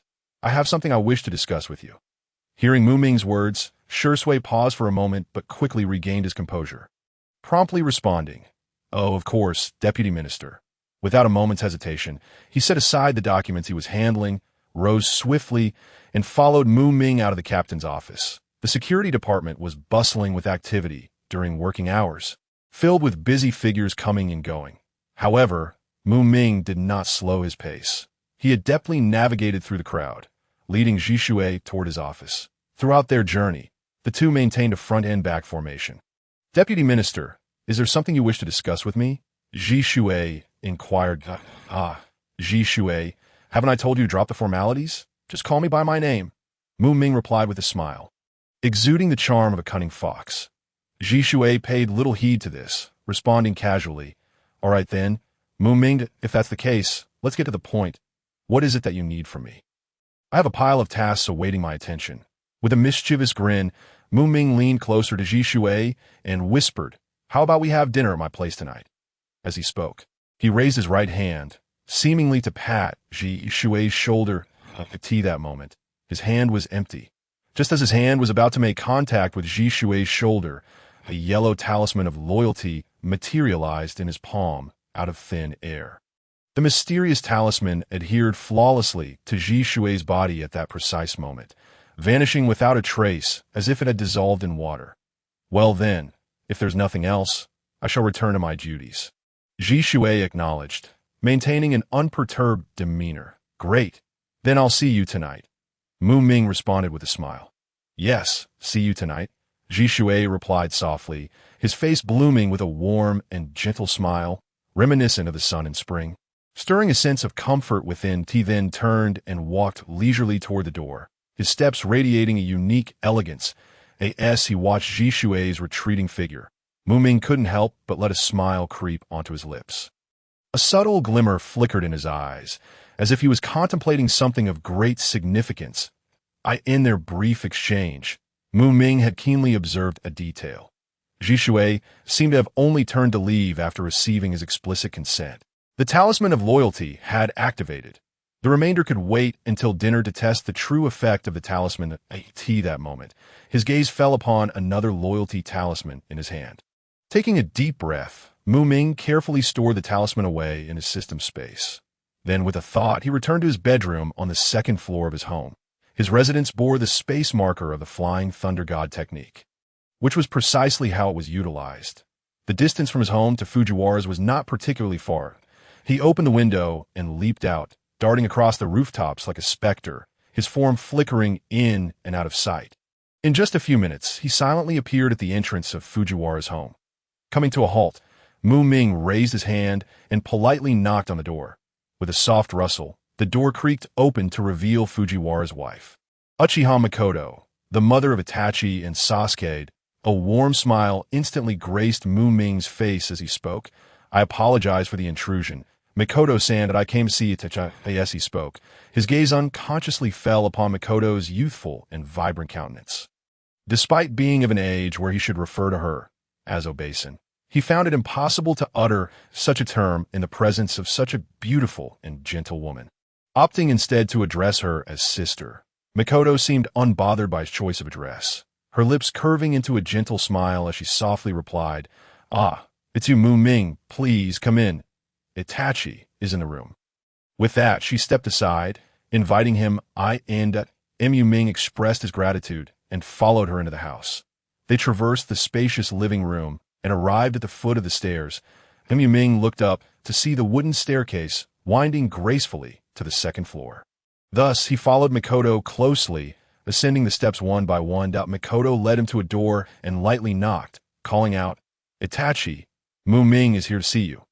After a moment of silence with no response, Ming smiled gently at Makoto, saying, "Makoto-san, I'll handle it from here. If you have other matters to attend to, please feel free to do so." Hearing his words, Makoto nodded, but her gaze remained fixed on the closed door. A hint of worry etched on her face, as if her heart harbored unspoken concerns. Finally, she slowly replied, "Then I shall entrust Itachi to you. Ming, I will prepare some snacks and fruit for you both."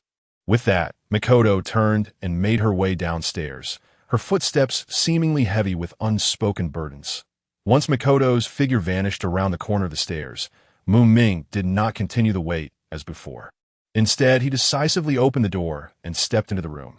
Upon entering, he was met with an oppressive atmosphere. The curtains were drawn tightly, casting the room into a somber gloom, with only a few faint rays of light filtering through the crevices. Yet, even in such dimness, Ming clearly discerned Itachi lying motionless on the bed. Without a moment's hesitation, he approached the bedside swiftly. As he neared Itachi, he noticed the latter's eyes remained closed. Unresponsive, he extended his right hand and gently patted Itachi's arm. Employing a straightforward approach akin to what he had done with Shisui, in the blink of an eye, the talisman was affixed. "Remember to come for dinner tonight. I'll be cooking, and Shisui will be there too." "I will go," came Itachi's reply, affirming the effectiveness of the talisman. Ming did not linger in Fujiwara's home. Unlike those travelers who harbored thoughts about Makoto, he held no such inclinations. Itachi was a man of few words, and there was little to discuss with either of them. After exchanging a simple greeting with Makoto, he exited Fujiwara's residence. Looking up at the clear blue sky, Ming sighed, "I truly cannot be a good person. It's better to be an ordinary one." This time, he did not hurry back to the security department, but chose to stroll leisurely along the streets. After all, he could have used the Flying Thunder God technique to return to the office in an instant. There was no need to rush. While Ming's concerns had finally been resolved, others harbored far greater anxieties. Meanwhile, within the Hokage building, the atmosphere in the Hokage's office was exceptionally tense. All members of Konoha's F4 had gathered. Surprisingly, even the elusive Jiraiya was present. When Sarutobi Hiruzen had urgently summoned Jiraiya back to the village, many details had been left unexplained due to the urgency of the situation. After meeting with Sarutobi, Jiraiya was determined not to miss the opportunity to clarify any uncertainties. Thus, a heated discussion unfolded, pitting one against four. The two sides exchanged opinions, debating fervently for the better part of the day. Ultimately, after extensive discourse and analysis, Jiraiya managed to piece together the entirety of the situation. Suddenly, he widened his eyes in disbelief, staring at the four elders before him, unable to suppress his complaint. "I say, old man, have you lost your mind? You summoned me back for such a trivial matter." Upon finishing his words, Jiraiya adopted a quintessential dead fish-eye expression, his gaze coldly sweeping over the four elderly gentlemen before him, who appeared to be nearing the twilight of their years. He could not help but inwardly lament how exhausting it was to deal with these old-timers. Hearing Jiraiya's remarks, Tenseiga Komatsu promptly stood up to retort.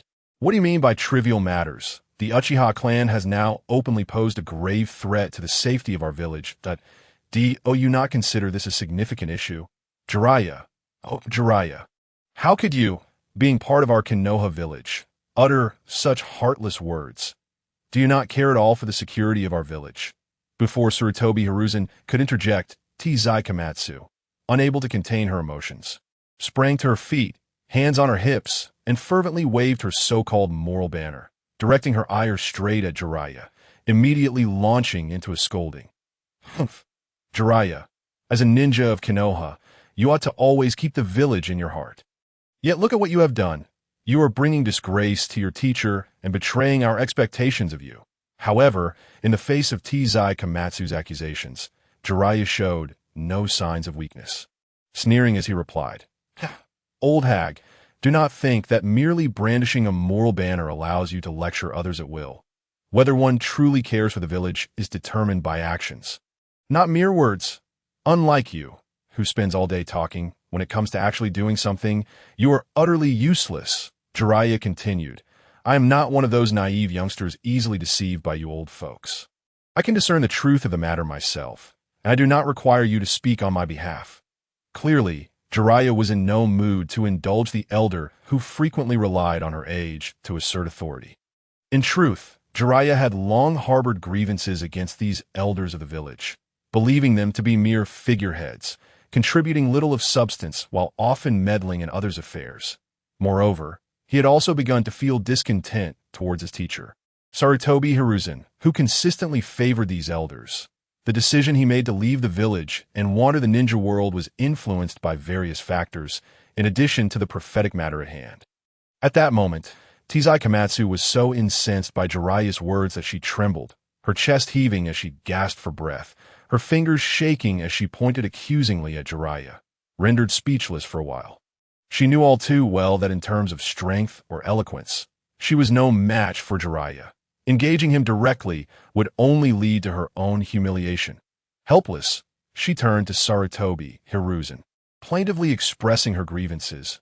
"Hiruzen, look at your dear disciple. I merely spoke a word to him, and he retaliated with 10. This is utterly outrageous." Faced with Jiraiya's blatant disregard for her feelings, Tenseiga Komatsu found herself at a loss. Jiraiya was a completely different entity compared to the Uchiha clan. When confronted by the Uchiha, they operated as a united front, tackling various situations together. However, when it came to Jiraiya, the scenario was entirely different. At this moment, the only one capable of standing up to Jiraiya was her alone. All right, everyone, let's cease the quarrel. Can we not each say a little less? Tenseiga Komatsu could not help but intervene. And Sarutobi Hiruzen, who had been silently observing, felt he could no longer remain passive. Thus, he hastily took on the role of mediator to resolve the dispute. Yet, unexpectedly, Jiraiya, in a state of furious indignation, had no intention of granting Sarutobi Hiruzen, the intermediary, even the slightest consideration. Not only did he fail to temper his words and actions, but he also intensified his attacks, turning his ire towards Sarutobi Hiruzen. What do you mean by letting her be? If she is aware of her advanced age, she should promptly relinquish the power she holds and return home to enjoy her twilight years, rather than lingering here, causing a ruckus. However, on the flip side, you old folks do possess some utility. After all, without you, the village would undoubtedly see a significant reduction in those bothersome troubles. Once Jiraiya's unrelenting words escaped his lips, the expressions of Konoha's F4 darkened considerably, as if shrouded beneath a heavy cloud. His remarks were undoubtedly harsh. Jiraiya. Sarutobi Hiruzen gazed sternly at the man before him, his voice low and grave, for this was no time for jest. Our village has truly reached a critical juncture, standing on the precipice of disaster. Any misstep could lead to Konoha's complete erasure from the ninja world. Can you bear to watch our village perish under my watch as a teacher? Taking a deep breath, Sarutobi Hiruzen exhaled a cloud of smoke. Attempting to calm his racing heart, which was pounding from anxiety, he gazed at the man who had transformed into a wild boy, feeling a wave of helplessness. What could Sarutobi Hiruzen do in the face of such a rebellious disciple? Aside from offering gentle persuasion and striving to soothe him, there seemed to be little else he could do. Konoha was in an extremely precarious position, desperately in need of formidable combat power to uphold the situation, and Jiraiya was undoubtedly a crucial and vital force in this regard. As Hokage, Sarutobi Hiruzen was acutely aware of this fact. He urgently needed this prized pupil to step up and join him in safeguarding Konoha. Among the 3 students he had taken under his wing throughout his life, although each had proven themselves in terms of strength, at this moment, the only one he could truly rely upon was Jiraiya. Moreover, to Sarutobi Hiruzen, Jiraiya represented not only exceptional strength, but also a character worthy of trust. He understood Jiraiya well enough to know that this individual would never covet his power nor betray him. Therefore, even if Jiraiya had various flaws, Sarutobi Hiruzen could always overlook them and maintain his unwavering trust in him. Even now, as Jiraiya stood before him, mercilessly lambasting him and his longtime friends, Sarutobi Hiruzen could only feel a simmering anger within. He would never resort to any substantive retaliation against Jiraiya after the fact. Jiraiya, with a look of helplessness, remarked, "Old man, this matter is truly difficult to handle. At least with my abilities, I am utterly at a loss." Jiraiya was not the least bit intimidated by the possibility of Sarutobi Hiruzen confronting him, for he was well aware of the Hokage's temperament. However, what truly frightened him was the sight of the once magnificent elder now appearing so destitute and helpless. Anyone would feel a pang of compassion, not to mention the inherently kind-hearted Jiraiya. Since returning to the village, Jiraiya had gathered information regarding the incident from various sources. Subsequently, through further accounts and elaborations from Sarutobi Hiruzen and others, he finally grasped the entire situation's background and implications. Let us not forget that long ago, Sarutobi Hiruzen and his companions had harbored considerable dissatisfaction towards the Uchiha clan, consistently employing various covert methods to suppress them. The reason this conflict escalated and ultimately erupted was due to Danzo's extreme actions against the unparalleled genius within the Uchiha clan, known as Uchiha Shisui, the body flicker of stopping water. It is essential to recognize that the Uchiha clan, after enduring a protracted period, had finally given rise to such a prodigy possessing the Mangeki Sharingan, a beacon of hope for their entire clan. Yet at that moment, these individuals not only cruelly gouged out his eyes, but also launched a frenzied pursuit within the village. Such actions were utterly reprehensible. Jiraiya sat there, furrowing his brows, beginning to empathize deeply. If he were to find himself in such a situation, being mercilessly deprived of his eyes, and then pursued without respite, he would never allow the vile perpetrator to escape unscathed. However, the conundrum lay in the need to adopt the perspective of the pursuers. How could he possibly see things from the perspective of the pursuers? Was there truly no alternative? According to common reasoning, given the strength previously possessed by the Uchiha clan, they lacked sufficient audacity to openly confront the formidable Konoha village. At most, Konoha would merely offer the Uchiha some form of compensation and appeasement measures. After all, the pivotal figure, Shisui, had not truly perished. The entire incident still held room for negotiation, far from reaching an irretrievable deadlock. However, who could have anticipated that the unfolding events would far exceed everyone's initial expectations? Following a frenzied pursuit, Shisui not only managed to survive against all odds but also, in his utterly disheveled state, deeply impacted his two closest friends. This series of upheavals directly led to both of them awakening the legendary Meijiki Sharingan of the Uchiha. Suddenly, the Uchiha clan boasted 3 pairs of extraordinarily powerful Meijiki Sharingan, dramatically altering the situation. Faced with such a thorny predicament, Konoha found itself in an exceedingly passive position, with everyone feeling utterly helpless and overwhelmed. At this moment, Jiraiya felt a throbbing in his head. As if it might explode from the unbearable pain, he could not help but let out a deep sigh, pondering to himself, ultimately, isn't all of this the result of your own actions? If Shisui were to suffer persecution, would any of you truly rest easy? Contemplating this, Jiraiya helplessly shook his head. While the matter was undoubtedly fraught with challenges, finding an easy resolution was far from a simple task. The uncomplicated scenario lay in the fact that if Sarutobi Hiruzen and a few others ceased their deliberate targeting of the Uchiha clan from this point forward, and could provide Shisui with proper and generous compensation, Jiraiya, with his understanding of Shisui's character, would still possess considerable confidence in persuading the Uchiha to refrain from further unrest. After all, for the Uchiha, receiving the respect and equal treatment they deserved had always been of utmost importance. However, the troublesome aspect was crystal clear to Jiraiya. He was acutely aware that Sarutobi Hiruzen and the others could never truly cease their antagonism towards the Uchiha clan. Even if they were to reluctantly agree for the moment, due to circumstance or other reasons, they would undoubtedly betray their promises in the future. The likelihood of such occurrences was as certain as death and taxes, with a probability soaring to 300%. For Jiraiya had an intimate understanding of Sarutobi Hiruzen's temperament. It is essential to note that their targeting of the Uchiha clan was not a fleeting matter, but had persisted for decades. Such deeply entrenched prejudices and biases could hardly be altered with ease. To expect them to suddenly abandon years of ingrained habits was akin to reaching for the stars, entirely a pipe dream. Observing Jiraiya suddenly lapsing into silence, Sarutobi Hiruzen and the others felt no surprise. After all, their purpose in summoning Jiraiya was clear and straightforward. There was an urgent need for his formidable combat prowess to tackle the current challenging situation rather than relying on his cunning. In reality, faced with such a complex and arduous predicament, even those present were racking their brains but could conceive no effective solutions, naturally leading them to harbor no lofty expectations of Jiraiya, conjuring an excellent strategy out of thin air. Yet, amidst the silence, the long silent Jiraiya finally broke the stillness, speaking slowly. "Old man, could you please present the detailed intelligence you have gathered regarding Uchiha Shisui, Uchiha Makoto, and Uchiha Itachi for my perusal?" Upon hearing this, Sarutobi Hiruzen did not inquire further into Jiraiya's intentions or plans, but promptly retrieved several scrolls from beside him. With a swift motion of his arm, he deftly launched the scrolls towards Jiraiya as if they were shuriken. Jiraiya, displaying remarkable agility, extended his hands to effortlessly catch the flying scrolls. Without a moment's delay, he quickly unfurled one of the scrolls and began to read it intently.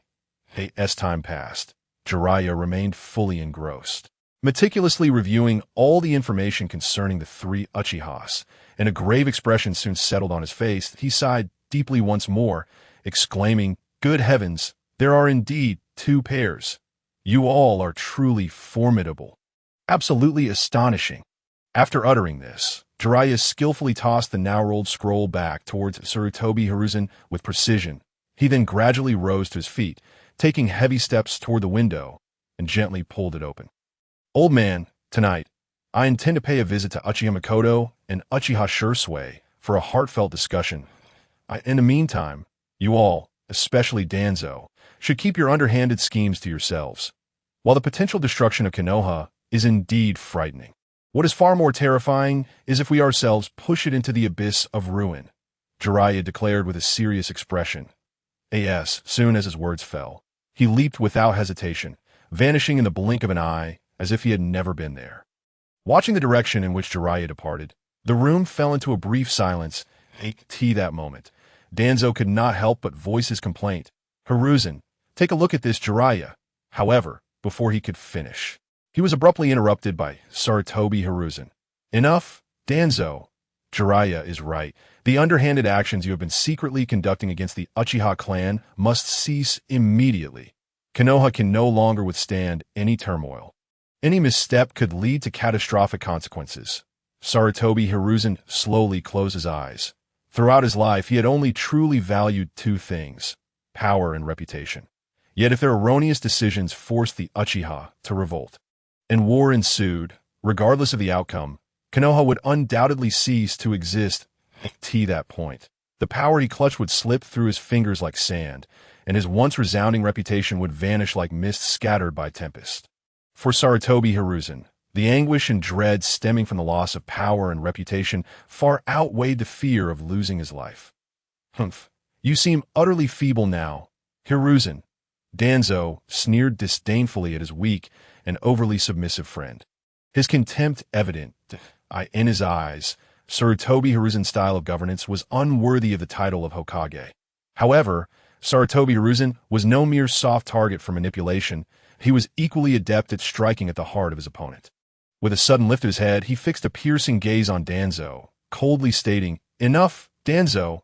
Remember, I am the Hokage. He was acutely aware that what Danzo cared about most was the Hokage position beneath him, and these words undoubtedly struck at his sore spot. Upon hearing this, Danzo was indeed silenced. He turned away with an irritated huff, storming off and leaving behind an angry silhouette. Hiruzen, Tsunade, standing nearby, hesitated to speak. You two should return for now. Let me have some time alone. Sarutobi Hiruzen gently waved his hand towards Tsunade and Mito, signaling them to depart. The crisp sound of the door closing echoed throughout the room. The once lively and bustling Hokage office fell into utter silence at this moment. Only Sarutobi Hiruzen remained, sitting there in solitude. In the stillness, the occasional sound of him smoking broke the tranquility, as though revealing the endless sorrow and vexation within the heart of this Hokage. The day passed quietly, devoid of any tumult. As usual, Makoto concluded his busy day and went out to procure ingredients. After careful selection, he returned home with a large bag filled to the brim. Since a gathering was to be held that evening, Makoto had already planned the dinner menu in his mind, which would feature delicious and convenient barbecue. Upon reaching this thought, he could not help but break into a joyful smile. Ming opened his front door and stepped into the kitchen, carefully placing the ingredients he had procured onto the dining table.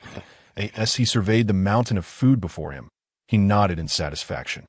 Given that he already possessed a barbecue grill at home, this time he only needed to purchase some fresh meats and an array of essential seasonings that by the time Ming had cleaned and marinated the ingredients.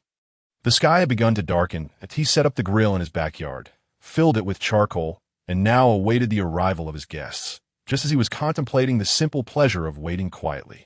Shisui and Itachi unexpectedly appeared before him, hand in hand. Wow, you actually prepared such a bounty of meat. Are there others coming over later? Shisui exclaimed, his eyes widening in disbelief as he stared at the enormous basin brimming with dozens of pounds of meat. Ming waved his hand dismissively, downplaying the situation. Oh, it's just the three of us tonight. We'll eat as much as we can. I'm not expecting you to finish it all in one go. With that, he elegantly raised a hand and swiftly formed a seal, then gently exhaled a faint flicker of flame that ignited the charcoal beneath the grill. Come on, everyone. Don't be shy. Feel free to help yourselves. Grill whatever you desired. We have chicken, pork, beef, lamb, and a variety of meats to choose from. Not to mention some fresh fish and shrimp over there. Ming warmly encouraged the two. Hey, you're inviting us for a meal. Yet you expect us to cook? That hardly seems appropriate, does it? Shisui teased, a playful smile gracing his lips as he casually lifted a few black bags from beneath the table and opened one. Inside, he discovered several cleaned fish and lively shrimp. Upon hearing Jishui's remark, Ming chuckled and replied, doesn't this just show that I don't consider you two as outsiders? Just then, Itachi, who had been quietly adding meat to the grill, momentarily paused in his actions. However, he quickly resumed his task, placing succulent pieces of meat onto the grill at a leisurely pace, but a brief silence enveloped the scene as no one spoke. Only the sizzling of meat on the grill could be heard at that moment. A hearty laugh echoed from the roof of Ming's house, shattering the tranquility. It seems I've arrived just in time for a feast. A robust, middle-aged man stood atop the roof, his face alight with excitement. Come down, Jiraiya. If you keep prancing around up there, you'll surely collapse my roof that you'll be responsible for fixing it. Ming called out, exasperation evident in his voice. In truth, Ming had sensed Jiraiya's presence long before this unexpected guest arrived. Thanks to his keen perception, don't worry, young man. I know what I'm doing. I want to even leave a tiny footprint up there, Jiraiya replied confidently. With that, he bent his knees slightly and leaped down from the roof like a nimble monkey. Upon landing, Jiraiya glanced around and noticed Shisui and Itachi sitting quietly nearby. While Ming faced them from across the table, between them stood a grill, emitting tendrils of fragrant smoke, laden with various delectable meats. Without hesitation, Jiraiya strode over to Ming's side and plopped down beside him. He quickly reached for the tongs, eager to snag a piece of meat from the grill. Mr. Jiraiya, you've come uninvited today. I presume you have something significant to discuss with me.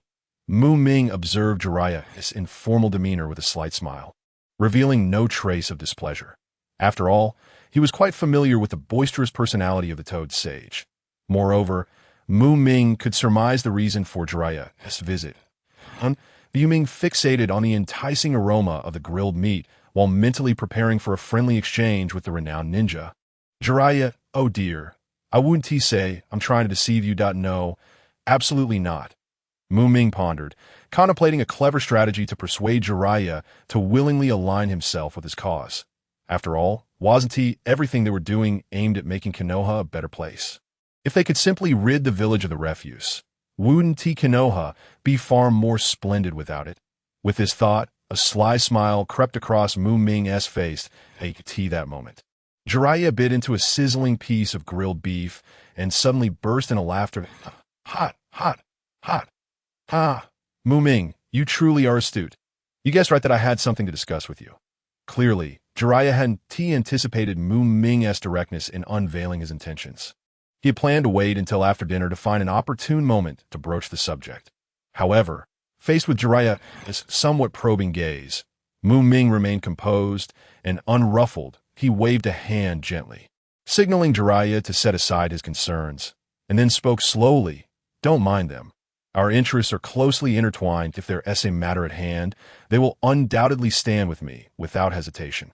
In truth, Ming was acutely aware of Jiraiya's current worries. It was merely the fear of discord among the holders of the Sharingan within the Uchiha clan. If the holders of the Meijiki Sharingan could maintain a unified stance, it would certainly pose a threat to Konoha. Yet, an even more troubling scenario would arise if severe internal divisions were to manifest, leading to endless chaos and crises for the village. It is worth noting that Jiraiya was a man of keen intellect. He understood the circumstances surrounding the Uchiha clan all too well, but he was fully aware that the upper echelons of the Uchiha clan did not genuinely align with Konoha's interests. According to the investigations by Sarutobi Hiruzen and others, the moderate faction within the Uchiha had effectively ceased to exist following the Shisui incident. The Uchiha clan had clearly divided into two factions, one consisting of radicals, while the other comprised even more extreme elements, as for Shisui and Itachi, who had once been inclined to protect Konoha's interests. Jiraiya no longer dared to harbor any illusions or expectations regarding them. Jiraiya also recognized that the Uchiha couldn't be entirely blamed for their predicament. The older generation, like Sarutobi Hiruzen, had conducted themselves rather poorly. If he were in such a dire situation, he too might develop animosity toward those who sought to harm him. Given that Konoha's higher-ups found it challenging to intervene in Uchiha affairs, if a serious conflict or even mutual slaughter were to erupt within the Uchiha, it would undoubtedly wreak havoc and destruction upon the entire village. The most vexing issue was that they could not evacuate innocent villagers in advance. Upon hearing Mu Ming's words, Jiraiya initially felt a sense of relief. Yet he soon found himself letting out a deep sigh. Just as he had previously stated, regardless of the differing personal stances of the holders of the Mangekyou Sharingan, it was undoubtedly a bad situation for Konoha. Jiraiya exhaled slowly and, after a brief moment of hesitation, finally spoke with a serious and solemn tone. I would like to take this opportunity to inquire how you young gentlemen currently view Konoha. Upon hearing Jiraiya utter those words, Mu Ming displayed an extraordinary calmness. As if the statement bore no consequence for him, in stark contrast. However, Shisui and Itachi, seated opposite him, abruptly ceased their grip on the skewers they held. The two slowly raised their heads, their gazes fixed intently upon Jiraiya. Their faces betrayed not a flicker of emotion, yet their eyes glimmered with a chilling sharpness akin to icy stars, silently scrutinizing Jiraiya. Witnessing this, Jiraiya felt a surge of astonishment, inwardly musing, could it be that I have misspoken? The atmosphere grew thick with an awkward silence at that moment. Mu Ming unexpectedly shattered the tension. After exchanging an almost imperceptible glance with Shisui and Itachi, he spoke. Not at all. However, Mr. Jiraiya, before you inquire about our thoughts, might you first share your perspective on this matter? As his words settled, Shisui and Itachi nodded in understanding, promptly refocusing on the grilling of meat. Shisui expertly turned the pieces over the grill while deftly placing the perfectly cooked delicacies onto a plate before Mu Ming, executing the motions with a fluid grace. Me. Jiraiya was evidently taken aback that Mu Ming had not directly responded to his question, instead returning the ball to his court. He hesitated momentarily, then offered a wry smile. Indeed, it is you that I am well aware that your approach differs from that of Mr. Sarutobi and his ilk. It is precisely for this reason that I permitted you to sit here today.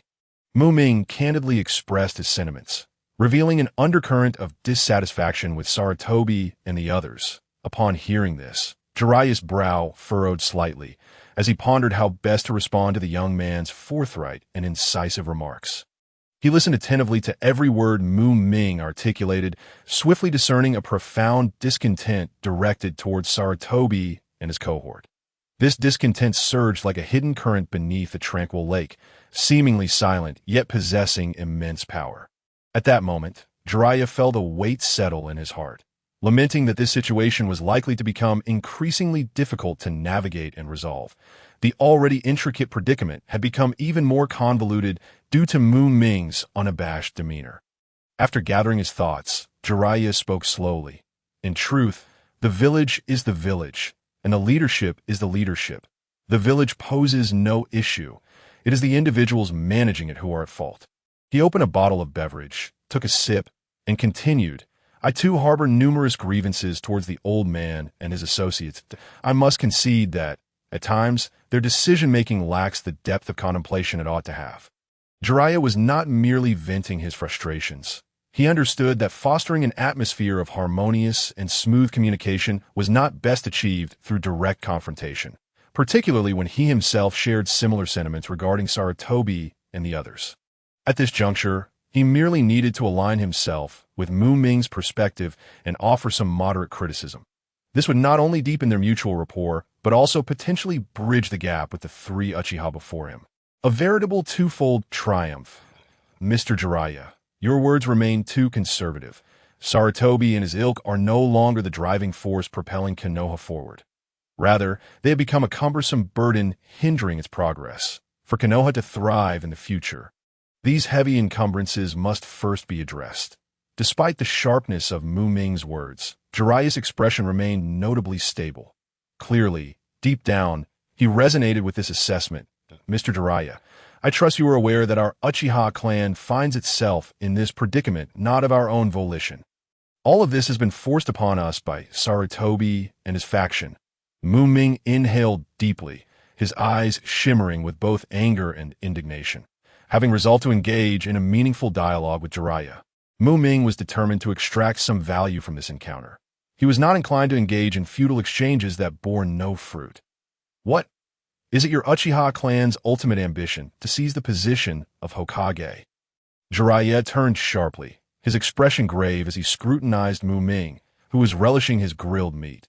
Simultaneously, Shisui and Itachi appeared to receive a silent cue, quickly setting down their food and fixing their attention on Jiraiya.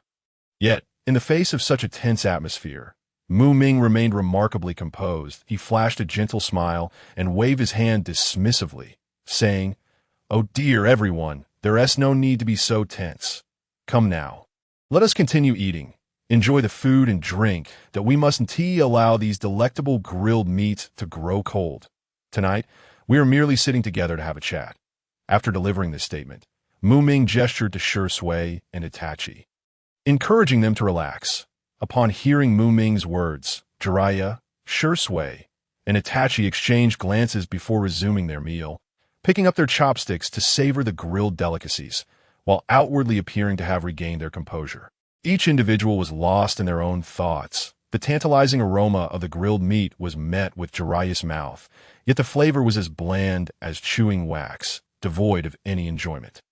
Jiraiya's brow was furrowed, his gaze wandering, clearly burdened by heavy thoughts that rendered him indifferent to the culinary delights before him. Ming observed all of this with keen insight, his acute perception allowing him to grasp Jiraiya's inner turmoil. Initially intending to tease the jovial toad sage from the original narrative, Ming suddenly altered his course. "Mr. Jiraiya, please rest assured that I can assure you that we harbor no ambitions for the Hokage position. At least, none among the three of us do." Ming spoke with earnestness. Upon hearing this, Jiraiya's previously taut nerves began to ease somewhat. He exhaled a long breath, inwardly contemplating. As long as the Uchiha do not set their sights on the Hokage position, there may still be room for negotiation. After all, should a fierce conflict erupt between the Uchiha and Konoha, the consequences would be dire. Yet, Ming was acutely aware of this reality, given the current circumstances of the Uchiha clan. If they sought to claim the Hokage title, their only viable option would be to resort to force, igniting a bloody and brutal struggle for power. Moreover, even if the Uchiha were to succeed, the other formidable clans would likely never acquiesce to their rule. The aftermath would require further conflict. Whether they could emerge victorious remained uncertain. Even in victory, what would the Uchiha gain? Merely a tattered Konoha. It would be far more pragmatic for the Uchiha to depart from Konoha and establish their own village. Furthermore, for Ming himself, he had no desire to become Hokage, although the title held a certain gravitas in the eyes of most shinobi.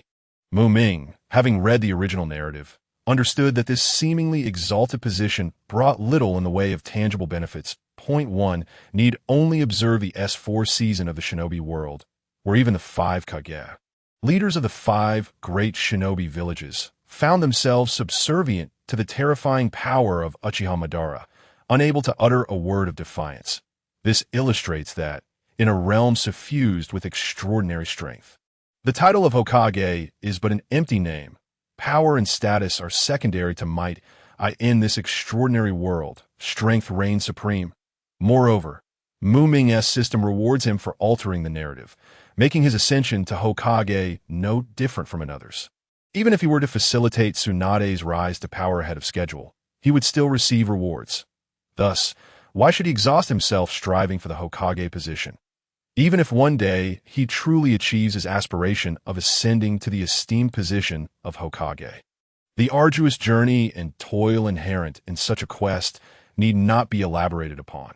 More critically, Ming harbors no genuine interest in this ambition. Setting aside the exalted Hokage seat, even the current role of Deputy Minister of the Security Department has become a source of weariness for him. Were it not for his recent appointment, which would render an abrupt resignation contentious and detrimental to his reputation, he would have undoubtedly presented his letter of resignation to Fugaku without hesitation. Ming has long harbored a clear plan in his heart. Once he has adeptly managed the affairs between Konohagakure and the Uchiha clan, he intends to resign from all positions and embark on a journey across the land. wandering the shinobi world at that juncture. He would be free to pursue his desires, such as delving into the exhilarating prospect of initiating the much-anticipated shinobi world's 4-season ahead of schedule. Faced with Ming's unexpected attitude, Jiraiya could not help but feel perplexed.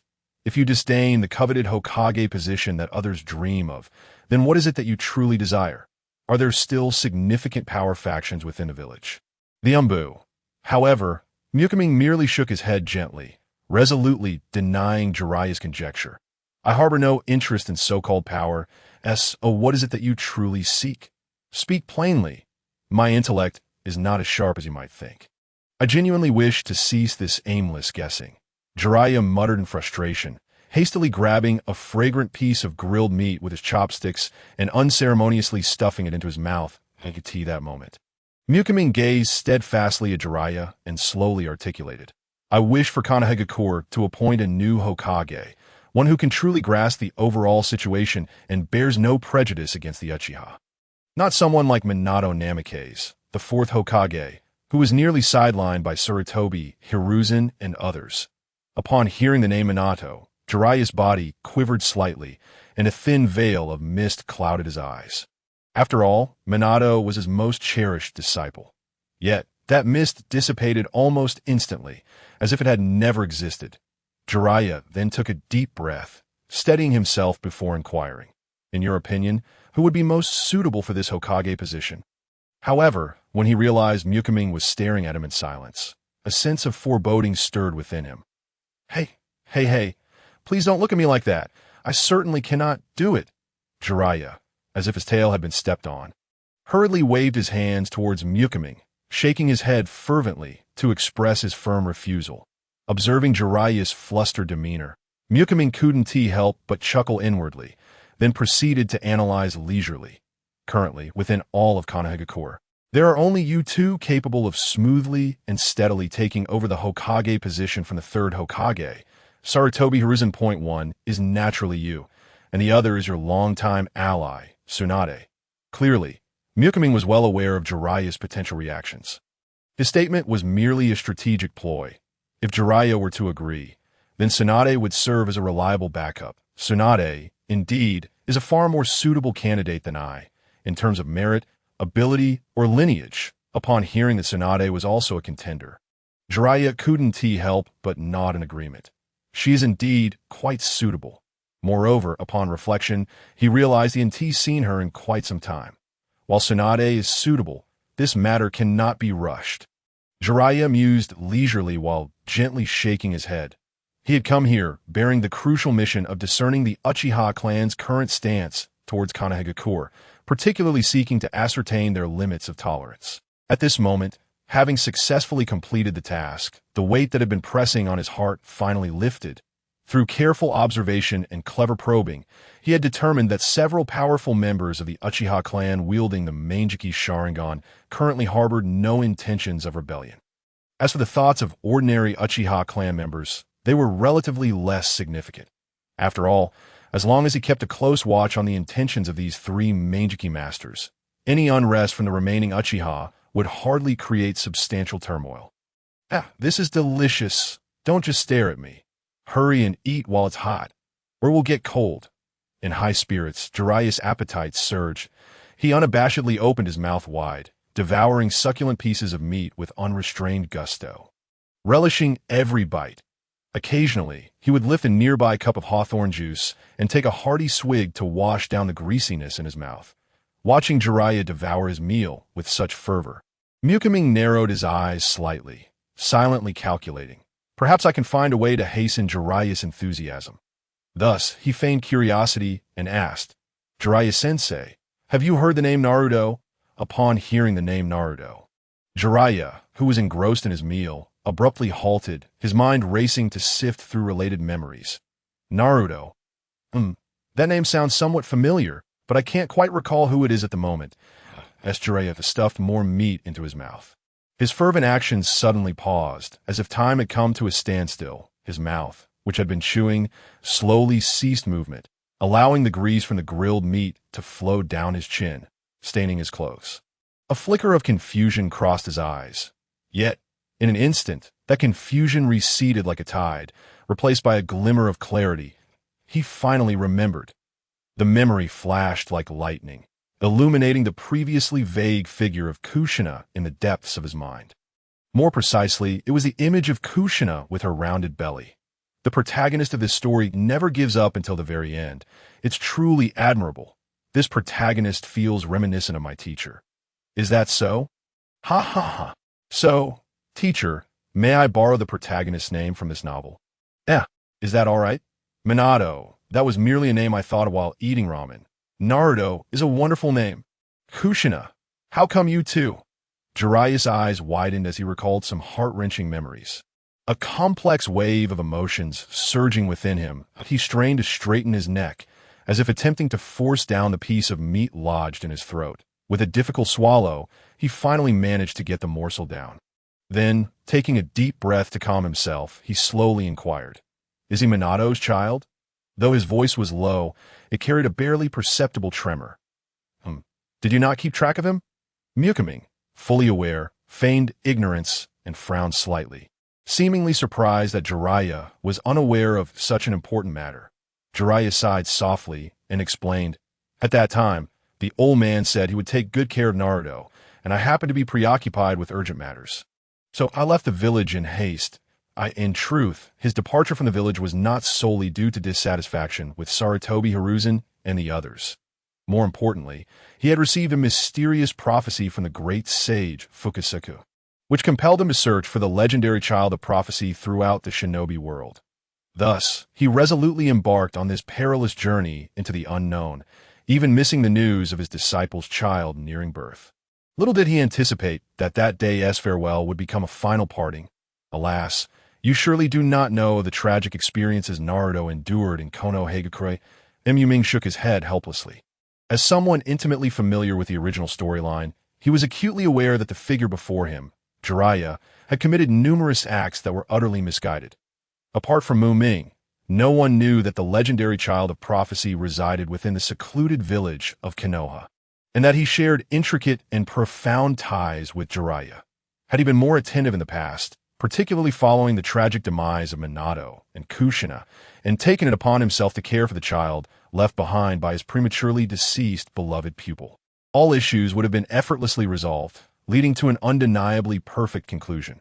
Alas, fate has a penchant for mockery, and he chose to place his trust in Sarutobi Hiruzen, thereby inadvertently missing the child of prophecy.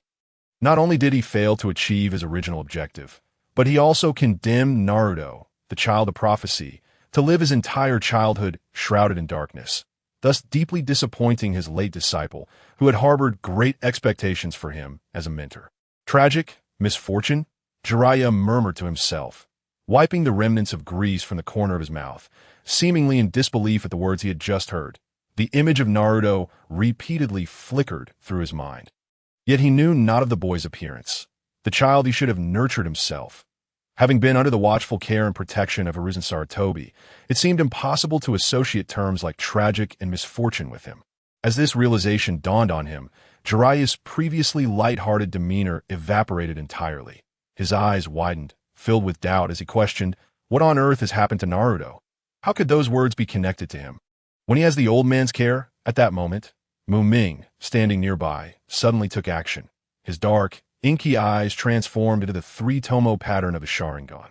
Merely speaking felt too insipid. Perhaps a Jinjutsu experience in Naruto's life would be in order? Or should you investigate for yourself? Upon witnessing Ming's stance, Jiraiya felt a flicker of hesitation. After all, the formidable power of the Sharingan was not to be underestimated. However, after careful contemplation and reflecting on their exchanges throughout the evening, coupled with confirmation from intelligence that Ming was not a wielder of the Kodoe Tsukumi Jinjutsu and had merely activated the three-tomo Sharingan, Jiraiya ultimately gritted his teeth and decided to take a gamble, choosing to trust this seemingly amicable Ming. This decision could be considered his utmost display of sincerity towards Ming. The three-tomo within Ming's Sharingan began to whirl like lively sprites. Facing Ming's Jinjutsu, Jiraiya chose not to resist. In the instant their gazes locked, something intriguing occurred. Jiraiya's ordinarily black eyes now bore the same mysterious, glowing three-tomo Sharingan as Mu Ming. It was crucial to note that the flow of time within the Jinjutsu realm differed significantly from the outside world. As Mu Ming leisurely indulged in a mere 2 bites of grilled meat, he glanced toward Jiraiya, only to find the situation had undergone a dramatic transformation. Jiraiya's face was now etched with despair, as if the entire world had crumbled around him in that moment. He slowly closed his eyes, and a single crystal-clear tear glided silently down the corner of his right eye, tracing a poignant arc through the air before landing on the cold ground, splattering a small droplet of sorrow. Simultaneously, Jiraiya's hands, resting upon the table, clenched into fists, the veins on the back of his hands popping out prominently due to the force, resembling serpents that cruelly illustrated the uncontrollable fury brewing within him. Finally, unable to suppress his rage any longer, Jiraiya snapped his eyes open and bellowed into the void. "Old man, this is utterly outrageous." With that roar, a wave of chakra surged forth, saturating the air around him with a palpable weight. As if the very atmosphere had thickened in response to his wrath. "I am deeply grateful for your warm hospitality today, but I have matters to attend to, so I shall take my leave." Upon learning of Naruto's past hardships and current circumstances, a tempest of emotions surged within Jiraiya, compelling him to abandon any semblance of calm. In that moment, all thoughts of the Uchiha clan or the third Hokage, Sarutobi Hiruzen, vanished from his mind. He only wished to rush to Naruto's side and meet his unfortunate disciple. The scenes displayed in Mu Ming's Jinjutsu vividly illustrated the myriad of bullying and injustices Naruto endured daily. Even revealing his home address with clarity, like a nimble rabbit, Jiraiya bounded away, swiftly disappearing into the depths of the night. What a pity! If only Sarutobi Kanomaru were older, it would have been fascinating to compare the lives of these two heirs to the Hokage legacy. Mu Ming remarked, turning to Itachi and Shisui, a subtle smile gracing his lips. "There is no need to concern ourselves with him. Let us continue to relish this feast, for if we delay any longer, it shall truly grow cold." Upon hearing Mu Ming's words, both Shisui and Itachi nodded in agreement.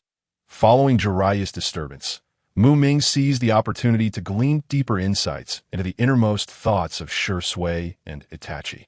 Reflecting on prior moments when he asserted that their interests were closely intertwined and confidently stated that Shisui and Itachi would undoubtedly stand firmly by his side in unwavering support, he had carefully observed their reactions at the time. To his satisfaction, neither had voiced any objections, nor had their expressions or subtle gestures betrayed even the slightest hint of reluctance. This was ample proof that the powerful and enigmatic loyalty seal had indeed taken effect. From this point forward, regardless of the challenges they faced, Shisui and Itachi would offer their unwavering support and allegiance to Mu Ming without reservation. Meanwhile, Jiraiya resembled an enraged white-haired lion, charging forth with unbridled fury. His speed rivaled that of his frantic escape upon first entering the battlefield. Confronted with insurmountable foes, the flames of anger within him showed no signs of waning with time. Rather, they intensified, growing ever more fervent. This fury blazed within him, as though it sought to consume everything in its path. Especially when he arrived at Naruto's dwelling, witnessing the dismal and cramped living conditions of the single-room apartment. The previously formless anger within him erupted like a volcano, nearly taking shape and spilling forth. Jiraiya cast a fierce glare at the nearby lush tree, yet after a mere glance, he quickly averted his gaze. Taking several deep breaths, he endeavored to quell the tempestuous emotions roiling within him. Just as he reached the door and prepared to knock, a shadow flitted like a specter, abruptly halting his intended action. "Lord Jiraiya, please refrain from knocking for the moment." The unexpected figure was a ninja from the Umbu, who spoke with an air of seriousness. Hearing this, Jiraiya paused momentarily, but soon regained his composure. After all, he was not one to vent his frustrations indiscriminately. Thus, he suppressed his anger and strove to keep his tone calm. "Why do you stop me? Lord Jiraiya, the Hokage has issued a directive prohibiting any ninja from approaching the Jinchuriki." The Umbu member lowered his head slightly, responding in a gentle voice. Despite facing such a prominent figure in the ninja world as Jiraiya, coupled with his identity as a beloved pupil of the Hokage, the Umbu member maintained an appropriate demeanor of respect. However, Upon hearing Naruto referred to as a Jinchuriki, Jiraiya was seized by a mix of rage and incredulity. Jinchuriki? You dare call him a Jinchuriki?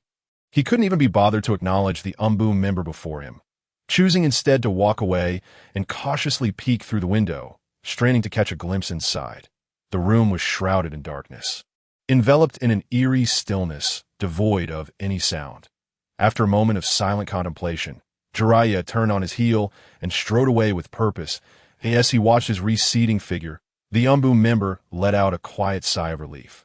He swiftly concealed himself once more among the branches of the grand tree, resolutely continuing his vital task of monitoring the Jinchuriki. Meanwhile, a fuming Jiraiya was preparing to confront Sarutobi Hiruzen with fervent indignation. He hurried towards the Hokage building without pause. Fortunately, upon arrival, he discovered that Hiruzen was indeed present. In fact, ever since that catastrophic explosion had reduced the Hokage residence to rubble, the Hokage building had been engulfed in a state of frantic reconstruction. During this tumultuous period, in order to efficiently coordinate the rebuilding efforts, Hiruzen, the third Hokage, had resolutely decided to forego returning to the Sarutobi clan's residence, opting instead to remain in the Hokage building. On this particular night, as tranquility enveloped the surroundings and Hiruzen had just succumbed to slumber, a sudden loud bang shattered the stillness of the Hokage building. It was Jiraiya, forcefully kicking open the office door. Startled awake by the abrupt noise, Hiruzen instinctively sprang from his bed with remarkable agility, akin to a nimble monkey, executing a perfect leap. It was indeed a feat for a man of his advanced years to perform such a swift maneuver. "Who goes there?" Hiruzen barked, his voice laced with authority and alertness. However, upon recognizing that the intruder was his prized disciple, Jiraiya, the expression on his face shifted to one of bemused incredulity. That moment. The member responsible for Hiruzen's safety quickly revealed himself, kneeling on one knee in trepidation, urgently explaining, "I deeply apologize, Hokage-sama. When I saw that it was Lord Jiraiya, I assumed there was no danger. So I did not intervene. Little did I know that Lord Jiraiya would act so recklessly." Before he could finish, guilt was already etched across his features. Hiruzen regarded his loyal subordinate with a dismissive wave of his hand. "Enough, enough. You are not to blame. Please, step aside." It was clear that he had no intention of pursuing the matter further. The third Hokage was known for his leniency towards his subordinates, especially when addressing trivial matters. Demonstrating a remarkable level of tolerance, that moment, Jiraiya stormed into the room, his face flushed with anger, his chest heaving as if he had been provoked by some grave injustice. Hiruzen, observing the situation, pondered what could possibly have incited such fury in Jiraiya. Could it be that Danzo had crossed him? Beyond that, he could not fathom who else could have the audacity to provoke his carefree disciple to such a state. However, it was evident that Jiraiya's ire was not directed at the Uchiha clan. Otherwise, he wouldn't have burst into his office in such a manner. It seemed likely that someone within their own ranks had offended him. Raising the probability of Danzo being the culprit considerably, Hiruzen was lost in thought. Jiraiya's voice rang out, "Old man, there is something I must discuss. I've come tonight to inquire about that boy." Naruto. No sooner had he spoken than Hiruzen's hand, which had been poised to fill his beloved pipe with tobacco, froze mid-air, as if he had been struck by a petrifying spell. Time seemed to stand still, and the room was enveloped in an oppressive silence. After what felt like an eternity, Hiruzen slowly regained his composure, resuming the task of filling his pipe, though his gaze remained fixed on Jiraiya, betraying a hint of unspoken concern and hesitation. "This must have been revealed to you by those Uchiha, correct?" Jiraiya's piercing gaze bore into Hiruzen, filled with a mixture of anger and disappointment. "It matters not who informed me. I simply demand an explanation." "Is that too much to ask?" He took a step closer, his voice rising slightly, his normally gentle demeanor contorted with agitation. Jiraiya was consumed by confusion and discontent, yearning for a reasonable answer from Hiruzen, even if it was merely a placating response to soothe his troubled heart. Yet Hiruzen's response was cold and devoid of emotion. "Explanation? There is none. What you have witnessed is the truth." His tone was oddly calm, as if the matter were of no consequence to him. Just as Jiraiya understood Hiruzen's character, Hiruzen was equally aware of Jiraiya's nature. He knew that grand philosophical arguments would hold no sway over Jiraiya, for his wisdom was not so easily swayed. Despite Jiraiya's often carefree and seemingly oblivious demeanor, he possessed a profound intellect that he seldom chose to wield. Minato trusted you implicitly, even entrusting his son to your care before his passing. And as my mentor, I too held immense faith in you. Yet to my dismay, you have betrayed the trust we all placed in you. How could you treat that boy so cruelly? How can you be so heartless? Jiraiya's pent-up fury erupted like a volcanic eruption, no longer containable. His eyes widened, his face flushed, veins bulging. He advanced towards Hiruzen, seizing the front of his robes with a grip as fierce as iron. Trembling with emotion, he leaned close, his hot breath brushing against Hiruzen's face, shouting as Hokage, "Do you not possess any humanity?" At that moment, a commotion arose outside the door as the Umbu members, alerted by the noise, converged upon the scene. Hiruzen, sensing the disturbance, darkened his expression and commanded, "All of you, stand down. Heighten your vigilance. No one is to enter without my express permission." "Understood, Hokage-sama," the Umbu replied in unison, swiftly dispersing to enact his orders. Once he confirmed that the coast was clear, Hiruzen slowly lifted his gaze, fixing Jiraiya with a calm, yet unwavering stare. "Is this truly how you intend to conduct a conversation with me?" Upon hearing this, Jiraiya felt as though a bucket of cold water had been thrown over him, awakening him to a greater degree of clarity. He inhaled deeply, striving to quell the tumult within him. Gradually, he released his grip on Hiruzen's collar, retreating several steps to create distance between them. Thus, the two stood in silence, regarding one another intently. An invisible barrier seemed to separate them, each entrenched in their respective positions. The atmosphere thick with tension. Naruto has endured great hardships these past years, and I bear a heavy burden of guilt, not only towards that boy but also towards the Minato couple, and towards you. I'm acutely aware of this, yet everything I have done has been for the sake of Konoha. Hiruzen slowly closed his eyes, as if to shield the anguish and helplessness within, pausing briefly before abruptly opening them. Determination radiating from his gaze. Enough with the grandiloquent rhetoric. What do you mean by for Konoha? Does Naruto's suffering serve Konoha's interests? If what you claim is true, then would Naruto's happiness truly threaten the existence of our village? Upon hearing such utterly preposterous remarks, Jiraiya was instantly consumed by outrage and did not hesitate to retort. After all, Naruto was merely a child who had yet to mature. Why should he be made to bear the burdens of the transgressions committed by the leadership of Konoha? Jiraiya comprehended the underlying logic with clarity, in his perspective.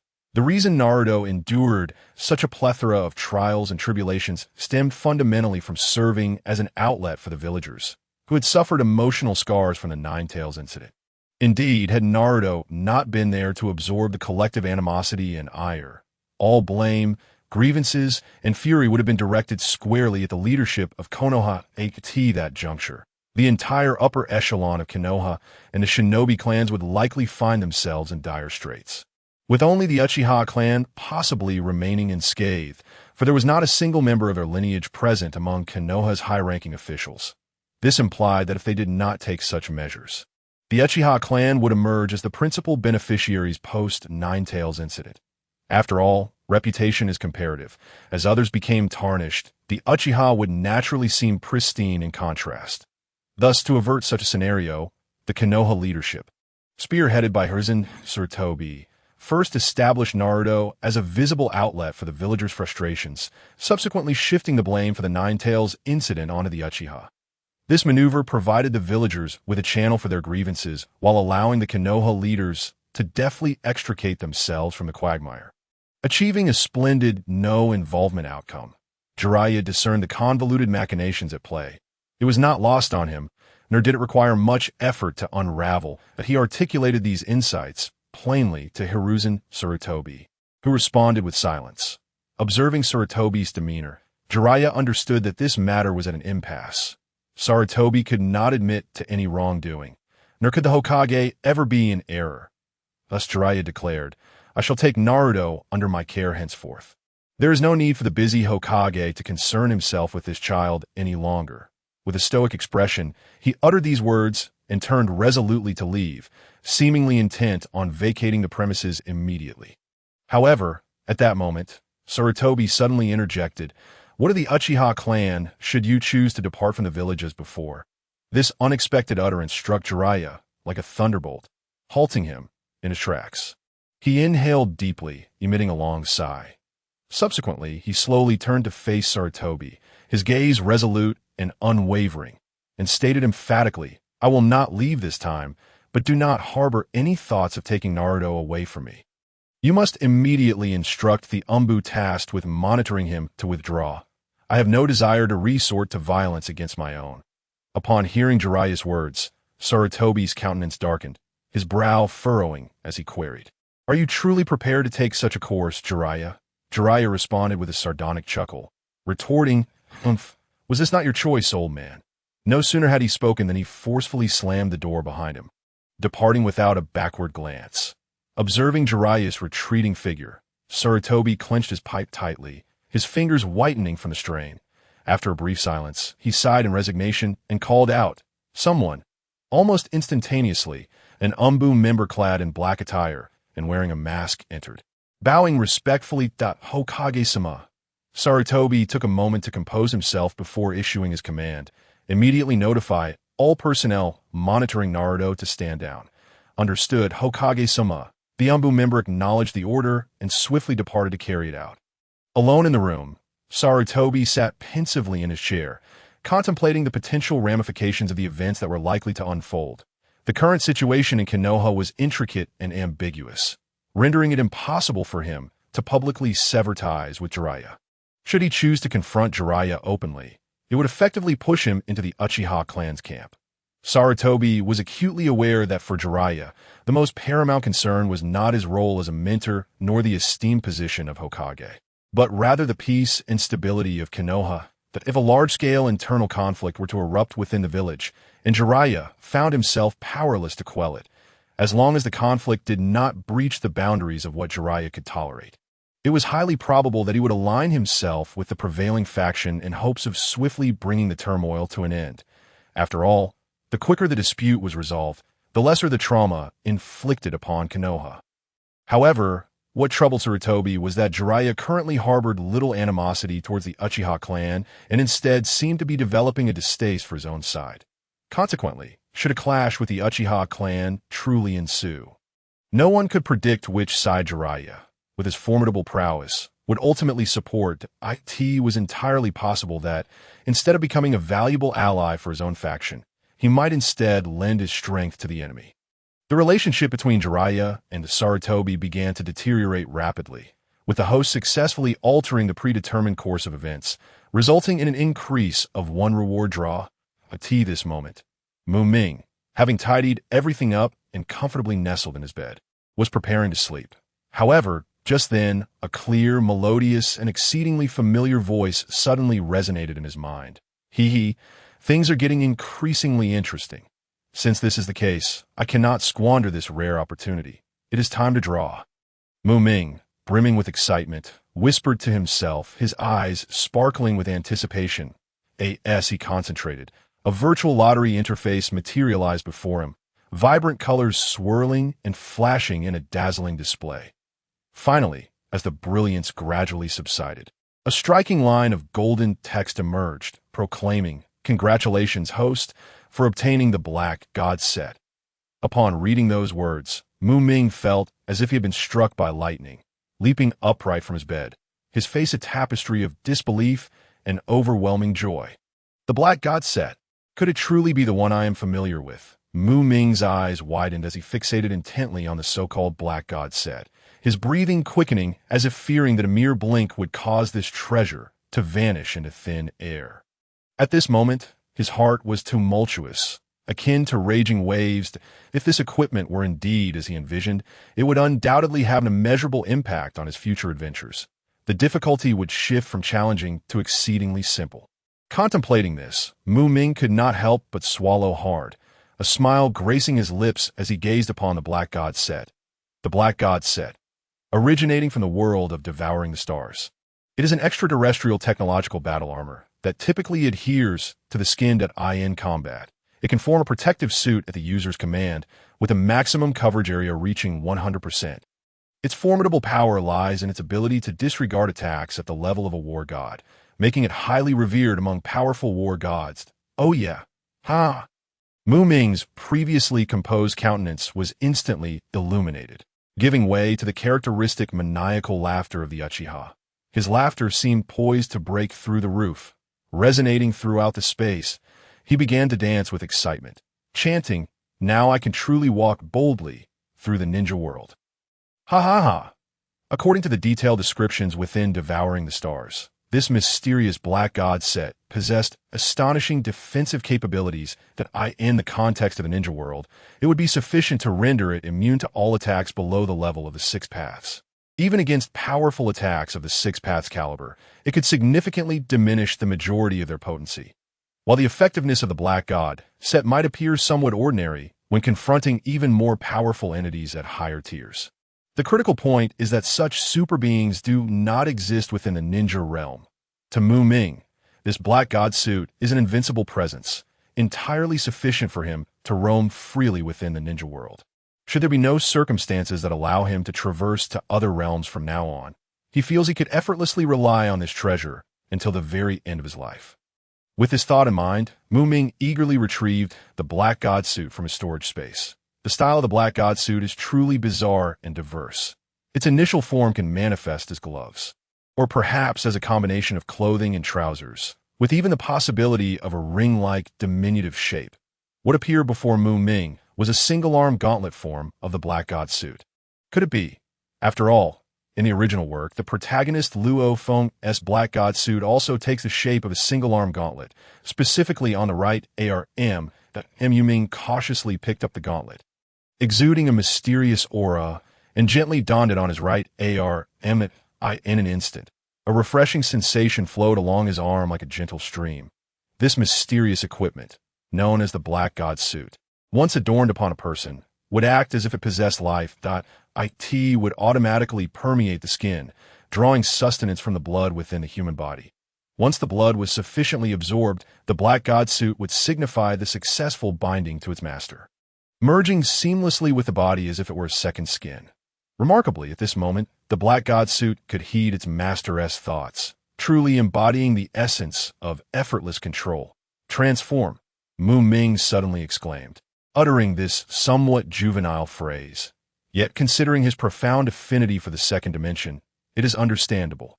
After all, who can truly escape the enchantment of youthful exuberance? With this declaration, the black god suit, which had been quietly resting on Ming's arm, instantaneously activated, flowing at a speed almost imperceptible to the naked eye. It surged forth like a tide of darkness, swiftly enveloping Ming from head to toe in the blink of an eye.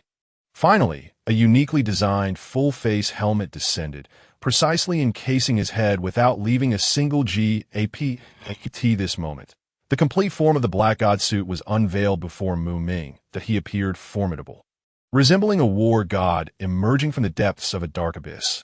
Ecstatic, Ming raised his arms and joyfully leapt, relishing the newfound mobility of his body, now clad in the black god suit. He first lifted his left leg high and then pushed off with force, executing a splendid high kick. Next, he performed a swift side kick, clean and precise. Finally, he executed a magnificent spinning kick, the entire sequence flowing seamlessly. To Ming's delight, despite the seemingly hefty armor, he felt no obstruction or discomfort whatsoever.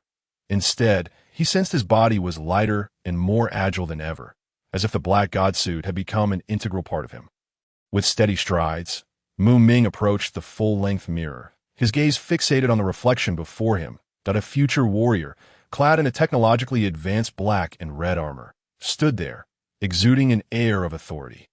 The armor displayed a captivating interplay of deep black and vibrant red hues, embodying a perfect fusion of darkness and flame.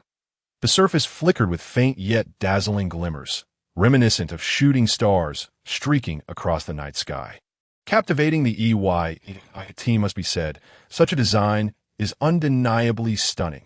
However, despite the black god suit's striking appearance, Its futuristic style seemed somewhat out of place within the traditional ambience of Konoha village. Konoha exuded an aura of antiquity and tradition, while this armor appeared as though it had traversed from another dimension. Indeed, this black god suit might very well be the same one Luo Feng had donned. Ming mused, knowing that any items he previously obtained from this familiar world were likely either the original or a perfect replica. As this realization dawned upon him, Ming's satisfaction with the armor grew. Just then, with a mere thought, the imposing future warrior vanished, replaced by Ming, who stood in a mirror clad only in trousers, his upper body bare. The black god suit proved remarkably convenient. It could be effortlessly activated or retracted with the user's will. A satisfied smile crept across Ming's face as he turned away from the mirror, leisurely returning to the comfort of his plush bed. Although he now possessed the black god suit, he harbored no intention of barging into Sarutobi Hiruzen's office to demand the title of Hokage for himself. After all, one should savor the good things in life. Indulging too much at once can lead to adverse consequences. Reflecting on his past life, Ming was undeniably a dedicated player who spent lavishly in the gaming realm. In that world, substantial financial investment in rare items and powerful equipment could lead to becoming an unparalleled force. An exhilarating sensation indeed. However, through years of gaming experience, Ming understood a crucial truth. Such invincibility, while offering fleeting pleasure, is ultimately unsustainable. Typically, for an average player, this advantage might last a year or two. With a touch of patience, it could extend to 4 or 5 years. Even the most ardent gamers could only maintain such enthusiasm for a decade at most. Yet, who could guarantee that such fervor would persist over 20, 30, or even 50 years? After all, prolonged invincibility can erode many things, including the initial passion and excitement for the game. For Ming, the ninja world now resembled a single-player game, and he was acutely aware of both the main storyline and the hidden side quests, fully capable of barreling through with his immense strength. However, while this approach would be exhilarating, what lay beyond that? Once every challenge was surmounted, would he be left with nothing but endless emptiness and boredom? Thus, to avoid falling into a state akin to Saitama from One Punch Man, where overwhelming strength leads to a lack of emotional experiences typical of ordinary life, Ming realized he must seek out new and stimulating endeavors. Invincibility is acceptable, but one should not bulldoze through everything. Instead, he would adhere to his original plan of stirring up various events. Life is a continuous journey of excitement and endeavors. He intended to shape this ninja world to his liking while simultaneously reaping system rewards. This prospect of a purposeful life was indeed the most fulfilling. Meanwhile, Jiraiya hurriedly returned to Naruto's residence. No sooner had he arrived than a shadow, resembling a ghost, appeared silently. Upon closer inspection, it was an Umbu member wearing an animal mask. The Umbu gestured to another member, who was monitoring Naruto, indicating they should follow him. Of course, before departing, the two Umbu did not forget their manners, respectfully greeting Jiraiya. However, Jiraiya was currently seething with pent-up frustration. Although he did not wish to direct his anger at the innocent, the mere thought of Naruto being bullied under the watchful eyes of these individuals, who remained indifferent, ignited his fury. This moment, he could hardly bear to acknowledge them. He was tempted to charge forward and give them a piece of his mind, were it not for the remnants of rationality that restrained his impulse to lash out. Jiraiya might have acted recklessly. Sensing Jiraiya's ominously dark expression, the two Umbu dared not linger any longer. The two individuals, akin to startled birds, swiftly turned and fled, vanishing from sight in the blink of an eye. Jiraiya lifted his gaze to survey the surroundings still shrouded in the inky darkness of night. Then, with a heavy heart, he ambled toward the towering tree not far off. Upon reaching the base of the tree, he leaned against its sturdy trunk and slowly settled down, gently closing his eyes. Yet he did not succumb to slumber. He merely sat in tranquil silence, as if merging with the surrounding shadows. Time passed. Moment by moment, and the eastern sky gradually lightened to a pale hue. Finally, a golden sun ascended from the distant horizon, its rays piercing through the thick darkness like golden swords, heralding the dawn that would soon illuminate the earth. Sunlight filtered through the gaps in the leaves, dappling Jiraiya's weathered visage with warmth. As he felt this comforting embrace, he slowly opened his eyes and could see that moment. A crystalline droplet of morning dew cascaded down his tousled hair, gently splattering onto the ground, creating a tiny splash. Despite the brightness of day, an eerie silence enveloped the surroundings, as if the entire world had been reduced to Jiraiya's solitary presence. The few families that once resided here had long since departed. And since Naruto had become famous in Konoha, those who could leave had chosen to do so. After all, Naruto's reputation had instilled a sense of aversion towards this area in many hearts. Those who remained were mostly destitute street urchins, either unable to afford new homes or indifferent to the opinions of the outside world. Jiraiya leisurely raised one hand, skillfully forming a series of hand signs. With a decisive shout bang, a thick cloud of white mist erupted beside him. As the mist gradually dissipated, another figure, identical to Jiraiya, emerged from within. This was none other than the basic ninja technique known as the shadow clone technique. Jiraiya slightly lifted his head, fixing his gaze upon the clone that had just appeared before him. However, before he could articulate his thoughts, the clone preemptively spoke. "Understand, we need to prepare more food that appeals to children, right?" Clearly, the original Jiraiya and his clone shared a profound connection. A mere exchange of glances sufficed for the clone to grasp his intent. Moreover, since they were essentially of the same essence, the clone was acutely aware of the reasons for its summoning. "Well, you make a valid point, but do try to procure a bit more. I recall that the Uzumaki clan has always had hearty appetites, and since Naruto carries their bloodline, he likely has a substantial appetite as well." "Got it. I understand." The clone of Jiraiya nodded eagerly, and before his voice had fully faded, he vanished like a flash of lightning. Moment by moment, as Jiraiya grew increasingly anxious, a figure suddenly raced toward him with remarkable speed. Squinting to discern the identity of the approaching figure, Jiraiya realized it was none other than the clone he had just dispatched to procure food. At that moment, the clone held 2 bulging bags, filled to the brim with an array of delectable treats. Simultaneously, Jiraiya caught a glimpse of movement in Naruto's room, as if a shadow was flitting about. "I'll leave everything to you," the clone Jiraiya declared, swiftly handing over the 2 hefty bags of food. With a resounding bang, a thick plume of white smoke erupted. As the smoke began to clear, the clone quietly dissipated into thin air. Jiraiya promptly bent his knees and, with a powerful push against the ground, leaped high into the air, akin to an arrow released from its bow, landing gracefully atop a nearby rooftop. Subsequently, he executed a series of agile jumps, traversing from one rooftop to another, until he finally settled in front of Naruto's door. Upon standing still, Jiraiya suddenly felt his heart pounding, as if it were a drum. Threatening to leap from his chest, he took several deep breaths, striving to calm his restless heart. Yet the tension surged within him like relentless waves, difficult to suppress. After a considerable while, Jiraiya managed to quell the tumult within him, cautiously stepping forward, clutching the 2 bags of food tightly with one hand while using the other to gently knock on the closed door before him. The resounding knocks echoed in the still corridor. "Who is it?" came a youthful voice from within, tinged with curiosity. Standing outside the door, Jiraiya hesitated, seemingly uncertain of how to introduce himself. What should his first words be upon this initial encounter? "I am Jiraiya." No, this child likely wouldn't recognize that name. "I am your father's teacher." That seemed inappropriate as well. "That I am a disciple of the 3rd Hokage." None of these felt quite right. After a fierce internal struggle, Jiraiya finally spoke. "I am a dear friend of your father." Upon uttering these words, he exhaled with relief, thinking this identity would be easier for Naruto to accept. However, just then, a cacophony of clattering and banging erupted from within the room, intermingled with a panicked cry. "Ouch, hot, hot." Hearing the commotion, Jiraiya's heart raced, a wave of concern washing over him for Naruto's safety. Moments later, he heard hurried footsteps within, followed by a sharp click as the door was flung open from the inside.